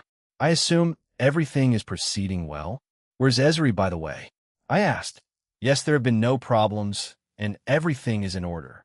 Ezri, on the other hand, went to the underground section of Grigori. He was asked by a high-ranking female fallen angel. I believe they are in a close relationship, he said with a small smirk on his face. Ezri and a fallen angel. Huh. I'm not against them being in relationships, so good on him. Is that so? I'll check on him before I go to Shuri's then. Anyway, good work. I then put my hand up and expanded the place with an extra 10,000 cells with the same functions. Once done, I quickly checked over them and left to check on Ezri. I didn't spot the two subordinates of Yanuyo, so I'm led to believe they're in the underworld or heaven. I quickly located Ezra's aura and arrived in the underground section and found that he was currently out on what seemed to be a date. She had long, straight, white-gray hair, wine-red eyes. She also had a red earring on one of her ears. She wore what seemed like a uniform of sorts. A white shirt, a black vest, and a black skirt. As if sensing my presence, Ezri turned around in a panic and immediately kneeled. His date looked confused, but looked at me, and her eyes widened in surprise. I walked over to the two of them and started a conversation. Hello, Ezri. I heard from Kishku. Good work, by the way. Feel free to enjoy your day. Don't let it be stopped by me, I said to him. Jean-sama. Thank you for your kind words. This is Sophiel. She's a high-ranking fallen angel. A friend of mine, he explained. Greetings, middleman. Sophiel. Ezri said he was free today, so we came here to spend some time. Nice to meet you. And yeah, he's free, so you can stand up now, Ezri. I just wanted to check up on you. It seems things are fine here, so I'll take my leave. Sorry for interrupting you too, I explained and then turned around and left. I heard a small thank you from Ezri before I appeared in front of Shuri's home. Before I could ring the doorbell, the door opened and Shuri brought me in. You caught another two, didn't you? At this rate, I'll have 100 grandkids. Not that I'm complaining, she said happily as she brought me to the dining room. Eat, she said and pointed to the plates of food in front of me. Rainier, Penemu, Tsubaki, and Fusey were already eating, so I sat down and ate too. You may be a future chef and business owner, but you will eat the food I make you. Do you understand? She asked. Yes, Mom. I'd eat regardless of whether you told me to eat or not. I replied to her and continued to eat. Just the answer I expected. Eren, who do you plan on marrying first? I know that you've proposed to several women so far, but I was curious, asked Shuri. Who? I haven't exactly thought of it that far, I replied. You would need an official wife for public records, you know? Who would it be? My sweetheart Akino? Suzaku? Lavinia? Asia? Me? Added Penemu and giggled. You're too old for that. Please be quiet, Shuri replied quickly, making Penemu stop and stare at her in shock. Who? I don't know yet, Mom. They'll talk to the girls about it. But you know how competitive they can get. I then told her about the upcoming international rating game, how ITLL be an exhibition match, and that the position for queen will be one of the girls, but they'll have to fight for it. Fight for the legal wife seat, muttered Shuri. I'm rooting for all four of my girls, she announced happily. Not all of them can win, I replied. If I choose all four, then at least it'll win in the end. Pretty sound logic right there. If she roots for all of them, one of them is bound to win and shall win regardless. Shuri is playing 6D chess. We're skipping 4D and 5D and going straight to 6D? Asked Ridra. Why not 12D? It's this, the Mom, but why not this? She asked a bit frustrated. It's because it's in the recipe I wrote, she crossed her arms and huffed. Around 2 hours had passed since we came here, and I was helping Shuri create one of the recipes I had added to my future menu. She was being stubborn and asking me why I chose a certain ingredient or spice, or Anything really. Please go along with it. I begged, and she relented. I turned to Fusey and said, I didn't think you were a good cook. I had to live on my own, so I wouldn't involve my family in the supernatural, so I had to learn a lot of things to survive, replied Fusey. What about me, Aaron? Asked Penemu as she hugged me from behind. It's dangerous to do that in the kitchen, Penemu. Geez, you're not fun, she replied, and also huffed. Fufu, at least Rainier-chan is acting like a proper wife, she said. Rainier was diligently following the recipe that I had given her.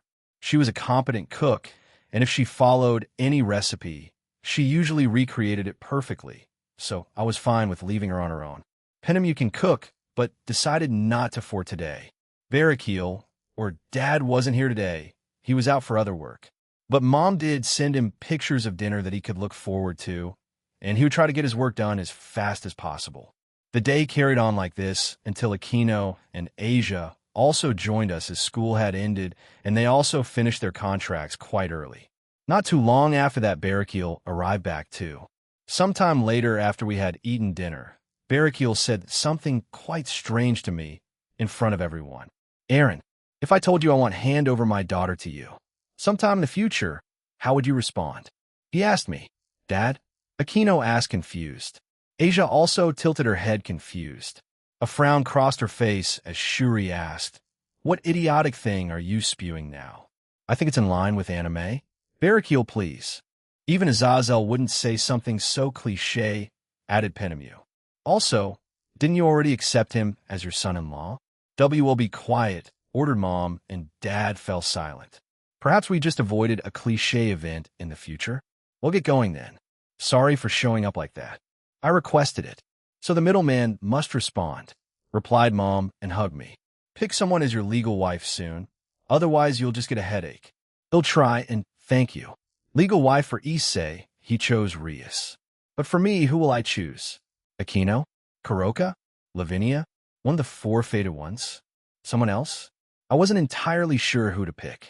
Taking into consideration all their feelings, I also don't know who the last fated one is, though Draig and the other said Astria, but I'm not convinced since Kuntor didn't confirm it officially. Chapter 8, Part 3, Eternal Love and Avetsa's soliloquy. Since the beginning of my life, I had always wanted to learn and research things. It didn't matter what it was. I just had a drive within me to do so. When I offered to help our father, the God of the Bible, with his new research into the sacred gears, he initially rejected me like Azazel. I don't remember when or how, but I eventually fell. Maybe it was because I wanted to teach humans the way forward through technology, or maybe it was my own greed for wanting to research things, and in the end, I fell. It didn't bother me too much, but Azazel invited me to an organization he made under the name of Grigori. He said that it would be called the Home of the Fallen Angels, and he would take any angels that fell with open arms. Depending on a crime they committed, some people were exiled or killed for taking advantage of that kindness. It slowly grew in size as more angels fell after the war between the 3 factions, with some fallen angels birthing new hybrids due to falling in love with humans. I didn't understand that at the time, and found the notion ridiculous. However, some told me that I would understand someday when I did fall in love. I spent my time there researching about everything. I even made trips to different parts of the human world to research those things directly. I nearly got in trouble with a few pantheons and factions, but with a bit of persuading, they let me stay there under the pretext of research. However, I did have someone watching me the entire time, but I didn't mind. At some point, Azazel began his own research in his sacred gears and wanted to try to make his own. I had similar interests to him, so when I found out about it, I decided to offer him my help, and he happily accepted. So together with a few others, we set out to recreate the sacred gears that our father created. We also got to experience many of them over time. We classified them as common, uncommon, rare, and then the original 13 Longinus. Common sacred gears were like the twice critical or flame shake and sore birth. Some uncommon sacred gears were night reflection, dreamlike curse, and trick vanish. The rare type of sacred gears were like the ones called forbidden Baylor view, twilight healing, and holy resuscitation, as well as the 4 fiends. Most of these were unique, and had only one copy ever seen, with the exception of Twilight healing, as there were a few of them recorded throughout history. The 13 original Longinus were outmatched, as they were quite destructive and had the potential to kill gods if the wielder became strong enough. I, along with Azazel, loved studying them all. It didn't matter if they were common or the rare Longinus types. Anytime we convinced a human to join our side, we would study them and give them money. Of course, humans had a limited lifespan, so they would eventually die, so we would have to start from the beginning once their sacred gear vanished. We found out that the devils developed a reincarnation system after their civil war. However, when I asked Azazel about making our own, he was hesitant. I was persistent in asking why, and he eventually told me that our race wasn't originally meant to exist if he called the balance breakers of sacred gears bugs of the sacred gear system. Then we, the fallen angels, were also a bug.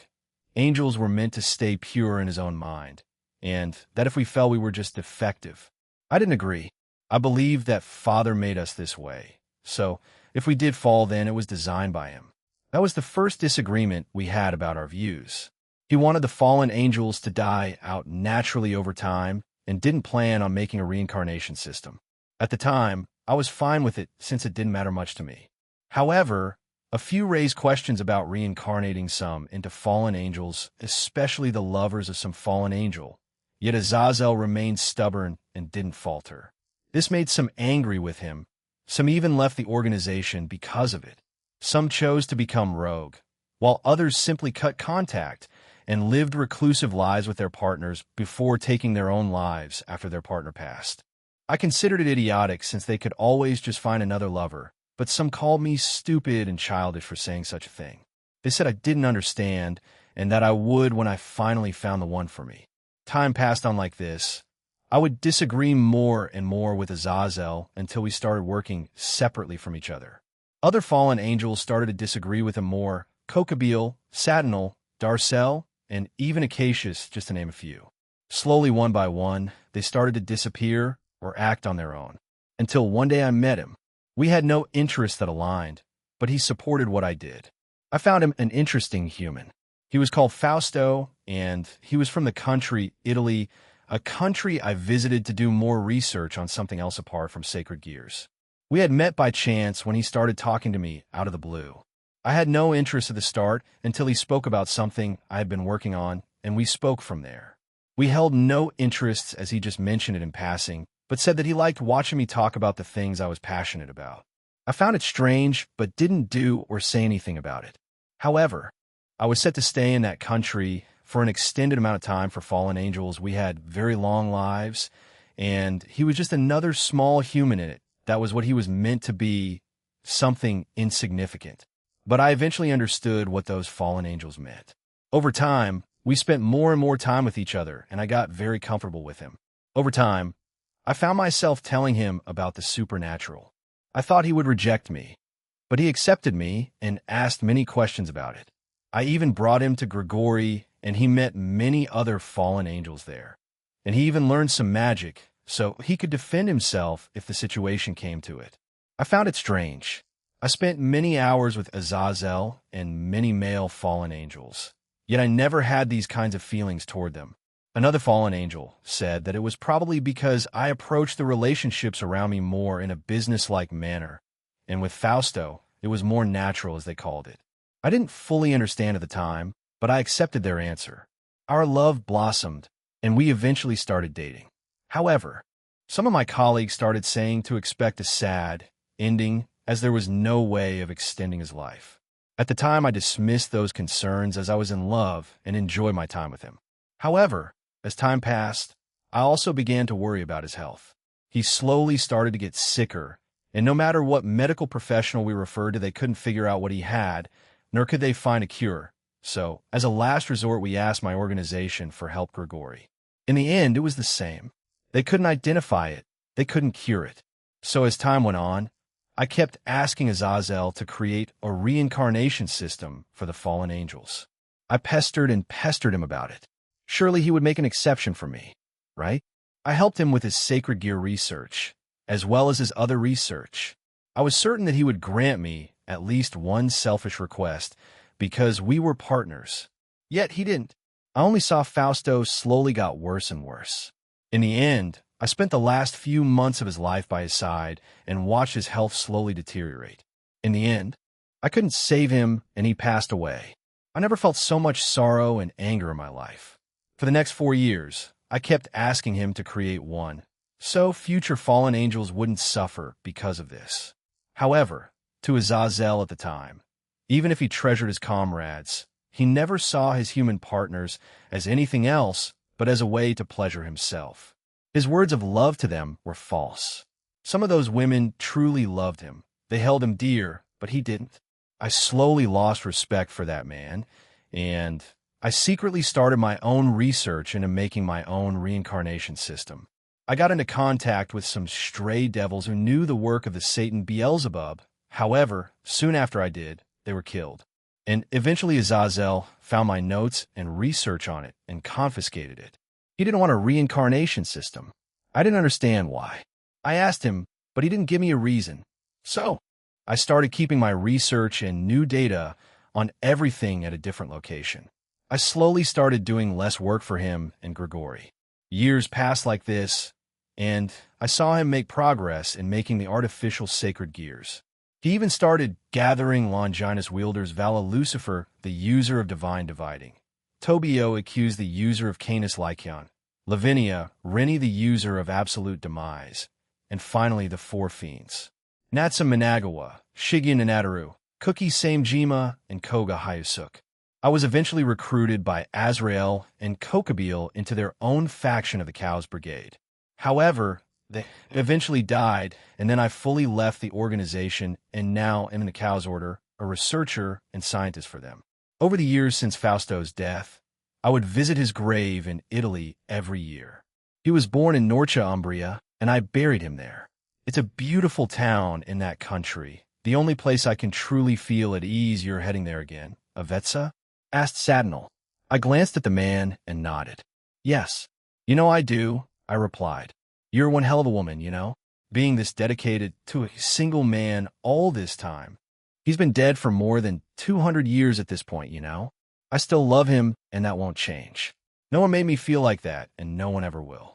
Fausto was different, and Azazel was responsible for his death, and he'll kill him for vengeance, I replied as I packed up my belongings.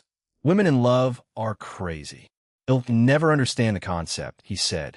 I used to think like that too, Sadnal. I thought love and those kinds of feelings were stupid, idiotic even. But once you fall truly in love with someone, you'll understand they always do him well if you're the one saying so. Then there has to be a small truth to it. Anyway, good luck. And if you get taken out or captured, then thank for the research and information, he said to me. He started to walk away after I made a small grunt at him. By the way, Yashina is going with you, so you'll be safe. I guess we can call her Ice Princess 2.0, or Super Ice Princess, haha. After Satnal said those words, he left. He has been quite crazy, so no wonder he left the organization that we were in. He even has his own team that he's changed. I would say I felt sympathy for those kids, but I really couldn't.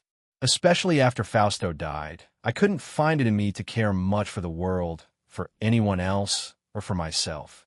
To me, as long as I get to kill Azazel and bring his organization to the ground and everything he has built, hell be able to experience the pain I have held on to for so long. So he can feel something he loves stripped away from him. I moved over to a room that I had prepared a magic teleportation circle in. This would bring me to just outside Norcia, Umbra. The place that I had buried Fausto was a spot that he frequently visited, and he also started bringing me there. I chose that spot because it contains many of our memories. I hope nothing happens today to hinder this visit. It's one time of the year that I want nothing but peace. The day that Fausto died. I also died. Third-person point of view, once Avetsa was gone, Satnal made his way to a different section of the Cows Order's base. Once there, he spoke to the newly formed team he had created over the last few months. If his Abyss team was his elite unit that he left Grigori with, then his newly formed team that is made up of hybrids of divine beasts, cryptids, EV technology, and his new artificial independent Longinus.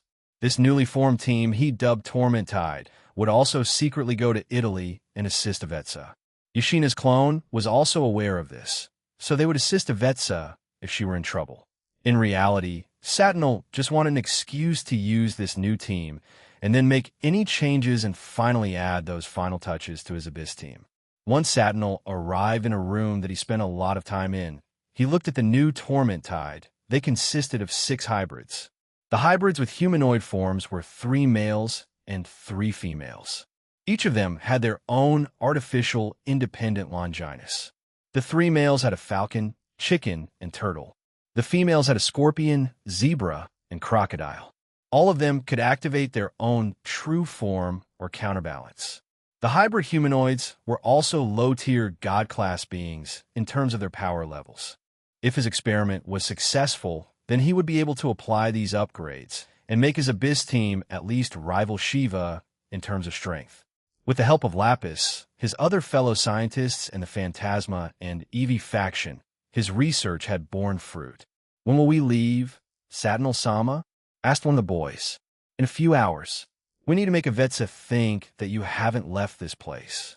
While you're invisible thanks to the red vial, she knows that you're still here. So if you suddenly vanish without my input, then she would suspect something," replied Satinel. Satinel's original team was sent to the Phantasma to take trials, and after they're done there, they will go to the Eevee to receive further upgrades. This is their plan now. They simply wish to get stronger and stronger. So with his Abyss team in another universe, this new experimental team would do their jobs instead. Make sure to use every bit of your power if the middleman shows up. Lilith was aware of the things that were going to happen soon. Avetsa visiting Italy, Nagendra's plan to attack the Hindu pantheon, the connected harmony hunting down the sacred beasts and killing them, the Halloween attack, the attack on heaven to retrieve a certain item, and many others. She wanted to leave this place before the attack on heaven occurs if possible. However, she had to do it slowly. But every time she sent one of her creatures near Aaron, it would be killed instantly. So her only way of communicating with him was useless. She was frustrated, but also knew why he would react that way. It was likely to be an enemy after all. However, she would keep on trying and hoping that he would eventually at least humor why those creatures would keep appearing near his home. Lilith couldn't tell anyone about her plans. She knew no one else in her organization shared the same thoughts as her or wished to change sides. If anyone found out, she may be killed for it, as she's a weaker super devil than the others, even weaker than the artificially created super devils. Weaker than her own son, though Rise of him is at least Dragon God class now as he received help from multiple sources. I need to find a different way? There's that option too. She thought and smiled. Lilith's next plan was to involve one of Aaron's friends. She didn't know if this would be a smart choice, but times called for different measures after all. First, she would make her usual creatures a bat preferably. Next, she would send it over to one of his classmates' homes. She would make them invisible and then have them appear sporadically so his friends would think they're going crazy, and she had to hope that they would inform Aaron. It was a huge gamble, and if Aaron decided to destroy it before she had a chance to convey her message, she may suffer damage on her end because of how he attacks his enemies. However, Lilith was still going to go through it. She wanted to leave, and she didn't want to wait forever. All right, let's start. She opened a magic circle beneath her and summoned 2 bat creatures and gave them orders. Those 2 bats then left via a magic circle, and all she needed to do now was wait. Jean Skyward's soliloquy 8 day has passed, and I would be traveling to Italy today with Lavinia. I have been waiting in the entrance hallway for the past few minutes, and I've also been thinking about a couple of things. I'm essentially going to her home, and I've asked Kantor about this too, but it is possible to summon the souls of the same individuals, but from a different universe or timeline. So my plan is to have Lavinia's parents' soul speak to her one last time. While I won't be able to resurrect them, since they're from a different timeline, my own rule, at least she can get some closure on their behalf. However, I will also discuss everything with them in advance. So hopefully they'll reconcile, and he'll also ask for their blessings, and may propose to her today, too, or after she speaks with her parents, whenever that may be. Even though it was unintentionally, so I don't count it. I haven't proposed to any of the girls in front of other people. I also don't count Rainier accidentally eavesdropping on my proposal to Aquino. After our visit to her home, we'll go to where Vetsa is. According to Sarah Fall, who got even more information for me, as well as my shadows, she's already there, but also plans to stay a few days. She'll apparently clean his old abandoned home and do a few things around the town. So we can afford to be a day late if it comes to that. I heard some footsteps and looked up. I saw Lavinia with Suzaku, Kuroka, and Aquino there. Lavinia was wearing the same dress she wore on our first date, and it was also on the same day I found out about the Fate 1 thing. Ufufu, take care of Nia-san, okay? Aquino added a wink to that. I walked over to them and nodded. Please be appropriate during your visit, Aaron, added Suzaku. It's an important day, after all. If given the chance, be intimate with her. Naya said Kuroka and got a light head chop from Suzaku. Oh, Naya Suzaku, it'll obviously be, geez, I replied. And I will, Aquino. Kuroka, there's a time and place for everything. I held my hand out, and Lavinia took it and came to my side. We'll try to come back as soon as possible. All right? And about what we spoke about, Suzaku, it'll wait until you return home. Aaron, she said. All right, take care now, I said to them as we left. Italy Pacentro. Abruzzo, we arrived in a small alleyway that no one would notice. I had Contour help me with that, since I didn't know the layout of the time too well. Google Maps could only get me so far. Once we arrived, I turned to Lavinia. You look beautiful, by the way. Say that before we leave, geez. But I know this alleyway. I would sometimes hide here when I played hide and seek with friends, she said with a sad smile. Lavinia then started to pull me away, and we quickly arrived at a small plaza of sorts. All around us were buildings of different sizes, but they mostly had flat roofs and were mostly painted white, orange, or some kind of brown paint. It hasn't changed, she muttered as she looked around excitedly. Do you see those? She asked as she pointed towards a hill of sorts. There were many houses up there too. Yeah, most of the youth or younger families tend to live there, and the elderly live in nearer to the town, since they won't have the energy or ability to walk too long of distances. And it looks like it's still true, she said.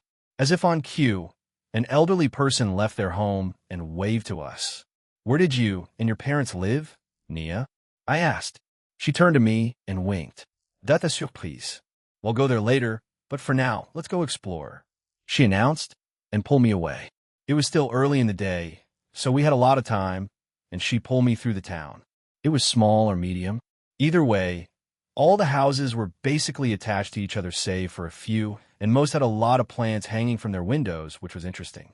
But what surprised me was the almost non-existent litter. Trees and a few small forests surrounded the place, along with a large hill with a bunch of houses here. There was also a single church, but it didn't feel like there was anything supernatural about it, but she said we could check it out later. Oh, is that little Nia? A man asked. He was selling some Arosticini. I think they're originally from Abruzzo. Mr. Dario? Lavinia asked, sounding a bit shocked. The one and only, he said as he left his spot, and Lavinia ran up and hugged him. He was an old man, around his mid-50s. He already had gray hair and wore a plain white shirt, blue polka dot shorts, and sandals. He also had a towel around his neck along with a straw hat. It's been so long, how have you been? After your parents lost their lives, you were taken away by relatives? He asked as they pulled away from the hug. I was passed around by a few relatives before someone unofficially adopted me, and I spent the rest of my time with them until I was around 15 or 16, and then they sent me to a boarding school, and I have been on my own since then, she explained to him. Old man Dario looked quite sad and shook his head. My wife and I promised your parents that if anything happened to them, that we would take you in. However, at the time we were not financially well off, and we couldn't afford it. But a few years after you left, a few favorable things happened to our family, and we could now afford to raise you. So we tried to find where you were and take you in, but we couldn't find you anywhere. I'm sorry, Lavinia, he said and bowed his head. And no, it's fine. It's a thought that counts. Is Georgia doing well? My wife. She's still as energetic as ever. She should before Dario could finish his sentence. A woman came over and had a few plastic bags with her. Dario, who is the Lavinia? Oh my God, she shouted and rushed over to her. She put her bags down and embraced Lavinia tightly while muttering something. The woman had short brown hair with some gray hair, blue eyes, and appeared to be quite elderly. She wore a red and white sundress. "Are you okay, sweetie? Why are you here? Are you moving back? You look gorgeous, by the way. I knew you'd become a beauty once you grew up. Call it a woman's intuition," she said to her. Lavinia became a bit flustered and tried to answer all her questions. But once she looked over at me, the old couple also turned their attention to me. "Who's that?" Dario asked as he looked at me up and down. Lavinia started, but I interrupted her. I stepped forward and introduced myself. "I'm Jin Skyvot, Lavinia Reina's current boyfriend. It's nice to meet you too."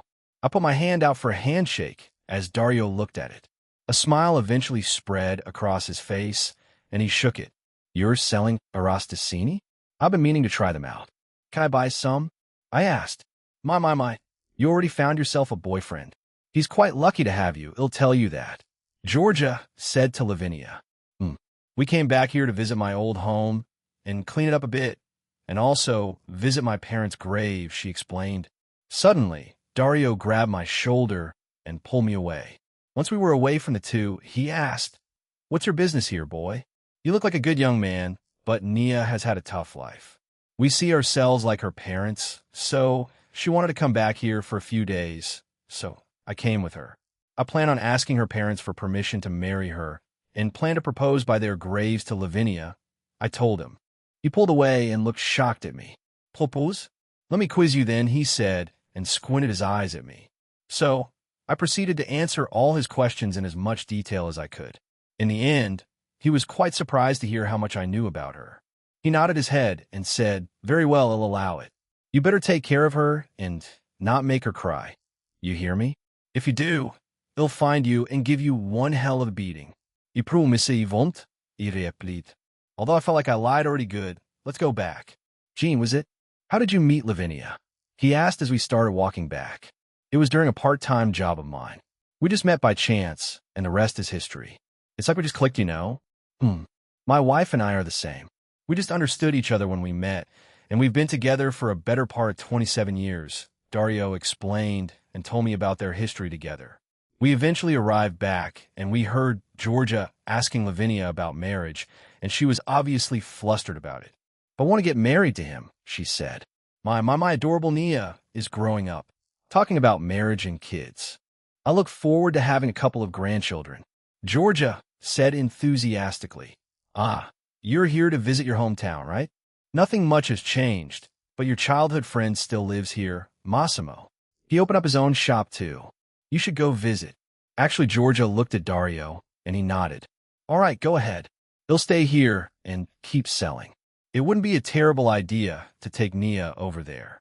He always wondered what had happened to her after all. He looked at me briefly and smirked.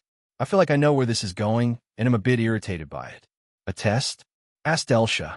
"Probably," replied Amaris. Drake and Albion stayed behind today to train Haru and Yuru, so these two are taking over for the day. "Massimo, okay, I don't mind. I'm also curious about him," she said, and hugged my arm, making the two of them chuckle at her. "Ah, young love," said Georgia. We quickly left the area where Dario was selling at, and with Georgia guiding us, we arrived at a relatively large store. It was the most modern building we have seen since we arrived here. It had a large glass window on the outside, and it looked like they sold bread. The sign said Massimo's Bread Butcher, which was a bit weird. He sold bread and meats? Is that even safe? We entered the shop, and once we arrived inside, welcome. "Oh, Miss Georgia, are you here for the usual?" a man asked. He had short blonde hair, green eyes, and wore some kind of baker's uniform, which mostly consisted of white and red colors. "Massimo, do you recognize this young lady beside me?" she asked him. The young man looked at Lavinia and me. Slowly, his eyes widened in shock and surprise. "Et Lavinia?" he asked, unsure. "Yes, it's me, Massimo. How have you been?" she asked, and she walked over to share a quick hug with him. "Oh my God, I didn't think I'd ever see you again," he said and grabbed both her hands, surprising her a little bit. "It's the most convenient time now. I love you. Please go out with me." "No, me," he shouted. Lavinia, Georgia, and I stood there frozen. "What the hell?" shouted Elsha. We expected this, but I didn't think it would actually happen, muttered Amaris. There were a few customers there too, and they were equally stunned by Massimo's sudden confession. Lavinia smiled gently and shook her head. I'm Sully. I'm already dating someone, and I want to get married to them someday. I can't accept or reciprocate your feelings, Massimo, but I hope you find someone else someday. She left his side and hugged my arm and happily snuggled into me. Massimo seemed troubled, but let out a defeated sigh. I was a bit foolish to think that you wouldn't find someone while you were away. Oh well, I'll try my best to find someone else, Massimo. If that's the case, go out with me. One of the female customers said, but no, me. More and more of the female customers started professing their love for him, making Massimo blush and look troubled. Well, he's quite popular, so I doubt he'll be too hung up about you, Nia, I said to her. Fufu, I think so too, she happily replied. I expected this, and I'm happy he moved on. Did you know? He spoke about you for many years, and even theorized that you would come back eventually. He said he would profess his love for you if that happened. Nonetheless, he added that he would accept any answer you give him, Georgia explained. I see. But as I said, I can't reciprocate those feelings for him, but he's quite successful now. Isn't he? Asked Lavinia as she looked around the shop. Yes. He's quite a catch if you consider our small little town. He left to go to a nice university in our country, worked for a few years, and came back to start his own bakery. It's quite popular, and he's always busy. Georgia and I proceeded to buy some bread from him, and also some meat too. Massimo didn't seem that bothered by me or his rejection, as one of the female customers was already hugging him like her life depended on it. After we bought our things, we left the store. This time, Georgia wanted to take us to another place. It wasn't anything too special, but we left the small town and headed towards the woods. We walked past a few trees, and there seemed to be a small man-made dirt path. It led to 10k-this place. It's the playground I used to go to before my parents passed away. It's still here and looks well maintained, Lavinia said, and she walked over to an old swing set. There were various numbers of things there, a swing set, a slide, a jungle gym, and other things children could play with. And as she said, it all looked very well maintained, as there were barely any rust on them. The grass and shrubbery around the playground were also well maintained, as many of them seemed recently cut. My husband, along with many of the elders as well as the young adults, keep this place clean and maintained. They don't want this quaint sanctuary of theirs to disappear. They hold a lot of memories for them. Even the youth of today sometimes come here to talk, have fun, and even play, explained Georgia. Lavinia walked over to a swing and sat on it. She couldn't fit on it, but she looked back at me and silently asked me to push her. I chuckled and agreed, so I walked over and gently pushed the swing for her. We stayed like this for a few minutes, silence overtaking our surroundings, and Georgia watching us from a distance. Lavinia finally stood up and looked at me. It looked like she wanted to say something, but in the end she didn't. We walked back to Georgia and we toured the town again. We'll go to my home now, Georgia. We plan on cleaning it a bit. The same for my parents' grave, said Lavinia. Come by our home for dinner, Nia. I'm definitely telling the neighbors that you're back, so you better come. Okay. Oh, Gene is good at cooking, so maybe he can help?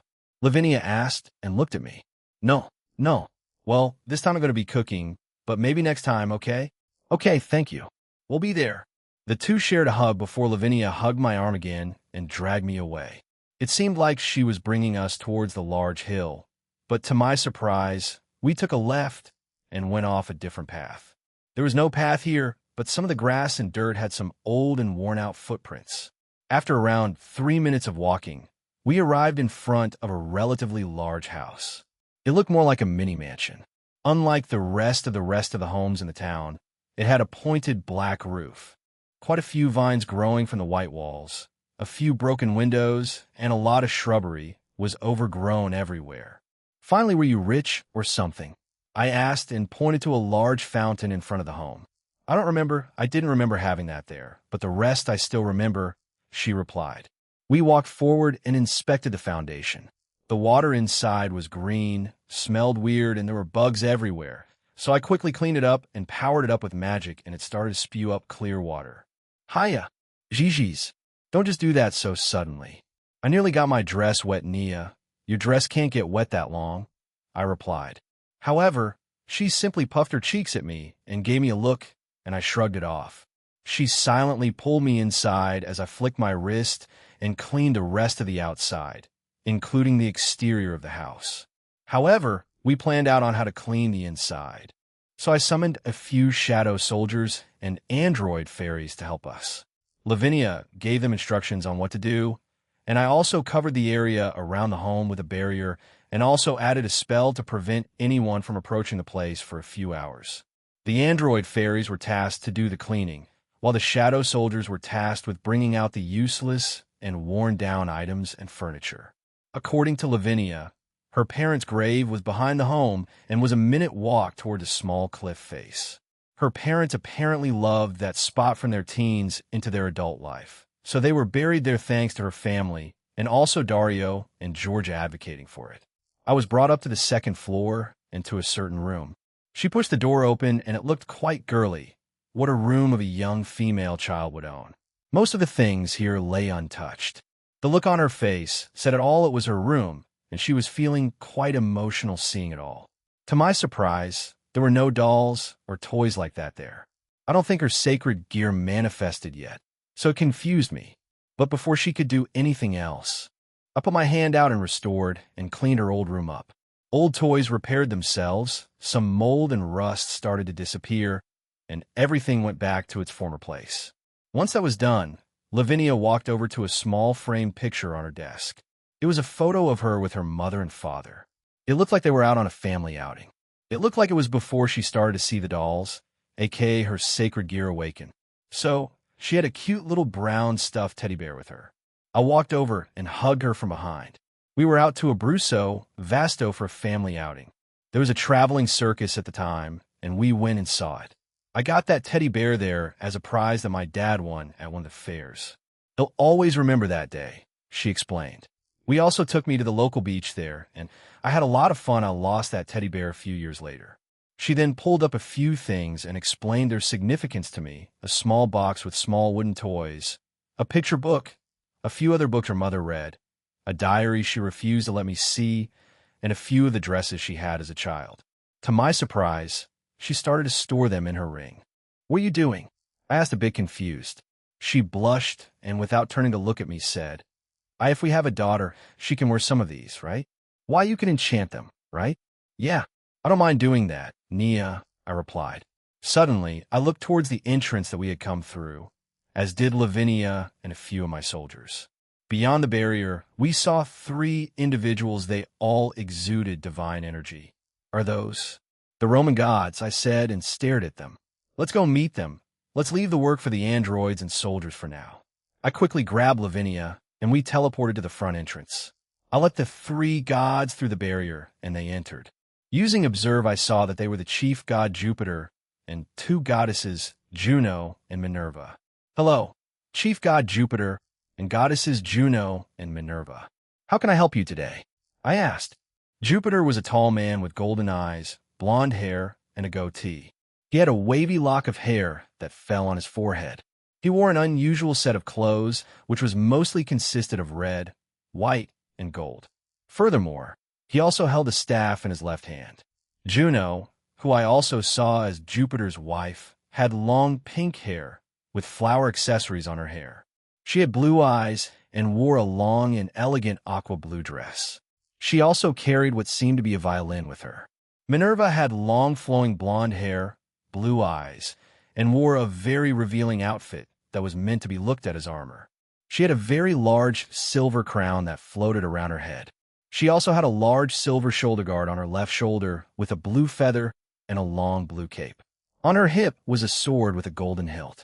I did not expect to see the dual dragon emperor in our country. We were informed by the supernatural side of things. They saw you in the town earlier, so we came to confirm it for ourselves, explained Jupiter. I see. There have been a couple of people looking at us since we arrived, but none of them felt particularly part of the supernatural. Perhaps I was just busy keeping an eye out for Lavinia? None of my shadow soldiers reacted. After all, may I know why you're here? He asked and looked at me and Nia. This is my lover's hometown, and we decided to visit her old home and clean up her home and her parents' grave for the day. There's also I stopped and looked at him. We were fine since the barrier was here, so I told them about Avetsa and my plans for capturing her. I see. One of the scientists of the Cow's Order is in our country. Do you need assistance? I have been in talks with both Zeus and Altaria of Heaven about an alliance, so I do not mind giving you some assistance, middleman. I appreciate it, but having too many people would draw too much attention, especially if that town she's in has a small population. So we'll have to decline for now, but I should be all set for it. I have my own subordinates at hand, I replied. Very well. Apologies for interrupting you too. We will head back then, and I'll order my people to stay away from you too, and especially in Northumbria. When we join the DXD Alliance, feel free to visit our realm. Gene skyward, said Jupiter as he disappeared with Juno and Minerva, who waved at us. I didn't expect to see them at all today, I said to Nia. It was rather unexpected, but let's head back, she said, and pulled me back. After that small little meeting, we went back to cleaning and repairing her parents' home. We decided to leave the small graveyard of her parents for last, since she wanted just us to clean it without the help of the android fairies or shadow soldiers. Around 2 hours later, we finished all the cleaning and repairs. Her hours looked brand new. We didn't add anything new to it, and just simply repaired it, well, maybe modernized a few sections and rooms, but overall it still remained how it used to look like.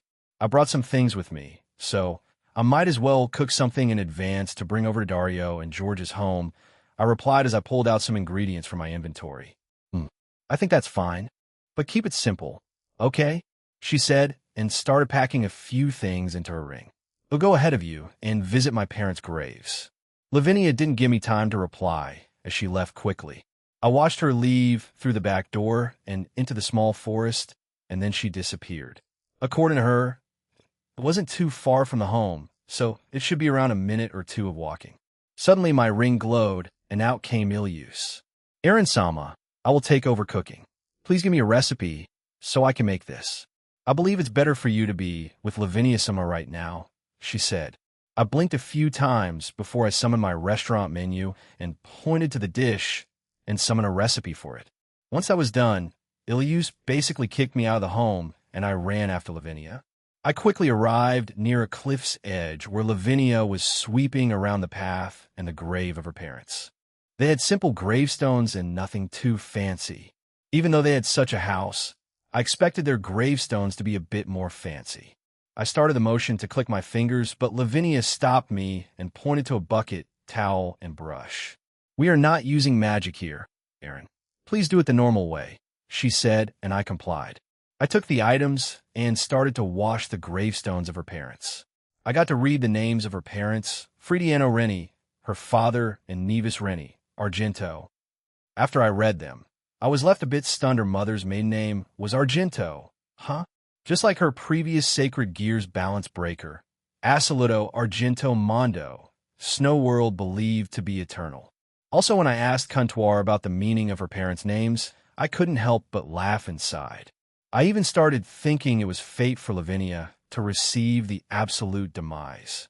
Fridiano means cold, while Nevis means snow.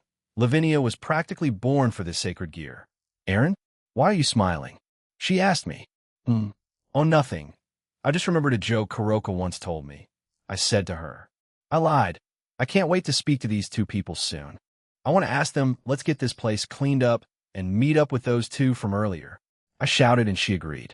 Lavinia, Rennie's soliloquy, a few hours have passed, and we had arrived at Georgia and Dario's home. It was a little building that was attached to several in the town I was born in. Everyone in this section of the town was close, so when they saw me again, they took me away from Aaron and started to celebrate and speak to me again. Aaron was fine since Dario kept him entertained along with the other men. Even Massimo was here, but he was with a female and they held hands. I guess he just needed to let go off me, huh? Hee. Nia, we heard from Georgia that you wanted to marry that boy. Are you sure? One of the old ladies asked me. Yes, here he actually made this earlier to add to the party, I said, and brought the box of food Aaron made, with the help of Alishan. It's called tempura. It's a Japanese dish. Please try it. Aaron plans on starting his own restaurant, I explained. They happily took the lunchbox from me and started eating it. They quickly started saying it was delicious and were quite happy with it. Even Georgia, who was a very skilled cook, gave it many praises. All the commotion got the men's attention, so they also ate some, and quickly praised Aaron too. However, after that, more round of questions came my way, but yes, I don't want to meet anyone else. He's the one for me, I said firmly to them. Nothing will change my mind, he means too much to me. I also know he felt the same way about me. I've had a few of the girls in his harem tell me over the 100 years that they were jealous of how close we were, especially Rose. I think she was really bothered by the fated one's concept and had been trying to get even closer to Aaron after he told us that. Did you hear that? Haha, it sounds like a line from a romance movie. One of the older women said, which made me blush. But then we heard the elderly men say, "Oh," quite loudly, and we turned to them. Aaron was the center of attention, and he had a confident expression on his face. I wonder what he said, but at the same time I felt a bit embarrassed. He didn't say anything about me, did he? After that, we started to speak about the events that happened in this small town while I was away. It wasn't anything big, but they were still eventful to this town. If I lived here and didn't move, if I didn't get involved with the supernatural, I wonder how my life would be like. Would I be in a relationship with Massimo? I don't know the answer to that, but I love my life right now, even if I had to go through many hardships. A few hours later, nearing midnight, I noticed that Aaron had disappeared. All the elderly men had fallen asleep, and the same was true with some of the elderly women. "I'm here. He left this for you," said Georgia, and handed me a small piece of paper. It simply said graveside. I was a bit shocked. I wondered if he had missed something there, but I'm sorry, Nia. I read it, and it seems like he wants to speak to your parents beforehand, she said. Speak to my parents? I repeated. I was a bit confused. I didn't understand what she meant, but she kept smirking at me, and it eventually dawned on me, and I felt my face get hotter. It looks like you understand what I meant.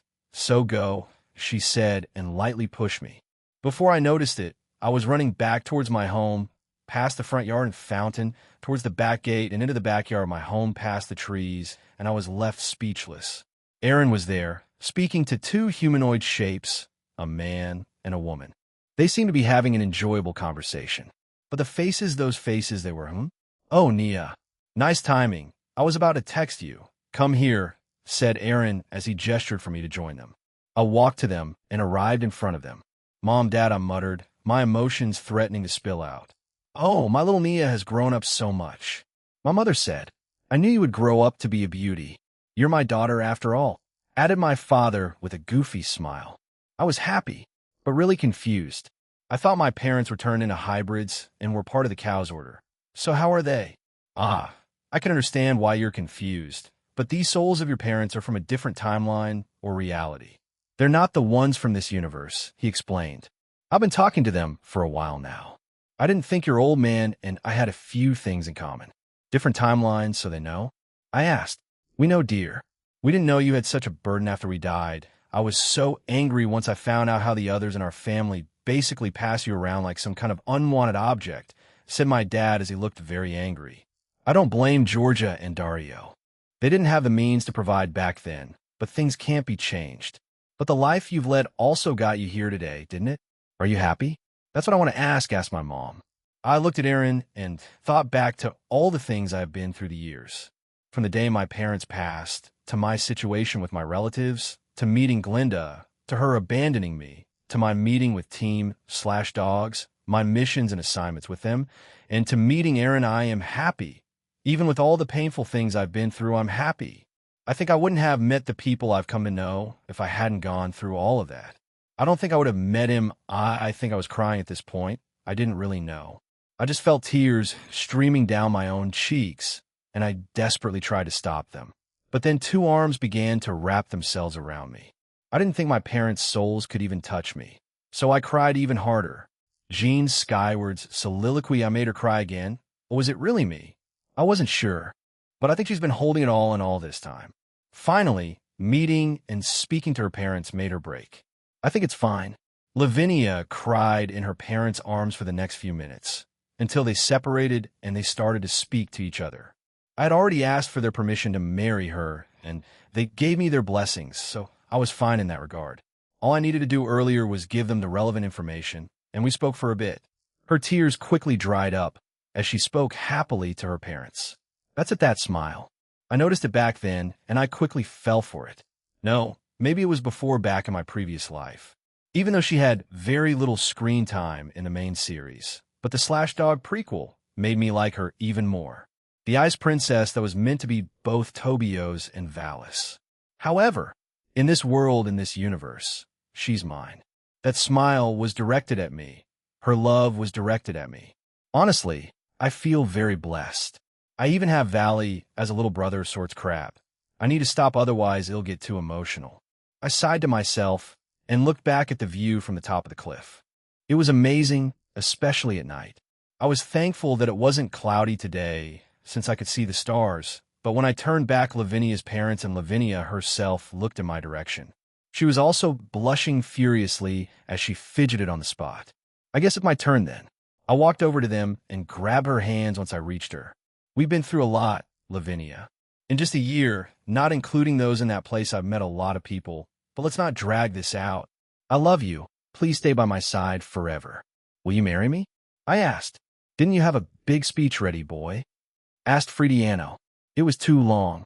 I replied, making both her parents laugh. Yes, yes, yes.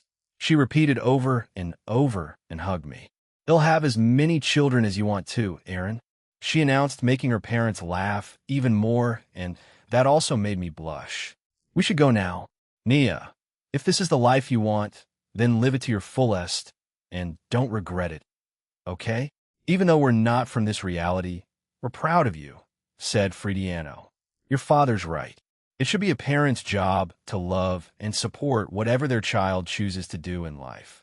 While this wasn't something you chose of your own free will at the start, you've thrived in it, and Aaron, you better make my baby happy from now and into the future, said Nevis. I'll do my best, ma'am, I replied. Both of them smiled and started to fade away. We love you, Nia, they said in unison and then faded away. I love you too, she said to them tearfully. She then turned to me, smiled, and bumped our noses. Forever. It'll be yours forever. Don't let me go, okay? I won't. I promise, I said to her, and we kissed under the moonlight of Italy. Avetsa's soliloquy, a few more days left here. I've done most of the things I wanted. Fausto's home already belonged to a new family. It wasn't even the same home. It was destroyed and rebuilt. I wanted to lash out when it first happened, but I've long since gotten over it. This spot he cherished, it was my only solace. Soon I will end him in Grigori. I pulled out an item that would change me forever. It was my last salvation. If it worked, I would merge with this world. I had Lapis help me make it. Jean Skyward's soliloquy, it was the next day. We planned on capturing Avetsa today. We spent a night in her old home, and let's just say I was rewarded a lot.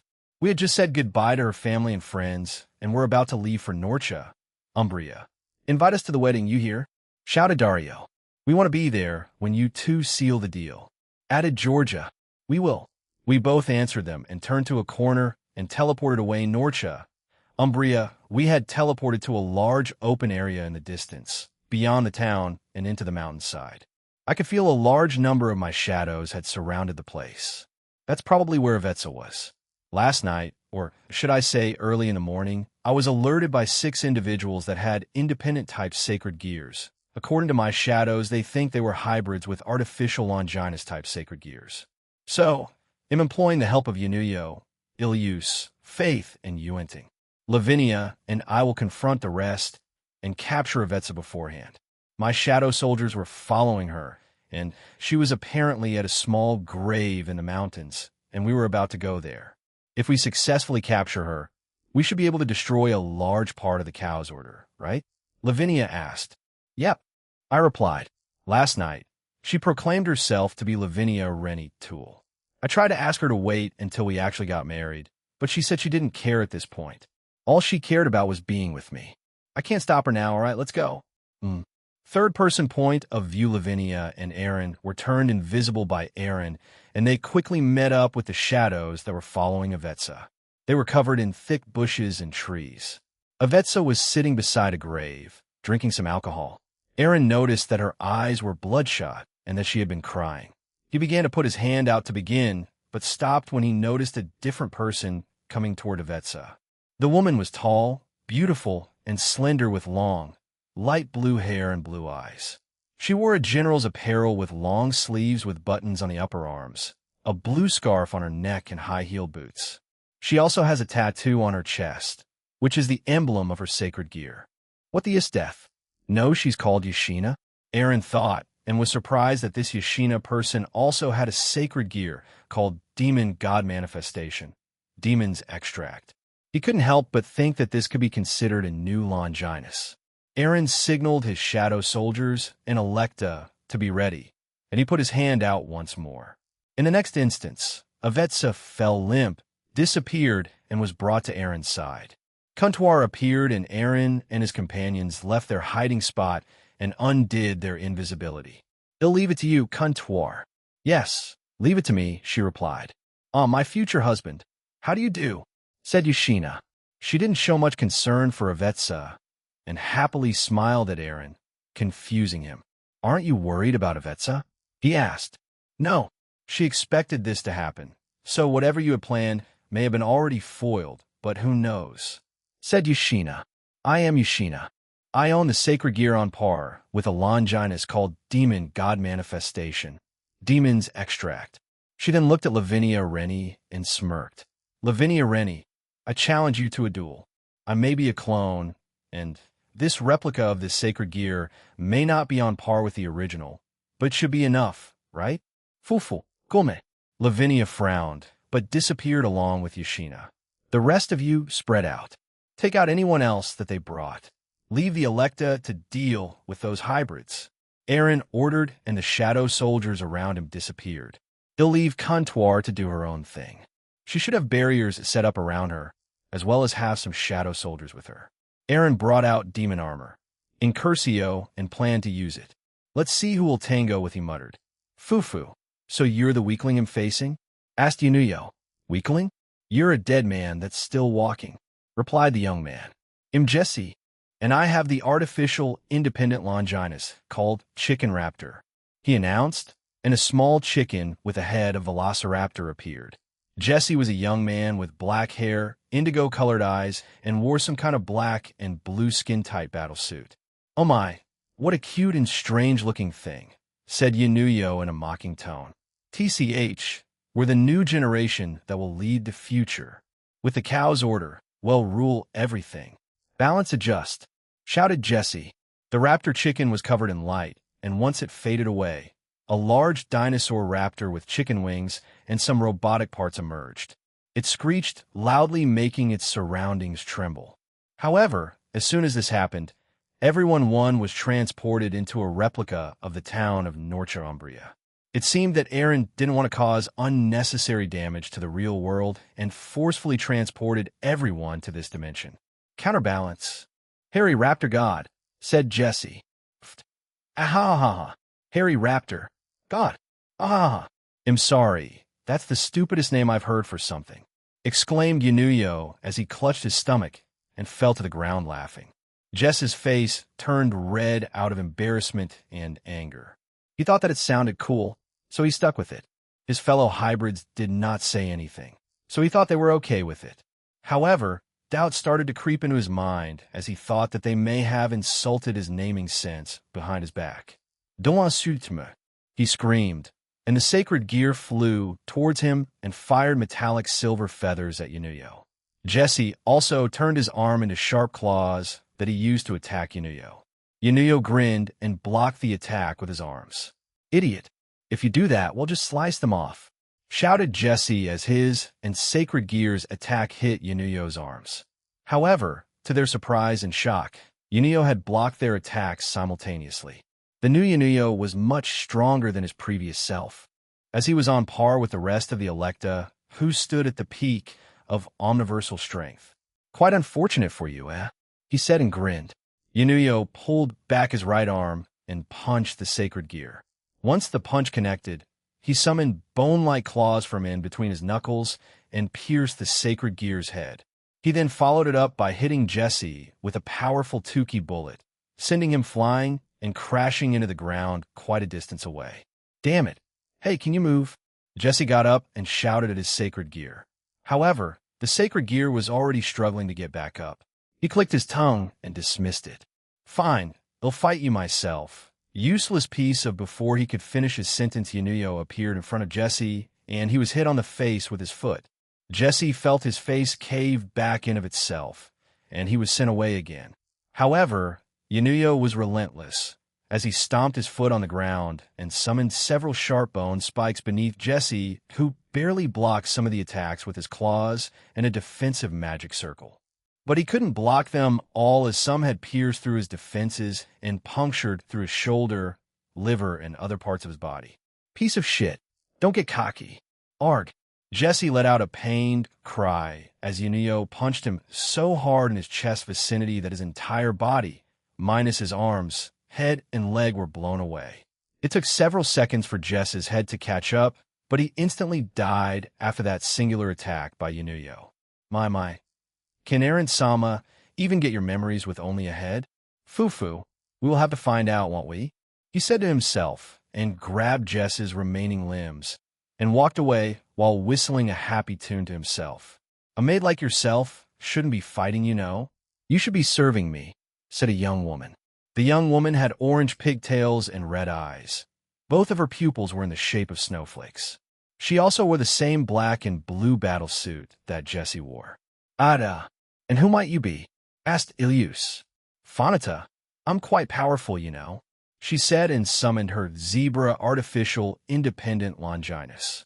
It'll show you. Balance adjust, she shouted. The zebra's sacred gear grew in size and gained an extra head and tail. Its color changed from the typical black and white to green and purple. Its eyes were now hollow, and it spewed black flames from its mouth. Counterbalance zombie inferno giraffe. Pretty cool, huh? She asked and grinned. Ilius simply smiled at the young woman in front of her. She summoned thin icicles all around them, so thin that Fonita didn't even notice them. Fonita-sama, please show me how cool and powerful you are, said Ilius with a smile. Hell yeah, bring it, she said, and covered her body in black flames. And she also grew a horn in the middle of her forehead. Here I go, she shouted and charged Ilius. Ilius easily dodged all the attacks from both Fonita and her sacred gear. Fonita was both a close combat fighter and a ranged fighter, as she was both capable of using her fists covered in flames and shooting Ilius with the black flame she had. The sacred gear used its flames to try to attack. It did nothing else but provide support for Fonita. You're very talented, Fonita-sama, but it's unfortunate that we are enemies. It has to end here, she said and bowed to her. Huh?